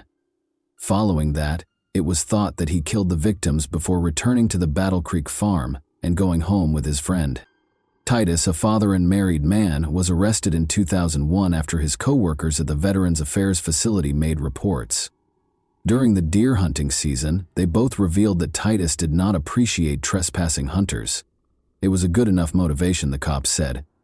Additionally, his colleagues claimed that he boasted and talked openly about the murders. The now retired Assistant Prosecutor Scott Brower of Kalamazoo County presided over Jeff Titus's trial in 2002. Unfortunately, Titus's alibi witnesses had become weaker with time and were no longer able to testify in his favor. The original investigators who had completely exonerated Titus of any crime were not called to testify during the trial, and his neighbor Helen Knopfs did not appear on the witness stand regarding the mysterious man in his car. Titus was found guilty and given 2 life sentences without the chance of release. Even though the prosecutors did not dispute the veracity of his alibi, he was imprisoned in Coldwater, Michigan, at the Lakeland Correctional Facility. However, this tale was far from over. Howard Swabash, a recently retired polygraph examiner from the Michigan State Police, was a noteworthy addition to the team during Titus's legal defense, which was led by attorney William Fett. It turned out that Fett had hired Swabash as a private investigator. According to court documents, Swabash's wife filed for divorce in January 2002, just 5 weeks after Titus was accused of murder. Even though the identity of the second woman involved was kept secret, the accusations of marital adultery led to the dissolution of their marriage. 3 months after Titus was found guilty by a jury, on the memorable Halloween day of October 31, 2002, his wife Julie visited him at Saginaw Prison with their daughter and private investigator Swabash. Since they had not gotten along for years, Julie told Titus that she planned to file for divorce. According to the public records, Swabash and Titus's ex-wife Julie eventually got married in Florida in April 2005, just 3 years after Titus was found guilty. This was a startling development that sparked speculation about their relationship and how it might have affected the case. The first inquiry that resulted in Titus's exoneration in 1990 was greatly aided by retired Sergeant Roy Belay of the Kalamazoo County Sheriff's Office. Shortly after Titus's conviction, Belay confronted Swabash, the investigator in the Kalamazoo County Courthouse, feeling confused and unhappy with the way things had gone. Belay was disappointed, asking why Swabash had not even bothered to get in touch with him to share his thoughts and feelings about the matter, especially if he had assumed the responsibility of conducting the investigation to prove Titus's innocence. Belay and the other initial detective would have given important testimony on Titus's alibi, but the defense did not call them as witnesses. The altercation became heated, and Swabash's response was combative and offensive. He left quickly, leaving Belay to think over the experience. During a phone interview from prison, Titus freely questioned if the private investigator for this defense team had been genuinely interested in his interests. Titus maintained his innocence throughout the entire incident, saying, "It's a shocker, and then I wonder, was he working for me? Was he working for an ulterior motive? I don't know." But when Bruce Wiersma and Roy Belay, the 2 detectives who worked on the original inquiry, publicly said that they were willing to testify in favor of Titus's alibi, it was a turning point. The University of Michigan's Innocence Clinic became interested in this development and became involved in the case. At the same time, an independent inquiry was launched by the Michigan Attorney General's office. As both organizations examined the evidence, an important discovery was made. A key aspect that had not been revealed to Titus's defense team during the initial trial was that they discovered that there were many hunter deaths in the area and that it appeared to be the work of a serial murderer. Without a doubt, it cast suspicion on any possible link between Titus and Doug and Jim's untimely deaths in 2002. The Innocence Clinic filed a motion for relief of judgment and a new trial on Titus's behalf as a result of these findings and other strong evidence. The genuine turning point, however, occurred in 2019 when 47-year-old producer Jacinda Davis, who is well known for her work in the true crime genre, happened upon her most compelling narrative while traveling the highways to find ideas for her next series. The murderer's journey took her to the center of Michigan, where she was enticed by Jack White's renowned Third Man Records. She came over the intriguing case of Jeff Titus while browsing the internet. Susan Simpson, a 34-year-old former lawyer who is now a podcaster, shared a trip with Davis. Simpson, Rabia Chaudhry, and Colin Miller were the hosts of the popular podcast Undisclosed. After meeting, discussing, and finally deciding to work together, Davis and Simpson decided to combine their narrative skills to help solve the mysterious Titus case. On October 26, 2020, Simpson's podcast Undisclosed was set to debut its upcoming season. The audience was able to uncover some previously unknown facts and delve further into the complex issues of the contentious conviction after it was broadcast. At the same time, on November 1, 2020, fans watched the premiere of the gripping 2-hour documentary Killer in Question, which was broadcast on Investigation Discovery. During their investigation for the series and podcast, Davis and Simpson discovered that there was a problem with the story. The original detectives in this case absolutely 100% clear Jeff Titus and believe he is not guilty, and the cold case team is the opposite. They believe beyond a doubt that they have the right man. During their lengthy investigation, they discovered a significant breakthrough involving 2 key witnesses who had seen a car stuck in a ditch immediately after the gunshots, Davis said. I can't think of another case where there are 2 sets of detectives that don't agree. Further issues were raised by the fact that Titus's neighbor, Helen Knopfs, could have readily identified him if he had been in the car. When they discovered that the driver was not him, they began to question the stranger's motivations and the reason behind his hasty departure from the scene. Was he the elusive killer they were looking for? They were shocked to see that the composite sketch created using Knopf's testimony bore a striking resemblance to Ohio serial killer Thomas Dillon. Dillon has previously targeted outdoor enthusiasts, hunters, and fishermen. When he was finally caught in 1993 for killing other hunters, Knopfs herself had even recognized him from a police lineup, according to FBI reports. Both Simpson and Davis were full of optimism that their accounts might inspire others who might have important information about the Estes and Bennett killings to come forward. Simpson noted that the simple act of sharing these stories frequently has a cascading effect, encouraging people to come forward with insightful information that may be added to the ongoing investigation. Davis agreed with them. She admitted that memories might evolve with time, with little information occasionally disappearing. Original memories, however, usually survive on their own. Both investigators had their own judgments about Titus's guilt as they dug more into the case. After initially being dissatisfied by the evidence, Simpson found strong corroborations that supported the original investigators' conclusions. Simply put, the evidence against Jeff Titus was insufficient. The Michigan State Attorney General's Office's Conviction Integrity Unit has been thoroughly reviewing Titus's case since 2019. Since none of the motions filed by the Innocence Clinic had been approved throughout the ongoing inquiry into this potential erroneous conviction, Jeff Titus was forced to serve 2 life sentences at the Lakeland Correctional Facility in Coldwater Branch County, Michigan. Despite the challenges, the Innocence Clinic worked to get Titus released from the facility in 2021 because of the COVID-19 outbreak, which resulted in several of the Lakeland inmates testing positive for the virus. They requested a bond release under extraordinary circumstances. Regretfully, the district judge who administered their plea thought it was unjustified. The podcasters Davis and Simpson were the first detectives to discover a possible connection between Dillon, the serial killer, and the 1990 killings. Their natural curiosity brought them to Dillon's troubled history, since he had admitted to the gruesome 1993 killings of 5 hunters and outdoor enthusiasts. Dillon also told his cellmate that he was a main suspect in another murder in Pennsylvania, and that he was involved in the murders of 2 hunters in a county that he thought the police would never connect him to. Dylan's involvement in the investigation provided a strong lead, even though he passed away in prison on October 21, 2011. Motivated by their resolve, David Morin, director of the Michigan Innocence Clinic, set out on a mission and traveled to the Kalamazoo County Sheriff's Office. Morin spent a long 6 hours carefully going through the file room's archives.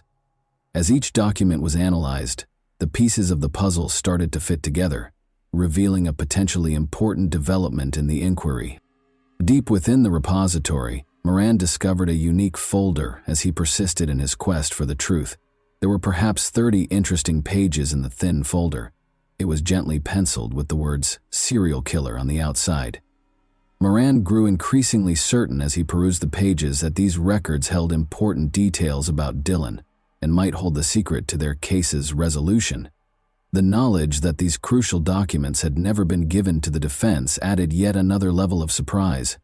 There was an uncomfortable void in the information provided throughout the trial, since it seemed that the prosecutor's office was still unaware of their existence.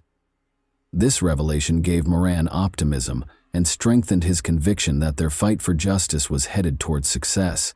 Bruce Worsema, the original detective who put together the serial killer file, stated that he was convinced Dylan was the criminal responsible for the crimes and that the reports on Dylan were part of the case file. The retired cold case sergeant Mike Worsema, however, claimed he had never seen that specific file. He denied knowing about the alternate suspect, as did other detectives on the cold case squad. But according to a police report that turned up in court records, the file was known to at least one of the cold case detectives. Former Kalamazoo County Associate Prosecutor Stuart Fenton had a different viewpoint. He stated that he thought Titus was behind the killings. He was adamant that an innocent man had not been wrongly condemned and that the jury had made the right choice. Fenton believed that the new material would not likely have changed the first trial's outcome in light of the subsequent claims. Titus personally promised himself that he would not cut his beard until the day he was released from prison. On February 16, 2023, he finally received the long-awaited call telling him of his imminent release, and he was overcome with emotion. Titus recounted, "I just started bawling." He would frequently cry with happiness again when he started working on the cards, briefly covering his face with his hands. Jeff Getting, the Kalamazoo County prosecutor, stated that it is still unclear whether additional charges will be brought. He continued, "We're in the process of reviewing the case. It is a complicated factual and legal analysis that will take some time to process." After serving more than 20 years in jail for the 1990 murder case involving Doug Estes and Jim Bennett, 71-year-old Jeff Titus was released on February 24, 2023. His conviction was reversed. It should never have happened in the first place, according to Titus, who added that people had been waiting for this day for 22 years. The moment of being released from jail produced a wave of feelings that Titus found difficult to express. "I'm just ecstatic and overjoyed to finally be out where I can get out and do something. I want to see my grandkids. I haven't seen them. I want to see them." A supporting group of people who had been instrumental in his battle for justice greeted him as he entered the free world. Attorney Moran supported Titus during his newfound freedom, as did the sons of the late Detective Roy Ballet, investigative podcasters Jacinda Davis and Susan Simpson, and committed students from the Michigan Innocence Clinic. Although Detective Ballet, a steadfast supporter of Titus's innocence, had died in January 2022, his influence endured. Worsema, the cold case investigator, was still certain of Titus's culpability, even though he supported the judge's decision to free Titus from jail due to Dylan's ignorance. "I still believe Jeff Titus is the killer," Worsema declared. "Considering his character and the actions he took, I believe he is the perpetrator. He is a dangerous individual, and I have apprehensions about him. I hope that now that he has gained his freedom, he will use it responsibly and make the right choices." Titus used his newfound freedom to do things that he had not been able to do for 20 years. Enjoying the meals he had long missed while away, he rediscovered the pleasures of life and immersed himself in the presence of loved ones. He even obtained his driver's license and liked spending time with his grandsons whom he had never met before. He remarked, "I can't express enough how grateful I am to be free and have the freedom to simply live again." Titus continued to create and sketch greeting cards, and he enjoyed feeding songbirds and deer. Jeff Titus ultimately received justice after nearly 20 years. But the cases of Doug Estes and Jim Bennett remained unsolved until the passing of serial killer Thomas Dillon. Was the serial killer responsible for the crime, in your opinion? Or was Titus, who, in your opinion, erred during the investigation? The cold case team or the original investigators? And that wraps up today's chilling story. If you enjoyed this video, don't forget to like and subscribe so you never miss a new upload. Also, let me know in the comments, what part of this story shocked you the most? Thank you for watching, and I'll see you in the next video.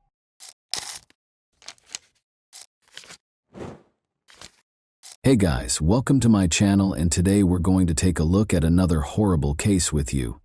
A person's life can be completely transformed by the emotion of love. It can be tender and loving, or it can be hurtful and disappointing. Almost everyone has times in their lives when they meet someone who becomes special to them, but occasionally these relationships don't work out as planned. In this tale, a man and a woman fell in love, but their relationship ended because of a well-publicized investigation. What transpired between them? For what reason were their parents against their relationship? This video will teach you the answers to these questions. I want to start by saying that this is one of the most unbelievable stories I have ever posted on my channel. Why do those who are meant to protect and serve act indifferently? And everyone will be shocked by this story's conclusion. We will therefore talk about what happened in Kemerovo, Russia, in 2020. The administrative hub of the Kemerovo Oblast is the sizable Russian city of Kemerovo. It is located in western Siberia's southern region. It is one of the biggest cities in Siberia, with a population of over 500,000. On September 24, 1997, Vera Pekteleva was born in Kiselyovsk, Kemerovo Oblast. She developed into a happy, imaginative adult. She enjoyed singing and she won several competitions while she was in school. Despite their divorce while she was in school, Vera's parents, Oksana and Yevgeny, remained friendly. Vera got along well with her mother's new husband and her father's new wife. She was characterized as a non-confrontational, upbeat, and kind individual. As previously mentioned, Vera was a creative person, so her family was taken aback when she chose to attend the State Technical University in Kemerovo after high school graduation, rather than pursue a career in the arts. Vera spent her free time visiting her mother, Oksana, who lived in Kislyovsk, approximately 110 miles from Kemerovo. Vera met a man her own age, Vladislav Kanius, during one of these visits in 2016. The total opposite of Vera was Vlad, as everyone called him. He was reclusive, irritable, and lacked life goals. Vlad was raised in a dysfunctional household and left school after the 9th grade. He lived with his father after his mother abandoned her family. But the challenges in his life did not stop there. In the end, his father committed suicide as a result of his legal troubles. Vlad was profoundly affected by everything that transpired in front of his eyes. Vera fell in love with Vlad despite the fact that they had little in common. Vera's parents opposed this relationship because they were aware of Vlad's identity.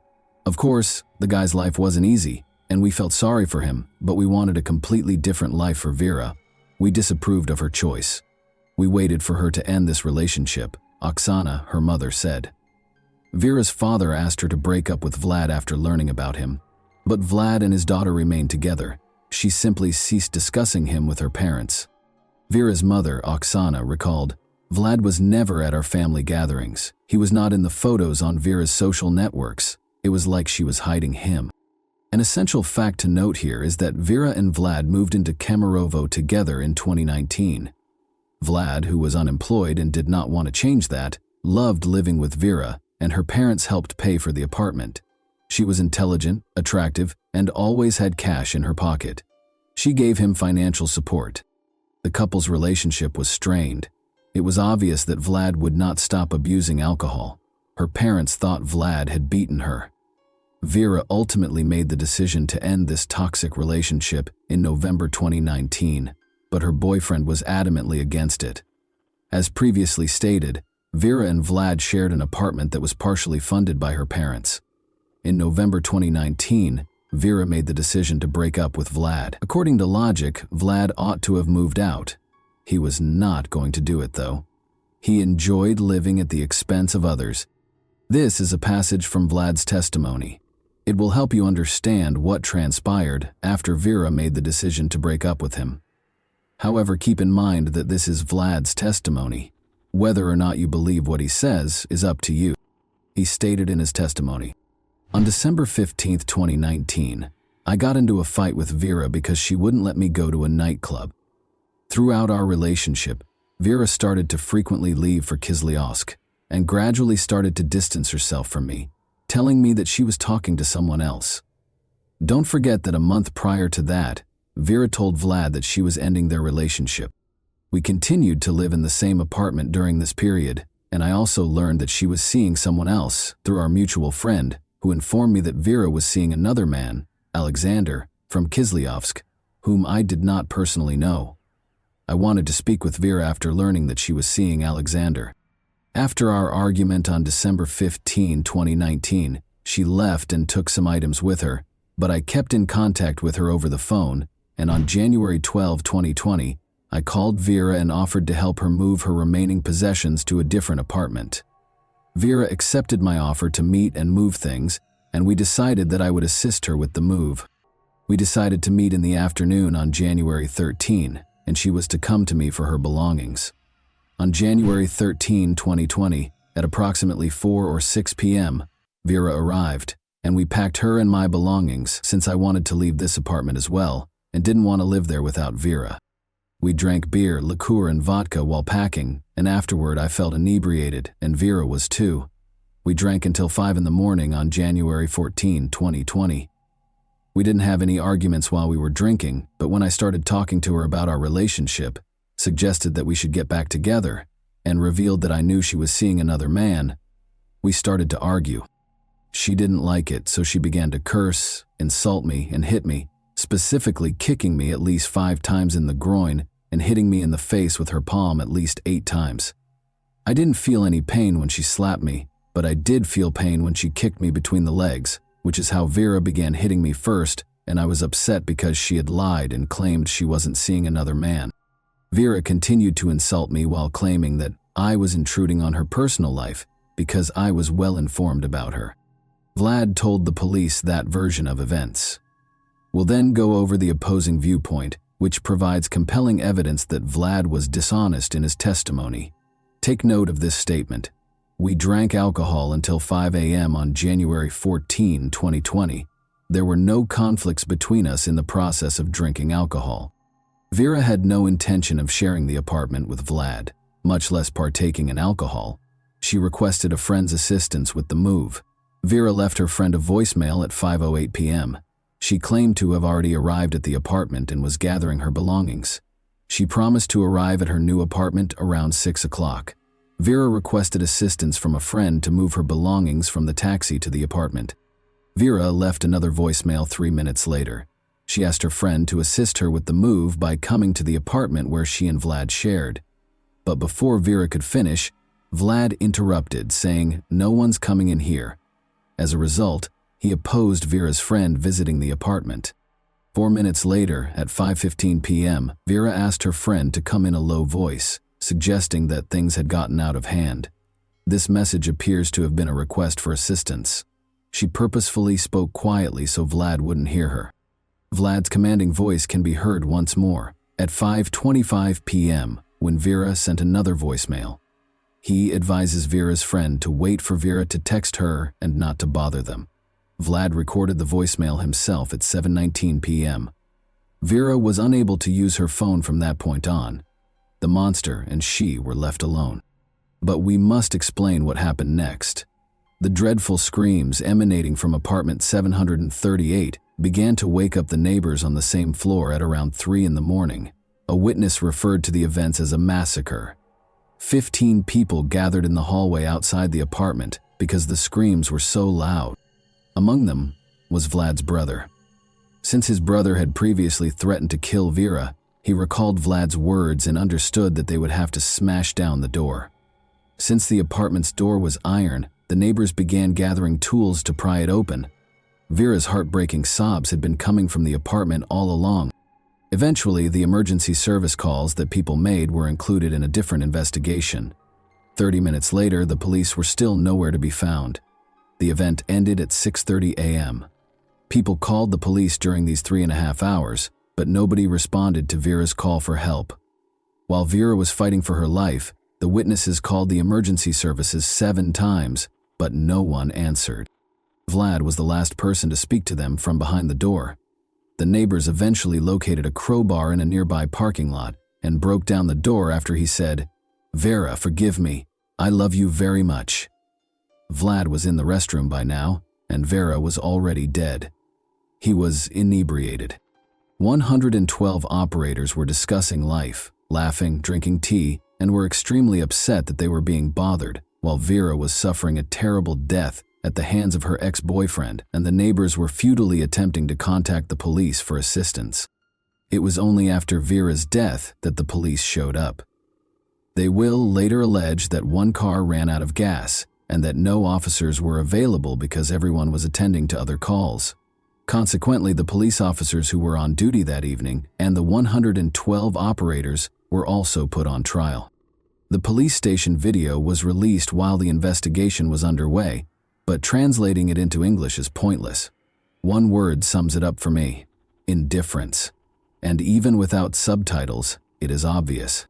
Recall that Vlad stated in his testimony that he and Vera did not have any disagreements until 5 in the morning, but the forensic analysis revealed that he was lying. 6 hours prior to her demise, Vera sustained her initial injuries. At around midnight, that is, it indicated that she had been beaten and injured by Vlad Knus for 6 hours prior to her passing. She had stab wounds among the approximately 100 injuries on her body. She had broken ribs and a nose. Her neck also had marks from strangulation. And prepare yourself if you were surprised by the police's inaction. You won't be any less surprised by what happened next. At the funeral of Vera Pekulova, over 1,000 people showed up. Not everyone could be accommodated in the church. Vera's mother, Oksana, claims that despite the funeral home's 4-hour makeup attempt, she was still unable to identify her daughter. Her injuries were that severe. Vlad Knus, meanwhile, was providing his version of events to the investigators. Naturally, he made an effort to minimize his involvement in this crime. Regarding that evening, he stated, "She didn't like it when I brought up our relationship, suggested that we get back together, and told her that I knew she was seeing another guy. She then began to curse, insult me, and hit me, specifically kicking me at least 5 times in the groin and hitting me in the face with her palm at least 8 times. When she slapped me, I didn't feel any pain, but when she kicked me between the legs, I felt pain. This is because Vera began hitting me first, which infuriated me because I knew everything about her, and she lied when she said she wasn't seeing anyone else. She kept insulting me during this time, so I became enraged and struck her with my palms several times, hitting her head about 4 times, but with little force. When I struck Vera, she fell to the floor, hitting the closet, and she struck me back, specifically hitting my head with her fists and palms, which hurt. I asked her to stop, but she didn't, and I recall that she scratched my back. I then grabbed her by the neck, and after noticing an iron on the floor, I wrapped the iron cord around Vera's neck, tightened it a little, and squeezed her neck for 1.5 or 2. I didn't want to kill Vera, and I didn't know at the time that what I was doing could do so. I was tightening the cord around her neck to frighten her, to make her lose consciousness, to put her to sleep. She began coughing and wheezing for 15 minutes after I took the cord off her neck. Vera was in a prone position when I took the cord off her neck, but I later placed her on her back. At that point, she was unconscious, but she was also making noises, i.e. wheezing, and I assumed she was okay. Vera was not responding when I tried to wake her up, so I put my ear to her mouth and then to her heart to check if her heart was beating. She had no pulse and was not breathing. I don't recall what happened next, but I do recall that I ended up in the bathroom at one point while holding a knife. After a while, the door to the apartment opened and my brother and a policeman were inside, and then I was told to get dressed and taken to the police station. I had a knife with me because I wanted to hurt myself, and I didn't want to live because I knew Vera was dead. I want to apologize to Vera's family for what I did, and I acknowledge that my actions were the reason behind her death. I didn't intend to kill her. Vlad has a selective memory, as you have observed. He recalled strangling Vera, but he couldn't recall how he hurt her roughly 100 times. Furthermore, it was unclear how Vera, lying on her stomach on the floor, could have scratched his back and punched him in the face. It also became evident during the interrogation how Vlad's brother got to the scene of the crime. He lived in a different city after all. Vlad told the police the following. "I called my brother. I told him about what happened. I told him that Vera wasn't breathing, and my brother told me to call an ambulance and give her CPR. I tried to give her first aid. I tried to give her CPR and cardiac massage. He called his brother around midnight and threatened to kill Vera, according to information uncovered during the investigation." When questioned again about Vera's injuries during the second interrogation, he responded as follows. "I admit that I caused Vera all of the injuries listed in the report, and I did not count the number of blows I delivered, but I may have been responsible for the injuries the expert discovered on her body. I don't recall how many times I struck her, but I believe it was the same amount. She screamed and insulted me during our argument, and I didn't like hitting her. When I did hit her, I didn't like her screaming, so I wanted her to stop talking. At the time, I didn't consider her suffering." Vlad Kanyus added that he and Vera had agreed to be intimate that night. Since it was impossible to prove the opposite, the charges associated with this were eventually dropped. Negligence charges were brought against emergency service providers and police officers. Unbelievably, they were not suspended from their jobs while the investigation was underway. They persisted in providing absurd justifications for their actions. For each of the 5 defendants, the prosecutor sought actual prison sentences. But the judge made a different decision. They were given suspended sentences ranging from 1.5 to 2 years. Additionally, the court mandated that each give the victims roughly $350. The police department also had to pay about $11,000 at the same time. Although the ruble is the currency of Russia, I have converted all amounts to US dollars so that everyone can understand them. According to the indictment, the police officers had gasoline, and even if they hadn't, they still ought to have taken the proper action to address the situation. However, they didn't view arriving at the scene as an urgent matter. Both police officers did not confess to any wrongdoing and refused to assist with the investigation. They claimed that the investigation team was at another address where a man's body had been discovered earlier when witnesses called to report the woman's screams and cries for assistance. It's likely that we will never find out what actually transpired that evening. Vera had no intention of residing in the apartment. She even asked a friend to assist her in moving. Thus, there is every reason to believe that Vlad poured alcohol into Vera's mouth while she was unconscious, or forced her to drink it. He had time to devise a story that would demonstrate that everything that occurred was accidental. Vlad Kanyus was given a 17-year prison sentence by the court in the summer of 2022. He partially acknowledged his guilt.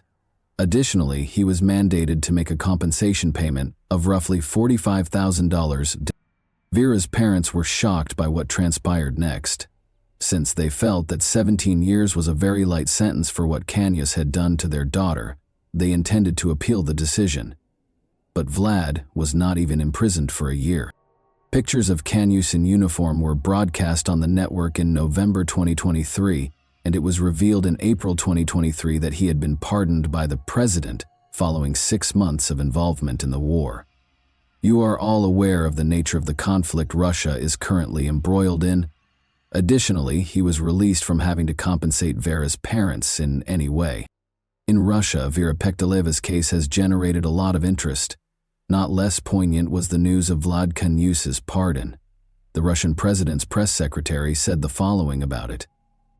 There is a specific process for pardoning, and we have discussed it on numerous occasions. The first step is for the convicted individual to confess to his guilt. The Federal Bureau of Prisons makes the initial decision, followed by the regional level, the federal district, the Central Commission, and finally the president, who receives the documents for review. This is one method, and there is another in which prisoners, including those incarcerated for severe offenses, redeem themselves on the battlefield by using blood under shells and bullets. When Vera's parents found out that the person who killed their daughter was free and could start over, it's difficult to imagine how they felt. Such a chance will never come to their daughter. She was not given another chance. And that wraps up today's chilling story. If you enjoyed this video, don't forget to like and subscribe so you never miss a new upload. Also, let me know in the comments, what part of this story shocked you the most? Thank you for watching, and I'll see you in the next video.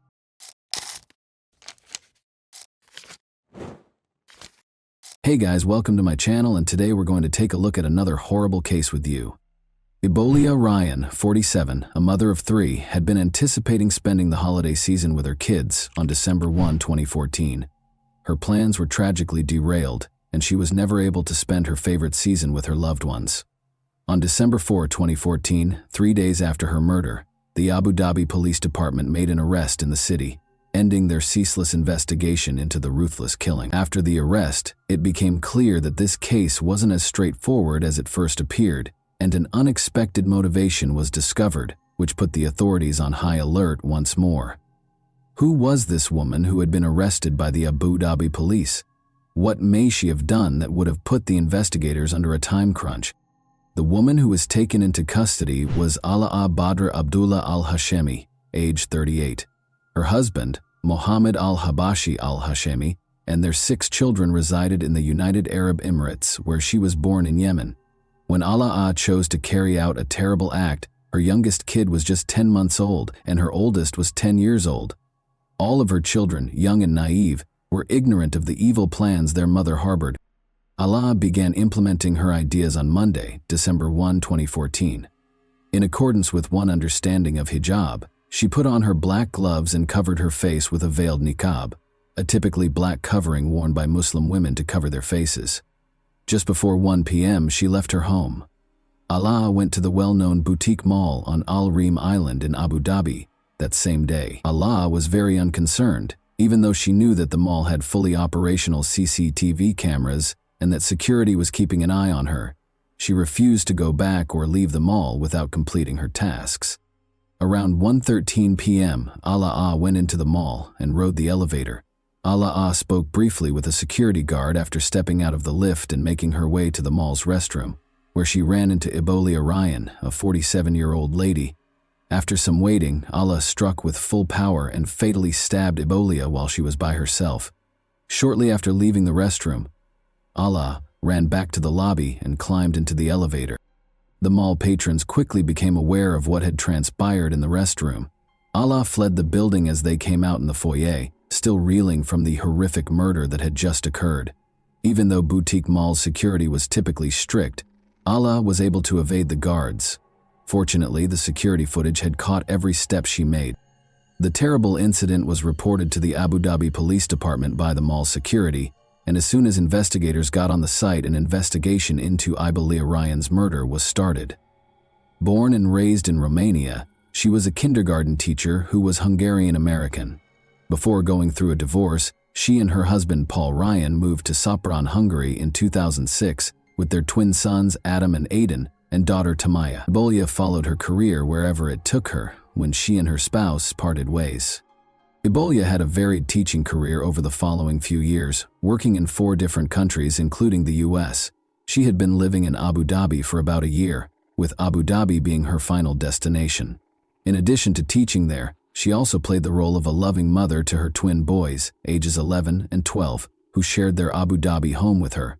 Tamaya, Ebolia's 13-year-old daughter, was then residing in Vienna, Austria, with her father, her ex-husband Paul Ryan.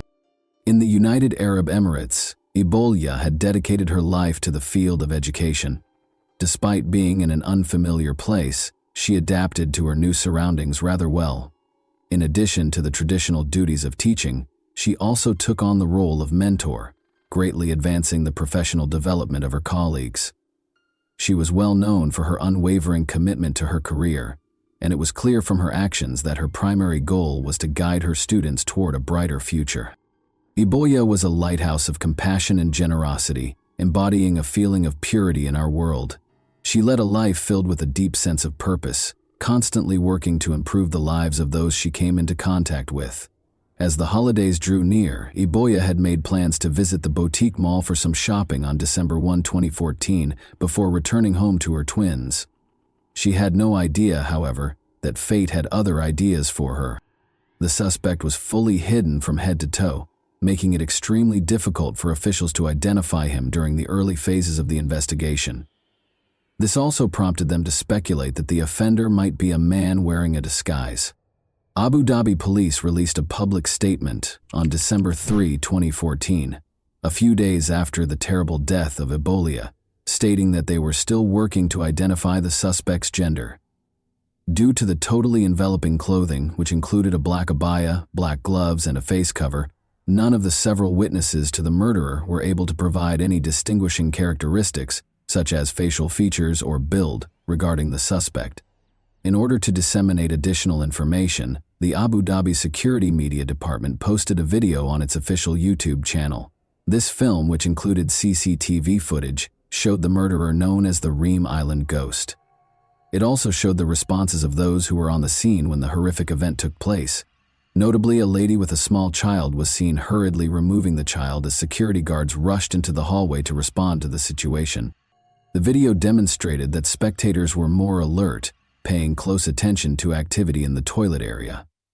An important piece of evidence was the surveillance film, which also showed the shrouded suspect picking up a newspaper, likely to hide the weapon, and walking toward the bathroom. About 90 minutes later, the suspect in the assault rushed back into the lobby, causing chaos among the customers who quickly scattered.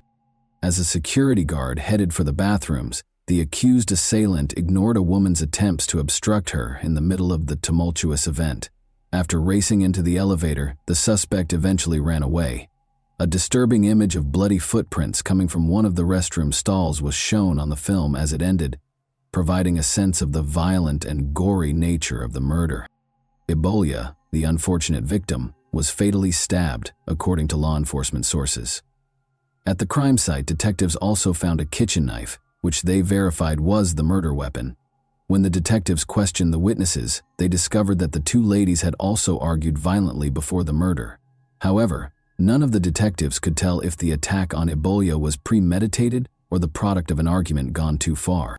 Both the official police reports and the CCTV film gave a thorough description of the culprit after the initial offense was committed. The suspect, wearing a niqab, was observed going back to her car before leaving the area. Detectives were shocked to discover that the suspect had then moved on to a residence in the Abu Dhabi Corniche, where another disturbing series of events took place. The suspect entered the premises with a tiny black luggage, as seen by the surveillance cameras at this position. She continued on to the apartment of a 46-year-old Egyptian-American physician living with his wife and 3 children, who was only known as MH. She dropped the suitcase outside their house and hurried out of the building. Additional information about the suspect was disclosed by the police footage. Detectives could see blood on the suspect's driving wheel and the black suitcase, which was the same one she allegedly brought to the doctor's apartment in the video. This terrifying visual evidence underscored the seriousness of the suspect's conduct as she moved from one murder site to another, adding still another level of intricacy to the story as it developed. Luckily, the bag was discovered by the doctor's son on his way to the mosque for prayer in the evening. He informed his family that he had noticed something odd in front of the house. They requested assistance from a security guard, who then called the police. It was a bomb, and the cops were able to identify it and disarm it before it exploded. A woman wearing gloves had entered the house minutes prior to the event, according to the security guard. She had a black luggage in tow.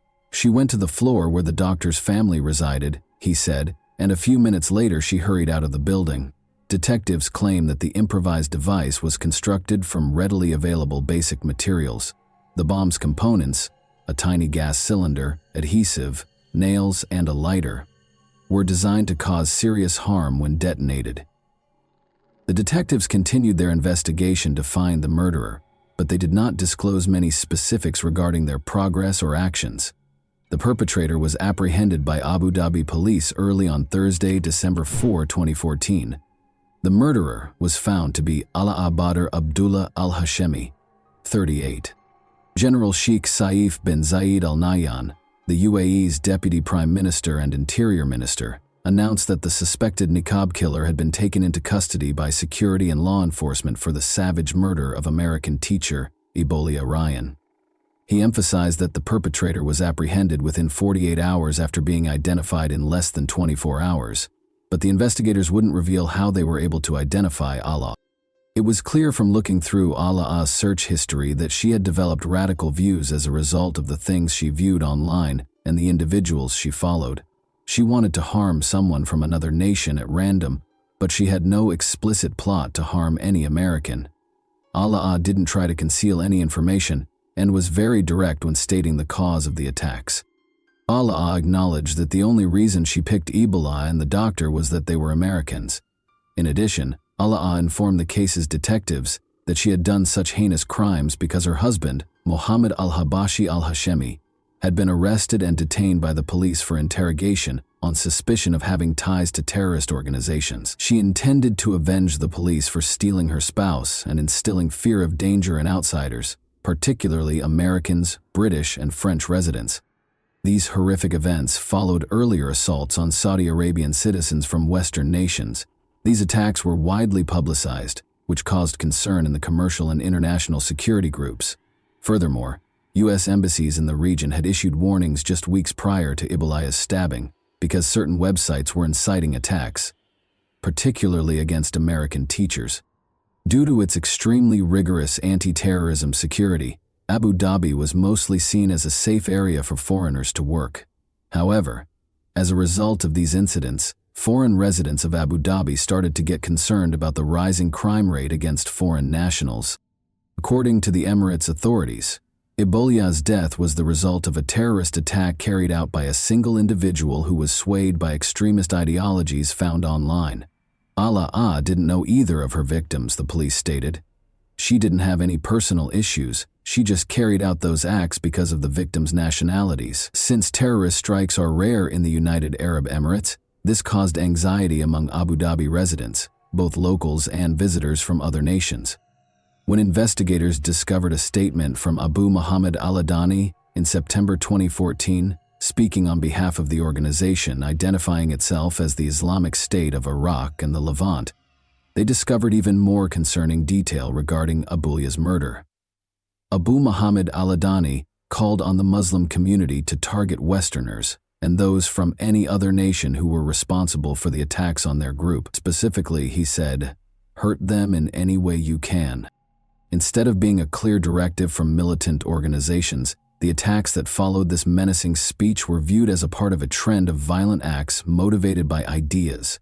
The killing of a French tourist named Hervé Gordel in Algeria, the 2014 ramming attack in Saint-Jean-de-Luz, and other assaults on Americans and Danes in Saudi Arabia were more examples.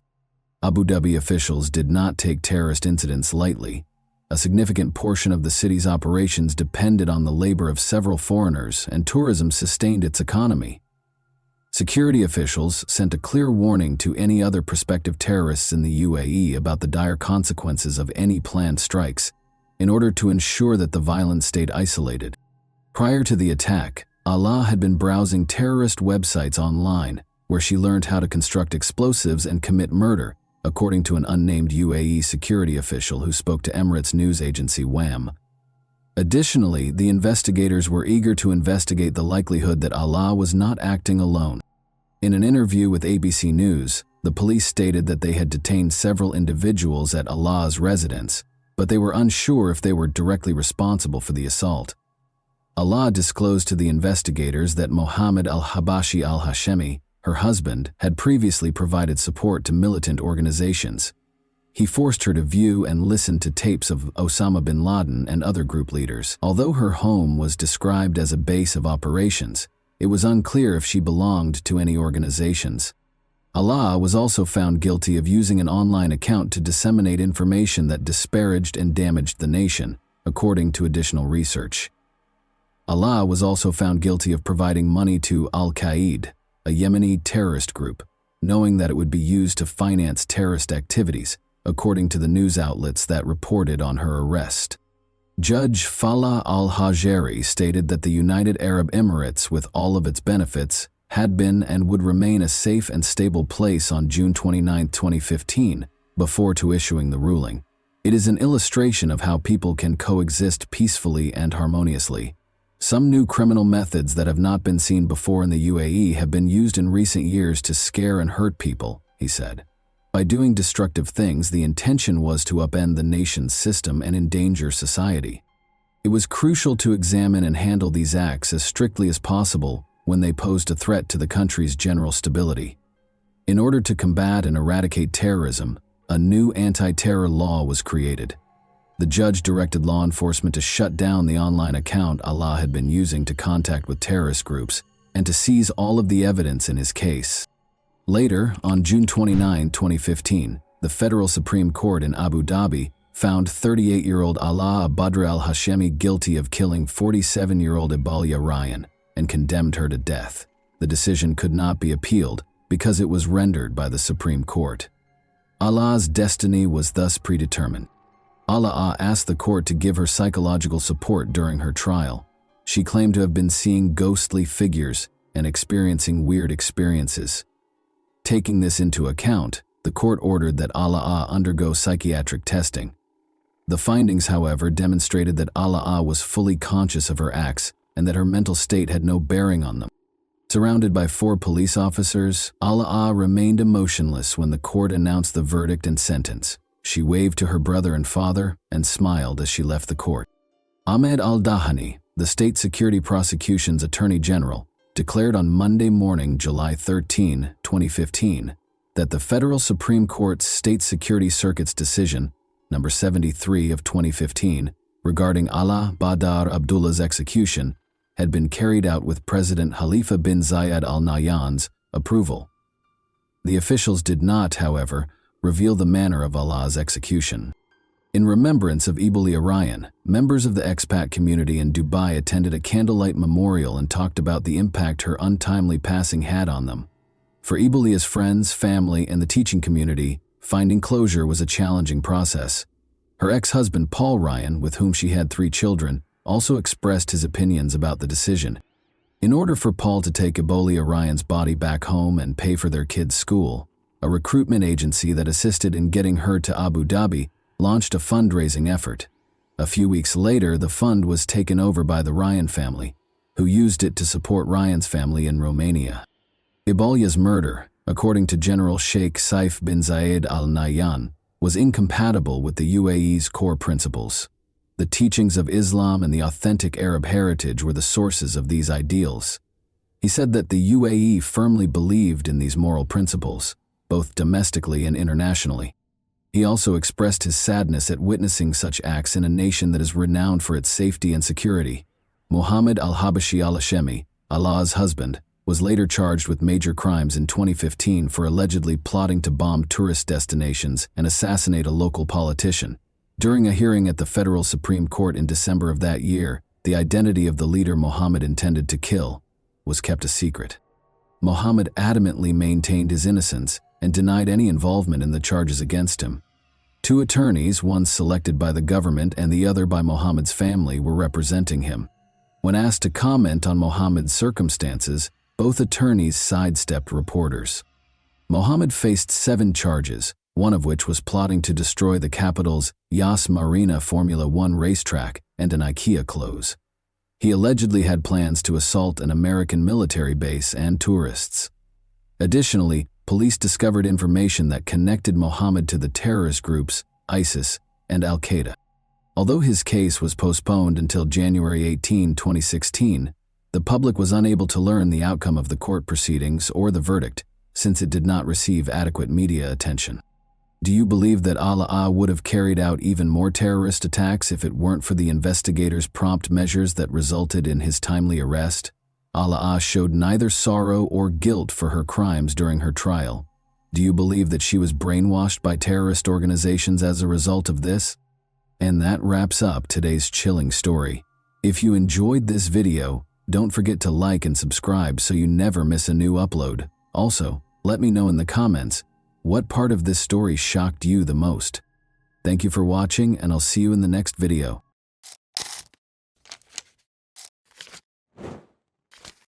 Hey guys, welcome to my channel, and today we're going to take a look at another horrible case with you.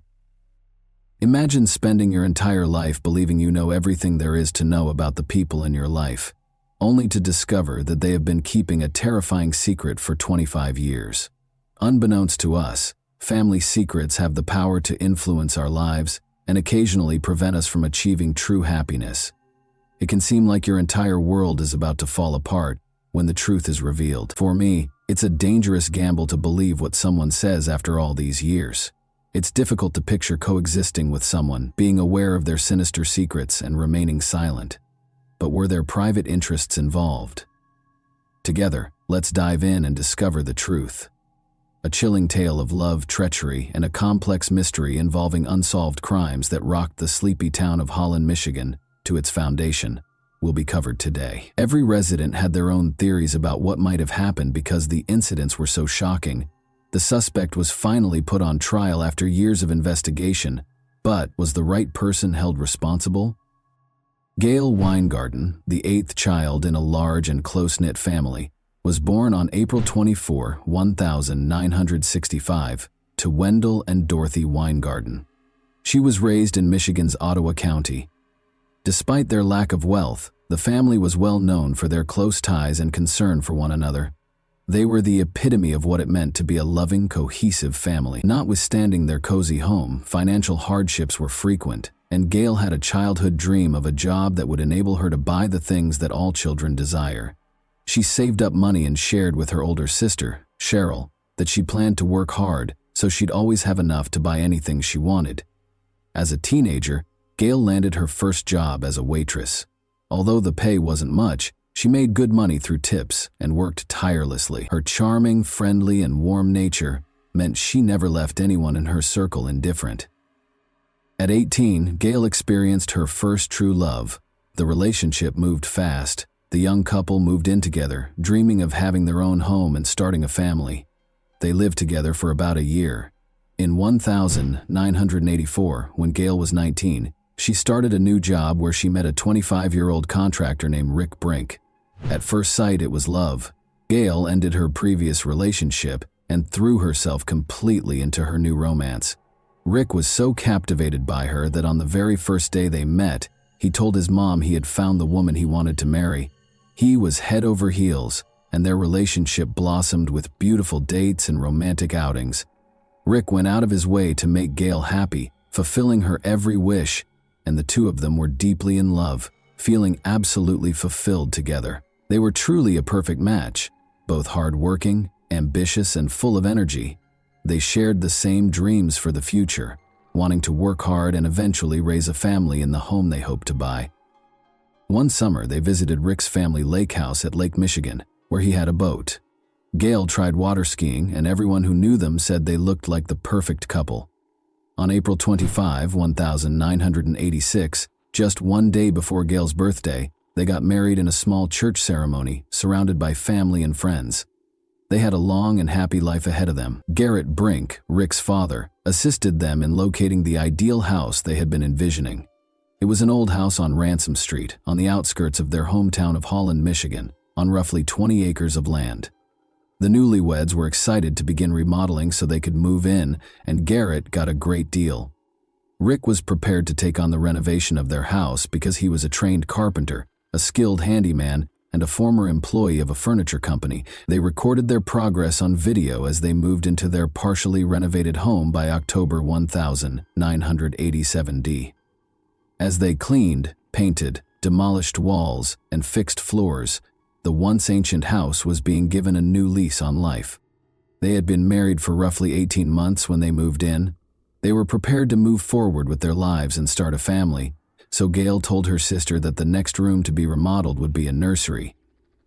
Rick and Gail had a terrific time at one of Rick's high school friends' weddings on November 21, 1987, but neither of them showed up for work the next day. Rick was employed at the time by Trendway, a large furniture company. It was totally out of character for him to not show up for work without telling anyone, as he was known for being dependable and hardworking. When Rick's boss tried to call his house, no one picked up. Then, worried, he contacted Rick's parents to find out why he hadn't shown up for work. The manager truly cared about his staff members' welfare. Rick's folks were just as concerned. They knew their son well enough to know that he would never go silent about anything. When they made the decision to call Gail's place of employment to see how she was doing, they discovered that she had also failed to arrive that morning. Rick's parents were worried and anxious, so they hurried to check on their son and daughter-in-law. They saw Rick's car parked in the driveway as soon as they got to Rick and Gail's house. They were relieved and hoped the couple was at home. possibly sleeping in or simply feeling ill. However, they noticed Rick inside the car in an odd position as they got closer. His head was resting against the passenger side door, his body hunched over, and he was seated on the driver's side with his knees on the floor beneath the steering wheel. Garrett, Rick's father, approached and yelled his son's name, but no one answered. Rick was unconscious when Garrett reached in and tapped his shoulder, and he could see blood dripping from Rick's head. Rick's parents were horrified, and they refrained from going inside out of concern for what else they might discover. They got in touch with the Ottawa County Sheriff's Department right away. Upon their arrival, the deputies entered the house. They checked the bedroom and discovered Gail. Initially, it appeared that Gail was just sleeping with a pillow over her face, but when the officers lifted the pillow, they found that it was bloody and that Gail had passed away. 3 close-range shots had been fired at her. After backup arrived in a matter of minutes, detectives started going through the house in an effort to find any hints or proof that might point to the culprit. They meticulously examined the area, attempting to piece together what had transpired. The officers' first hypothesis was that this might have been a premeditated act against Gail, and that Rick hurt himself because he was upset. But after conducting a thorough search of Rick's vehicle, they discovered no evidence or weapon that would indicate he was responsible for the attack on his wife prior to his suicide. Without a clear motive or suspect, the idyllic romance that had started at work and inspired hopes of a happy family life abruptly ended in tragedy and violence. The inquiry went on. It was determined that a .22 caliber revolver was the weapon used in the crime. Later on, it was established that Rick had been shot in the head, which was the cause of his death. He was shot at close range twice. Investigators discovered a bullet hole in Rick's car's passenger side window. Authorities thought the perpetrator was someone the victims knew because the window was broken and the driver's side window was partially rolled down. This led them to speculate that Rick probably knew the individual and did not perceive any imminent danger because he had rolled down the window to talk to them. Furthermore, it was evident from examining the house that this was not a robbery. There were no indications of a struggle or forced entry. Everything was in its proper place, the door had not been broken into, and nothing had been looted. Cash and credit cards were still in Rick and Gail's wallets, which were discovered on the kitchen table. There were pieces of jewelry all over the house. No weapon, shell casings, or other important evidence was found in the house, and both victims were still wearing their wedding rings. The fact that the recovered bullets were still inside the victims suggests that the suspect came with the sole intent of killing them. Physical evidence that could be used for analysis was either non-existent or insufficient. In the house, 6 fingerprints were discovered. 2 of them did not match any records in law enforcement databases, and the other 4 were victims. According to the results of the forensic analysis, Rick and Gail were murdered early on November 22. The case was the subject of rumors and conjecture, but not all suspects were prepared to come forward or alert the authorities. The investigators were unable to identify any possible suspects or make any arrests due to the lack of evidence, but it was determined that Rick and Gail were last seen at approximately 11 p.m. when they were departing their friend's wedding reception on November 21. Their deaths took place between then and the next day, almost a full day before they were discovered, the autopsy revealed. Investigators kept interviewing friends, family, co-workers, and anyone else who knew Gail and Rick in the hopes of learning more about the couple's last known contacts. They started by talking to Ryan Weingarten, Gail's brother. He brought up Gail's former boyfriend who had once confronted her in public and declared his love and jealousy for her. Gail was already married and content, but he had tried to get her to return to him. Gail's ex-boyfriend was located by the police and taken into custody for interrogation. He even consented to take a polygraph test, which he passed, and denied any involvement. The authorities ruled him out as a possible suspect because he also had a strong alibi. The police got another lead about 3 or 4 days into the investigation. According to the former owner of Rick and Gail's home, who came forward to the police station, the criminal may have been searching for him and was unaware that he had moved out. Former owner Shotgun was a motorcycle rider who had been a member of a motorcycle club. He had previously engaged in the trafficking of weapons and prohibited substances. Shotgun, however, eventually turned informant because he opposed the sale of illegal drugs to minors. He primarily provided information about people involved in this type of illegal activity while working with federal agents. The investigators followed up on this lead. They spoke with members of different Detroit motorcycle clubs and conducted interviews with other informants. They searched for evidence, but were unable to connect these groups to any criminal activity or the double crime that involved Gail and Rick. A month or so later, this theory was also rejected. When another crime happened close to the Brinks' house on Christmas Eve, a new lead surfaced. Deborah Wilson was discovered dead from a fatal assault in her own backyard. She had been attacked and suffered a serious neck injury. Gail and Deborah had attended the same high school and were in the same class, it was found during the investigation. Because of their similar ages and overlapping social networks, there was instant conjecture that the crimes might be related. The people of the little town were afraid. Fear spread that a possible suspect was still out there, and the community was on high alert. Because of the crime's irrationality, people began to fear for their personal safety and wonder if there would be additional victims. But as time passed, investigators failed to discover any link between the two incidents. Eventually, the young married couple's double crime case was put on hold. For the next 20 years, all of the documents and supporting documentation were kept in storage. Family members and friends gradually lost faith that justice would ever be done. It taught the families to accept the fact that they may never find out the truth about what truly happened to their loved ones. However, after 20 long years of waiting, the truth was finally revealed, exposing dark family secrets in addition to an unexpected suspect. No one was taken into custody after Rick and Gail Brink died. To look into unsolved crimes, the Ottawa County Sheriff's Office established a cold case team in 2009. By 2011, the 24-year-old Brink couple's case had been reopened by detectives Venus Repper and David Blakely. To make progress on these cold cases, they began going through old documents and interviewed more than 200 people. For roughly 7 or 8 years, the detectives collaborated and came up with their own plan.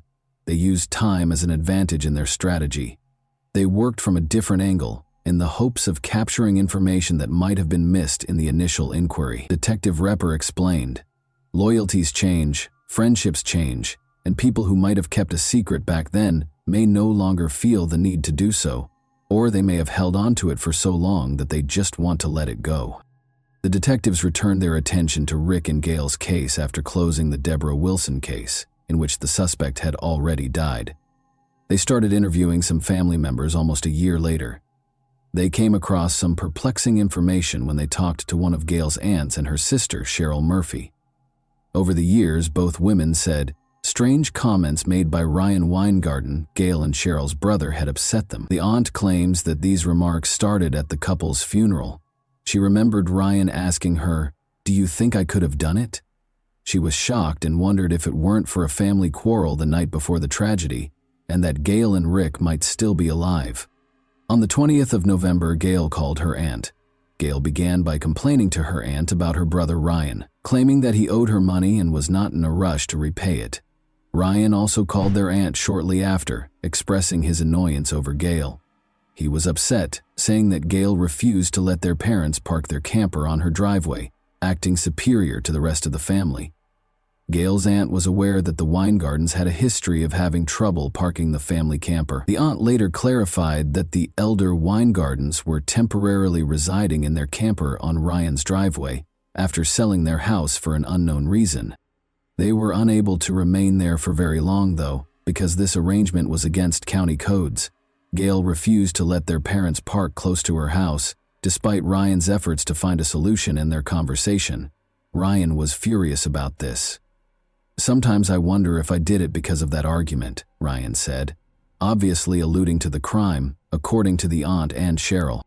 The detectives were intrigued but perplexed after talking to Cheryl and the aunt. They discovered that Ryan and his girlfriend Pam had been questioned at the scene of the crime after going through the case files again. They said they had laundered at a laundromat and then at a friend's house during the evening, but the detectives saw that no one had ever gotten in touch with this friend to confirm their alibi. Later, it was found that Ryan and Pam were still together when the investigation was reopened, after getting married a few years after the crime. The mystery was further compounded when they were both summoned for further interrogation in October 2012. Pam acknowledged the falsity of their 1,987 alibi during the initial interrogation. In reality, they hadn't visited the friend's home. She maintained, however, that she was positive Ryan was innocent. On January 15, 2013, she was brought in for another interview. Ryan had insisted that Pam not speak to the police without an attorney, so this time there was a personnel specialist. 3 days later, detectives visited Pam's workplace to question her further because they thought she might be hiding something. Pam refused to have a personnel specialist present this time. The detectives decided to continue the interview at the police station after she began to open up. That's where Pam finally came clean. Ryan had told her many years ago that he was to blame for his sister's and her husband's deaths. Pam disclosed even more information a few months later. She acknowledged that Ryan had taken her to the Brinks house the day after the crime, but before the bodies were found. In fact, Pam saw their blood-covered bodies. She had been silent for 25 years because she loved him, but she was also afraid because Ryan had threatened her time and time again, telling her that if she ever spoke up, she would suffer the same fate. Before the bodies were discovered, Ryan confessed to the crime because he was envious of Rick Brink's success and happiness, Pam Weingarten also told investigators. Additionally, he was concerned that Gail might disclose a sinister family secret, that he and Gail had once been romantically involved. Ryan Weingarten was taken into custody and charged with first-degree murder after Pam testified that he killed his sister and her husband. He recounted 3 incidents of intimate contact with his sister Gail during their adolescence while testifying. He asserted that during their most recent encounter, they merely touched one another. Ryan testified in his own defense during the trial. He gave an explanation when the subject of his private conversations with Gail was raised. He said they were both merely interested in one another and nothing else. He admitted that they might have explored more if they had had more time together, but their mother quickly entered the room and nothing more came of it. He went on to say that after they discovered some marijuana in their father's truck, they started touching each other while intoxicated. Although he claimed that a similar incident occurred later, he maintained that it was the final instance. He insisted that he never did anything more than touch, and that these incidents were consensual. Pam was the main witness for the prosecution when Ryan's trial started in March 2014. Ryan's sister, Cheryl, and his aunt were among the other witnesses who were called, and they both related the odd remarks he had made over the years. Jim Meacham, a friend of Ryan's, was another witness. Jim said he frequently came over to Ryan's house for coffee in the mornings, just to sit and talk. According to Jim's testimony, when he visited Ryan's home early on November 23, Ryan informed him that his sister and her husband had passed away. Jim assumed it was some sort of routine issue and didn't inquire. He did point out, though, that Ryan had disclosed this information a few hours prior to the body's official discovery. In an effort to cast doubt on Jim's memory, the defense contended that his chat with Ryan may have happened the day following the body's discovery rather than earlier. Although they couldn't say for sure, they were certain that there was cause for skepticism, considering the more than 25 years that had passed since the incident. Other important points were also brought up by the defense. Their main contention was that Ryan was innocent, and that Pam's testimony, which lacked any concrete physical evidence or corroborating evidence, was the only evidence against him. Ryan Weingarten was convicted by a jury on 2 counts of first-degree murder on March 28, 2014, for the deaths of Rick and Gail Brink. It took only 4 hours to deliberate. Cheryl Murphy, Ryan's sister, said after the verdict, "We're done. We finally got him." Judge John Hulsing sentenced Ryan to 2 life sentences without the possibility of parole less than a month later. He said, "This was a cruel crime. You are a cruel, cold-blooded criminal." Ryan insisted on his innocence right up until the very end and never confessed to the police. Both the defense and the prosecution centered their arguments on their theories over the course of the following year. The defense argued that rather than Ryan killing his sister and her husband out of jealousy, or because of an alleged relationship he wanted to conceal, the crime was more likely to be a case of mistaken identity directed at the home's former owner. They emphasized that Ryan had no problems with Gail's past partners, and that Rick was neither her first serious boyfriend nor her first roommate. The defense contended that the idea that the couple was murdered to conceal a sibling relationship was flimsy. In an attempt to undermine Pam's testimony, the defense asked why she had waited more than 20 years to share her version of events. In summary, Pam and Ryan had only been dating for a few months prior to the crime. She testified in court and told investigators that the day before Rick's parents found the bodies, Ryan approached her immediately after the crime, confessed, and then took her to the crime scene. He threatened to hurt her if she ever mentioned it after showing her the bodies. Although Pam was not yet his wife at the time and they were childless, she says she knew he had killed his sister but still stayed with him, eventually getting married and starting a family. People, I'm in shock. Although the defense was right to point out that there was no forensic evidence and that the motive appeared weak, the prosecution made a number of counterarguments, some of which were indirect evidence. Initially, they emphasized that each victim had been shot in the face and head, which is frequently a sign of a private motive for the crime. In the end, Ryan Weingarten received a life sentence without the possibility of release. The court considered Ryan's appeal in August 2015. The defense requested a new trial or the overturning of the conviction. They argued that Pam's testimony was the only evidence against Ryan and that the jury ought to have seen her police interviews to show how investigators had allegedly coerced her. However, the court disapproved and maintained the conviction. The length of time that had passed since the crime, which went unsolved for an excessive amount of time, was one of the case's difficulties. No weapon was found, no forensic evidence was found, and the prosecution's motive appeared to be conjectural. Jurors frequently base their verdicts on motive, even though it isn't a legal prerequisite for a conviction. Presenting a believable motive, such as a conflict between Ryan and Gail over their parents or the camper situation, might have been more persuasive. However, before this crime, Ryan had no criminal record.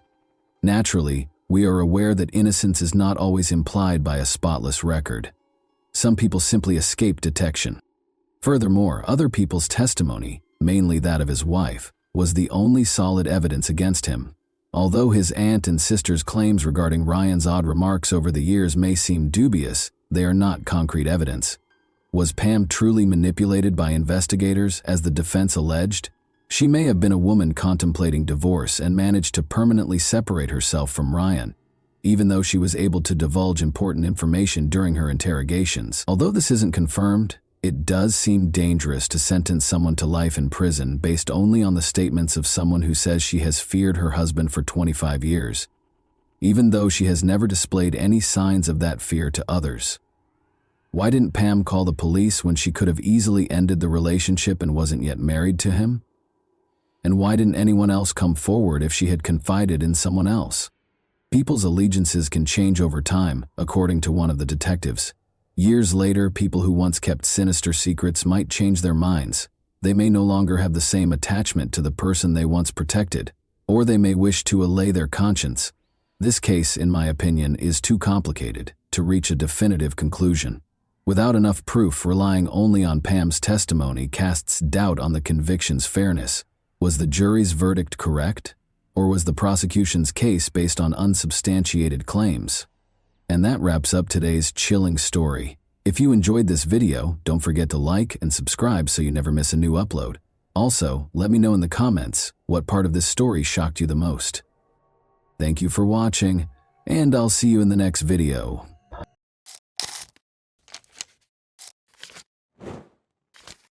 Hey guys, welcome to my channel, and today we're going to take a look at another horrible case with you. Every 7th crime on the planet takes place in a family, and men are responsible for more than 38% of these crimes. Furthermore, domestic violence is most common in developed nations. Between 33 and 50% of all violent deaths of women are committed by their spouses or partners, underscoring the urgent need to protect women from domestic abuse. However, what causes a woman to occasionally fall into the hands of a monster because she wants a powerful man by her side? Perhaps it's because some people will stop at nothing to have that strong shoulder. After all, we learn from our families and society that a woman requires a guy to be at her side. That's how we're brought up, and some women eventually experience abuse. In 2012, this occurred. The murderer of 26-year-old Ekaterina Gurova has already left prison and returned to Izhevsk. Let's start a new narrative. West of the Ural Mountains, Izhevsk is a major industrial city in the Russian Federation and the cultural, educational, and scientific hub of the Volga region.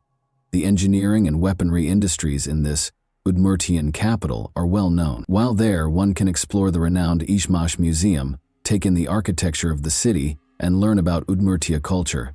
Ekaterina Gorova's life was not going well back in her hometown. She was raising a small child by herself, had no prospects, and had gone through a difficult divorce.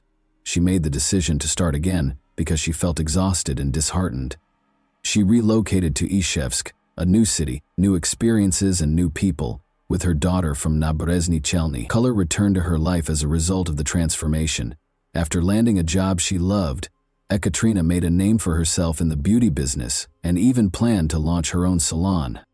Her personal life was falling apart, but other than that, everything was going great.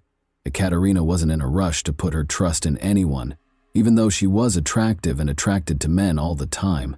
Before Alexei Tachurkin entered her life, she stayed away from relationships and focused entirely on her career.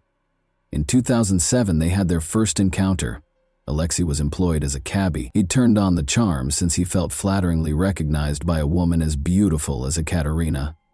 With 2 degrees in system administration and economics, he informed Ekaterina that he worked as a system administrator for numerous large corporations during the day, and that driving a taxi was only a side activity. Although Ekaterina was independent and self-sufficient by this point, she was intrigued for a while by his apparent ambition and education. They had a rigorous, amiable relationship. Then a system administrator was required for her ex-husband's company. Alexei was on Ekaterina's mind. After he was hired, Alexei became more involved in her life, taking her to see her parents in Naberezhny Chelny, fixing her computer, strolling her dog, and even driving her and her child to daycare. Ekaterina, however, saw it as just a friend lending a hand, despite Alexei's attentiveness. In order to capture her heart, he changed his strategy. He started to appeal to her pity. One day, outside the office where Ekaterina worked, Alexei put on quite a show. Tears filled his eyes as he told her that he had discovered his wife with another guy, and that his wife's aunt had even informed him that the children he believed to be his weren't. Despite the absurdity of the entire situation, Ekaterina sympathized with him and volunteered to help. Alexei continued to play the compassion card, saying that he had served in Chechnya, suffered a brain injury there, and occasionally attended the funerals of his deceased colleagues. Ekaterina was moved by his struggles and couldn't leave him alone. However, he eventually won her over when he traveled to Moscow for surgery to remove a bullet that was allegedly stuck in his head. From the train station, Alexei called her to report that he had fainted and that his money and documents had been stolen. After rushing to his aid, the empathetic Ekaterina took him home and cared for him for a whole week. They began dating following this occurrence. Unfortunately, Alexei's story was a total fabrication, with just a little portion of it being true. However, Ekaterina was too enamored and naive to recognize the lies at the time. Problems in their relationship started almost immediately, because relationships based on deceit rarely last. Alexei didn't seem to care that Ekaterina was left without enough money to even buy food for herself and her child after he grabbed the final 1,000 rubles out of her purse to buy her roses. Over time, Alexei Ekaterina eventually consented to move in with Alexei after he began to convince her to do so. But she was in for another surprise. Alexei recommended that they tie the knot. Ekaterina repeatedly turned down his 3 applications at the registry office. He used theatrical motions once more. In a desperate attempt to convince her that he had no one else in the world, Alexei Tachurkin would twist his arms and threaten to commit suicide if she rejected him once more. At last, Ekaterina caved in, and their marriage was formally recorded on August 30, 2011. Alexei was disliked by Ekaterina's mother from the beginning. She believed he wasn't a suitable match for her daughter and regarded him to be untrustworthy. She even repeatedly told him on the phone not to rush Ekaterina into marriage if she wasn't ready. However, her daughter called her one day and said, "Mom, I'm not sure how to explain this, but we got married. Perhaps the second divorce won't be as frightening as the first," she joked, trying to lighten the situation. Their life together didn't improve after the wedding. They continued to quarrel over money. Alexei Tachurkin became deeply involved in Ekaterina's business operations just 2 months after they were married. The Kamaz trucks she received as part of her prior marriage's property partition were sold by him. They used the funds to travel to Moscow and purchase 3 foreign used cars that they intended to repair and then resale, but they ultimately only received payment for 2 of the vehicles, and the funds for the third appeared to disappear. Ekaterina no longer believed Alexei's claims that he had been duped. She insisted that he give her a car worth the same amount of money or return the money. Ekaterina took the promissory note he eventually wrote her for 400,000 rubles to her mother, asking her to store it in case something happened. Notably, Ekaterina put in a great deal of effort to provide for the family. She worked till as late as 1 in the morning and occasionally took on 10 or 12 clients in a single day. Her daily expenses included paying for her advanced training courses, gas and auto components, purchasing clothing for herself, her kid, and her new spouse, paying off the car loan, and covering daycare costs. However, Alexei would always react jealously and accuse Ekaterina of leading an unsuitable lifestyle whenever she attempted to discuss money matters with him.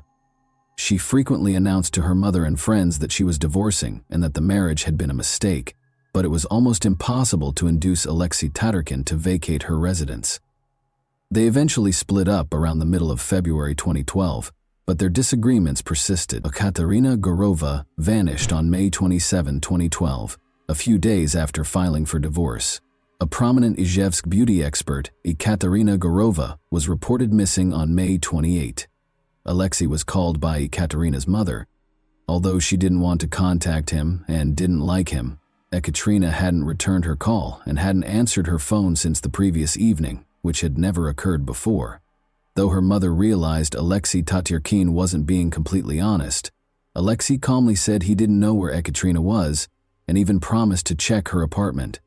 She was able to locate her daughter's friend's phone number that same day and contacted her from Naberezhny. She reported a missing individual to the police and made calls to nearby hospitals and morgues. Ekaterina's mother hurried to Izhevsk as soon as she received the news.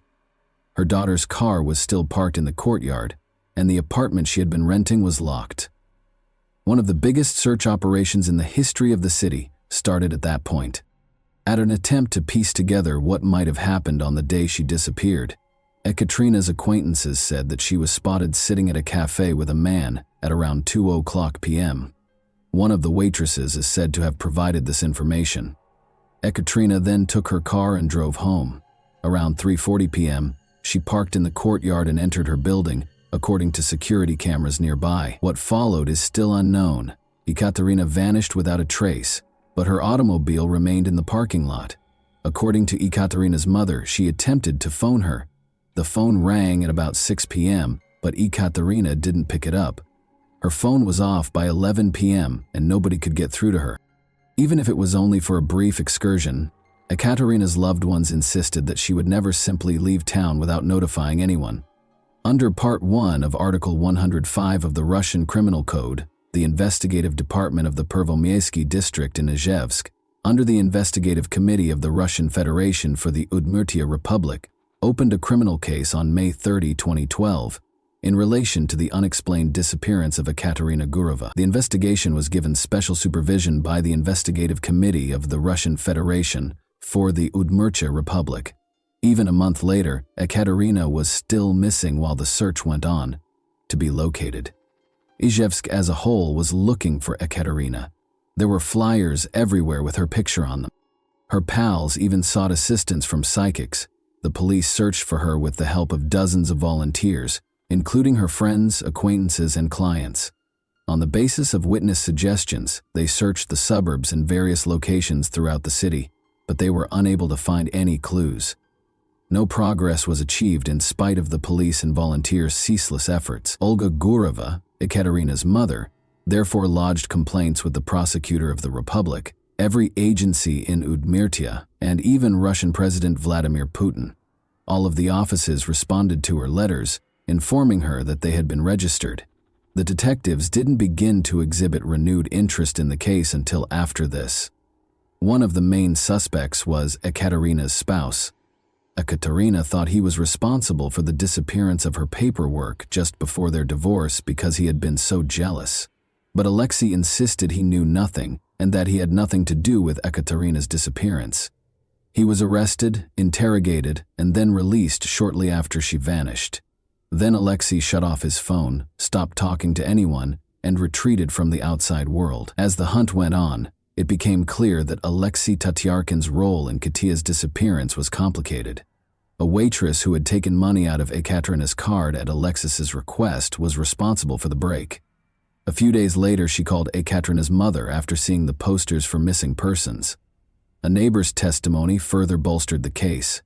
From Ekaterina's apartment, the neighbor had heard a scream. On the day of Ekaterina's disappearance, other witnesses claimed to have seen Alexei operating her vehicle. Ekaterina's blood was discovered in the car when the authorities confiscated it and conducted an investigation. Early in July, the forensic results were returned. Alexei Tatarkin was taken into custody by July 10.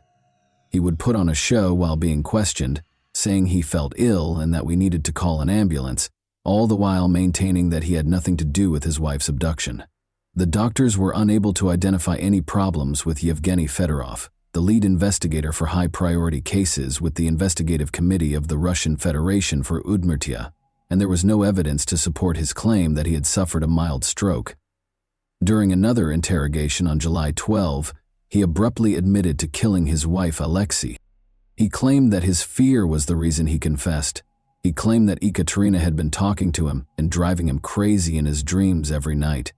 On July 13, the eve of her birthday, he tragically gave her his confession as a gift. Even after confessing, the murderer of Ekaterina Gurova continued to mislead the investigators on the day of her 27th birthday. He claimed to have committed the crime on the banks of the Kama River 1 minute, and then he was unable to recall where he had hidden the remains. The case of the young woman's disappearance had a lot of strange details, but investigators' diligent work helped piece together the events leading up to the crime against Ekaterina Gurova. Alina, one of Ekaterina's students, was the last person to see her alive. On May 27, they met at a cafe at 2 o'clock or 3:30 p.m. Her goal was to start a beauty parlor. I remembered that Alina wanted to recruit me. Our conversation had scarcely begun when Ekaterina's phone rang. According to what I understood, the caller informed her that her private chats had been uploaded to the internet. Ekaterina attempted to use her phone to check the internet, but was unable to access anything. She stated that she was leaving for home and would return in around half an hour. I should wait for her, she asked. According to the witness, Ekaterina called her husband while she was on her way home. She felt he was the one who had posted her texts, and they were already going through a divorce. She set up a meeting with him in the building on Udmurtskaya Street, 161, where she had been renting an apartment for the last 2 months because he was very tech-savvy. Alexei Tachkin claims that after they had split up, they reconnected in the building's foyer, and a dispute started practically right away. He was accused by Ekaterina of disclosing her private messages to another man. Alexei responded by making his own charges. My wife essentially said that I would be a fool if I hadn't figured it out by now when I asked her whether the reports I had heard about her seeing other guys were true. Without thinking, I reached for a knife and stabbed Ekaterina in the chest, Alexei told police. Ekaterina fell to the ground after the stab. I managed to capture her. Ekaterina was on my knees while I sat on the floor. She stopped exhibiting any signs of life after I remained that way for almost 10 minutes. I understood I had killed her when I regained consciousness. To hide my traces, I grabbed the knife and started chopping up the body. Ekaterina's neighbor claimed to have heard a woman cry for almost 5 minutes. Sometimes it sounded muffled, like someone had covered her lips afterwards. For several hours, the bathroom was filled with the sound of running water. Alexei Tarkin's subsequent actions were anything from indicative of someone in a blind fit of wrath. Everything he did appeared to have been planned out to provide the ideal alibi. He didn't try to save his wife or call for help. Rather, he ruthlessly cut her body into 9 parts and placed them in trash bags. He then texted Ekaterina from her phone to his own, stating that she had gone for a drive and that she would give him a call the following day. The probe was further derailed that same evening when he sent texts posing as her, using her laptop. He loaded the luggage into a car he had gotten from a client for repairs the previous day at around 9 o'clock in the evening. He left the remainder to a landfill close to the village of Vohoy in the Zavolovsky district, and he buried part of the remains close to the village of Chiltam. Then he went home quietly and kept watching while the whole city looked for the woman he had already buried. On July 17, 2012, Ekaterina Gurova's formal funeral was held. She was buried in a closed coffin, The hearse took her casket to Naberezhnya Chelny after a memorial service was performed for her in Izhevsk. The decision to bury Ekaterina adjacent to her father's grave was made by her family. Many of her father's old co-workers came to bid Ekaterina farewell and told her how much he had loved her. Valery Gurova has been employed at the prenatal facility for many years as an anesthesiologist, but in October 2008, he unexpectedly died of cancer at the age of 45. Nastya, Ekaterina's 6-year-old daughter, was left behind. Why then did her spouse choose to admit to the crime? Olga Gurova, Ekaterina's mother, thought that even his confession was part of a premeditated scheme a month and a half later. She thought he waited long enough to prevent the remnants from revealing the precise manner in which the crime had been perpetrated. How, where, and how quickly a human body decomposes are all covered in abundance on the internet. It's probable that Alexei Tatarkin planned everything and only made the body public when it was too late to ascertain the precise manner of his attack on Ekaterina or the number of wounds he caused. What about the motivation? Were there other factors at play, or was jealousy the only one? It's evident that their most heated arguments from the start of their relationship were always about money, and Alexei Tatarkin did have a complex relationship with money. Olga Gurova, for instance, claims that Ekaterina would provide him with the funds to settle her auto loan each month. However, those payments ceased in May 2011. Alexei continued to assure Ekaterina that he would soon repay the entire sum. He insisted that he had been paying regularly out of his own pocket and that he had provided Ekaterina all of the receipts, even during the investigation. However, a collection agency that had bought the debt from the bank called a number in their database in November 2011, and it was Alexis. He assured them that they would begin loan repayment shortly, but explained that his wife had been in a car accident, was in the hospital, and was unable to communicate. He succeeded in delaying this until May 2012. He informed them that he was now the one in the hospital following Ekaterina's passing. The most of the significant disagreements in their relationship stemmed from financial concerns. Alexei's lack of a reliable source of income and seemingly limitless expenses for what he said were business endeavors infuriated Ekaterina. Tatarkin and Gurova were diametrically opposed. He was crafty and avaricious, and to top it all off, he was incredibly envious, whereas she was straightforward and honest. Tatarkin Ken's envy had some merit, to be fair. Alexei's buddies testified throughout the trial that he had asked them to spy on his wife on multiple occasions. They discovered Ekaterina flirting with another man during one of these stakeouts.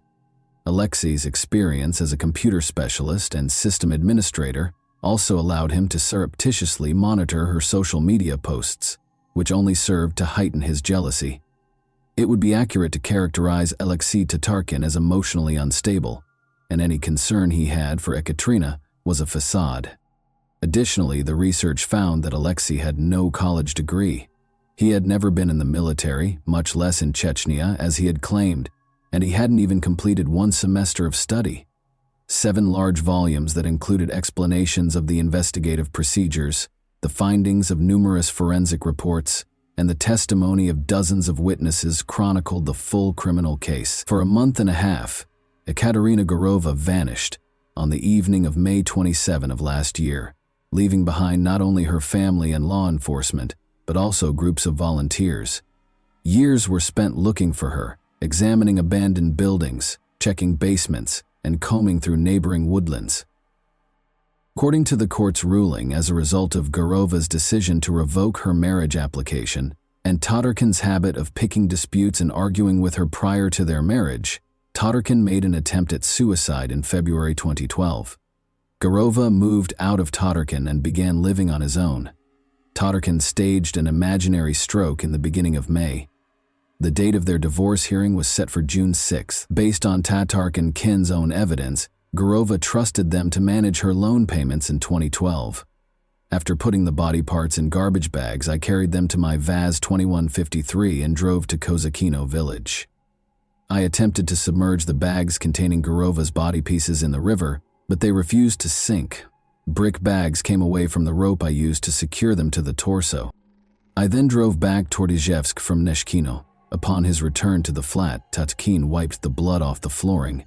He collected the blood-stained objects in a bag and put them back in the car with the other body pieces in other bags. Just then he saw that one of Gorova's friends, posing as Ekaterina, had left a note on her laptop. In order to provide an alibi for himself, he responded that she had allegedly gone out of town for a drive. Additionally, the murderer texted his own phone twice from hers, stating that Ekaterina was urging him to not worry and that she would undoubtedly give him a call back the following day. I left the torso in a forested area on the left side of the road after the accused's testimony to Tatarkin. I did not bury the bags. Instead, I covered them with leaves. The distance between the bags was around 30 yards. I also left the sweater I was wearing when the incident was committed there. I buried the garments and the rest of the body. Olga, Ekaterina's mother, broke down in tears as the witness statements were read in court and had to leave the room, calling paramedics to help her. The judge read the verdict for about an hour and a half. Alexei Tatarkin received a sentence of 9 years and 6 months in a prison colony with highest security. A 10-year sentence was what the prosecutor had asked for. No appeal was filed. At the sentencing, Ekaterina Guruva's mother and her family attorney were not present. A demand for damages, in which Ekaterina's mother sought 5 million rubles for mental suffering, was attached to the criminal case. She also filed paperwork to be reimbursed for 30,000 rubles in burial costs. Funeral costs were reimbursed by the court. Nonetheless, the court recommended that Ekaterina's mother bring a different civil claim in relation to the 5 million rubles in emotional compensation. Alexei Tatarkin's face was expressionless as the decision was read. His only apparent relief was that Ekaterina was no longer a part of his dreams. The thought of this amazing woman who was never able to get away from the monster she married is devastating. Ekaterina's optimistic and compassionate disposition allowed her to find the good in Alexei when there was only darkness. Perhaps the issue is that women are taught from an early age that they are incomplete without a male in their lives, and that they must have one by their sides. This kind of thinking creates a sense of self-worth that makes getting married to anyone happens to come along simple. How little did she regard herself to let a man who had to steal from her pocketbook and couldn't even afford to buy her flowers to remain in her life? Why are women so oblivious? Early on, Ekaterina saw that he was not a real man, but a fake. In order to see his girlfriend smile, a loving man would shield her and give her even the simplest presents. However, Ekaterina had already fallen into his trap by that point. She couldn't get away alive, to start. After being freed, Alexei Tarkin went back to Izyevsk in 2022. We don't write the laws or make the judgments, so what good is justice? What we can do is take lessons from tales such as this. This example ought to serve as a caution to attractive, successful women, those who are so sure of themselves and the world's goodness that they wind up picking someone who appears to be a faithful servant, a trustworthy companion, or a straightforward guy who finds a way into your life. He will eventually stab you in the back because deep down he knows he can never achieve or experience the success you have, and that knowledge will slowly and cruelly eat away at his ego. You trust him with everything, even your children and property, believing him to be highly loyal. This criminal will eventually face justice, which comes from above. And that wraps up today's chilling story. If you enjoyed this video, don't forget to like and subscribe so you never miss a new upload. Also, let me know in the comments what part of this story shocked you the most. Thank you for watching, and I'll see you in the next video.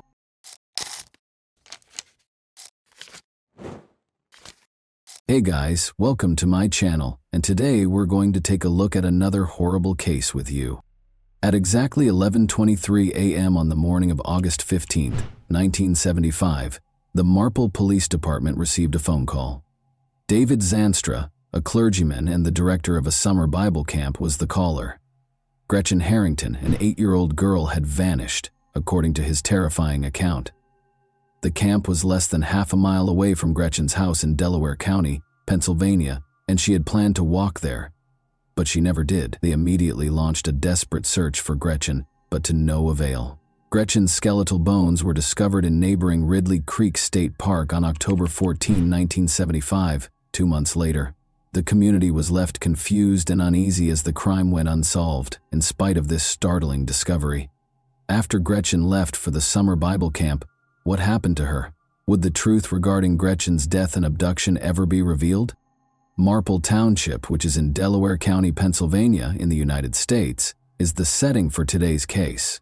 It was home to more than 23,000 people as of 2015. The Broomall Fields and Marple Gardens are two of the many fascinating attractions in Marple Township. With a crime rate below the national average, Marple Township is a rather safe area to live. It is among the safest communities in Pennsylvania, with a crime score of 0.17. The story of Gretchen Harrington started here. Harold Boyd Harrington and Ina Harrington welcomed Gretchen Eleanor Harrington into the world on June 13, 1967. Harold, her father, was a Presbyterian church preacher at the time. Gretchen had two older sisters, Zoe and Harriet, in addition to her parents. According to Gretchen's family, she was a sweet, gentle girl who exuded kindness. Gretchen was in the second grade at Delaware County Christian School in Newtown Square by 1975, when she was 8 years old. Before a terrible incident upended Gretchen and her family's lives, everything seemed to be going smoothly. Gretchen left home early on August 15, 1975, to go to a summer Bible camp program. There were two places in this camp. A guy by the name of David Zanstra was the pastor of Trinity Church Chapel Christian Reformed Church, which was the first. Harold, Gretchen's father, served as the pastor of the Reformed Presbyterian Church, which served as the second venue. The first church hosted the Bible camp programs in the morning, and David would then drive the kids to the second church. The Zanstra and Harrington families knew one another quite well. Both moms fulfilled the customary role of a pastor's wife, and both fathers served as pastors. They lived close to one another. In actuality, Gretchen's dearest friend was one of Zanstra's daughters. That day, Gretchen's voyage was unique. She usually walked with her two sisters, 11-year-old Harriet and 12-year-old Zoe, to the summer Bible camp program. They did it every day. But on that specific day, their mother, Ina, was taking their infant home after giving birth to a baby named Jessica. Harriet and Zoe decided to wait for them to return. In spite of this shift in schedule, Gretchen's father, Harold, urged her to continue attending the summer Bible camp program in order to keep up her flawless attendance record. Thus, when her father said goodbye, Gretchen started the walk by herself. She started walking up the hill toward Trinity just after 9 in the morning. Harold watched her closely as she continued along Lawrence Road. He had no idea that after she was out of his line of sight, he would never again see his daughter alive. On warm summer days in the 1970s, it was rather common to observe kids strolling by themselves in a quiet suburban area like Marple. People didn't even consider the possibility of danger. Children used to play freely into the late hours of the night. Without any concerns, they wandered the streets, went into the woods, and even took a dip in Darby Creek, which ran behind Gretchen's house, to cool off. Without the use of cell phones or GPS watches to stay in touch with their parents, kids would walk blocks to their friends' homes. Simply put, Marple was a very safe place. Many longtime Philadelphians opted to relocate there for that very reason. Gretchen was expected to appear at Trinity Chapel Christian Reformed Church by 9:30 a.m. in the 1960s, but she failed to show up on time. Harold's realization of her disappearance was the first clue that anything was wrong. At approximately 11 in the morning, Gretchen's pals arrived at the house's front door in search of her. Harold acted right away, since he was worried and couldn't see Gretchen in the classrooms or in the area. To find out where his daughter was, he called the Trinity Chapel Christian Reformed Church and talked to David's wife, Maggie Zanstra. He was informed that she hadn't been spotted, though. After this, David called the Marple Township Police Department and officially reported Gretchen missing. Bruma and Marple Township were rocked by Gretchen's disappearance. Around the next day, August 16, 1975, hundreds of individuals were involved in a massive hunt for her. This comprised volunteer firemen and dog teams that searched farms, wooded areas, and both sides of the creek. From above, a Pennsylvania State Police helicopter kept scanning the area, but with so little information available, the authorities were forced to end the extensive search on August 17, 1975, just 2 days after Gretchen vanished. Daniel Hennessy, the police chief, openly acknowledged to a local newspaper that they had no idea where she was. The entire town went into a frenzy as a result of this circumstance, completely upending the sense of security in the area. In response, family members and friends began handing out flyers to local drivers. Gretchen's most current school photo, which showed her with a missing tooth and a happy childlike smile, was used on these flyers. Due to the lack of information, There were many unsolved questions and a rise in conjecture. Did she flee? Did she drown in the creek by accident? Was it someone she knew, or could it have been a stranger? The mystery of Gretchen's disappearance left everyone puzzled and extremely worried. The police spent the days that followed Gretchen's disappearance gathering information and trying to piece together what had happened. On August 19, they conducted one of their most important interviews with David. In the course of this discussion, David revealed that on the day Gretchen vanished, he had in fact driven a group of kids to the church. He claimed, nevertheless, that he had not seen her that day. Gretchen's sisters, Harriet and Zoe Harrington, returned to Delaware County Christian School as August gave way to September. However, because they were confused of what to say, their fellow students found it difficult to approach them or have a conversation. When standard investigative techniques failed to produce any results in the face of such a heartbreaking circumstance, the police chose to take an unusual approach to find Gretchen. They sought the help of Judith Richardson Hames, a psychic. Judith was well known for helping law enforcement solve almost 100 criminal cases, especially those involving missing children, by using her psychic powers. Judith sat down with police officials in September 1975 and made a forecast that she hoped would turn out to be wrong. She thought Gretchen was dead, based on her psychic revelations. On October 14, 1975, 1 month later, a jogger in Ridley Creek State Park discovered a decomposing body concealed in the trees. When he saw a human fingernail, his initial confusion about what he had discovered was eliminated. As soon as the jogger realized how serious the situation was, he called the police. After examining the unique clothing found with the bones, Gretchen's parents were able to verify that it belonged to her. The medical examiner then used dental data to connect Gretchen's body to the body. Tragically, it was determined that Gretchen had been murdered. According to the forensic analysis, she had been severely beaten because her skull had many fractures.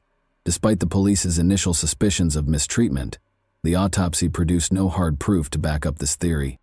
Harold, Gretchen's father, stood in the pulpit and gave a moving speech on Sunday, October 19, 1975, a few days after her body was found. He mentioned Gretchen's trust in Christ in his heartbreaking speech. He emphasized that although her murderer was no longer bound by their horrible deeds, she was now free from this world. David presided over Gretchen's funeral, which was a solemn occasion. Gretchen was 8 years old. She was buried in Johannesburg, Michigan, USA's Meridian Line Cemetery after the ceremony. Meanwhile, new enthusiasm for the investigation was sparked by the finding of Gretchen's body in the woods. Witnesses came forward to describe different people they had seen in the area where Gretchen's body was discovered. Men who had visited the area were described in these eyewitness accounts. As a result, the police were inundated with community suggestions, some of which seemed more promising than others, and others of which proved irrelevant or useless for pursuing justice. Investigators investigated a variety of possible possibilities, including closely examining local residents with past criminal histories. The evidence box at the Marple Township Police Department offices started to collect dust after they failed to produce any noteworthy leads. Reel-to-reel tape interviews, photographs, and memoranda were among the many items in this box that were pertinent to the case, but it was left dormant due to the lack of progress. The investigation into Gretchen's abduction became chilly over time. Sometimes a detective might review the case at roll call meetings or in their own time during a routine week. Every time, it felt pointless to search through the file in the hopes of finding something they had previously overlooked. They were frustrated and unable to make any progress on the case because the leads consistently ended in dead ends. The first detectives who had been investigating Gretchen's disappearance had either retired or died, so there were no updates on the case for many years. However, things took a dramatic change in the fall of 2022. A woman, whose identity was kept secret, contacted the Marple Police Department and said she wanted to talk about Gretchen's murder and disappearance. Sergeant Nick Coffin was in charge of Gretchen's cold case at the time. Consequently, this woman's message was sent to Coffin's phone when she called the Marple police. Coffin was told by the woman that she thought she knew who might have caused Gretchen's terrible demise. Suspicions of a potential connection were raised when she also brought up an attempted kidnapping episode that had happened around the same time. The long-standing mystery surrounding Gretchen's disappearance and death was given new life by this unexpected contact. State troopers scheduled an interview with the woman, who was designated as a confidential informant and only known by her initials, SF, on January 2, 2023. This interview would turn out to be a significant turning point in a cold case that had been unsolved for almost 50 years. SF claims that Gretchen and one of her sisters, Zoe, had gone to school with her. Investigators were also informed by SF that she had been friends with David Zanstra's daughters and had often visited the Zanstra home, often spending the night there. When she was 10 years old, SF recalled waking up in the middle of the night to see David touching her inappropriately during one of these sleepovers. Terrified by this unsettling conduct, she moved and caused David to rush out of the room. This unwanted touching happened again the next night, which is shocking. When the girls woke up in the morning, SF made the decision to tell David's daughter about her father's disturbing behavior. To her surprise, the daughter said something like, "He does that sometimes." Eventually, SF found the strength to tell her parents about this upsetting event. The Zanstra family responded to the problem by moving to Plano, Texas, a Dallas suburb, shortly after Gretchen vanished. In the course of her interrogation, SF also provided state police with details of a girl named Holly, a neighboring child whom she saw as a friend. She said there had been an attempt to kidnap Holly. As the discussion progressed, SF showed the investigators a childhood journal she had kept. She had mentioned that a man had attempted to kidnap Holly twice in a particular diary entry, dated September 15, 1975. She continued to write in the diary that she suspected this man, whom she called Mr. Z, of being the one who had abducted Gretchen. David was what she referred to as Mr. Z. The investigation into Gretchen's murder and disappearance gained a crucial new dimension as a result of SF's revelation. Investigators were inspired to find 83-year-old David, who was now living in Marietta, Georgia, northwest of Atlanta, by SF's interview and her diary entries. David was interviewed by investigators at the Cobb County Police Headquarters in Marietta on July 17, 2023. Andrew Martin and Eugene Trey, two Pennsylvania troopers, conducted this interview. The tone of the conversation was rather amicable at first. David denied ever seeing Gretchen on the day she vanished, but when the police told David about the assault claims made by a lady who had written about her experiences in the diary, things took a different turn. As the discussion went on, David finally lost it and admitted to something really unsettling. David told the police that he had seen Gretchen that morning as she was making her way to the church. According to him, she accepted his offer of a trip in his green AMC Rambler station wagon because she had no reason to refuse. However, David told detectives that he took Gretchen to a nearby wooded area instead of taking her to church as he had promised. He parked the car there and told Gretchen to take off her clothes, but she refused. He then punched Gretchen with his fist, causing her to bleed and sustain brain injuries. David then acknowledged that he attempted to hide Gretchen's half-bare body with sticks after learning she was dead before he left the scene. Detectives were in a state of shock as they processed the horrific contents of David's confession. Following this startling disclosure, David was taken into custody and charged with a number of grave offenses, including first-degree murder and criminal homicide, because of his confession about Gretchen. At last, 83-year-old David Zanstra is in prison. Gretchen Harrington was kidnapped and brutally murdered by him in 1975, according to the prosecution, while she was walking to the Bible camp where he served as a pastor. In any case, David's admission brought some closure to Gretchen's destiny. It also brought up an unsettling query with far-reaching consequences. Could there be more victims for this man who has publicly confessed to killing one girl and hurting others? David had spent a number of years as a pastor at a now-closed church in Flanders, New Jersey, before moving to Marple. He had been a vocal opponent of sexuality education in the local school district's curriculum while he was a student at Trinity. He relocated his family to a church in Plano, Texas, which is just outside of Dallas, little than a year after Gretchen's remains were found. He served as the congregation's leader for 7 years. David then proceeded to the Living Faith Community Church in San Diego as part of his pastoral journey. In 2005, at the age of 65, he retired from his last pastoral position in Fairfield, California. Authorities knew that this extended tenure of leadership gave him significant access to and influence over young and vulnerable people. They were thus left wondering how much he might have done during these years. Although the Marple community had finally gotten some of the answers it had been looking for decades, many locals were not at all at ease with the unexpected turn of events. It had been far more reassuring to think that this horrible thing had been done by an outsider, a troubled criminal, someone who had come into town at random, kidnapped a little girl, and then disappeared as quickly as they had appeared. However, the offender was a well-respected member of their own community rather than an outsider. It was a devout figure, a husband and father to his own young daughters. The community's sense of security was further destroyed by this. Following all of this, Gretchen's family released a statement.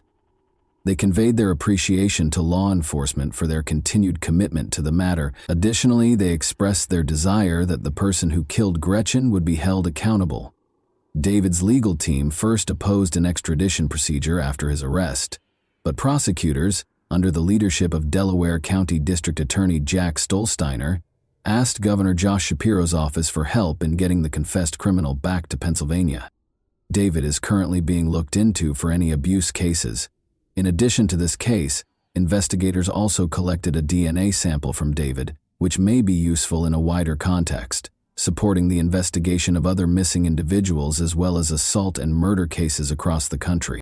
One cannot help but consider the intricacies and turns that have transpired over the years as we draw to a close this horrific case. What obstacles must Gretchen's family overcome in order to find healing and closure after all these years? What about the criminal, David? How should he be held accountable for his acts, in your opinion? And what effect would his arrest have on other possible abuse cases? And that wraps up today's chilling story. If you enjoyed this video, don't forget to like and subscribe so you never miss a new upload. Also, let me know in the comments, what part of this story shocked you the most? Thank you for watching, and I'll see you in the next video.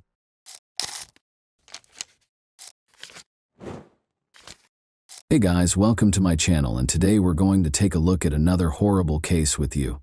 Tim Hack and Kelly Drew, two 19-year-old high school sweethearts, went missing on August 9, 1980, after attending a wedding celebration at Concord House in Concord, Wisconsin. Searchers discovered a pair of pants, Tim's car with his wallet inside, some ropes, and a pair of women's undergarments strewn over Concord over the course of the following few days. A gruesome finding resulted from these hints. Tim and Kelly's bodies were discovered brutally mutilated and allowed to decay in a field 2 months later. Nearly 30 years later, the culprit, a man so modest that even his neighbors were unaware he had such sinister secrets, was identified thanks to developments in DNA technology, an unusual witness, and an investigator's unwavering pursuit of the truth. But why did it take so long to locate this individual, and who was he? The story for today transports us back to Concord, Wisconsin, a tiny community of just over 2,000 people in Jefferson County. The peaceful town is a great place for those who enjoy the outdoors because it includes a lot of parks and natural areas. Locals frequently engage in outdoor pursuits like biking, hiking, fishing, and camping.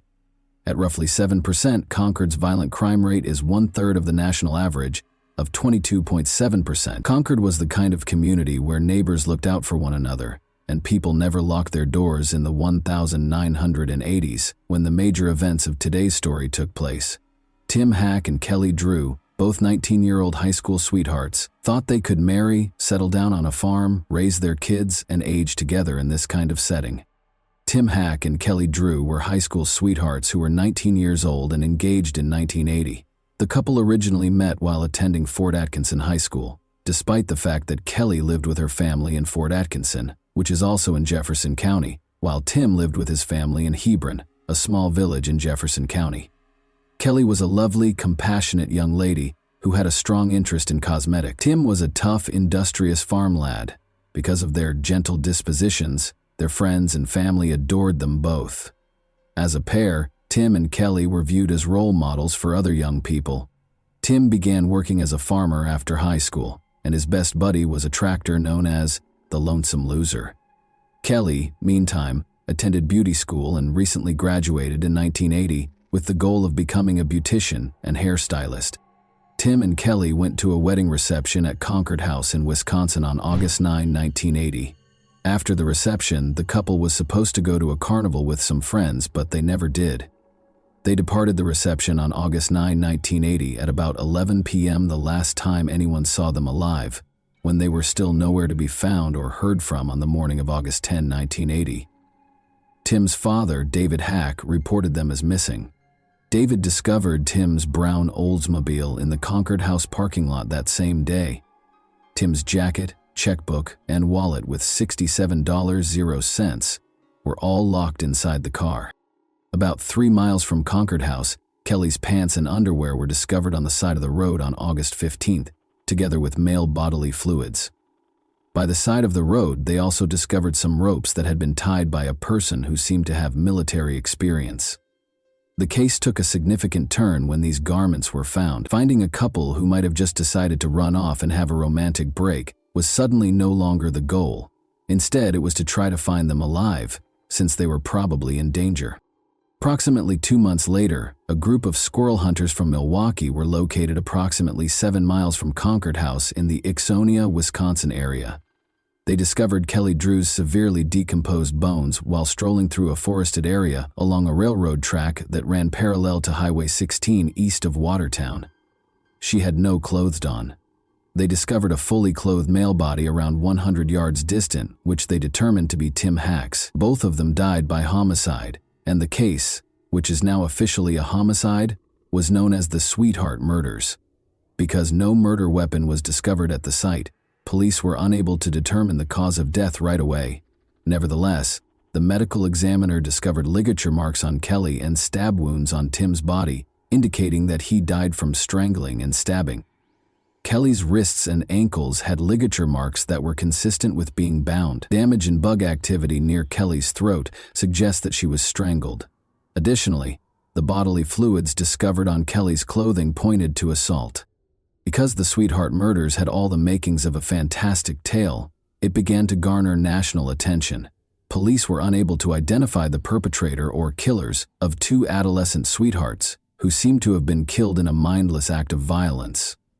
In order to determine whether someone might have despised the couple enough to murder them, they started their inquiry by speaking with everyone who knew them. Everyone who attended the wedding celebration, including the Concord House employees who were on duty that evening, was also questioned by police.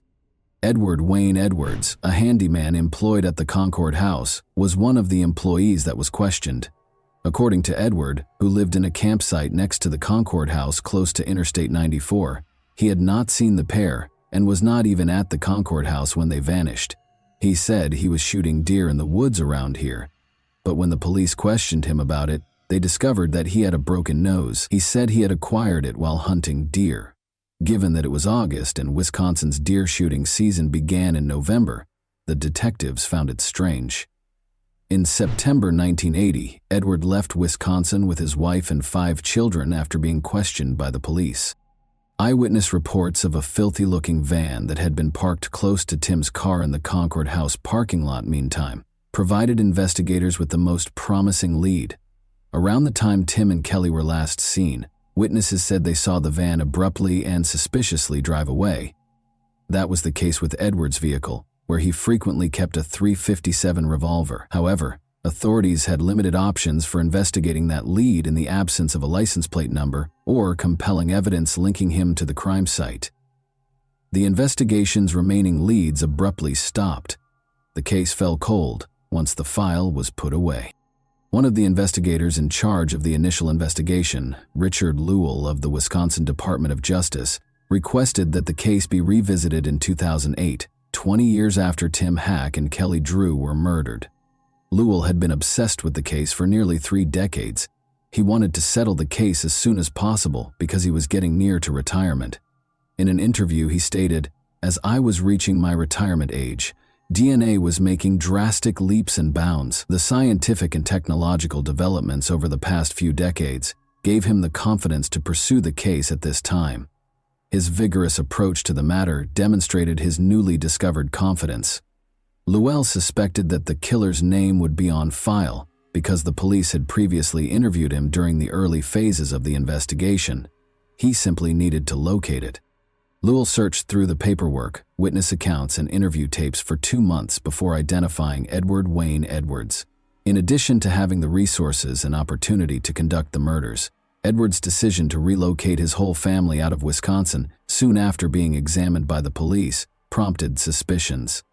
Lewell's suspicion that Edward was the murderer led him to enlist the help of a group of cold case investigators. They discovered that Edward had been a very challenging person to live with when they spoke with his neighbors during his time in Concord, Wisconsin. He was a restless, short-tempered man who frequently thrashed his wife and kids without warning. He was essentially a monster, they said.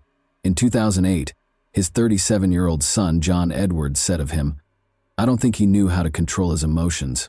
There was some type of rage there." Edwards' daughter, Belicio Edwards, called the police in April 2009 with alarming information. She claimed to have knowledge of certain details regarding the cold case murders of Tim Hack and Kelly Drew that she thought would aid police in wrapping up the case. Her father, Edward Wayne Edwards, a former Marine with a lengthy criminal past, was one of the men she was closest to. Yet this knowledge implicated him. April was an inquisitive youngster growing up, and the most intriguing mystery to her was her father's peculiar existence. She had always wondered about her father's lifestyle and the reasons behind the family's frequent moves. She recalled that they had moved from Concord, Wisconsin, around the time of the unsolved killings of Tim Hack and Kelly Drew, and she saw the news report about them one day when she was an adult. Finally, the pieces were coming together, and she had a gut feeling she needed to call the police. 1933 saw the birth of Edward Wayne Edwards in Akron, Ohio. He had to live in a nun-run orphanage after losing his parents when he was a small child. After experiencing emotional and physical abuse throughout his stay at the orphanage, Edwards became a restless and disobedient adolescent.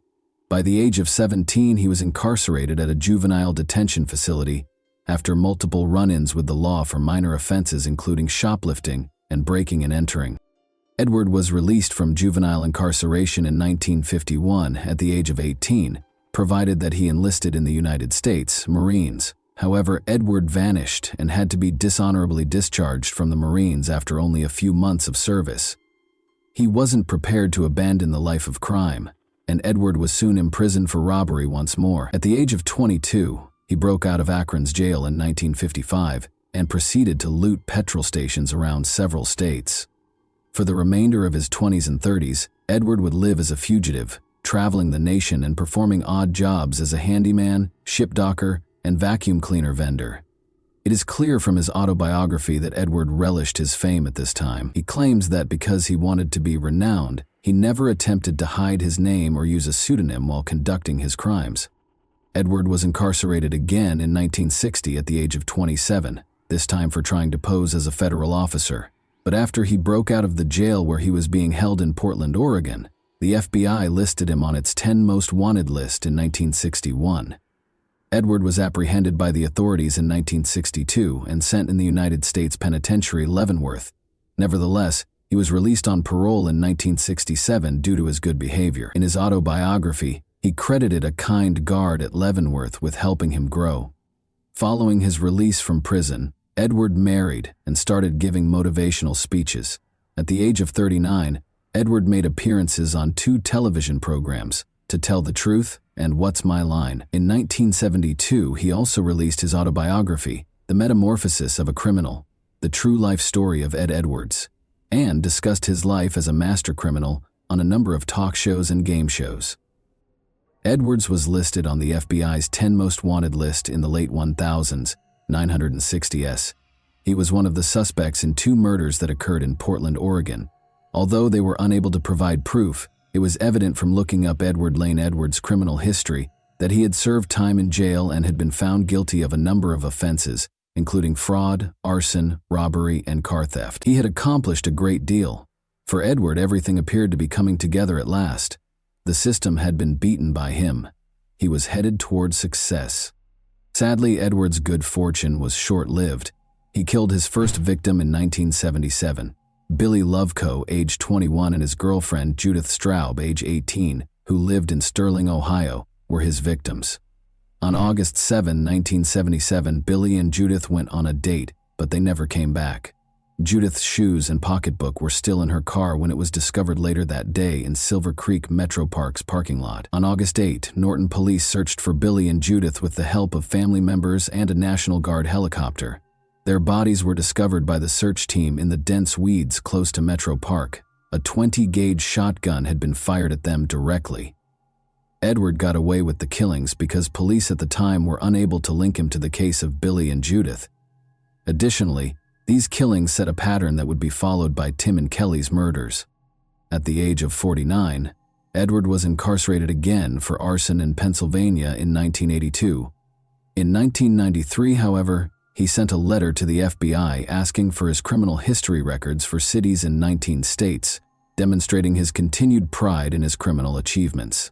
The data were purportedly for a new book he was writing about criminals like Jimmy Hoffa, Charles Manson, and Tony Provenzano that he had met while incarcerated. Edward killed his third person in 1996 when he was 63 years old. His victim was Danny Boy Edwards, a 25-year-old foster son who spent 7 years living with him in Burton, Ohio, before he was brutally murdered. Danny Boy served in the U.S. military, Army. In some way, Edwards persuaded him to leave the service and go home. Edward killed him with 2 gunshots to the face after tricking him into going into the neighboring woods when he arrived home. Danny Boy's body was left in a shallow grave by Edward. Eventually, a hunter discovered it there and informed the police. However, Edward also got away with killing Danny, just like he did with his first round of killings. In addition to the well-known Zodiac deaths, Edward may have been responsible for 15 more murders. John Cameron, a retired homicide investigator, also thought Edward was behind the Zodiac murders and other well-known unresolved cases. These statements, however, are regarded as conspiracy theories because they have not yet been validated.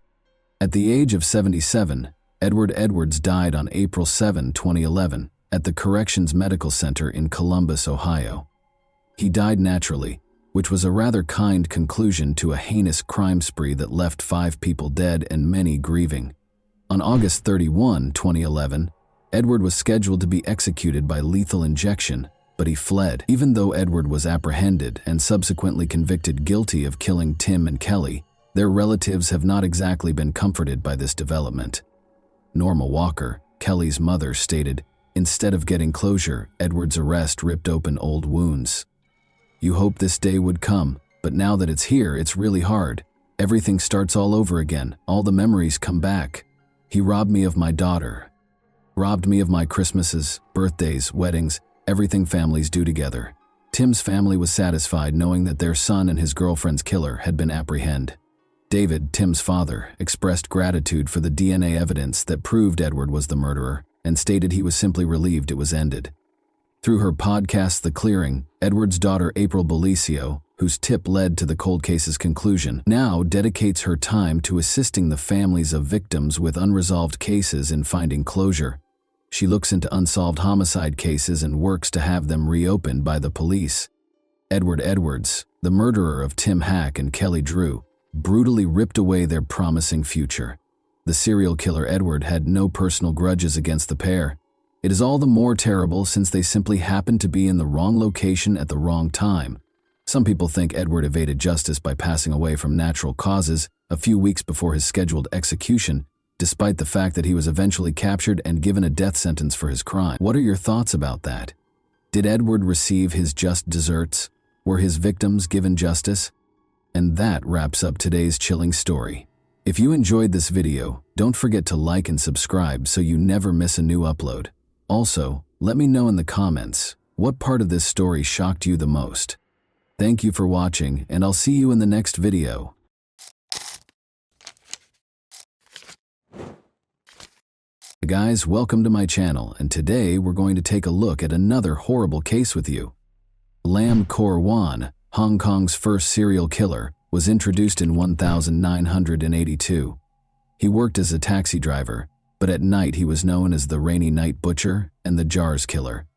Over the course of 7 months, he killed 4 young women, concealing their bodies beneath his family's couch and preserving their body parts in jars. Every murder was more graphic than the one before it. They all appeared in unsettling movies, from suffocation to the amputation of body parts. What perverse ideas motivated this man, and who was he? How did these women end up as his gullible victims? Let's discover the terrifying reality that was born on May 22, 1955, in the center of Hong Kong. Lam Kor Wan had a challenging childhood. With 10 children, a legal wife, and 2 mistresses, His father, Lam Weil Lok, led a difficult life. This set the stage for Lam's turbulent early years. Lam was subjected to cruel treatment during his early years while residing in Malaysia with his biological mother. His father violently abused both of them at home. Lam's situation was made worse by the fact that his parents divorced when he was a child. Due to a horrific event in which his father slammed his head against a wall, leaving 2-year-old Lam unconscious with periorbital bruises and a fractured skull, his father had a fierce temper.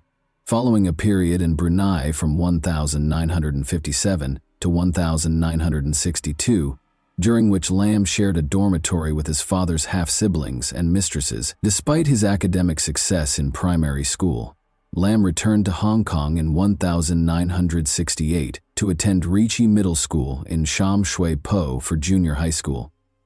Having to balance 2 different school schedules because of his father's work had affected Lam's performance, particularly in mathematics.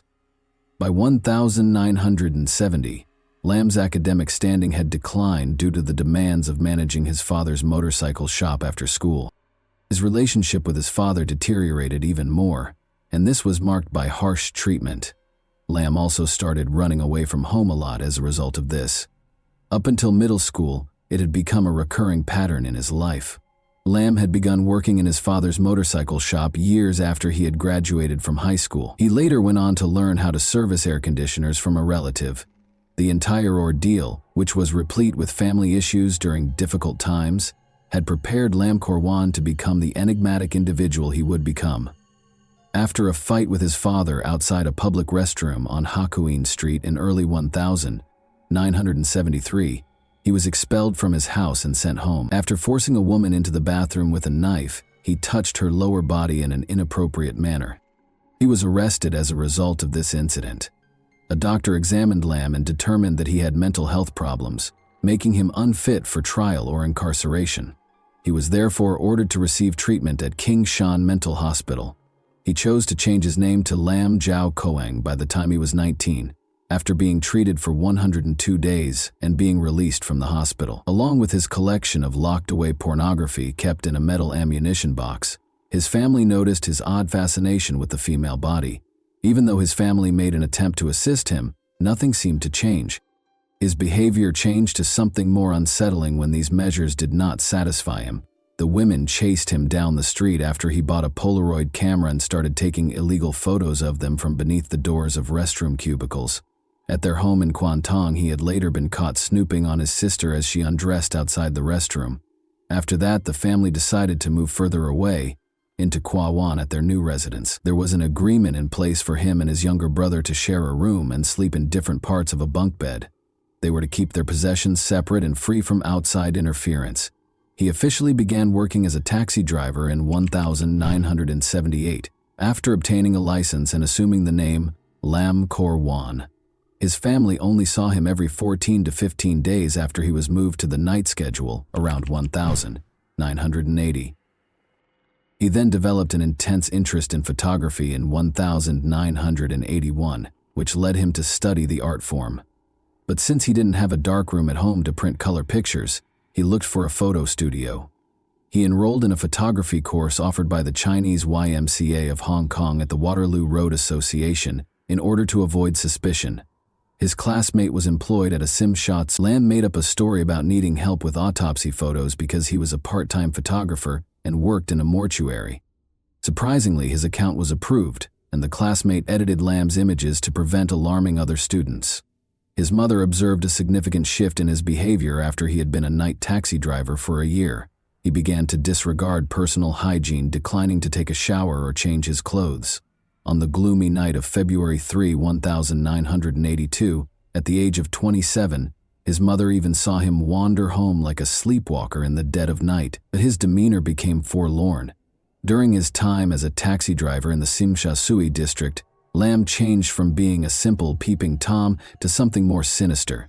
He was looking for clients one day who were coming home from a night out. This is where things started to go south. When Chan Feng Lan, a clearly drunk woman, emerged from a restaurant at around 4 in the morning, she was in such need of a ride that many taxi drivers refused to give it to her. Lam, apparently unfazed by this, accepted her into his taxi and consented to drive her home. The inebriated woman asked to stop halfway through the trip, and when Lamb braked close to a gas station, she opened the door to throw up. Uncertain of where she was, she asked Lamb to return in the opposite direction after this disturbing incident. Later, Lemmy admitted that he had considered killing her, but something inside of him snapped and he decided he had had enough after being initially disgusted by her vomiting. He went into a garage in the Simshasui neighborhood, circled to the passenger door, and strangled the young lady with an electric cable.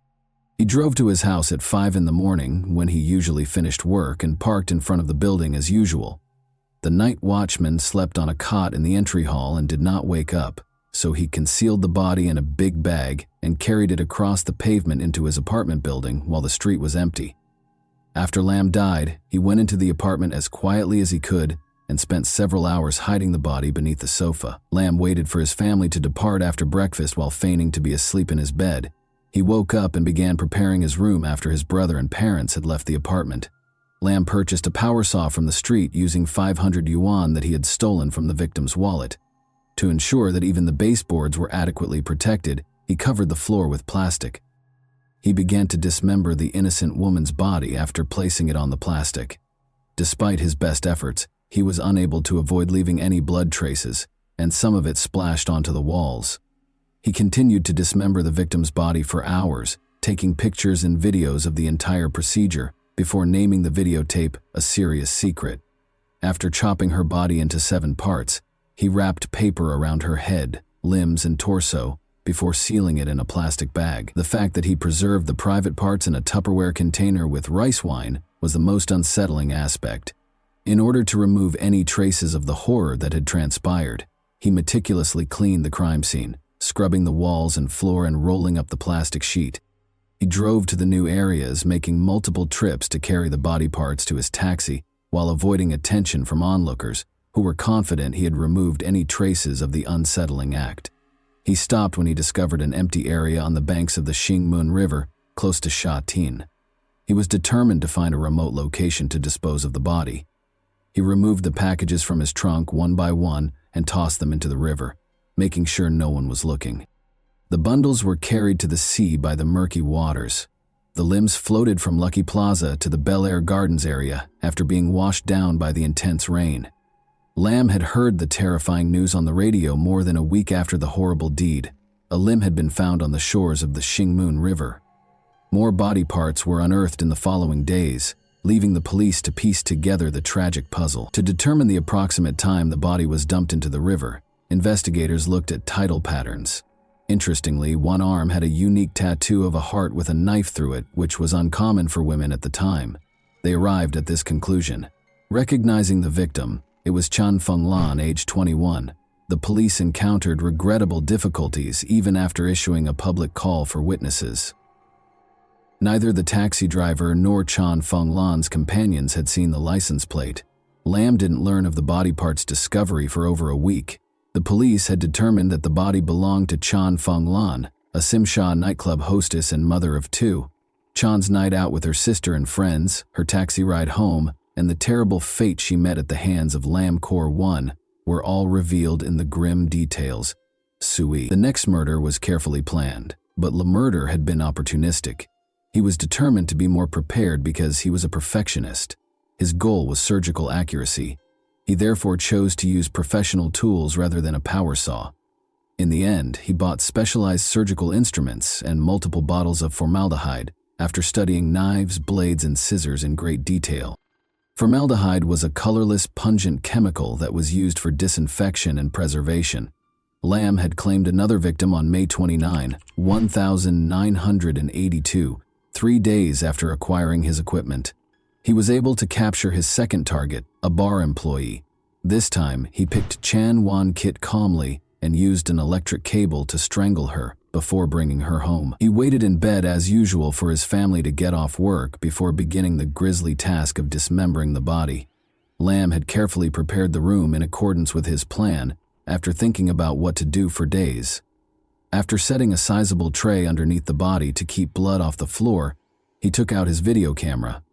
Investigators later reviewed the video, and found that he had carefully dissected the body while placing the tray beneath the family's parakeet cage. When Lamb had finished chopping it into pieces, he displayed remarkable skill. As Lamb considered a secure location for the body's disposal, he once more took photos of the various body parts. After numerous nighttime excursions, he eventually discovered the ideal location. He placed the body parts in a large plastic bag and put it in the trunk of his taxi this time.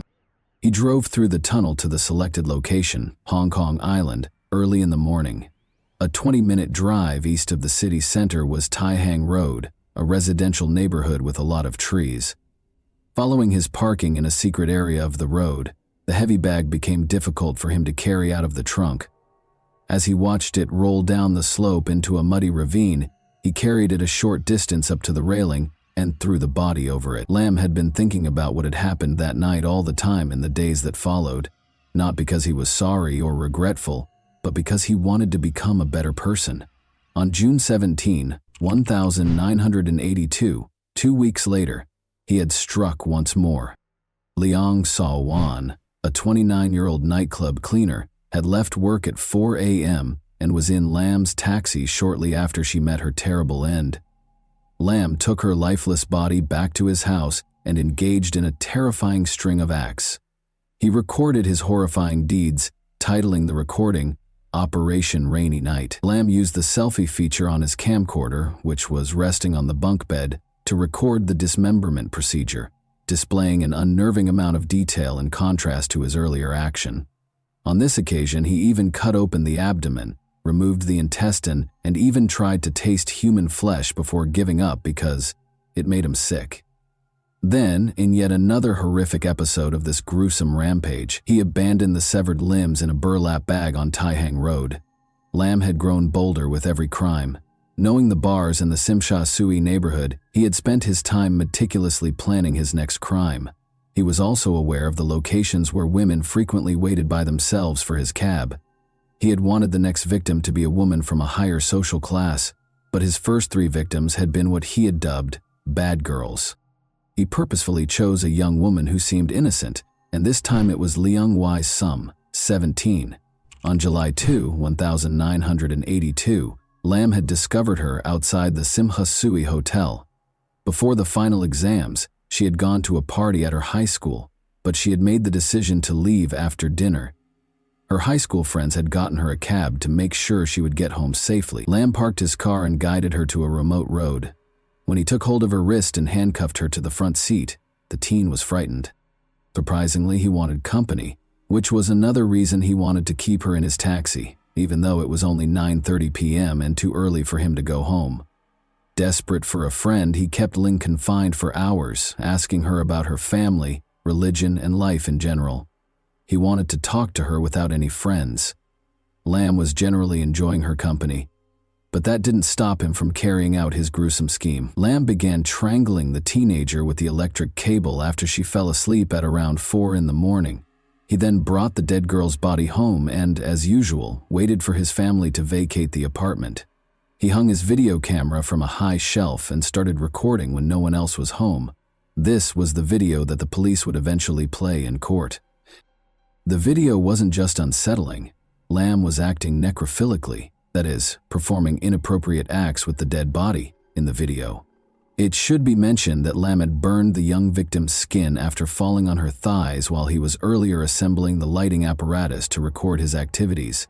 In order to later refer to it as the 4/3 operation, he also recorded it on video and took pictures of her. Then, just like he had done with the earlier victims, he dismembered the body, which would later come back to haunt him. On August 10, 1982, he later left the body on Tai Hang Road. Lamb tried to make his 4th victim's mutilated photo larger. As it happened, Lamb's friend had to move Lamb's negatives to the Mongkok branch for magnification because the enlarger at his friend's photo shop was broken. Suspicious as he was, the branch's photo editors discovered disturbing details in the developed photos during the manual enlargement process, suggesting a possible connection to the dismemberment of a human body. A picture of a severed breast and a burn mark on the victim's thigh were among the features that prompted the shop supervisor to call the police. The Kowloon Regional Homicide Squad was given the case by the police after they received the report. Detectives under the direction of Sergeant Lee Kwon obtained statements from the clerks at the Sima, Sui, and Mongkok branches while safeguarding the negatives and photograph. After a thorough examination and analysis of the flesh and blood color, the forensic officer from the Scientific Forensics Department concluded that the photographed corpse had been dead for less than 3 hours. The dismemberment technique ruled out the possibility that the perpetrator was teaching pictures because it implied that they lacked medical anatomical knowledge. The typical green sheet used in autopsies was conspicuously missing. Additionally, forensic specialists verified that the images were taken directly from a real body rather than from printed materials. In one picture, a tiny drop of water also reflected half the face of a girl who looked like Leong Wai-sum, who had disappeared on July 2. The police decided to make an arrest after concluding that Ling had been murdered, based on the results of the Scientific Forensics Division and medical examiner. Sergeant Lee had led the team in an ambush at the photo shop early on August 17. He asked the clerk to mix a Lam set of 13 photos with a few other pictures and encouraged him to talk to Lam about the pictures, where they were taken, and why they were being enlarged. The goal was to document the discussion and collect supporting documentation. Lam arrived by taxi to pick up the pictures at about 6 o'clock in the evening. Following his friend's request, he carefully examined each picture and clarified that the enlarged images would be used for courtroom presentations, especially so jurors could see the contents more clearly. Lam said that he worked in mortuaries on a regular basis. Sergeant Lee revealed his identity after verifying the images and making the payment, and he immediately took Lam into custody. Lam first made up a story, claiming that the pictures were taken by a four-eyed man he had met in Kwan who worked for the Oriental Daily. Investigations, however, showed that there was no such individual. In order to gather tangible evidence, the authorities promptly requested a warrant so they could search Lam's home within the allotted 48 hours. Otherwise, they would have needed to let him go. During the search, they found personal belongings, preservatives, anatomy books, surgical instruments, Lam's cupboards, and severed body parts, including the deceased women's breasts and vaginas. His taxi was also seized and searched by the police, who left a note on the windshield stating that it was not to be towed and that it had been involved in a crime. Subsequent investigation of the car turned up evidence like wire and handcuffs in the glove box, as well as 2 holes in the back of the front seat that were probably made by one of the women who died wearing high heels during a struggle. Investigators allegedly recovered a large collection that included 1,900 carefully coded photos, 1,500 color slides, and 696 negatives that documented coronavirus victims at different points in his crimes. His thorough documentation greatly facilitated the police inquiry. All of his victims' body parts were eventually found by authorities, allowing for their identification and eventual return to their families. To assist with the investigation, Lam Korwan was taken to the police station with his father and younger brother. Authorities suspected that the taxi driver wasn't acting alone because of the small living area and the amount of evidence found in Lam and his brother's bedroom. After 3 days of intense interrogation and detention, Linwas was freed. The younger Lam insisted that he had little contact with his brother because of their divergent schedules and was neither involved in nor aware of the incidents to expedite their release.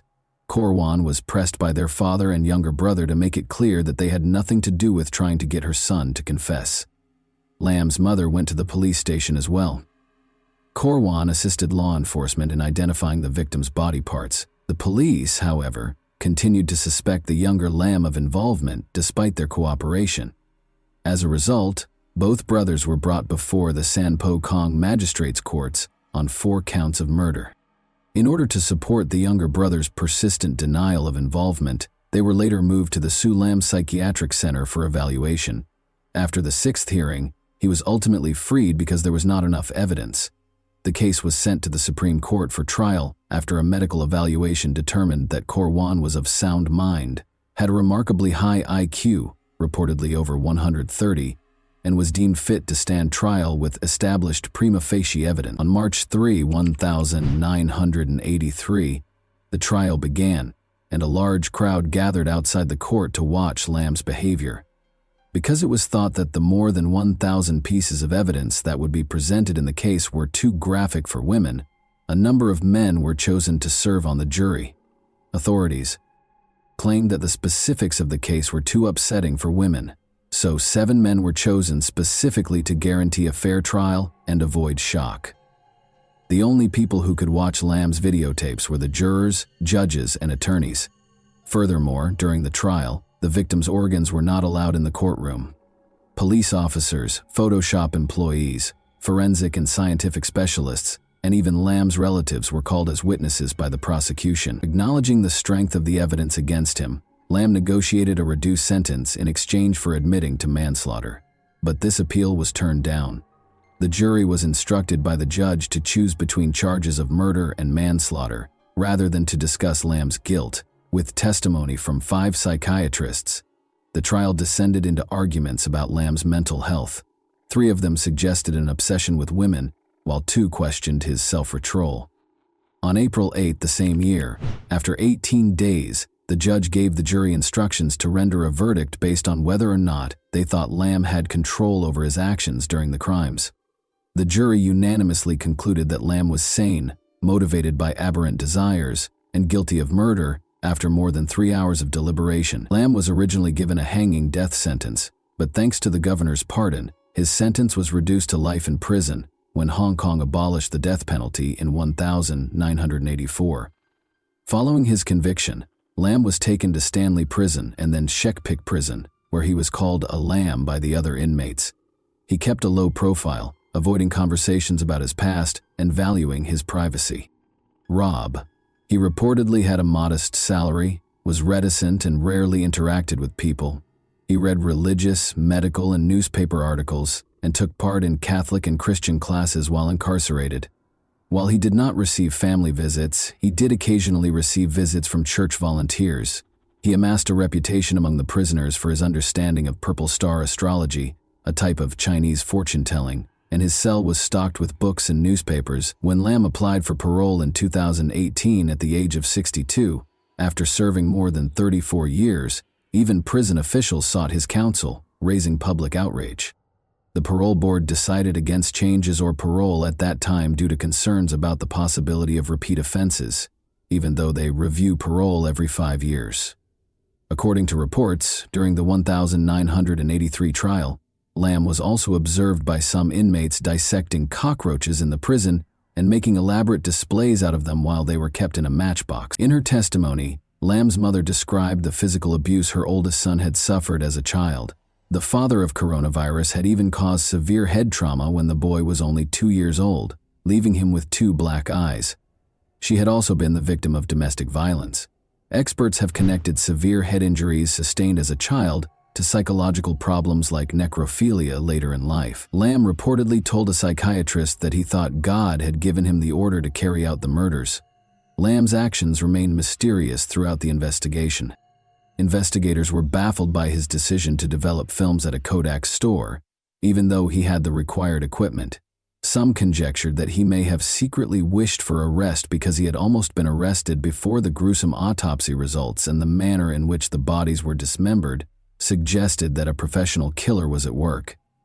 However, despite these disturbing facts, Lamb's family had difficulties because of the case's publicity. They tried to sell their apartment but were unsuccessful because of its fame, so they were forced to stay after the case ended. The police, concerned about possible media exploitation, destroyed all of Lamb's tapes and photographs. Some of the victims' organs, however, had a different destiny there, and were kept for educational purposes at the Wan Chai Forensic Medicine headquarters. As our journey through Lamcor, Wan's haunting saga, comes to an end, it is important to remember these 4 innocent women whose lives were tragically taken. Lamb's father sought atonement for his son's sins on November 16, 1986, by dedicating a memorial tablet at Yuan Shin College for the lives lost to his son's evil. The story of Lam Kor Wan serves as a chilling reminder of the intricacies of the human psyche and the terrible outcomes they can produce. Such tales act as a forceful plea for greater comprehension, awareness, and attention to mental health. As the first serial killer in Hong Kong's history, Lam Kor Wan, now 68, is serving a life sentence in the maximum security Shek Pik prison on Lantau Island for the gruesome killings that rocked Hong Kong in the early 1980 CE. His reign of terror came to an end on August 17, 1982, the fateful day of his arrest, when he was just 27 years old. His horrifying post-crime rituals, which included hiding victims under the family couch and preserving body parts in jars, earned him the terrifying nicknames the Rainy Night Butcher and the Jars Murderer. Such unsettling behaviors reveal a terrifying picture of a disturbed mind. And that wraps up today's chilling story. If you enjoyed this video, don't forget to like and subscribe so you never miss a new upload. Also, let me know in the comments what part of this story shocked you the most.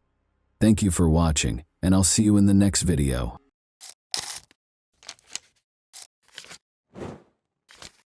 Hey guys, welcome to my channel, and today we're going to take a look at another horrible case with you.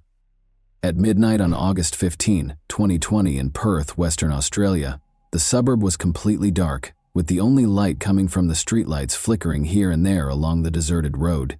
In the faint light of a solitary lamp, a home on the outskirts stood motionless and silent. Yet within, there was a muffled bustle. Loud shouts and weak shadows danced over the walls. It was more than just an argument. It was something ferocious, passionate, and disturbing, even primordial. The air was broken abruptly by a loud bang that sounded like something big hitting the wall. Then there was the clear sound of a gunshot. Time seems to stop.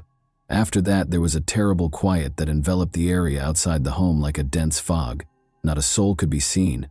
Although no one was around to see it, the gun's piercing crack shattered the silence of the night like a piece of glass. Perth police got a desperate contact to the emergency services just minutes after the gunfire.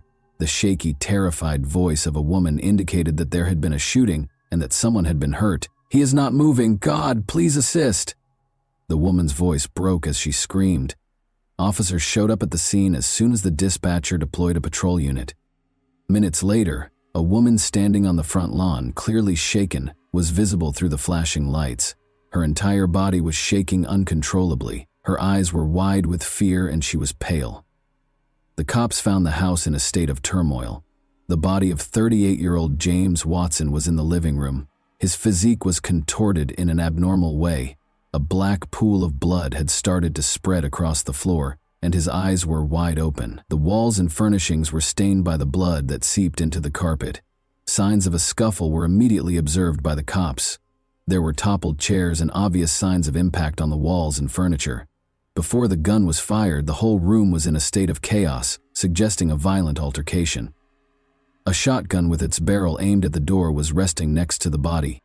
Although there were no indications of forceful entry, it initially appeared as though someone had broken into the house. In order to gather evidence, officers roped off the scene and dispatched forensic and investigative teams. They could see that this was no ordinary crime. It was the result of something far more intricate. They identified the woman they discovered on the lawn as the wife of Catherine Watson James. The paramedics on the scene attempted to calm her down because she was in shock. When she was taken to the police station, she was too upset to talk clearly, and her hands were covered in blood. She was limited to saying, "I didn't mean to. I had no idea how it would turn out." Investigators started looking for solutions.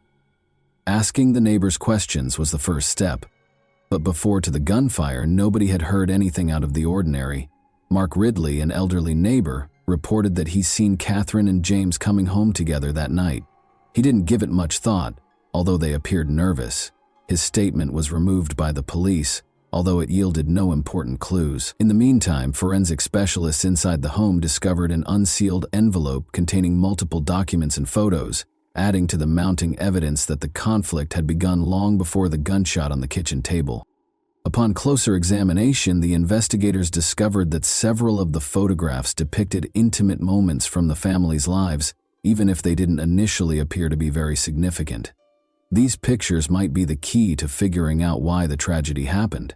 Investigators tried to piece together what had happened that night. After a stressful dinner at a restaurant, Catherine and James went home at around 8 p.m. Nothing had foreshadowed the impending disaster, but the supper had been unpleasant, according to people who knew them. James said he had to go and take care of something at one point, but Catherine urged he stayed. She informed him that they needed to talk about something. Catherine recommended that they unwind with a drink and spend the evening in silence after they arrived home. Leaving James in the living area, she took the envelope and headed upstairs. James remained downstairs as if oblivious to what was about to happen. After a while, Catherine returned downstairs with the papers firmly grasped in her hands. She put the envelope on the table in front of him, her face expressionless, and waited for his response. James's face transformed when he saw the envelope. Despite his best efforts to maintain composure, the anxiety in the room was evident. Despite her silence, Catherine's expression spoke a lot. There was a thick quiet. Right at this point, everything changed. They got into a furious debate that swiftly turned into a yelling contest. At one point, Catherine refused to let go of the documents and clutched onto the envelope when James tried to retrieve it. A damaged chair appeared as detectives inspected the room where the shot was fired.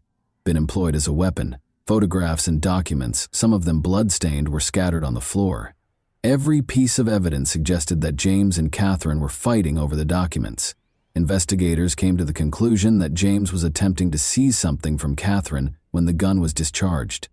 Catherine had fired the shotgun, as evidenced by the marks on the carpet and the shotgun's location. Police discovered a number of fascinating things when they gained access to James and Catherine's phones. In contrast to his regular conduct, James had shut off his phone around 10:30 p.m. James had gone at that time, according to surveillance footage from a camera outside their home, but he returned 10 minutes later. It was still unclear what he accomplished in those brief minutes. Still in a state of shock when she was taken to the police, Catherine was unable to provide a detailed account of what had happened. She said that they had begun to argue and that things eventually got out of hand. She said she couldn't recall how she got the shotgun in her hands. Although it was evident that she was under a lot of stress, detectives felt that there was more to her story. Investigators started looking into the Watsons' relationship in further detail. The couple had been married for 10 years, didn't have any kids, and seemed to lead a peaceful existence. However, Catherine became suspicious when neighbors saw that James had been spending less time at home lately. Even close friends and neighbors had seen the strain in their conversations, while no one knew exactly what was going on between them. The inquiry also found that Catherine had gotten in touch with a private investigator only a week prior to the incident. It was unclear why this was the case. It was unclear exactly what she was looking into, but it was possible that she was obtaining evidence against her spouse. The results of the forensic examination of the weapon discovered at the scene were given to the police later that night.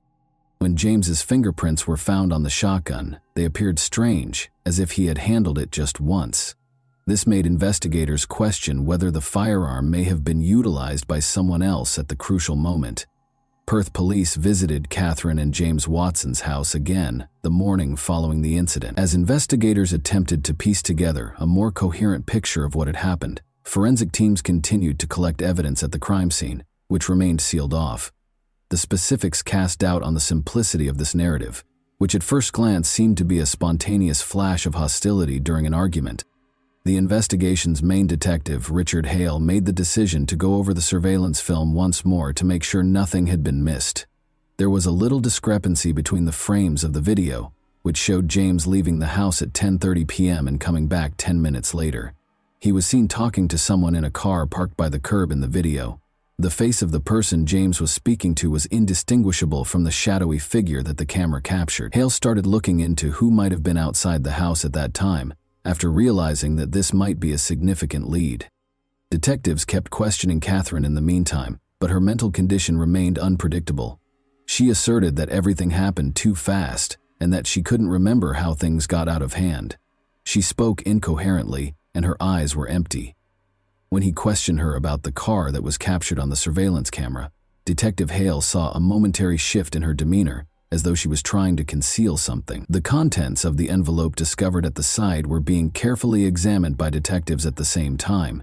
Indeed, a professional investigator had taken a number of the photos inside. James was pictured with a young woman, but her face was never fully visible.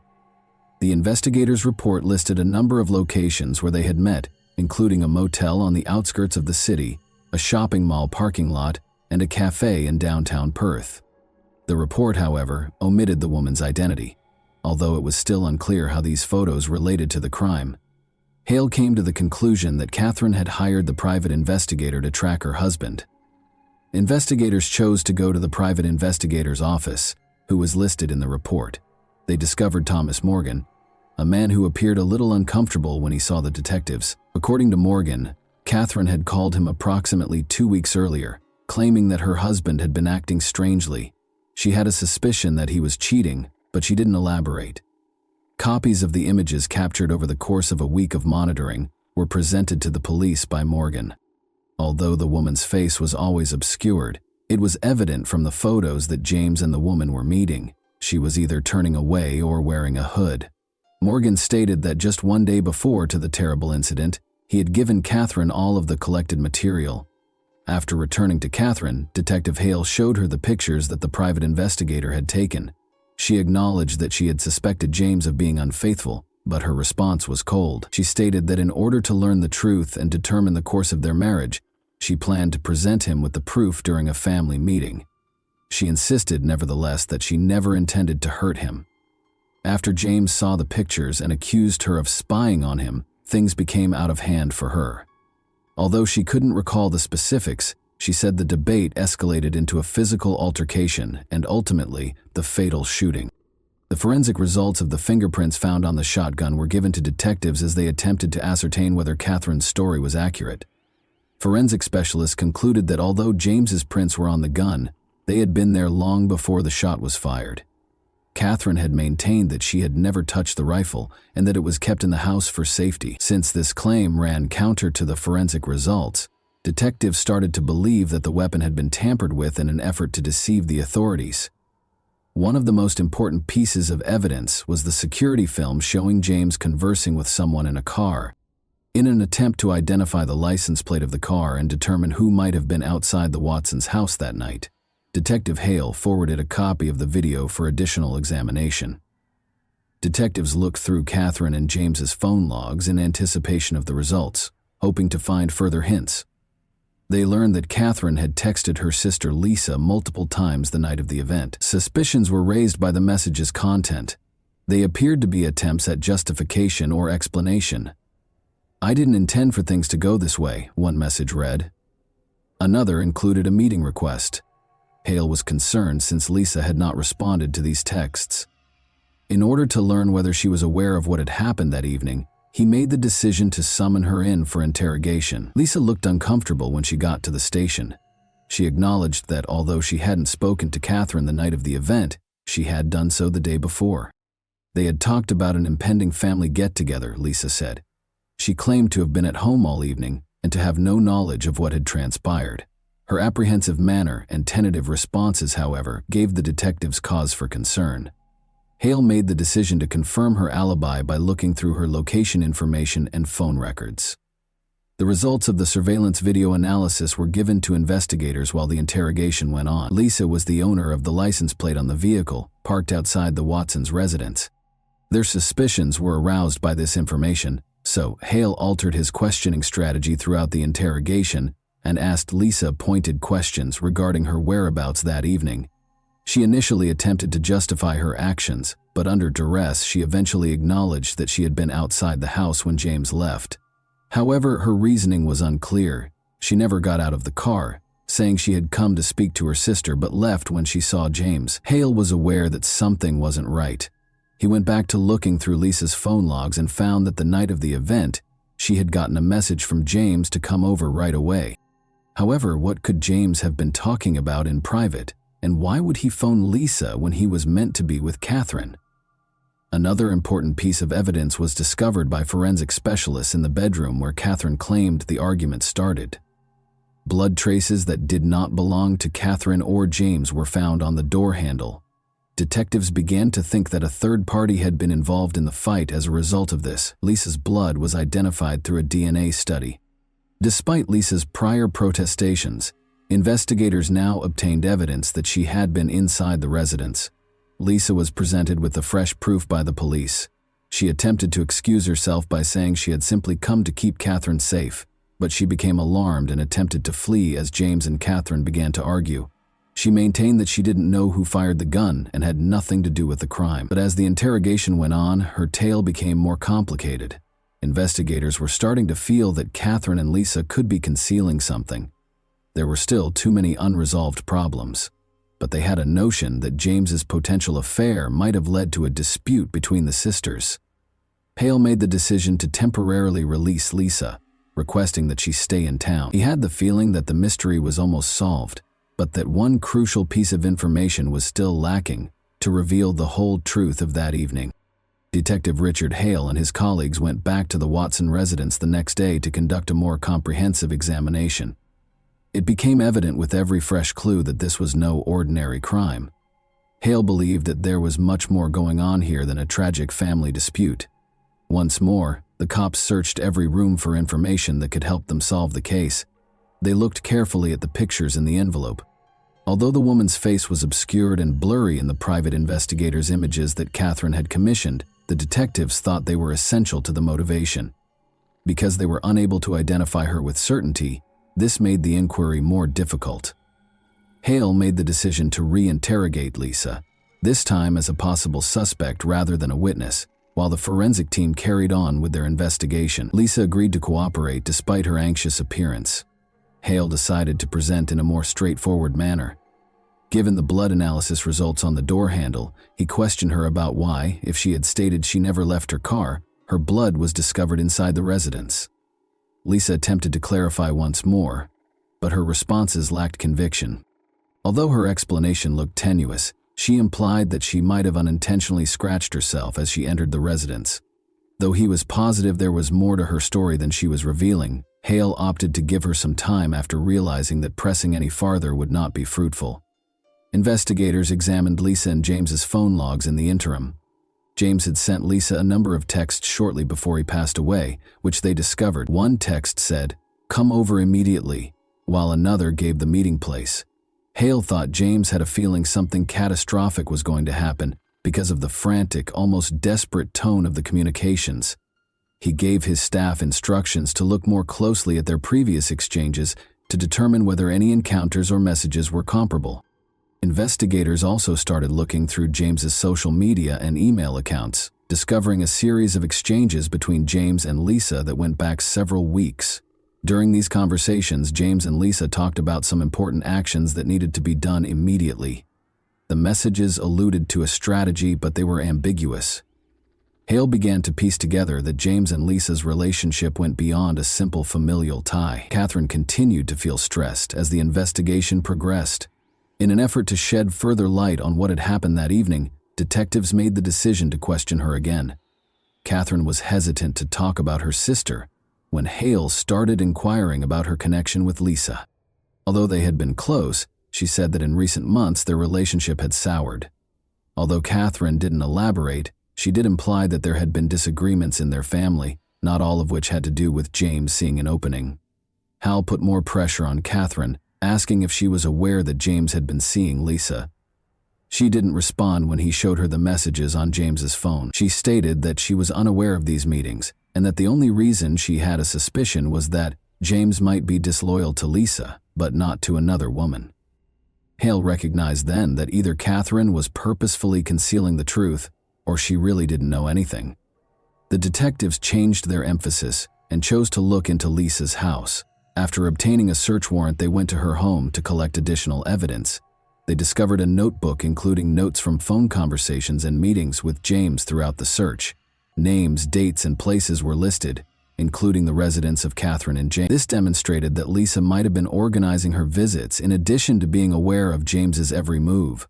Hale started to believe Lisa was a major contributor to what had occurred. After more investigation, a picture of Lisa and James together at the beach was found in Lisa's home. They looked really close, and the photo seemed to be fresh. This turned into a crucial lead. Hale now understood that James and Lisa were in a romantic connection, one that Catherine had purposefully disregarded or had not detected. In the meantime, forensic specialists finished examining the shotgun. Lisa's fingerprints were found on the weapon, according to the results, but they were left behind after James's. Because of this, investigators concluded that Lisa handled the shotgun after James had already suffered injuries. Hale started to worry that Lisa might have altered the scene of the crime in order to deceive the investigators. Investigators also discovered video from a hotel where James and Lisa had first met. Before Lisa departed and James remained, the footage shows them conversing and debating things. Their close-knit conduct was another evidence of a relationship that Catherine was not aware of. The idea that Lisa and James were part of something more complex and that their covert relationship had been a significant factor in the events leading up to that terrible night was reinforced by this. Hale made a snap decision. Calling Lisa back to the station, he showed her the additional evidence: photos, videos, and fingerprints. This time, Lisa made an effort to maintain her composure, but she broke under strain. Indeed, she had been seeing James behind Catherine's back, she acknowledged. She clarified that she never meant to ruin her sister's marriage, but that their affair had begun more than a year prior. Everything was kept under wraps until Catherine hired a private investigator after she started to suspect James of adultery. Hale persisted, inquiring as to what Lisa and James had talked about that evening. According to Lisa, James had requested a meeting to discuss the best way to tell Catherine the truth. However, things rapidly spiraled out of control. She acknowledged that she hadn't meant to meddle when she had entered the residence, but when she went inside after hearing the yelling, she discovered Catherine and James struggling. She claims that she attempted to stop them but was unable to do so in time. Investigators started confirming her account, but every piece of evidence suggested Lisa was inside the house when the crime was committed. Her presence was verified by fingerprints, blood analysis, and surveillance footage. Comments. It was still unclear if she was a direct participant in the altercation or just a bystander. Hale, however, was positive that she was concealing more than she was admitting. Investigators looked into James and Lisa's financial records in the interim. They learned that James had made a sizable transfer to Lisa's account just prior to the incident. The cause for it was still unknown, although it appeared to be payment for something. Hale started to believe Lisa was part of a bigger scheme, possibly even planning the crime. The forensic squad gave cops a breakthrough later that night. In the bedroom of Catherine and James, they had discovered Lisa's phone concealed beneath the mattress. The detectives' suspicions were validated when they discovered text messages on the phone. James and Lisa had been preparing to attack Catherine and set her up for it.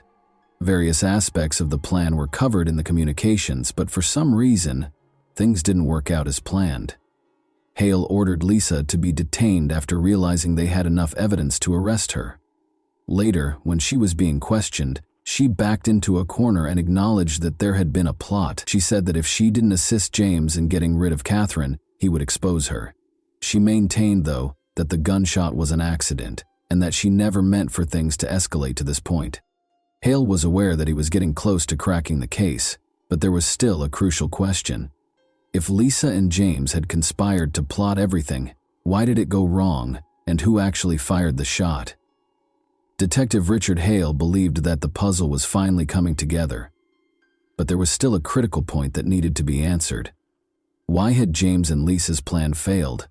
And who had actually pulled the trigger? Although Lisa's confession and the evidence gathered suggested a plot, the specifics were still unknown.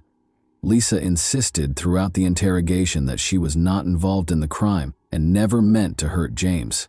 She attempted to persuade the cops that their initial strategy was only to fabricate an event to give the impression that Catherine had assaulted James.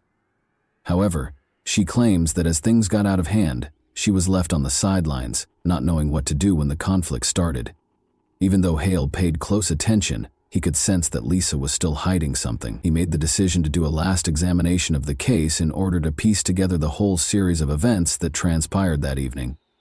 To make sure they hadn't missed anything, the detectives went back to the Watson residence and meticulously went over the surveillance tape and the crime scene.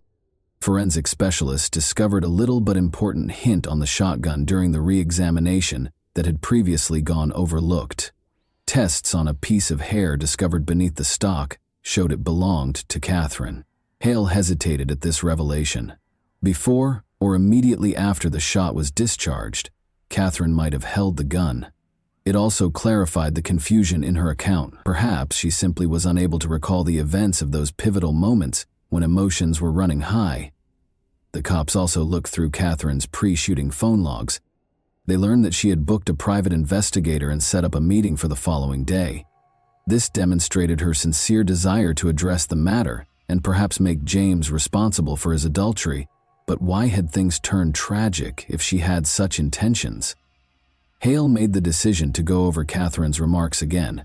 He wanted to know if she had been part of the conflict or if she had been deceived. He started asking her more pointed questions right away, but Catherine insisted she couldn't remember the specifics.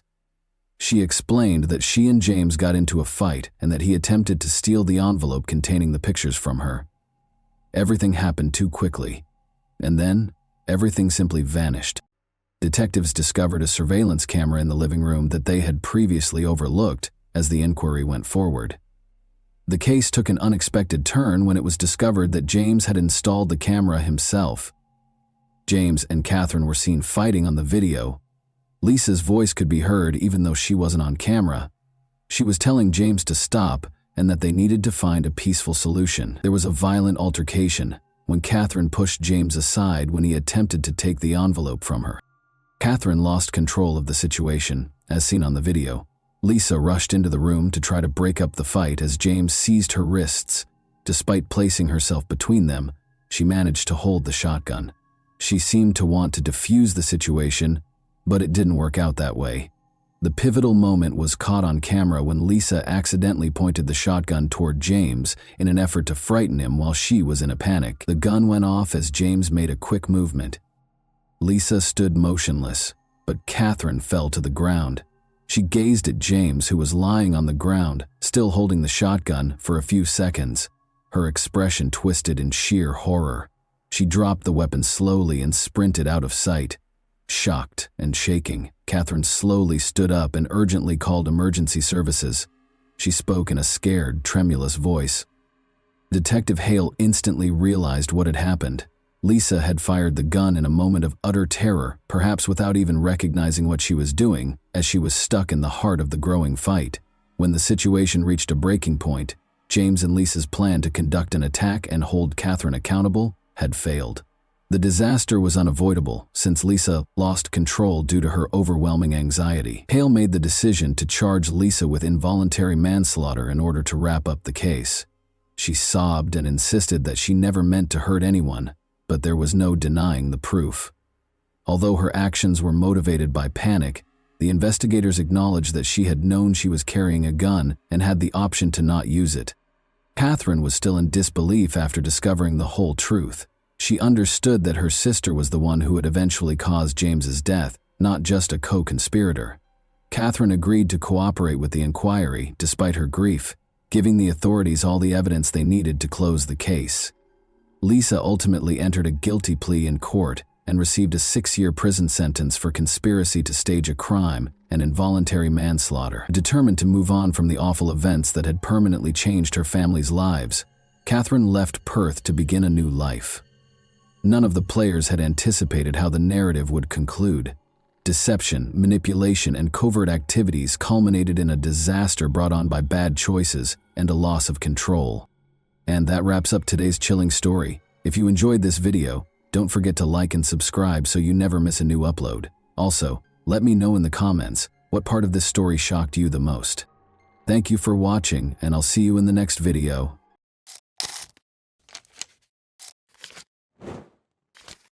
Hey guys, welcome to my channel, and today we're going to take a look at another horrible case with you.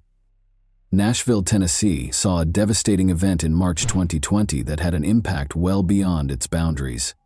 In addition to upsetting the local community, Holly Williams and William Lanway's tragic deaths sparked a national dialogue on the widespread problems of mental health disorders, domestic violence, and the destructive effects of turbulent relationships. The horrific circumstances surrounding their deaths, the investigation that followed, and the story's wider ramifications for domestic violence awareness will all be covered in this film. More than just a narrative of loss, this one is a potent warning that emphasizes how crucial it is to spot the warning signs of abusive relationships and how urgent it is to get help. Come along with us as we work through the intricacies of their lives and the lessons this tragedy has to offer. 31-year-old Holly Williams was well known for her vivacious demeanor, contagious laugh, and compassionate disposition. She was characterized as a cherished friend, sister, and daughter who made everyone around her happy. Holly's life was full of possibilities, and she had goals and dreams. Beneath her cheerful facade, though, Holly battled relationship issues, especially with her ex-boyfriend William Lanway. Holly, who grew up in Nashville, has strong ties to the area. She was supported through thick and thin by her close-knit family. Friends remembered Holly's love of adventure and her enthusiasm for life. She loved being outside, traveling, and savoring time spent with those she cared about. Sadly, her connection with William would turn out to be a major obstacle, overshadowing her lively personality. Born in 1988, William Lanway had a tumultuous history filled with unpredictable and violent conduct. A few years before to their untimely deaths, he and Holly started dating. At first, their relationship appeared to be normal, full of the promise and excitement that come with youthful love. But as time passed, their relationship's dynamics started to change. Holly's family and friends observed that William had a history of jealousy and was possessive. There were several breakups and reconciliations as a result of their unstable relationship. Holly tried to put some distance between herself and William, but he found it difficult to accept their breakup, which resulted in increasingly troubling conduct. In their relationship, Holly's loved ones observed indications of emotional abuse. William repeatedly displayed domineering behavior by keeping tabs on Holly's social connections and demanding to know where she was. There were rumors that William was verbally insulting Holly, which made her feel even more alone and afraid. Holly frequently confided in her friends about her difficulties and her worries about William's instability and fury. Understanding the terrible conclusion of their story requires knowledge of the history of domestic abuse in their relationship. The pair had previously been the subject of multiple domestic disturbance calls handled by law enforcement. Holly claimed to have felt intimidated and worried about her safety in these situations. One significant instance occurred in early 2020 when Holly went to the police after William had followed her around and showed up at her house without permission. In violation of her attempts to establish space, he even made repeated attempts to get in touch with her via social media and phone conversations. As William's actions worsened, Holly's worries grew, and she started to worry more about her safety. Holly tried to put herself out of the situation, but she was entangled in a web of intimidation and emotional manipulation. Friends saw that Holly frequently felt bad about leaving William because she was afraid of his reaction and possible injury. She frequently battled the dread of reprisals, which is a typical occurrence for many people in violent relationships. Holly's circumstances become more vulnerable in the days preceding the disaster. Holly was reported missing on March 1, 2020, when she did not come home from a night out with friends. When they were unable to get in touch with her, frightened relatives became concerned for her safety and called the police. The police soon discovered Holly's turbulent connection with William when they started their inquiry. Red flags were raised right away when friends and relatives shared information about Holly's anxieties and previous encounters with William. Given William's violent and domineering past, the authorities were aware of the possible threat Holly posed. Police were notified by a 911 call about a disturbance at a nearby hotel on March 3. According to witnesses, William and Holly got into a furious dispute. Even though the police were called to the location, both people had already departed by the time they got there. This interaction brought to light the growing strain in their relationship. Holly's acquaintances reported that she had been missing for a few days on March 4, 2020. Concern for her safety increased as alarm bells began to ring. In the past, Holly had shared her worries about William with her friends, which made them think that something horrible might have occurred. When a construction worker found an abandoned automobile at a Nashville construction site on March 5, 2020, the inquiry took a disastrous turn. The bodies of Holly Williams and William Lanway were found in the car, which was later determined to be Holly's. It was a somber and startling scene.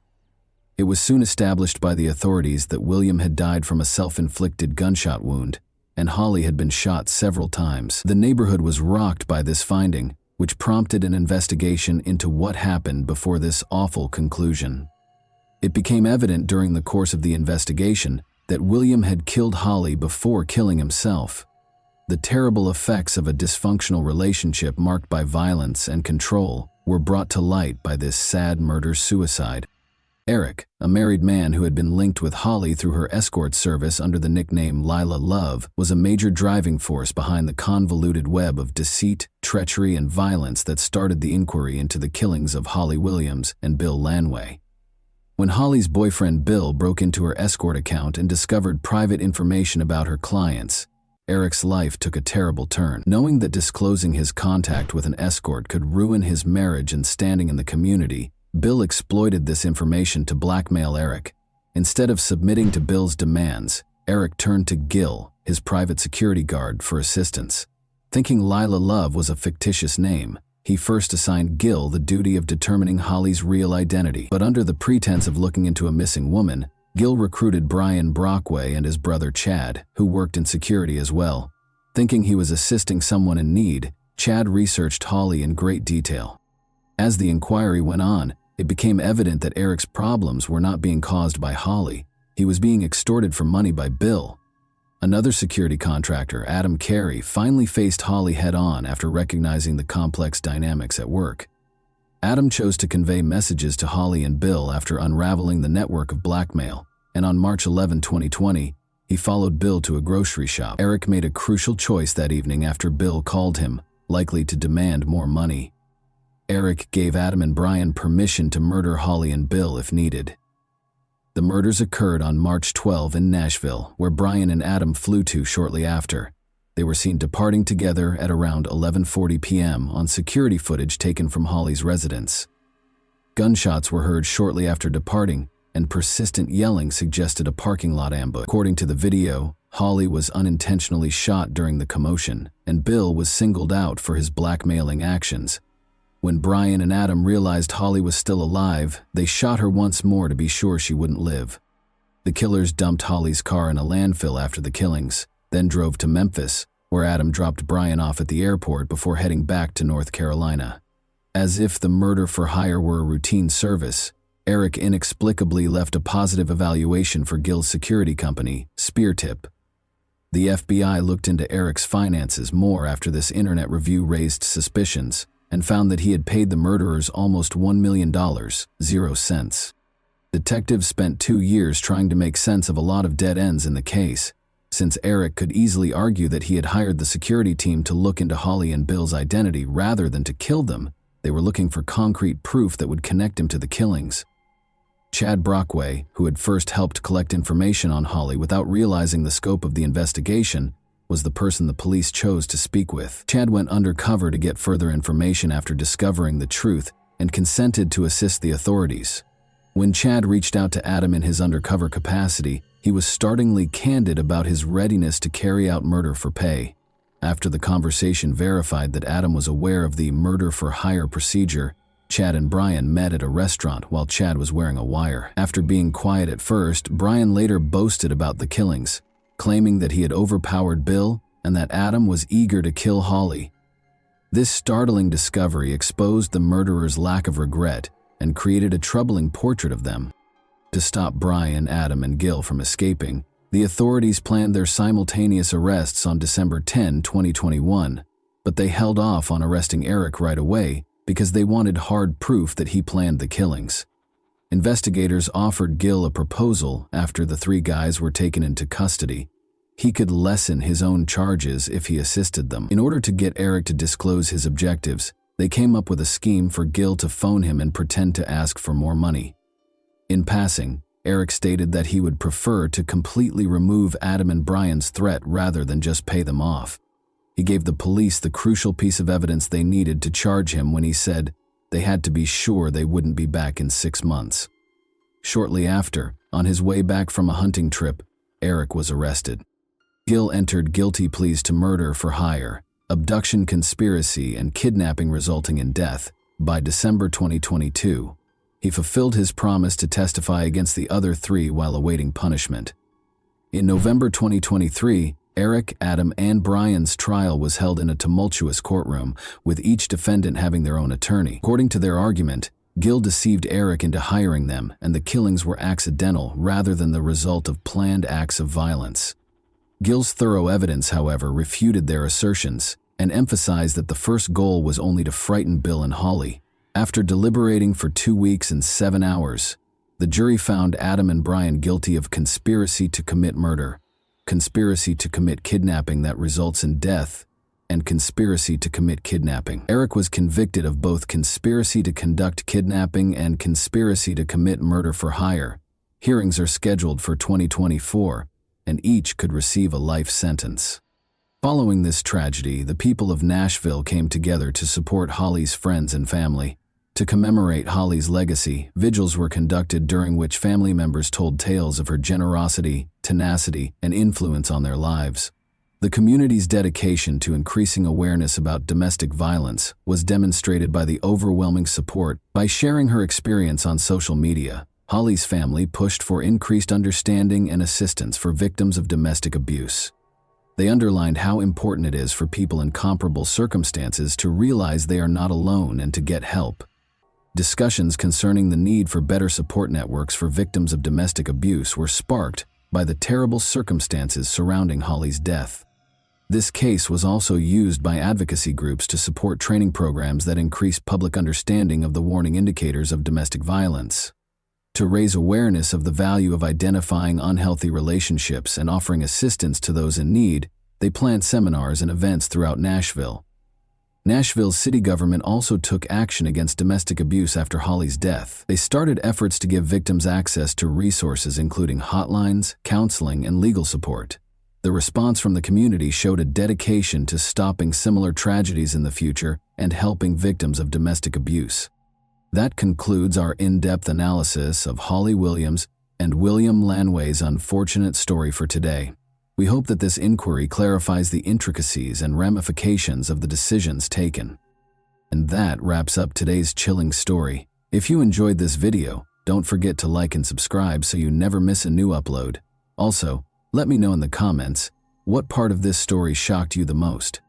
Thank you for watching, and I'll see you in the next video.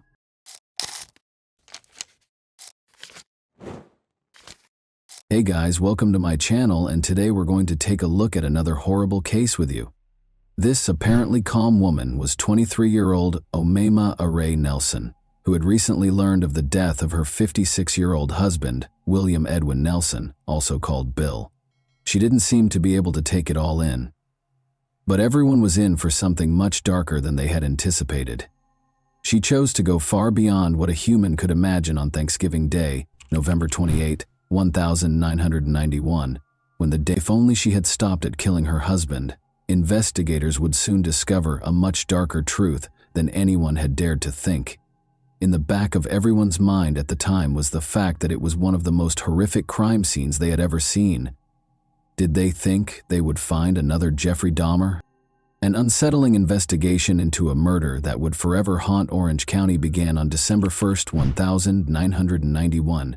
When a desperate call to U.S. emergency services was placed. According to Omaima Nelson's friend Jose Escovel, his friend killed her husband after he allegedly mistreated her, and he was now offering him $75,000 to assist with the body's disposal. The police sprang into action, eager to learn the truth about this heinous accusation. Officers discovered suspicious trash bags in Omaima's red 1975 Corvette when they found her driving her husband Bill's car. After Thanksgiving weekend, Bill Nelson, as he was known, had not shown up for work and had been reported missing. As Omaima silently watched, they pulled over and went through the things she had in her car. They discovered something disturbing in the car, which they later discovered to be human flesh. Omaima was taken into custody right away for questioning after this startling discovery, and she appeared to be completely cooperative. She denied right away all of the information that Mr. Esquivel had given to the police. She admitted to officers that she hadn't lived with him for very long and that she didn't know how to contact him. Although she appeared helpful, her responses to questions were a little odd.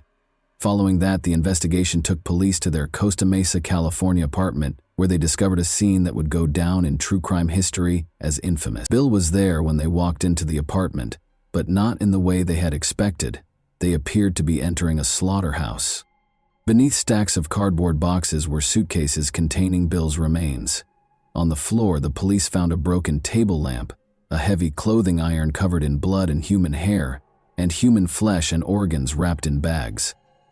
Officers discovered Bill's bedroom in complete chaos as they carried out their somber search. The mattress was covered in blood, and the bedpost was splintered and torn off. The freezer held the most startling discovery: Bill's head, wrapped in tinfoil, with stab wounds visible and evidence of deep frying. 2 of the bedposts were also found to be blood-soaked and broken, suggesting that Bill had been brutally murdered and bound. It is by far the most gory crime scene I have ever seen. The horror increased in the bathroom. Skinned and carved, Bill's torso and chest hung over the bathtub, allowing the blood to seep into it like it was in a butcher shop. They had castrated his body. Police entered the kitchen and discovered pans and pots with what looked to be stew left on the stove. Bill Nelson's hands, soaked in the mixture and covered in bruises, were among the turkey meat and vegetables. He had apparently been bound tightly prior to his murder. Bits of his hips, a grim take on Thanksgiving leftovers, were mingled with cranberry sauce in the trash can. Unfathomable horror was depicted in this horrific scene as investigators sought to understand how such a tragedy could occur within what was supposed to be a loving marriage. The case's terrifying details would later be compared to fictional horror stories. The condition of Bill's dismembered body prevented the police from determining the cause of death right away. Although the officers were positive it was Bill, they dug deep into Omaima's past to be absolutely certain and to solve the mystery of this heartbreaking murder. They were about to make one of the most unsettling discoveries of their professional lives. In 1968, Omaima Ari Nelson was born in a small, destitute farming village in southern Egypt, close to the Sudanese border. She was one of 16 children born into a traditional Arabic family, and her early years were difficult and traumatic. From an early age, she experienced physical and sexual abuse at the hands of her violent and irascible father. At the age of 7, she was subjected to the horrifying custom of female circumcision, which further exacerbated the wounds from her early years. She was in excruciating pain all the time after this procedure, which turned intimacy into a terrifying experience.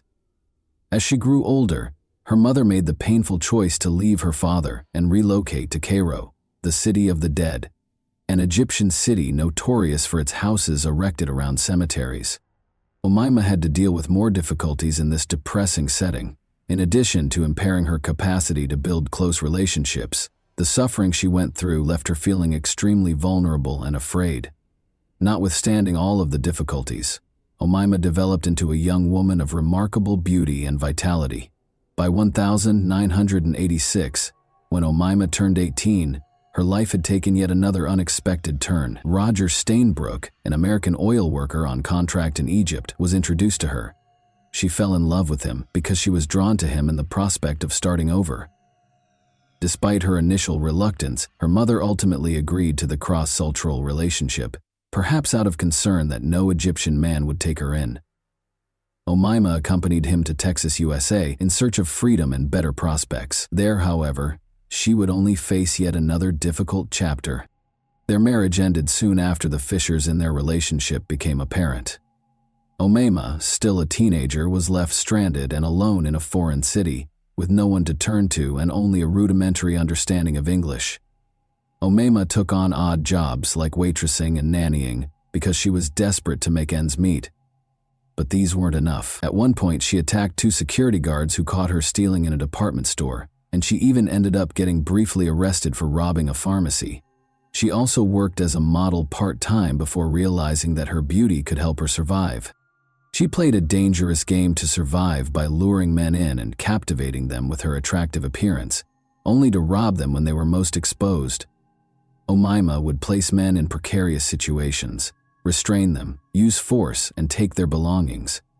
She used this strategy to rob several men, but no one reported her because the officers thought it would embarrass them. She lived off of these items until meeting 56-year-old Bill in October 1991, who seemed like a kind and giving man.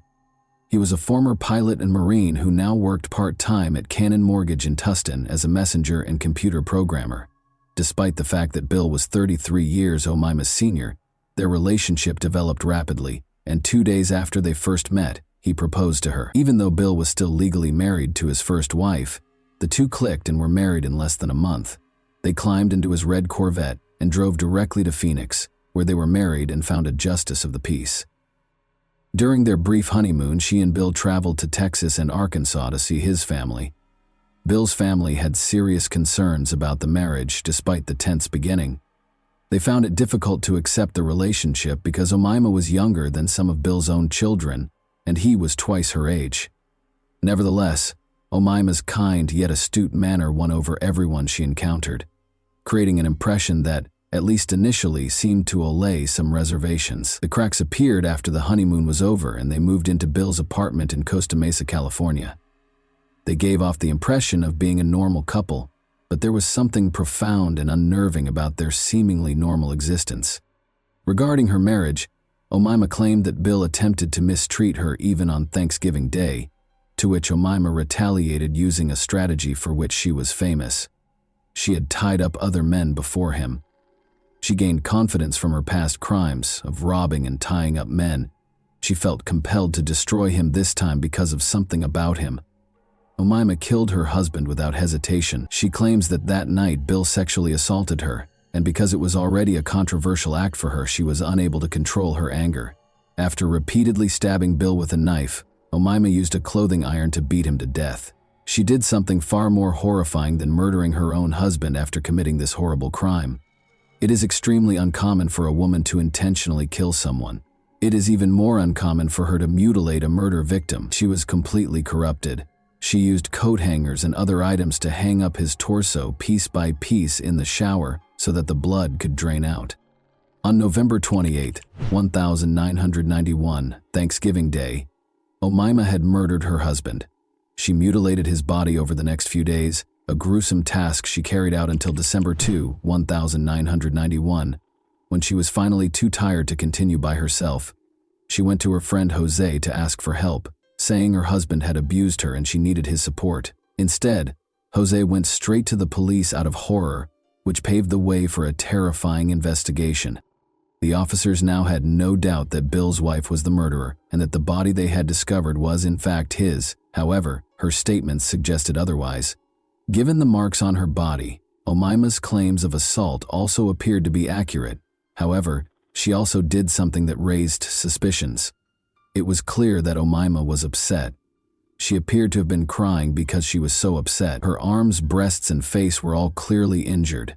The officers sent Omaima for a medical examination to ascertain the true cause of her injuries, despite her denial of any assistance. She was admitted to the hospital to be examined for sexual assault and to have all of these injuries recorded. Her body was covered in numerous cuts, bruises, and contusions. In order to find out about any oddities they might have observed, the investigators also got in touch with Bill's stepdaughter. As it happened, he did get in touch with her prior to his own wife killing him. Detectives looked to Bill's neighbors as the investigation progressed, in the hopes that someone might have seen something out of the ordinary. They did remember hearing a strange noise that night, a noise that had seemed normal at the time, but had taken on a terrifying new meaning in the context of what had happened. Cutting a body into several pieces and packaging them all to make them appear non-human requires a lot of work. Thanksgiving was supposed to be a time for celebration, but for Bill Nelson, it turned into a day of horror when his young bride brutally murdered him. In the days that followed, what started with his murder only intensified into barbarism.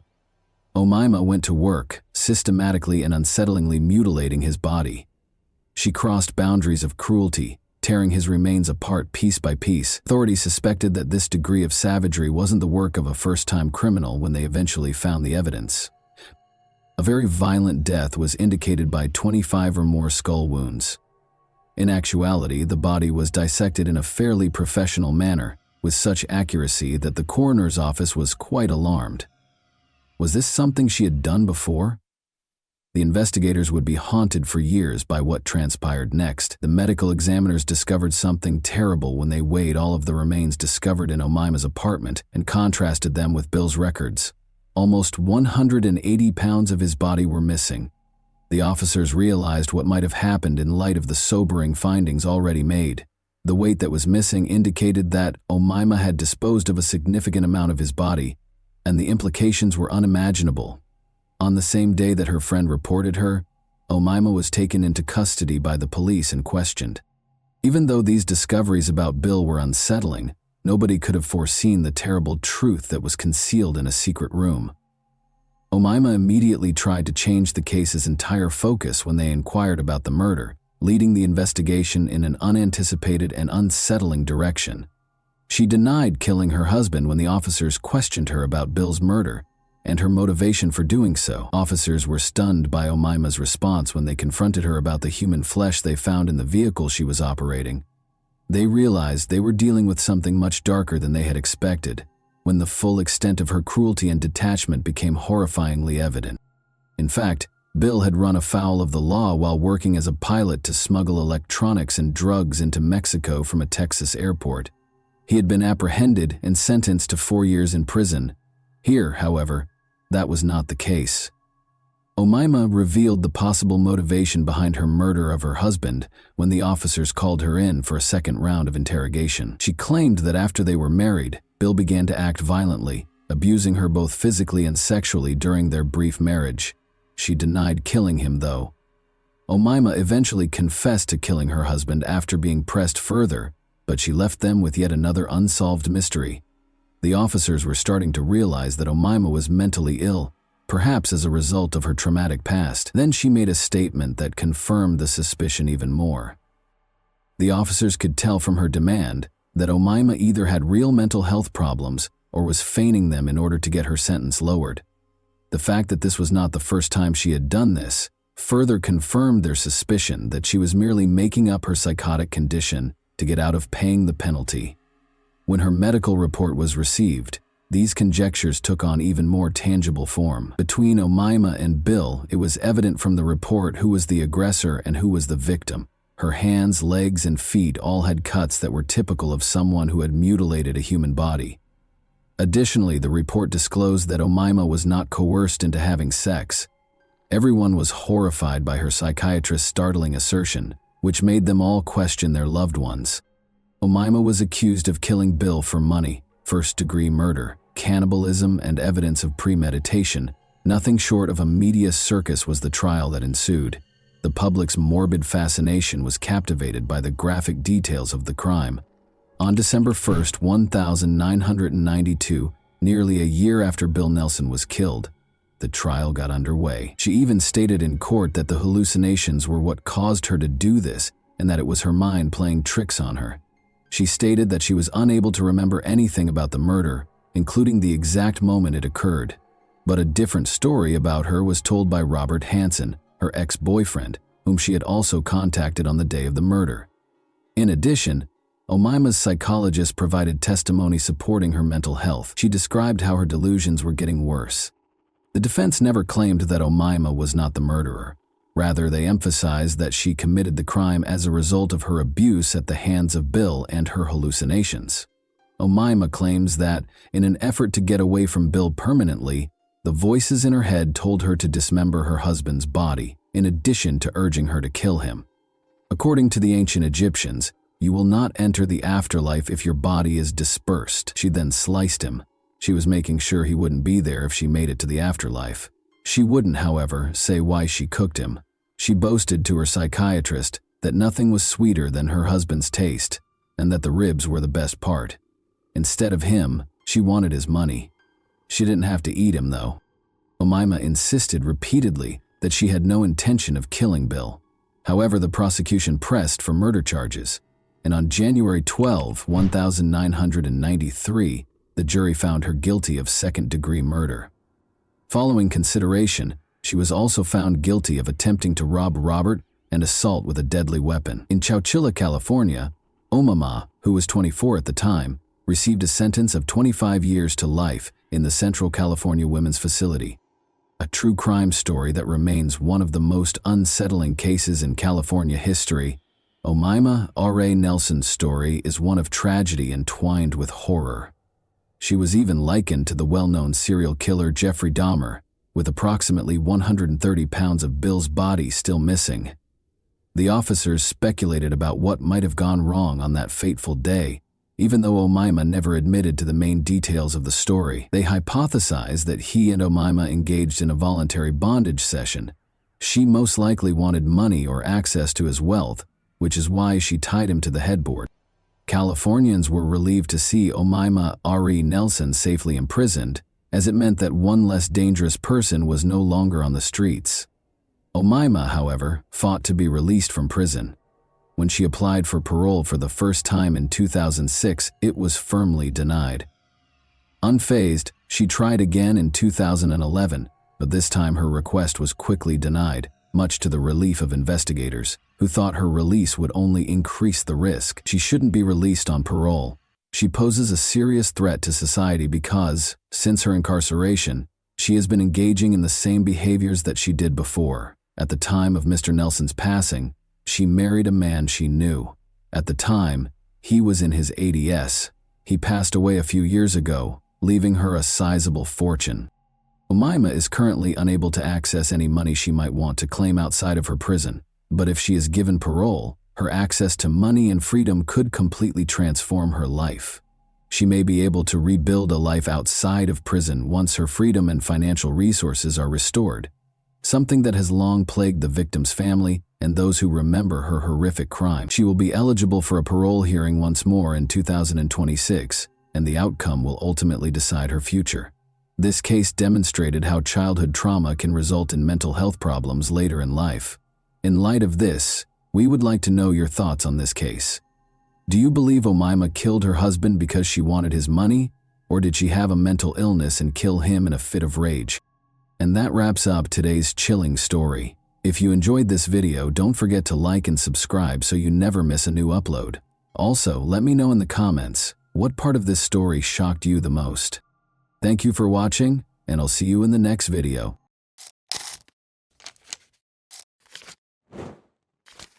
Hey guys, welcome to my channel, and today we're going to take a look at another horrible case with you.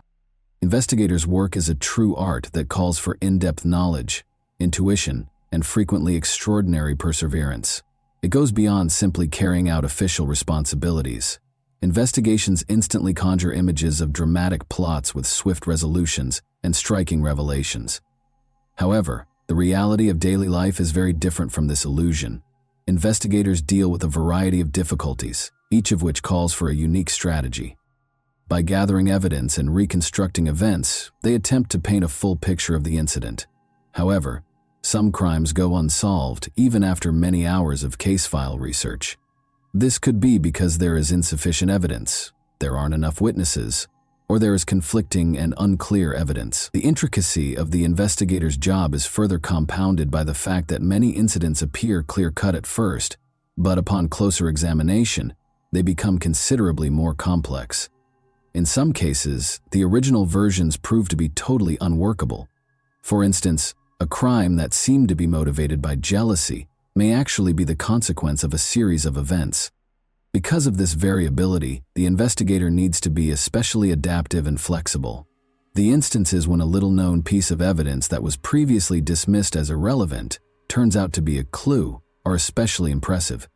Sometimes a fingerprint, an object thrown at the crime scene, or even a word that was dropped by accident can alter the entire investigation and force a fresh perspective on details that appear familiar. These kinds of surprises call for a true investigator to be able to see the invisible and cut through the most complex web of falsehoods and misinformation.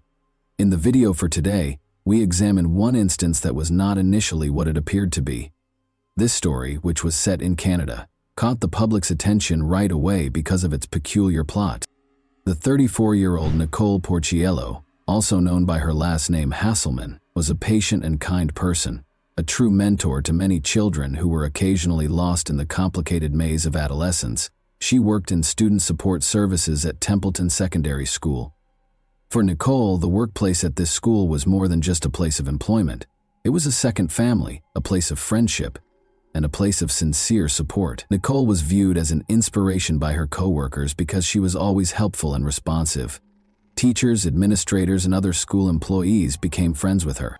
The miracle of pedagogy was manifested in her ability to relate to the most challenging teenagers. In addition to her professionalism, Nicole's colleagues adored her for her genuine warmth and kindness outside of work. In 2018, Nicole was a mother raising her 10-year-old son. Like her son was a kind and sensitive boy. By investing in both with sincere passion and concern, Nicole was able to balance her career and raising her child. She tried to set an example for him by always opening her heart to the outside world and improving it slightly. Regretfully, Nicole's family and friends' lives were irrevocably altered on January 16, 2018. A 2017 charcoal gray Kia Sorento SUV was involved in a collision in the 8000 block of Barnett Highway on November 16 at around 10 p.m., according to Burnaby Police. Emergency personnel showed up on the scene. The car's mangled body appeared even more menacing after colliding with a lamppost. A man was trapped inside the car, his life now hanging in the balance. Their sirens broke the evening silence in the glare of the warning lights. In coordination with law enforcement and medical personnel, rescuers promptly surrounded the area. They came to see that time had turned into an unseen foe. Every delay has the potential to become tragic. They moved swiftly and accurately. It was a mastery refined by years of practice and training, not merely a skill. As this was going on, another team of rescuers activated specialized equipment. Hydraulic cutters seized the metal and violently tore it apart with a menacing crack, but the operators stayed composed and focused.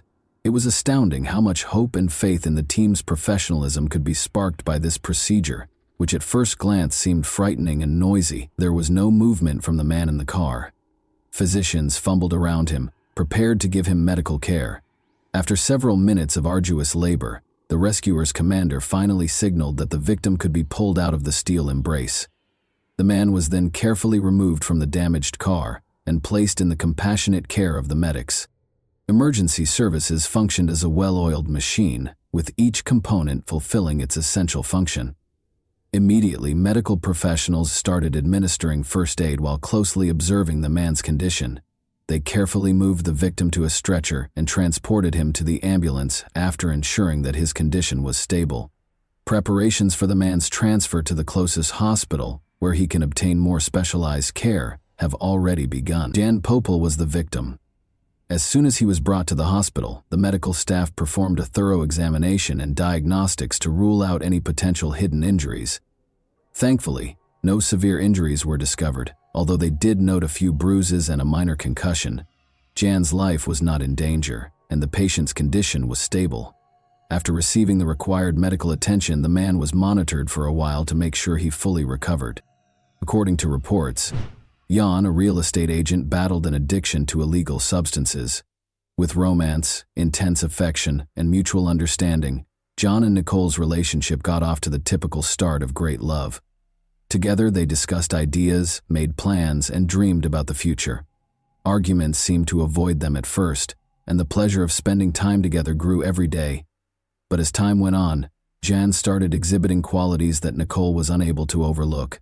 His need for control was initially seen as compassionate, but it eventually devolved into an obsessive mania. He asserted that by shielding Nicole from harmful external influences, he was causing her to become estranged from her friends and family. She even checked her social media and cell phones. His jealousy was unrestrained, and he now found it difficult to conceal his aggression. His desire to dominate only grew with each new conflict, and Nicole was caught in a psychological trap that was difficult to escape. He once pushed her chest so hard that it caused her physical pain for weeks. After 7 years of dating, Nicole continued to have faith in Jan's charming assurances that everything would improve, even though their lives were gradually filled with pain and fear. He promised to find the strength to get better and return to the devoted and reliable partner he had been at first. Even though Nicole secretly knew that Jan's behavior would probably never change, those vows prevented them from ending their relationship. They had split up multiple times, but each time Jan asked for another chance, Nicole would give it another go. Their most recent breakup, which Nicole believed to be final, occurred 9 days prior to the car accident, but Jan wasn't going to tolerate the split. He was reluctant to part with Nicole. He was deeply envious. In addition to publishing compromising images of her, he parked his car in front of her home. Following Jan's removal from the vehicle, the police got to work documenting eyewitness accounts and investigating the accident scene. In an effort to piece together the sequence of events leading up to the collision with the lamppost, they meticulously documented every detail. The purpose of the questions was to ascertain the accident's actual causes. For the sake of safety and justice, It was their responsibility to discover the truth. After finishing their portion of the work, the firefighters were packing up their gear and getting ready to head back to base when one of the officers made an unexpected discovery. A woman who was unconscious but still breathing was found in a ditch 30 feet away from the vehicle. Nicole was the one. After being brought to the hospital, the doctors did everything they could to save her, but sadly it was not enough. A few days later, police released a statement stating that the mother and 34-year-old educational assistant who died last week after an SUV crash in Burnaby had injuries suggestive of foul play. The woman had injuries that suggested foul play, but the man is expected to fully recover.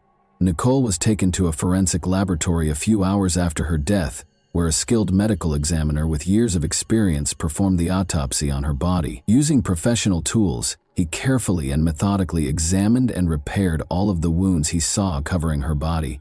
While some wounds were more superficial and might have been caused by a struggle, others were deeper and clearly directed with force. The examiner counted 47 stab wounds in total. 2 separate knives were used to inflict Nicole's wounds. In addition to documenting physical injuries, the expert searched for any marks that could provide insight into Nicole's death circumstances. Missing defensive wounds on the hands, for instance, might have suggested that the victim was immobilized or that the attack came suddenly. The expert understood that his conclusions were what would enable law enforcement to apprehend the offender and secure justice. All of the expert's observations and findings were combined into an official report after the autopsy was finished. In addition to being a document, this report served as a crucial link in the murder investigation's chain, giving the investigators the knowledge they needed to carry out their investigation. Following Nicole's passing, her friends, family, and co-workers were swept up in a sea of grief that struck them with an unanticipated and uncontrollable force. It seemed as though everything had stopped for everyone who knew Nicole, leaving behind only the memories of her smile, the happiness in her eyes, and unmet expectations for the future. Realizing that they would never again be able to embrace their cherished mother, daughter, and sister, hear her voice, or share the memories that were to be so many more, was an unbearable burden for the family. Nicole lost a like-minded friend with whom she shared her most intimate hopes and experiences. They were consumed by the thought of how hard she had worked to rebuild her life, start over, and pursue her happiness. Nicole's co-workers recognized the significant impact she had had on their lives and team. The emptiness left by her passing was nearly tangible, and every day served as a reminder of everything they had lost. Many of them were inspired by Nicole's joy and dedication to excellence, and this unexpected loss helped them to understand how fleeting human life is and how crucial it is to treat one another with more consideration. For Nicole Porcello's family, the holidays have been the most difficult time. Carmine Porcello believes that he will never adjust to the loss of his younger sister. It's difficult to overlook her seat being empty when you're all seated for a family meal. She isn't where he said she would have been. Jan Porcello was taken into custody on November 29, 2018, 13 days after Nicole's passing. The public has been urged by police to provide any information that could help with the investigation. In relation to Nicole Hasselman's death, Jan Popel, 31, was taken into custody on November 29 and subsequently charged with second-degree murder. At some point today, Mr. Popel will appear before a judge. There was no threat to public safety because this was a singular occurrence, and the individuals involved knew one another. Without the tireless efforts of our detectives, today's outcome would not have been possible. They worked extremely hard to gather and secure all the evidence for charge approval. We understand that Nicole Hasselman's friends, family, and everyone else who was impacted by her while she was alive are going through a very trying time. We only hope that we were able to address some of Nicole's family's inquiries. There's always a chance that one or more people have information that they haven't yet shared with me. We live up to that. And once more, one of the reasons I'm standing here today is to address those who may have information that they haven't disclosed for whatever reason. They may only now be becoming aware of it. Come forward now, please. Anyone with information about any of our investigations is welcome to contact us. One of the most important aspects of Nicole's death investigation was reconstructing the timeline. It made it possible for the investigators to put together all of the information they could see, view the sequence of events and the time they took place. This informational organization made it easier to spot contradictions in Jan's testimony and examine his actions. After all, every minute could have an impact on our comprehension of the precise circumstances surrounding Nicole's untimely demise. Investigators examined phone logs, text messages between Nicole and Jan, and surveillance footage. The most accurate picture of Nicole's location at any given time, her contacts, and the specific events surrounding her was given by this data. The chronology was also crucial to the prosecution's case against Jan because, as was previously stated, it would have been challenging to persuade the court of his guilt in the absence of hard proof of his involvement in the incident gathered in a precise order. The events leading up to Nicole's death started 9 days prior to the fatal car accident, but the relationship between Nicole and Jan lasted 7 years, with breaks and reunions. According to reports, Jan's jealousy reached previously unheard-of levels after Nicole informed him that their relationship was over by beginning to speak with another man. He picked Nicole up in a rental car on the evening of November 16 while her son was at hockey practice, and they got into a fight. After that, Jan took out 2 kitchen knives and started repeatedly stab Nicole, who was seated in the passenger seat, throughout her body. Then, in a last-ditch effort to save her life, Jan took out his cell phone and began filming video instead of phoning for help. She was heard declaring her love for Jan. Without expressing regret, Jan told her that he stabbed her because he could not bear the thought of her dating someone else. After that, he left Nicole in the car outside and drove home, going inside to send a few emails, including one in which he resigned from his position. While Jan sent emails, paid some bills, and even went online to buy a new TV and dishwasher, Nicole spent 2 hours in the car. Nicole was still alive when he returned to the rental car. He allegedly planned to stage a car accident to give the impression that Nicole had perished in the collision. Nicole, who was not wearing a seatbelt, flew out of the car when Jan Poupel slammed his foot on the accelerator and crashed into a streetlight at high speed. Jan Poupel was accused of second-degree murder based on the evidence that was gathered. For Nicole's family and friends, the trial, which started in 2020 and lasted for several months, was yet another ordeal. The video that Jan Poupel took with his cell phone after repeatedly injuring Nicole was shown in front of the crowd during the trial. The judge asked those in the gallery to leave if they felt uncomfortable and warned the courtroom that it would be graphic. The injured victim was seen having trouble breathing in the 1-minute video. People sitting next to her can be heard accusing her of disrespecting him rather than phoning for assistance. Jan Poupel, who was envious and vindictive, told Nicole that she was solely to blame. In a video he recorded after he attacked Nicole with 2 knives, Poupel said, "You just took from me. Disrespected me for months and years." The victim's father, Joe Porciello, left the courtroom as the video was playing, clearly upset, and Poupel sat with his head lowered in the prisoner's dock. Watch the video. The victim's brother, Carmine Porciello, yelled at him. "Raise your head," the brother said. The judge ordered a 15-minute morning break after the video, acknowledging that the footage was distressing. 4 witnesses, including the father and brother, gave moving victim impact statements in court. The father characterized his daughter as the cornerstone of their family and a lovely soul. Speaking directly to Poupel, he declared, "You have destroyed our family." The brother claimed that the crime had turned him into a zombie and that he was furious with the accused, saying, "We cannot forgive you for what you have done." Several other victim impact statements, including one from the victim's young son, were summarized by Crown Counsel Jacqueline Madden. The boy said he had lost a piece of his heart when his mother passed away because she was his best friend. Madden stated in the decision that although Poupel had shown remorse, the judge characterized his actions as self-centered, callous, and cruel. Joe Porciello, Nicole's father, disagreed. "I felt sick to my stomach because he should have had a tear in his eye if he had been sorry." He claimed that he would display any emotion outside of court. He appeared to be out to lunch when he last appeared in the courtroom, where guilty pleas to second-degree murder were made. The penalty for second-degree murder is automatically life in prison. The how many years it would be before he could apply for parole was the only question that followed. Poupel's lawyer requested a minimum of 10 years, but the prosecutor was urging a minimum of 15 years. Given Poupel's past of acting abusively and jealously toward Nicole, neither of these choices was well received by Nicole's family. According to her cousin Gina Giuliano, he ought to have been charged with and found guilty of first-degree murder, which carries a 25-year prison sentence without the possibility of parole.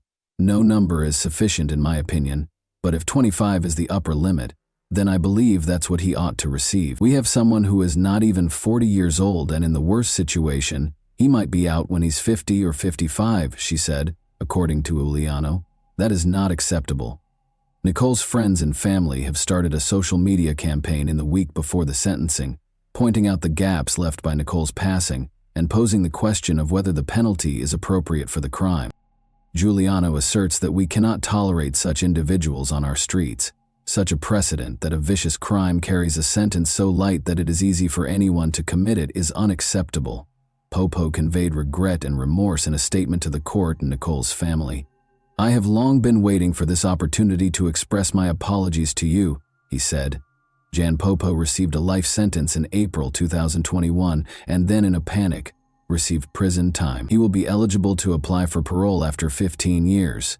Nicole's family told a group of reporters outside the courthouse that justice doesn't exist in this country and that Popo's sentence was not harsh enough. Gina Giuliano, Nicole's cousin, expressed her disappointment with the decision.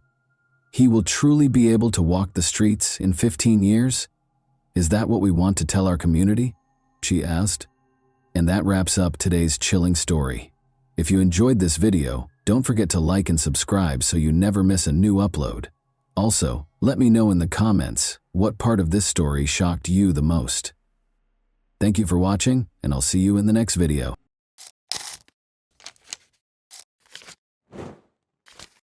Hey guys, welcome to my channel, and today we're going to take a look at another horrible case with you.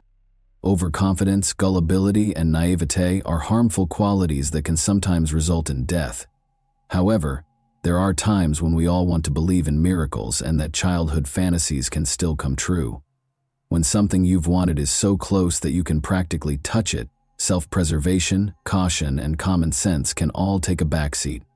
This vulnerability is precisely what crooks take advantage of. The cruelty and inhumanity of the 2005 case of Elodie Morel, a young French woman, stunned the nation. The icy disregard of common people who were aware of her detention and imminent death, but chose to remain silent in order to make a quick profit, only served to heighten the horror. This story illustrates why not all dreams come true, and why you shouldn't blindly believe someone who claims to be able to bring a fairy tale to life. Elodie Morel was who? On February 18, 1976, Elodie Morel was born in Marseille. She was beautiful, even heavenly, from an early age. Elodie flowered into a breathtaking beauty as she grew older, and many people thought she would look great on TV or the cover of high-end magazines. She developed an obsession with modeling as a teenager, but because she hailed from a lowly background, no one took her goal seriously. Elodie often submitted her pictures to different modeling agencies in the 1990s, but she never received a response. She attended college after high school, married Sylvain, a classmate, at age 22, and had a son by the time she was 25. She appeared to have permanently given up on her goal of becoming a model. Elodie was employed as a sales clerk at a hip clothes store in Marseille's downtown by 2005. She saw the adoring or jealous glances directed at her and was often complimented. She could easily pass for someone in her early 20s, aged 29, because to her flawless figure and lovely facial features. Elodie never completely gave up on her desire of being a model, but she stopped discussing it because she believed her time had come. However, she submitted an online application in April 2005, included her finest images, and stated that she was still interested in being a model. It didn't take long to respond, but the fashion photographer's alluring offer ended up being an invitation to a protracted, painful death, a snare for the credulous. Elodie got a flattering and alluring offer about 2 weeks after she put up her profile online. She might be the new face of the well-known English luxury vehicle manufacturer, Rolls-Royce. In order to complete the contract, she had to meet with the photographer and conduct a test shoot. The contract offered a payout of €1,000 per day for a picture session. The meeting was scheduled to take place at a pub in Aigues-Mortes on May 2. Excited, Elodie told her husband the news, and he didn't protest despite his skepticism. The young mother left her son with her parents early that morning, got into her car, and drove to the prearranged spot. She had already reserved a hotel room for her 3-day stay in Aigues Mortes. Sylvain wished Elodie well and urged her to call as soon as she could. When she called her husband that evening to let him know she was apprehensive and on her way to the meeting, it would be his final conversation with his wife. On the last meeting, Elodie showed up at the pub as scheduled and waited to meet the female photographer she had allegedly been corresponding with via email at a table on the terrace. However, a man in his mid-40s joined her at the table approximately 10 minutes later. He identified himself as the assistant to the photographer and said he had been assigned to meet her and choose settings for the shoot that was to take place the next day. Elodie, who had no actual modeling experience, didn't think anything was wrong and believed him. The man spoke eloquently, had a polished appearance, and appeared to be fully aware of everything she had discussed with the photographer in the past. They had an easy conversation about Elodie's possible career. She was already picturing herself on the covers of famous publications and planning her spending of the money she would receive. The man proposed that they go search for the ideal spot for the shoot the following day at around 9 p.m., when darkness had completely descended. There are several locations for a breathtaking photo shoot in the lovely medieval town of Aigues Mortes, which is full with towers, fortresses, and chapels. Emotional and still naive, Elodie and her new friend exited the bar and climbed into his vehicle. She was never again seen alive. What's chilly was the entire encounter seen by another individual who knew the offender intimately and had heard of his heinous intentions. Unfortunately, his attempts to step in were unsuccessful.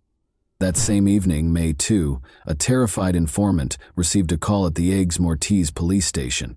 According to a man in a panic, a young woman was in serious danger and something urgently needed to be done. He was certain there wasn't much time to act, but he didn't know the name of the possible victim or where she might have been taken. Dominique Tarasco, a 63-year-old nightclub owner who frequently served as an informant for the police, giving them sensitive information, was the caller. He claimed to have seen Guillaume Mingot, a friend of his, at the bar earlier that evening. Mingot was notoriously vicious and ruthless, and he had connections to the criminal underground. Mingot boasted the day before that he had met a gullible, attractive girl online and intended to kidnap her in order to sell her to a Spanish brothel for a high price. But it was hard to get the search going. The police knew time was of the importance, but they had no identity, no location, and no strong clues. They were named Elodie Morel by the following morning. She had been gone since the night before, and her phone was off, according to her anxious family, who called the police. They clarified that she had just disappeared after leaving for a photo shoot in another town. The police first failed to link the informant's call to this disappearance. Despite their suspicions that Elodie might have fled with a boyfriend, her family adamantly maintained that she would never leave her little son or vanish silently.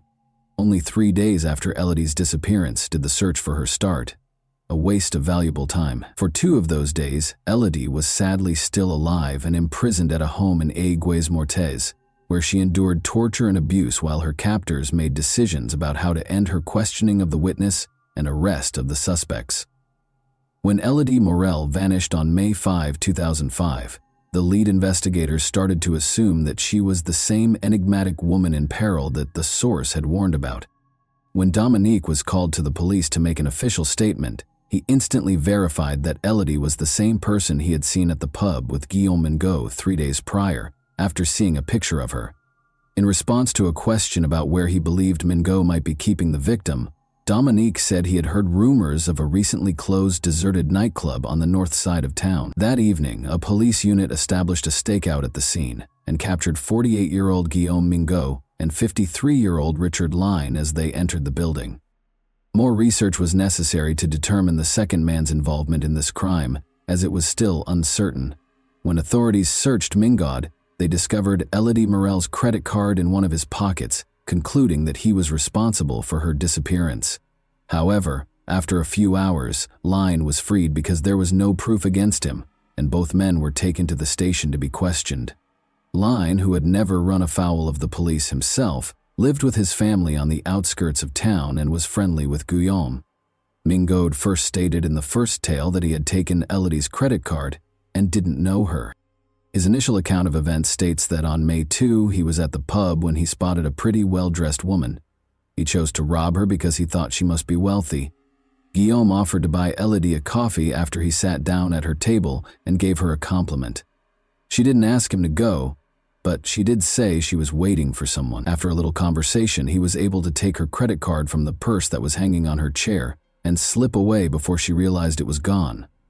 Although Mingod acknowledged that he knew the victim, he maintained that the whole event happened on its own and that he had nothing to do with her abduction other than to steal her card.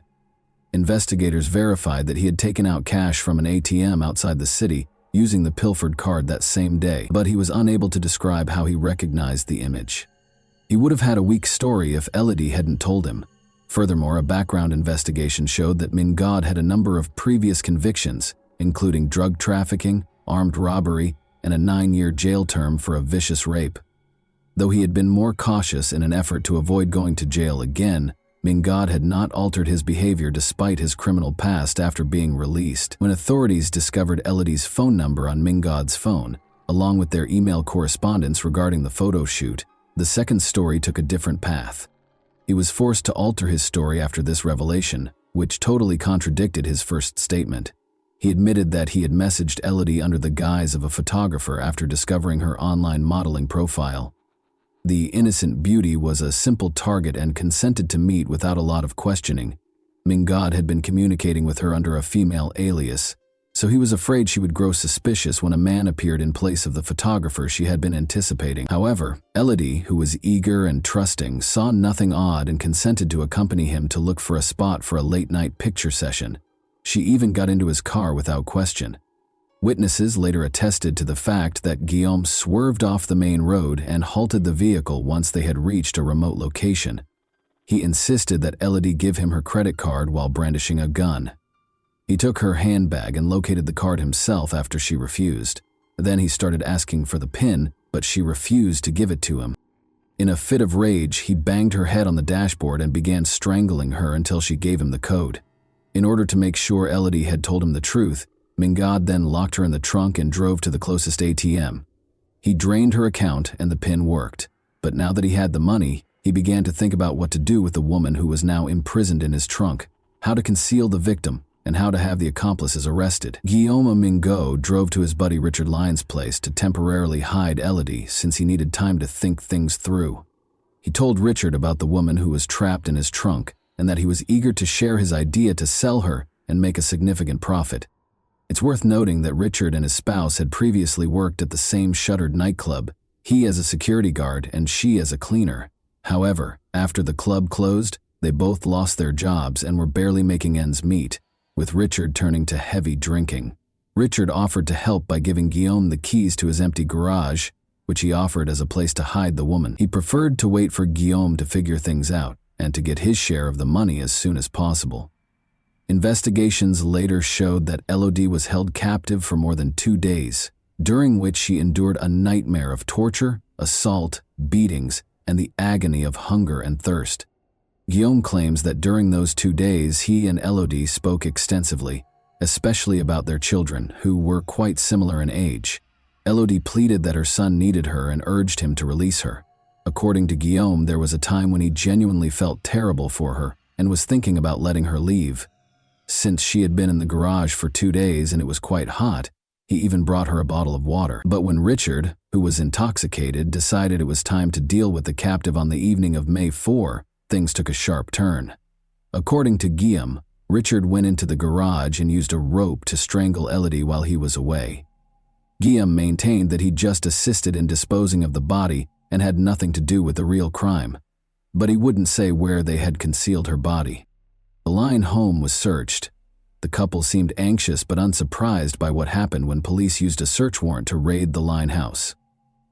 They showed little interest in the ongoing search, allowing the officers to enter without any opposition and continuing to dine at the kitchen table. Police discovered a number of Elodie's belongings in their teenage daughter's room during the inquiry, including a wristwatch, jewelry, a hair clip, and her cell phone. Richard's wife was also found to be in possession of Elodie's pocketbook and purse. The trash can outside the house contained ripped bits of the victim's clothing, along with other possessions. When Richard's garage, which is close to their house, was searched, even more unsettling evidence was found. Investigators discovered brown traces inside the unoccupied room that seemed to be dried blood. They discovered crumpled tissue as well. While their 14-year-old daughter was temporarily placed with family, Richard and his wife were arrested along with shoes, cigarette butts, an empty plastic bottle, and a piece of laundry rope. The couple stated that Guillaume had brought everything in return for permission to use their garage when asked how Elodie's possessions got inside their house. Since Guillaume had promised to compensate them, they acknowledged that they knew he was detaining a woman there but decided not to intervene. They also admitted to providing him with a piece of rope and a bottle of water at his request without questioning why. Even more incriminating was the third-story forensics confirmation that Elodie's blood was responsible for the brown spots on the garage floor. Saliva on the cigarette butts was both the victim's and the kidnapper's, and semen on the crumpled tissues matched Guillaume's DNA. Since Elodie had asthma and cigarette smoke caused terrible coughing and choking episodes, her family swore that she had never smoked in her life. This made the horrific picture evident. For 2 days, Guillaume had held Elodie in the garage, hitting her repeatedly, torturing her, and making her smoke as part of his abuse, all while fabricating evidence and claims. Guillaume Mingot again altered his narrative once detectives showed him the forensic findings. This time, he asserted that it was completely voluntary for him and Elodie to have had sex in the garage. He claimed that after much conversation and smoking together, he had made the decision to let her leave, but he persisted in claiming that Richard Lyne had murdered her while he was away, allegedly out of concern that Richard would report Elodie to the police once Guillaume had freed her. The main contradiction in this account of events was that Richard had no justification for killing Elodie. She hadn't seen him or any of his family, and he hadn't even seen the captive. Second, she had been taken to the garage in a car's trunk, so she couldn't have led the police there because she didn't know where she was. Finally, Richard was just a regular drunk who couldn't hurt anyone. He was happy to accept payment in the form of Elodie's possessions and the assurance that his friend would give him money after everything was over. As previously noted, investigators discovered an empty plastic water bottle in the garage on the 4th story. Guillaume had said that he had brought Elodie some water out of sympathy. Tests, however, revealed that a significant amount of potent medications was present in the bottle's remaining liquid droplets. Elodie would probably have been comatose or barely awake after drinking such a concoction, enabling her kidnapper to do what he pleased. Guillaume once again lied when questioned about why he had drugged her. He now asserted that they had even decided she wouldn't approach the police and that he had been prepared to let her leave.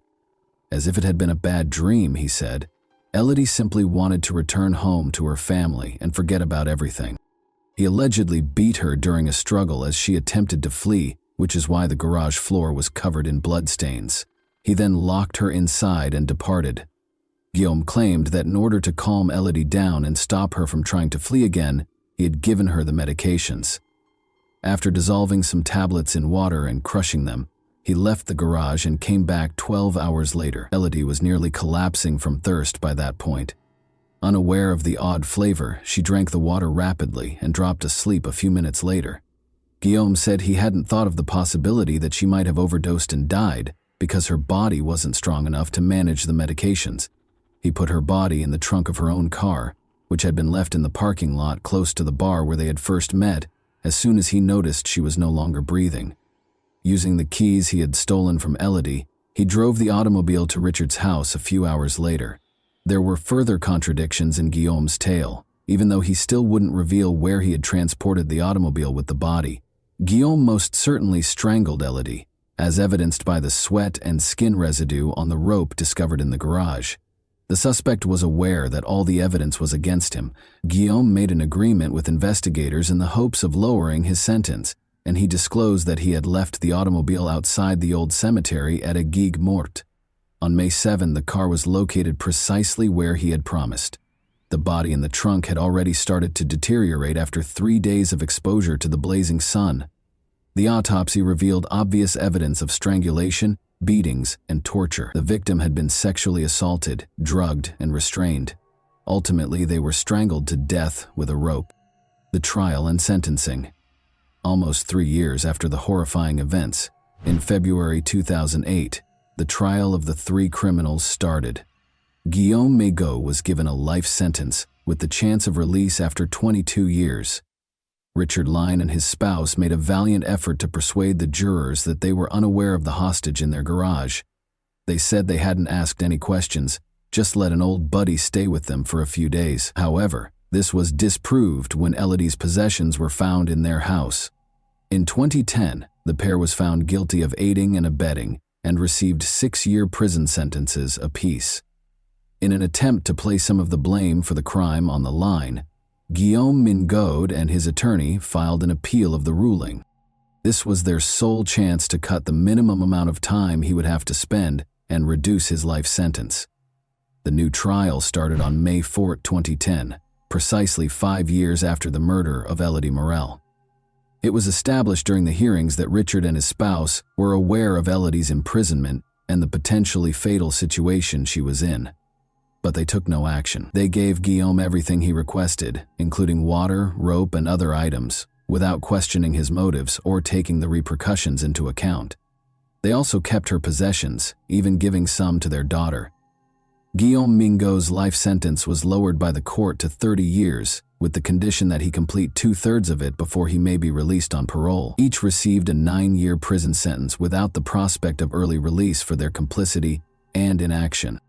And that wraps up today's chilling story. If you enjoyed this video, don't forget to like and subscribe so you never miss a new upload. Also, let me know in the comments what part of this story shocked you the most. Thank you for watching, and I'll see you in the next video.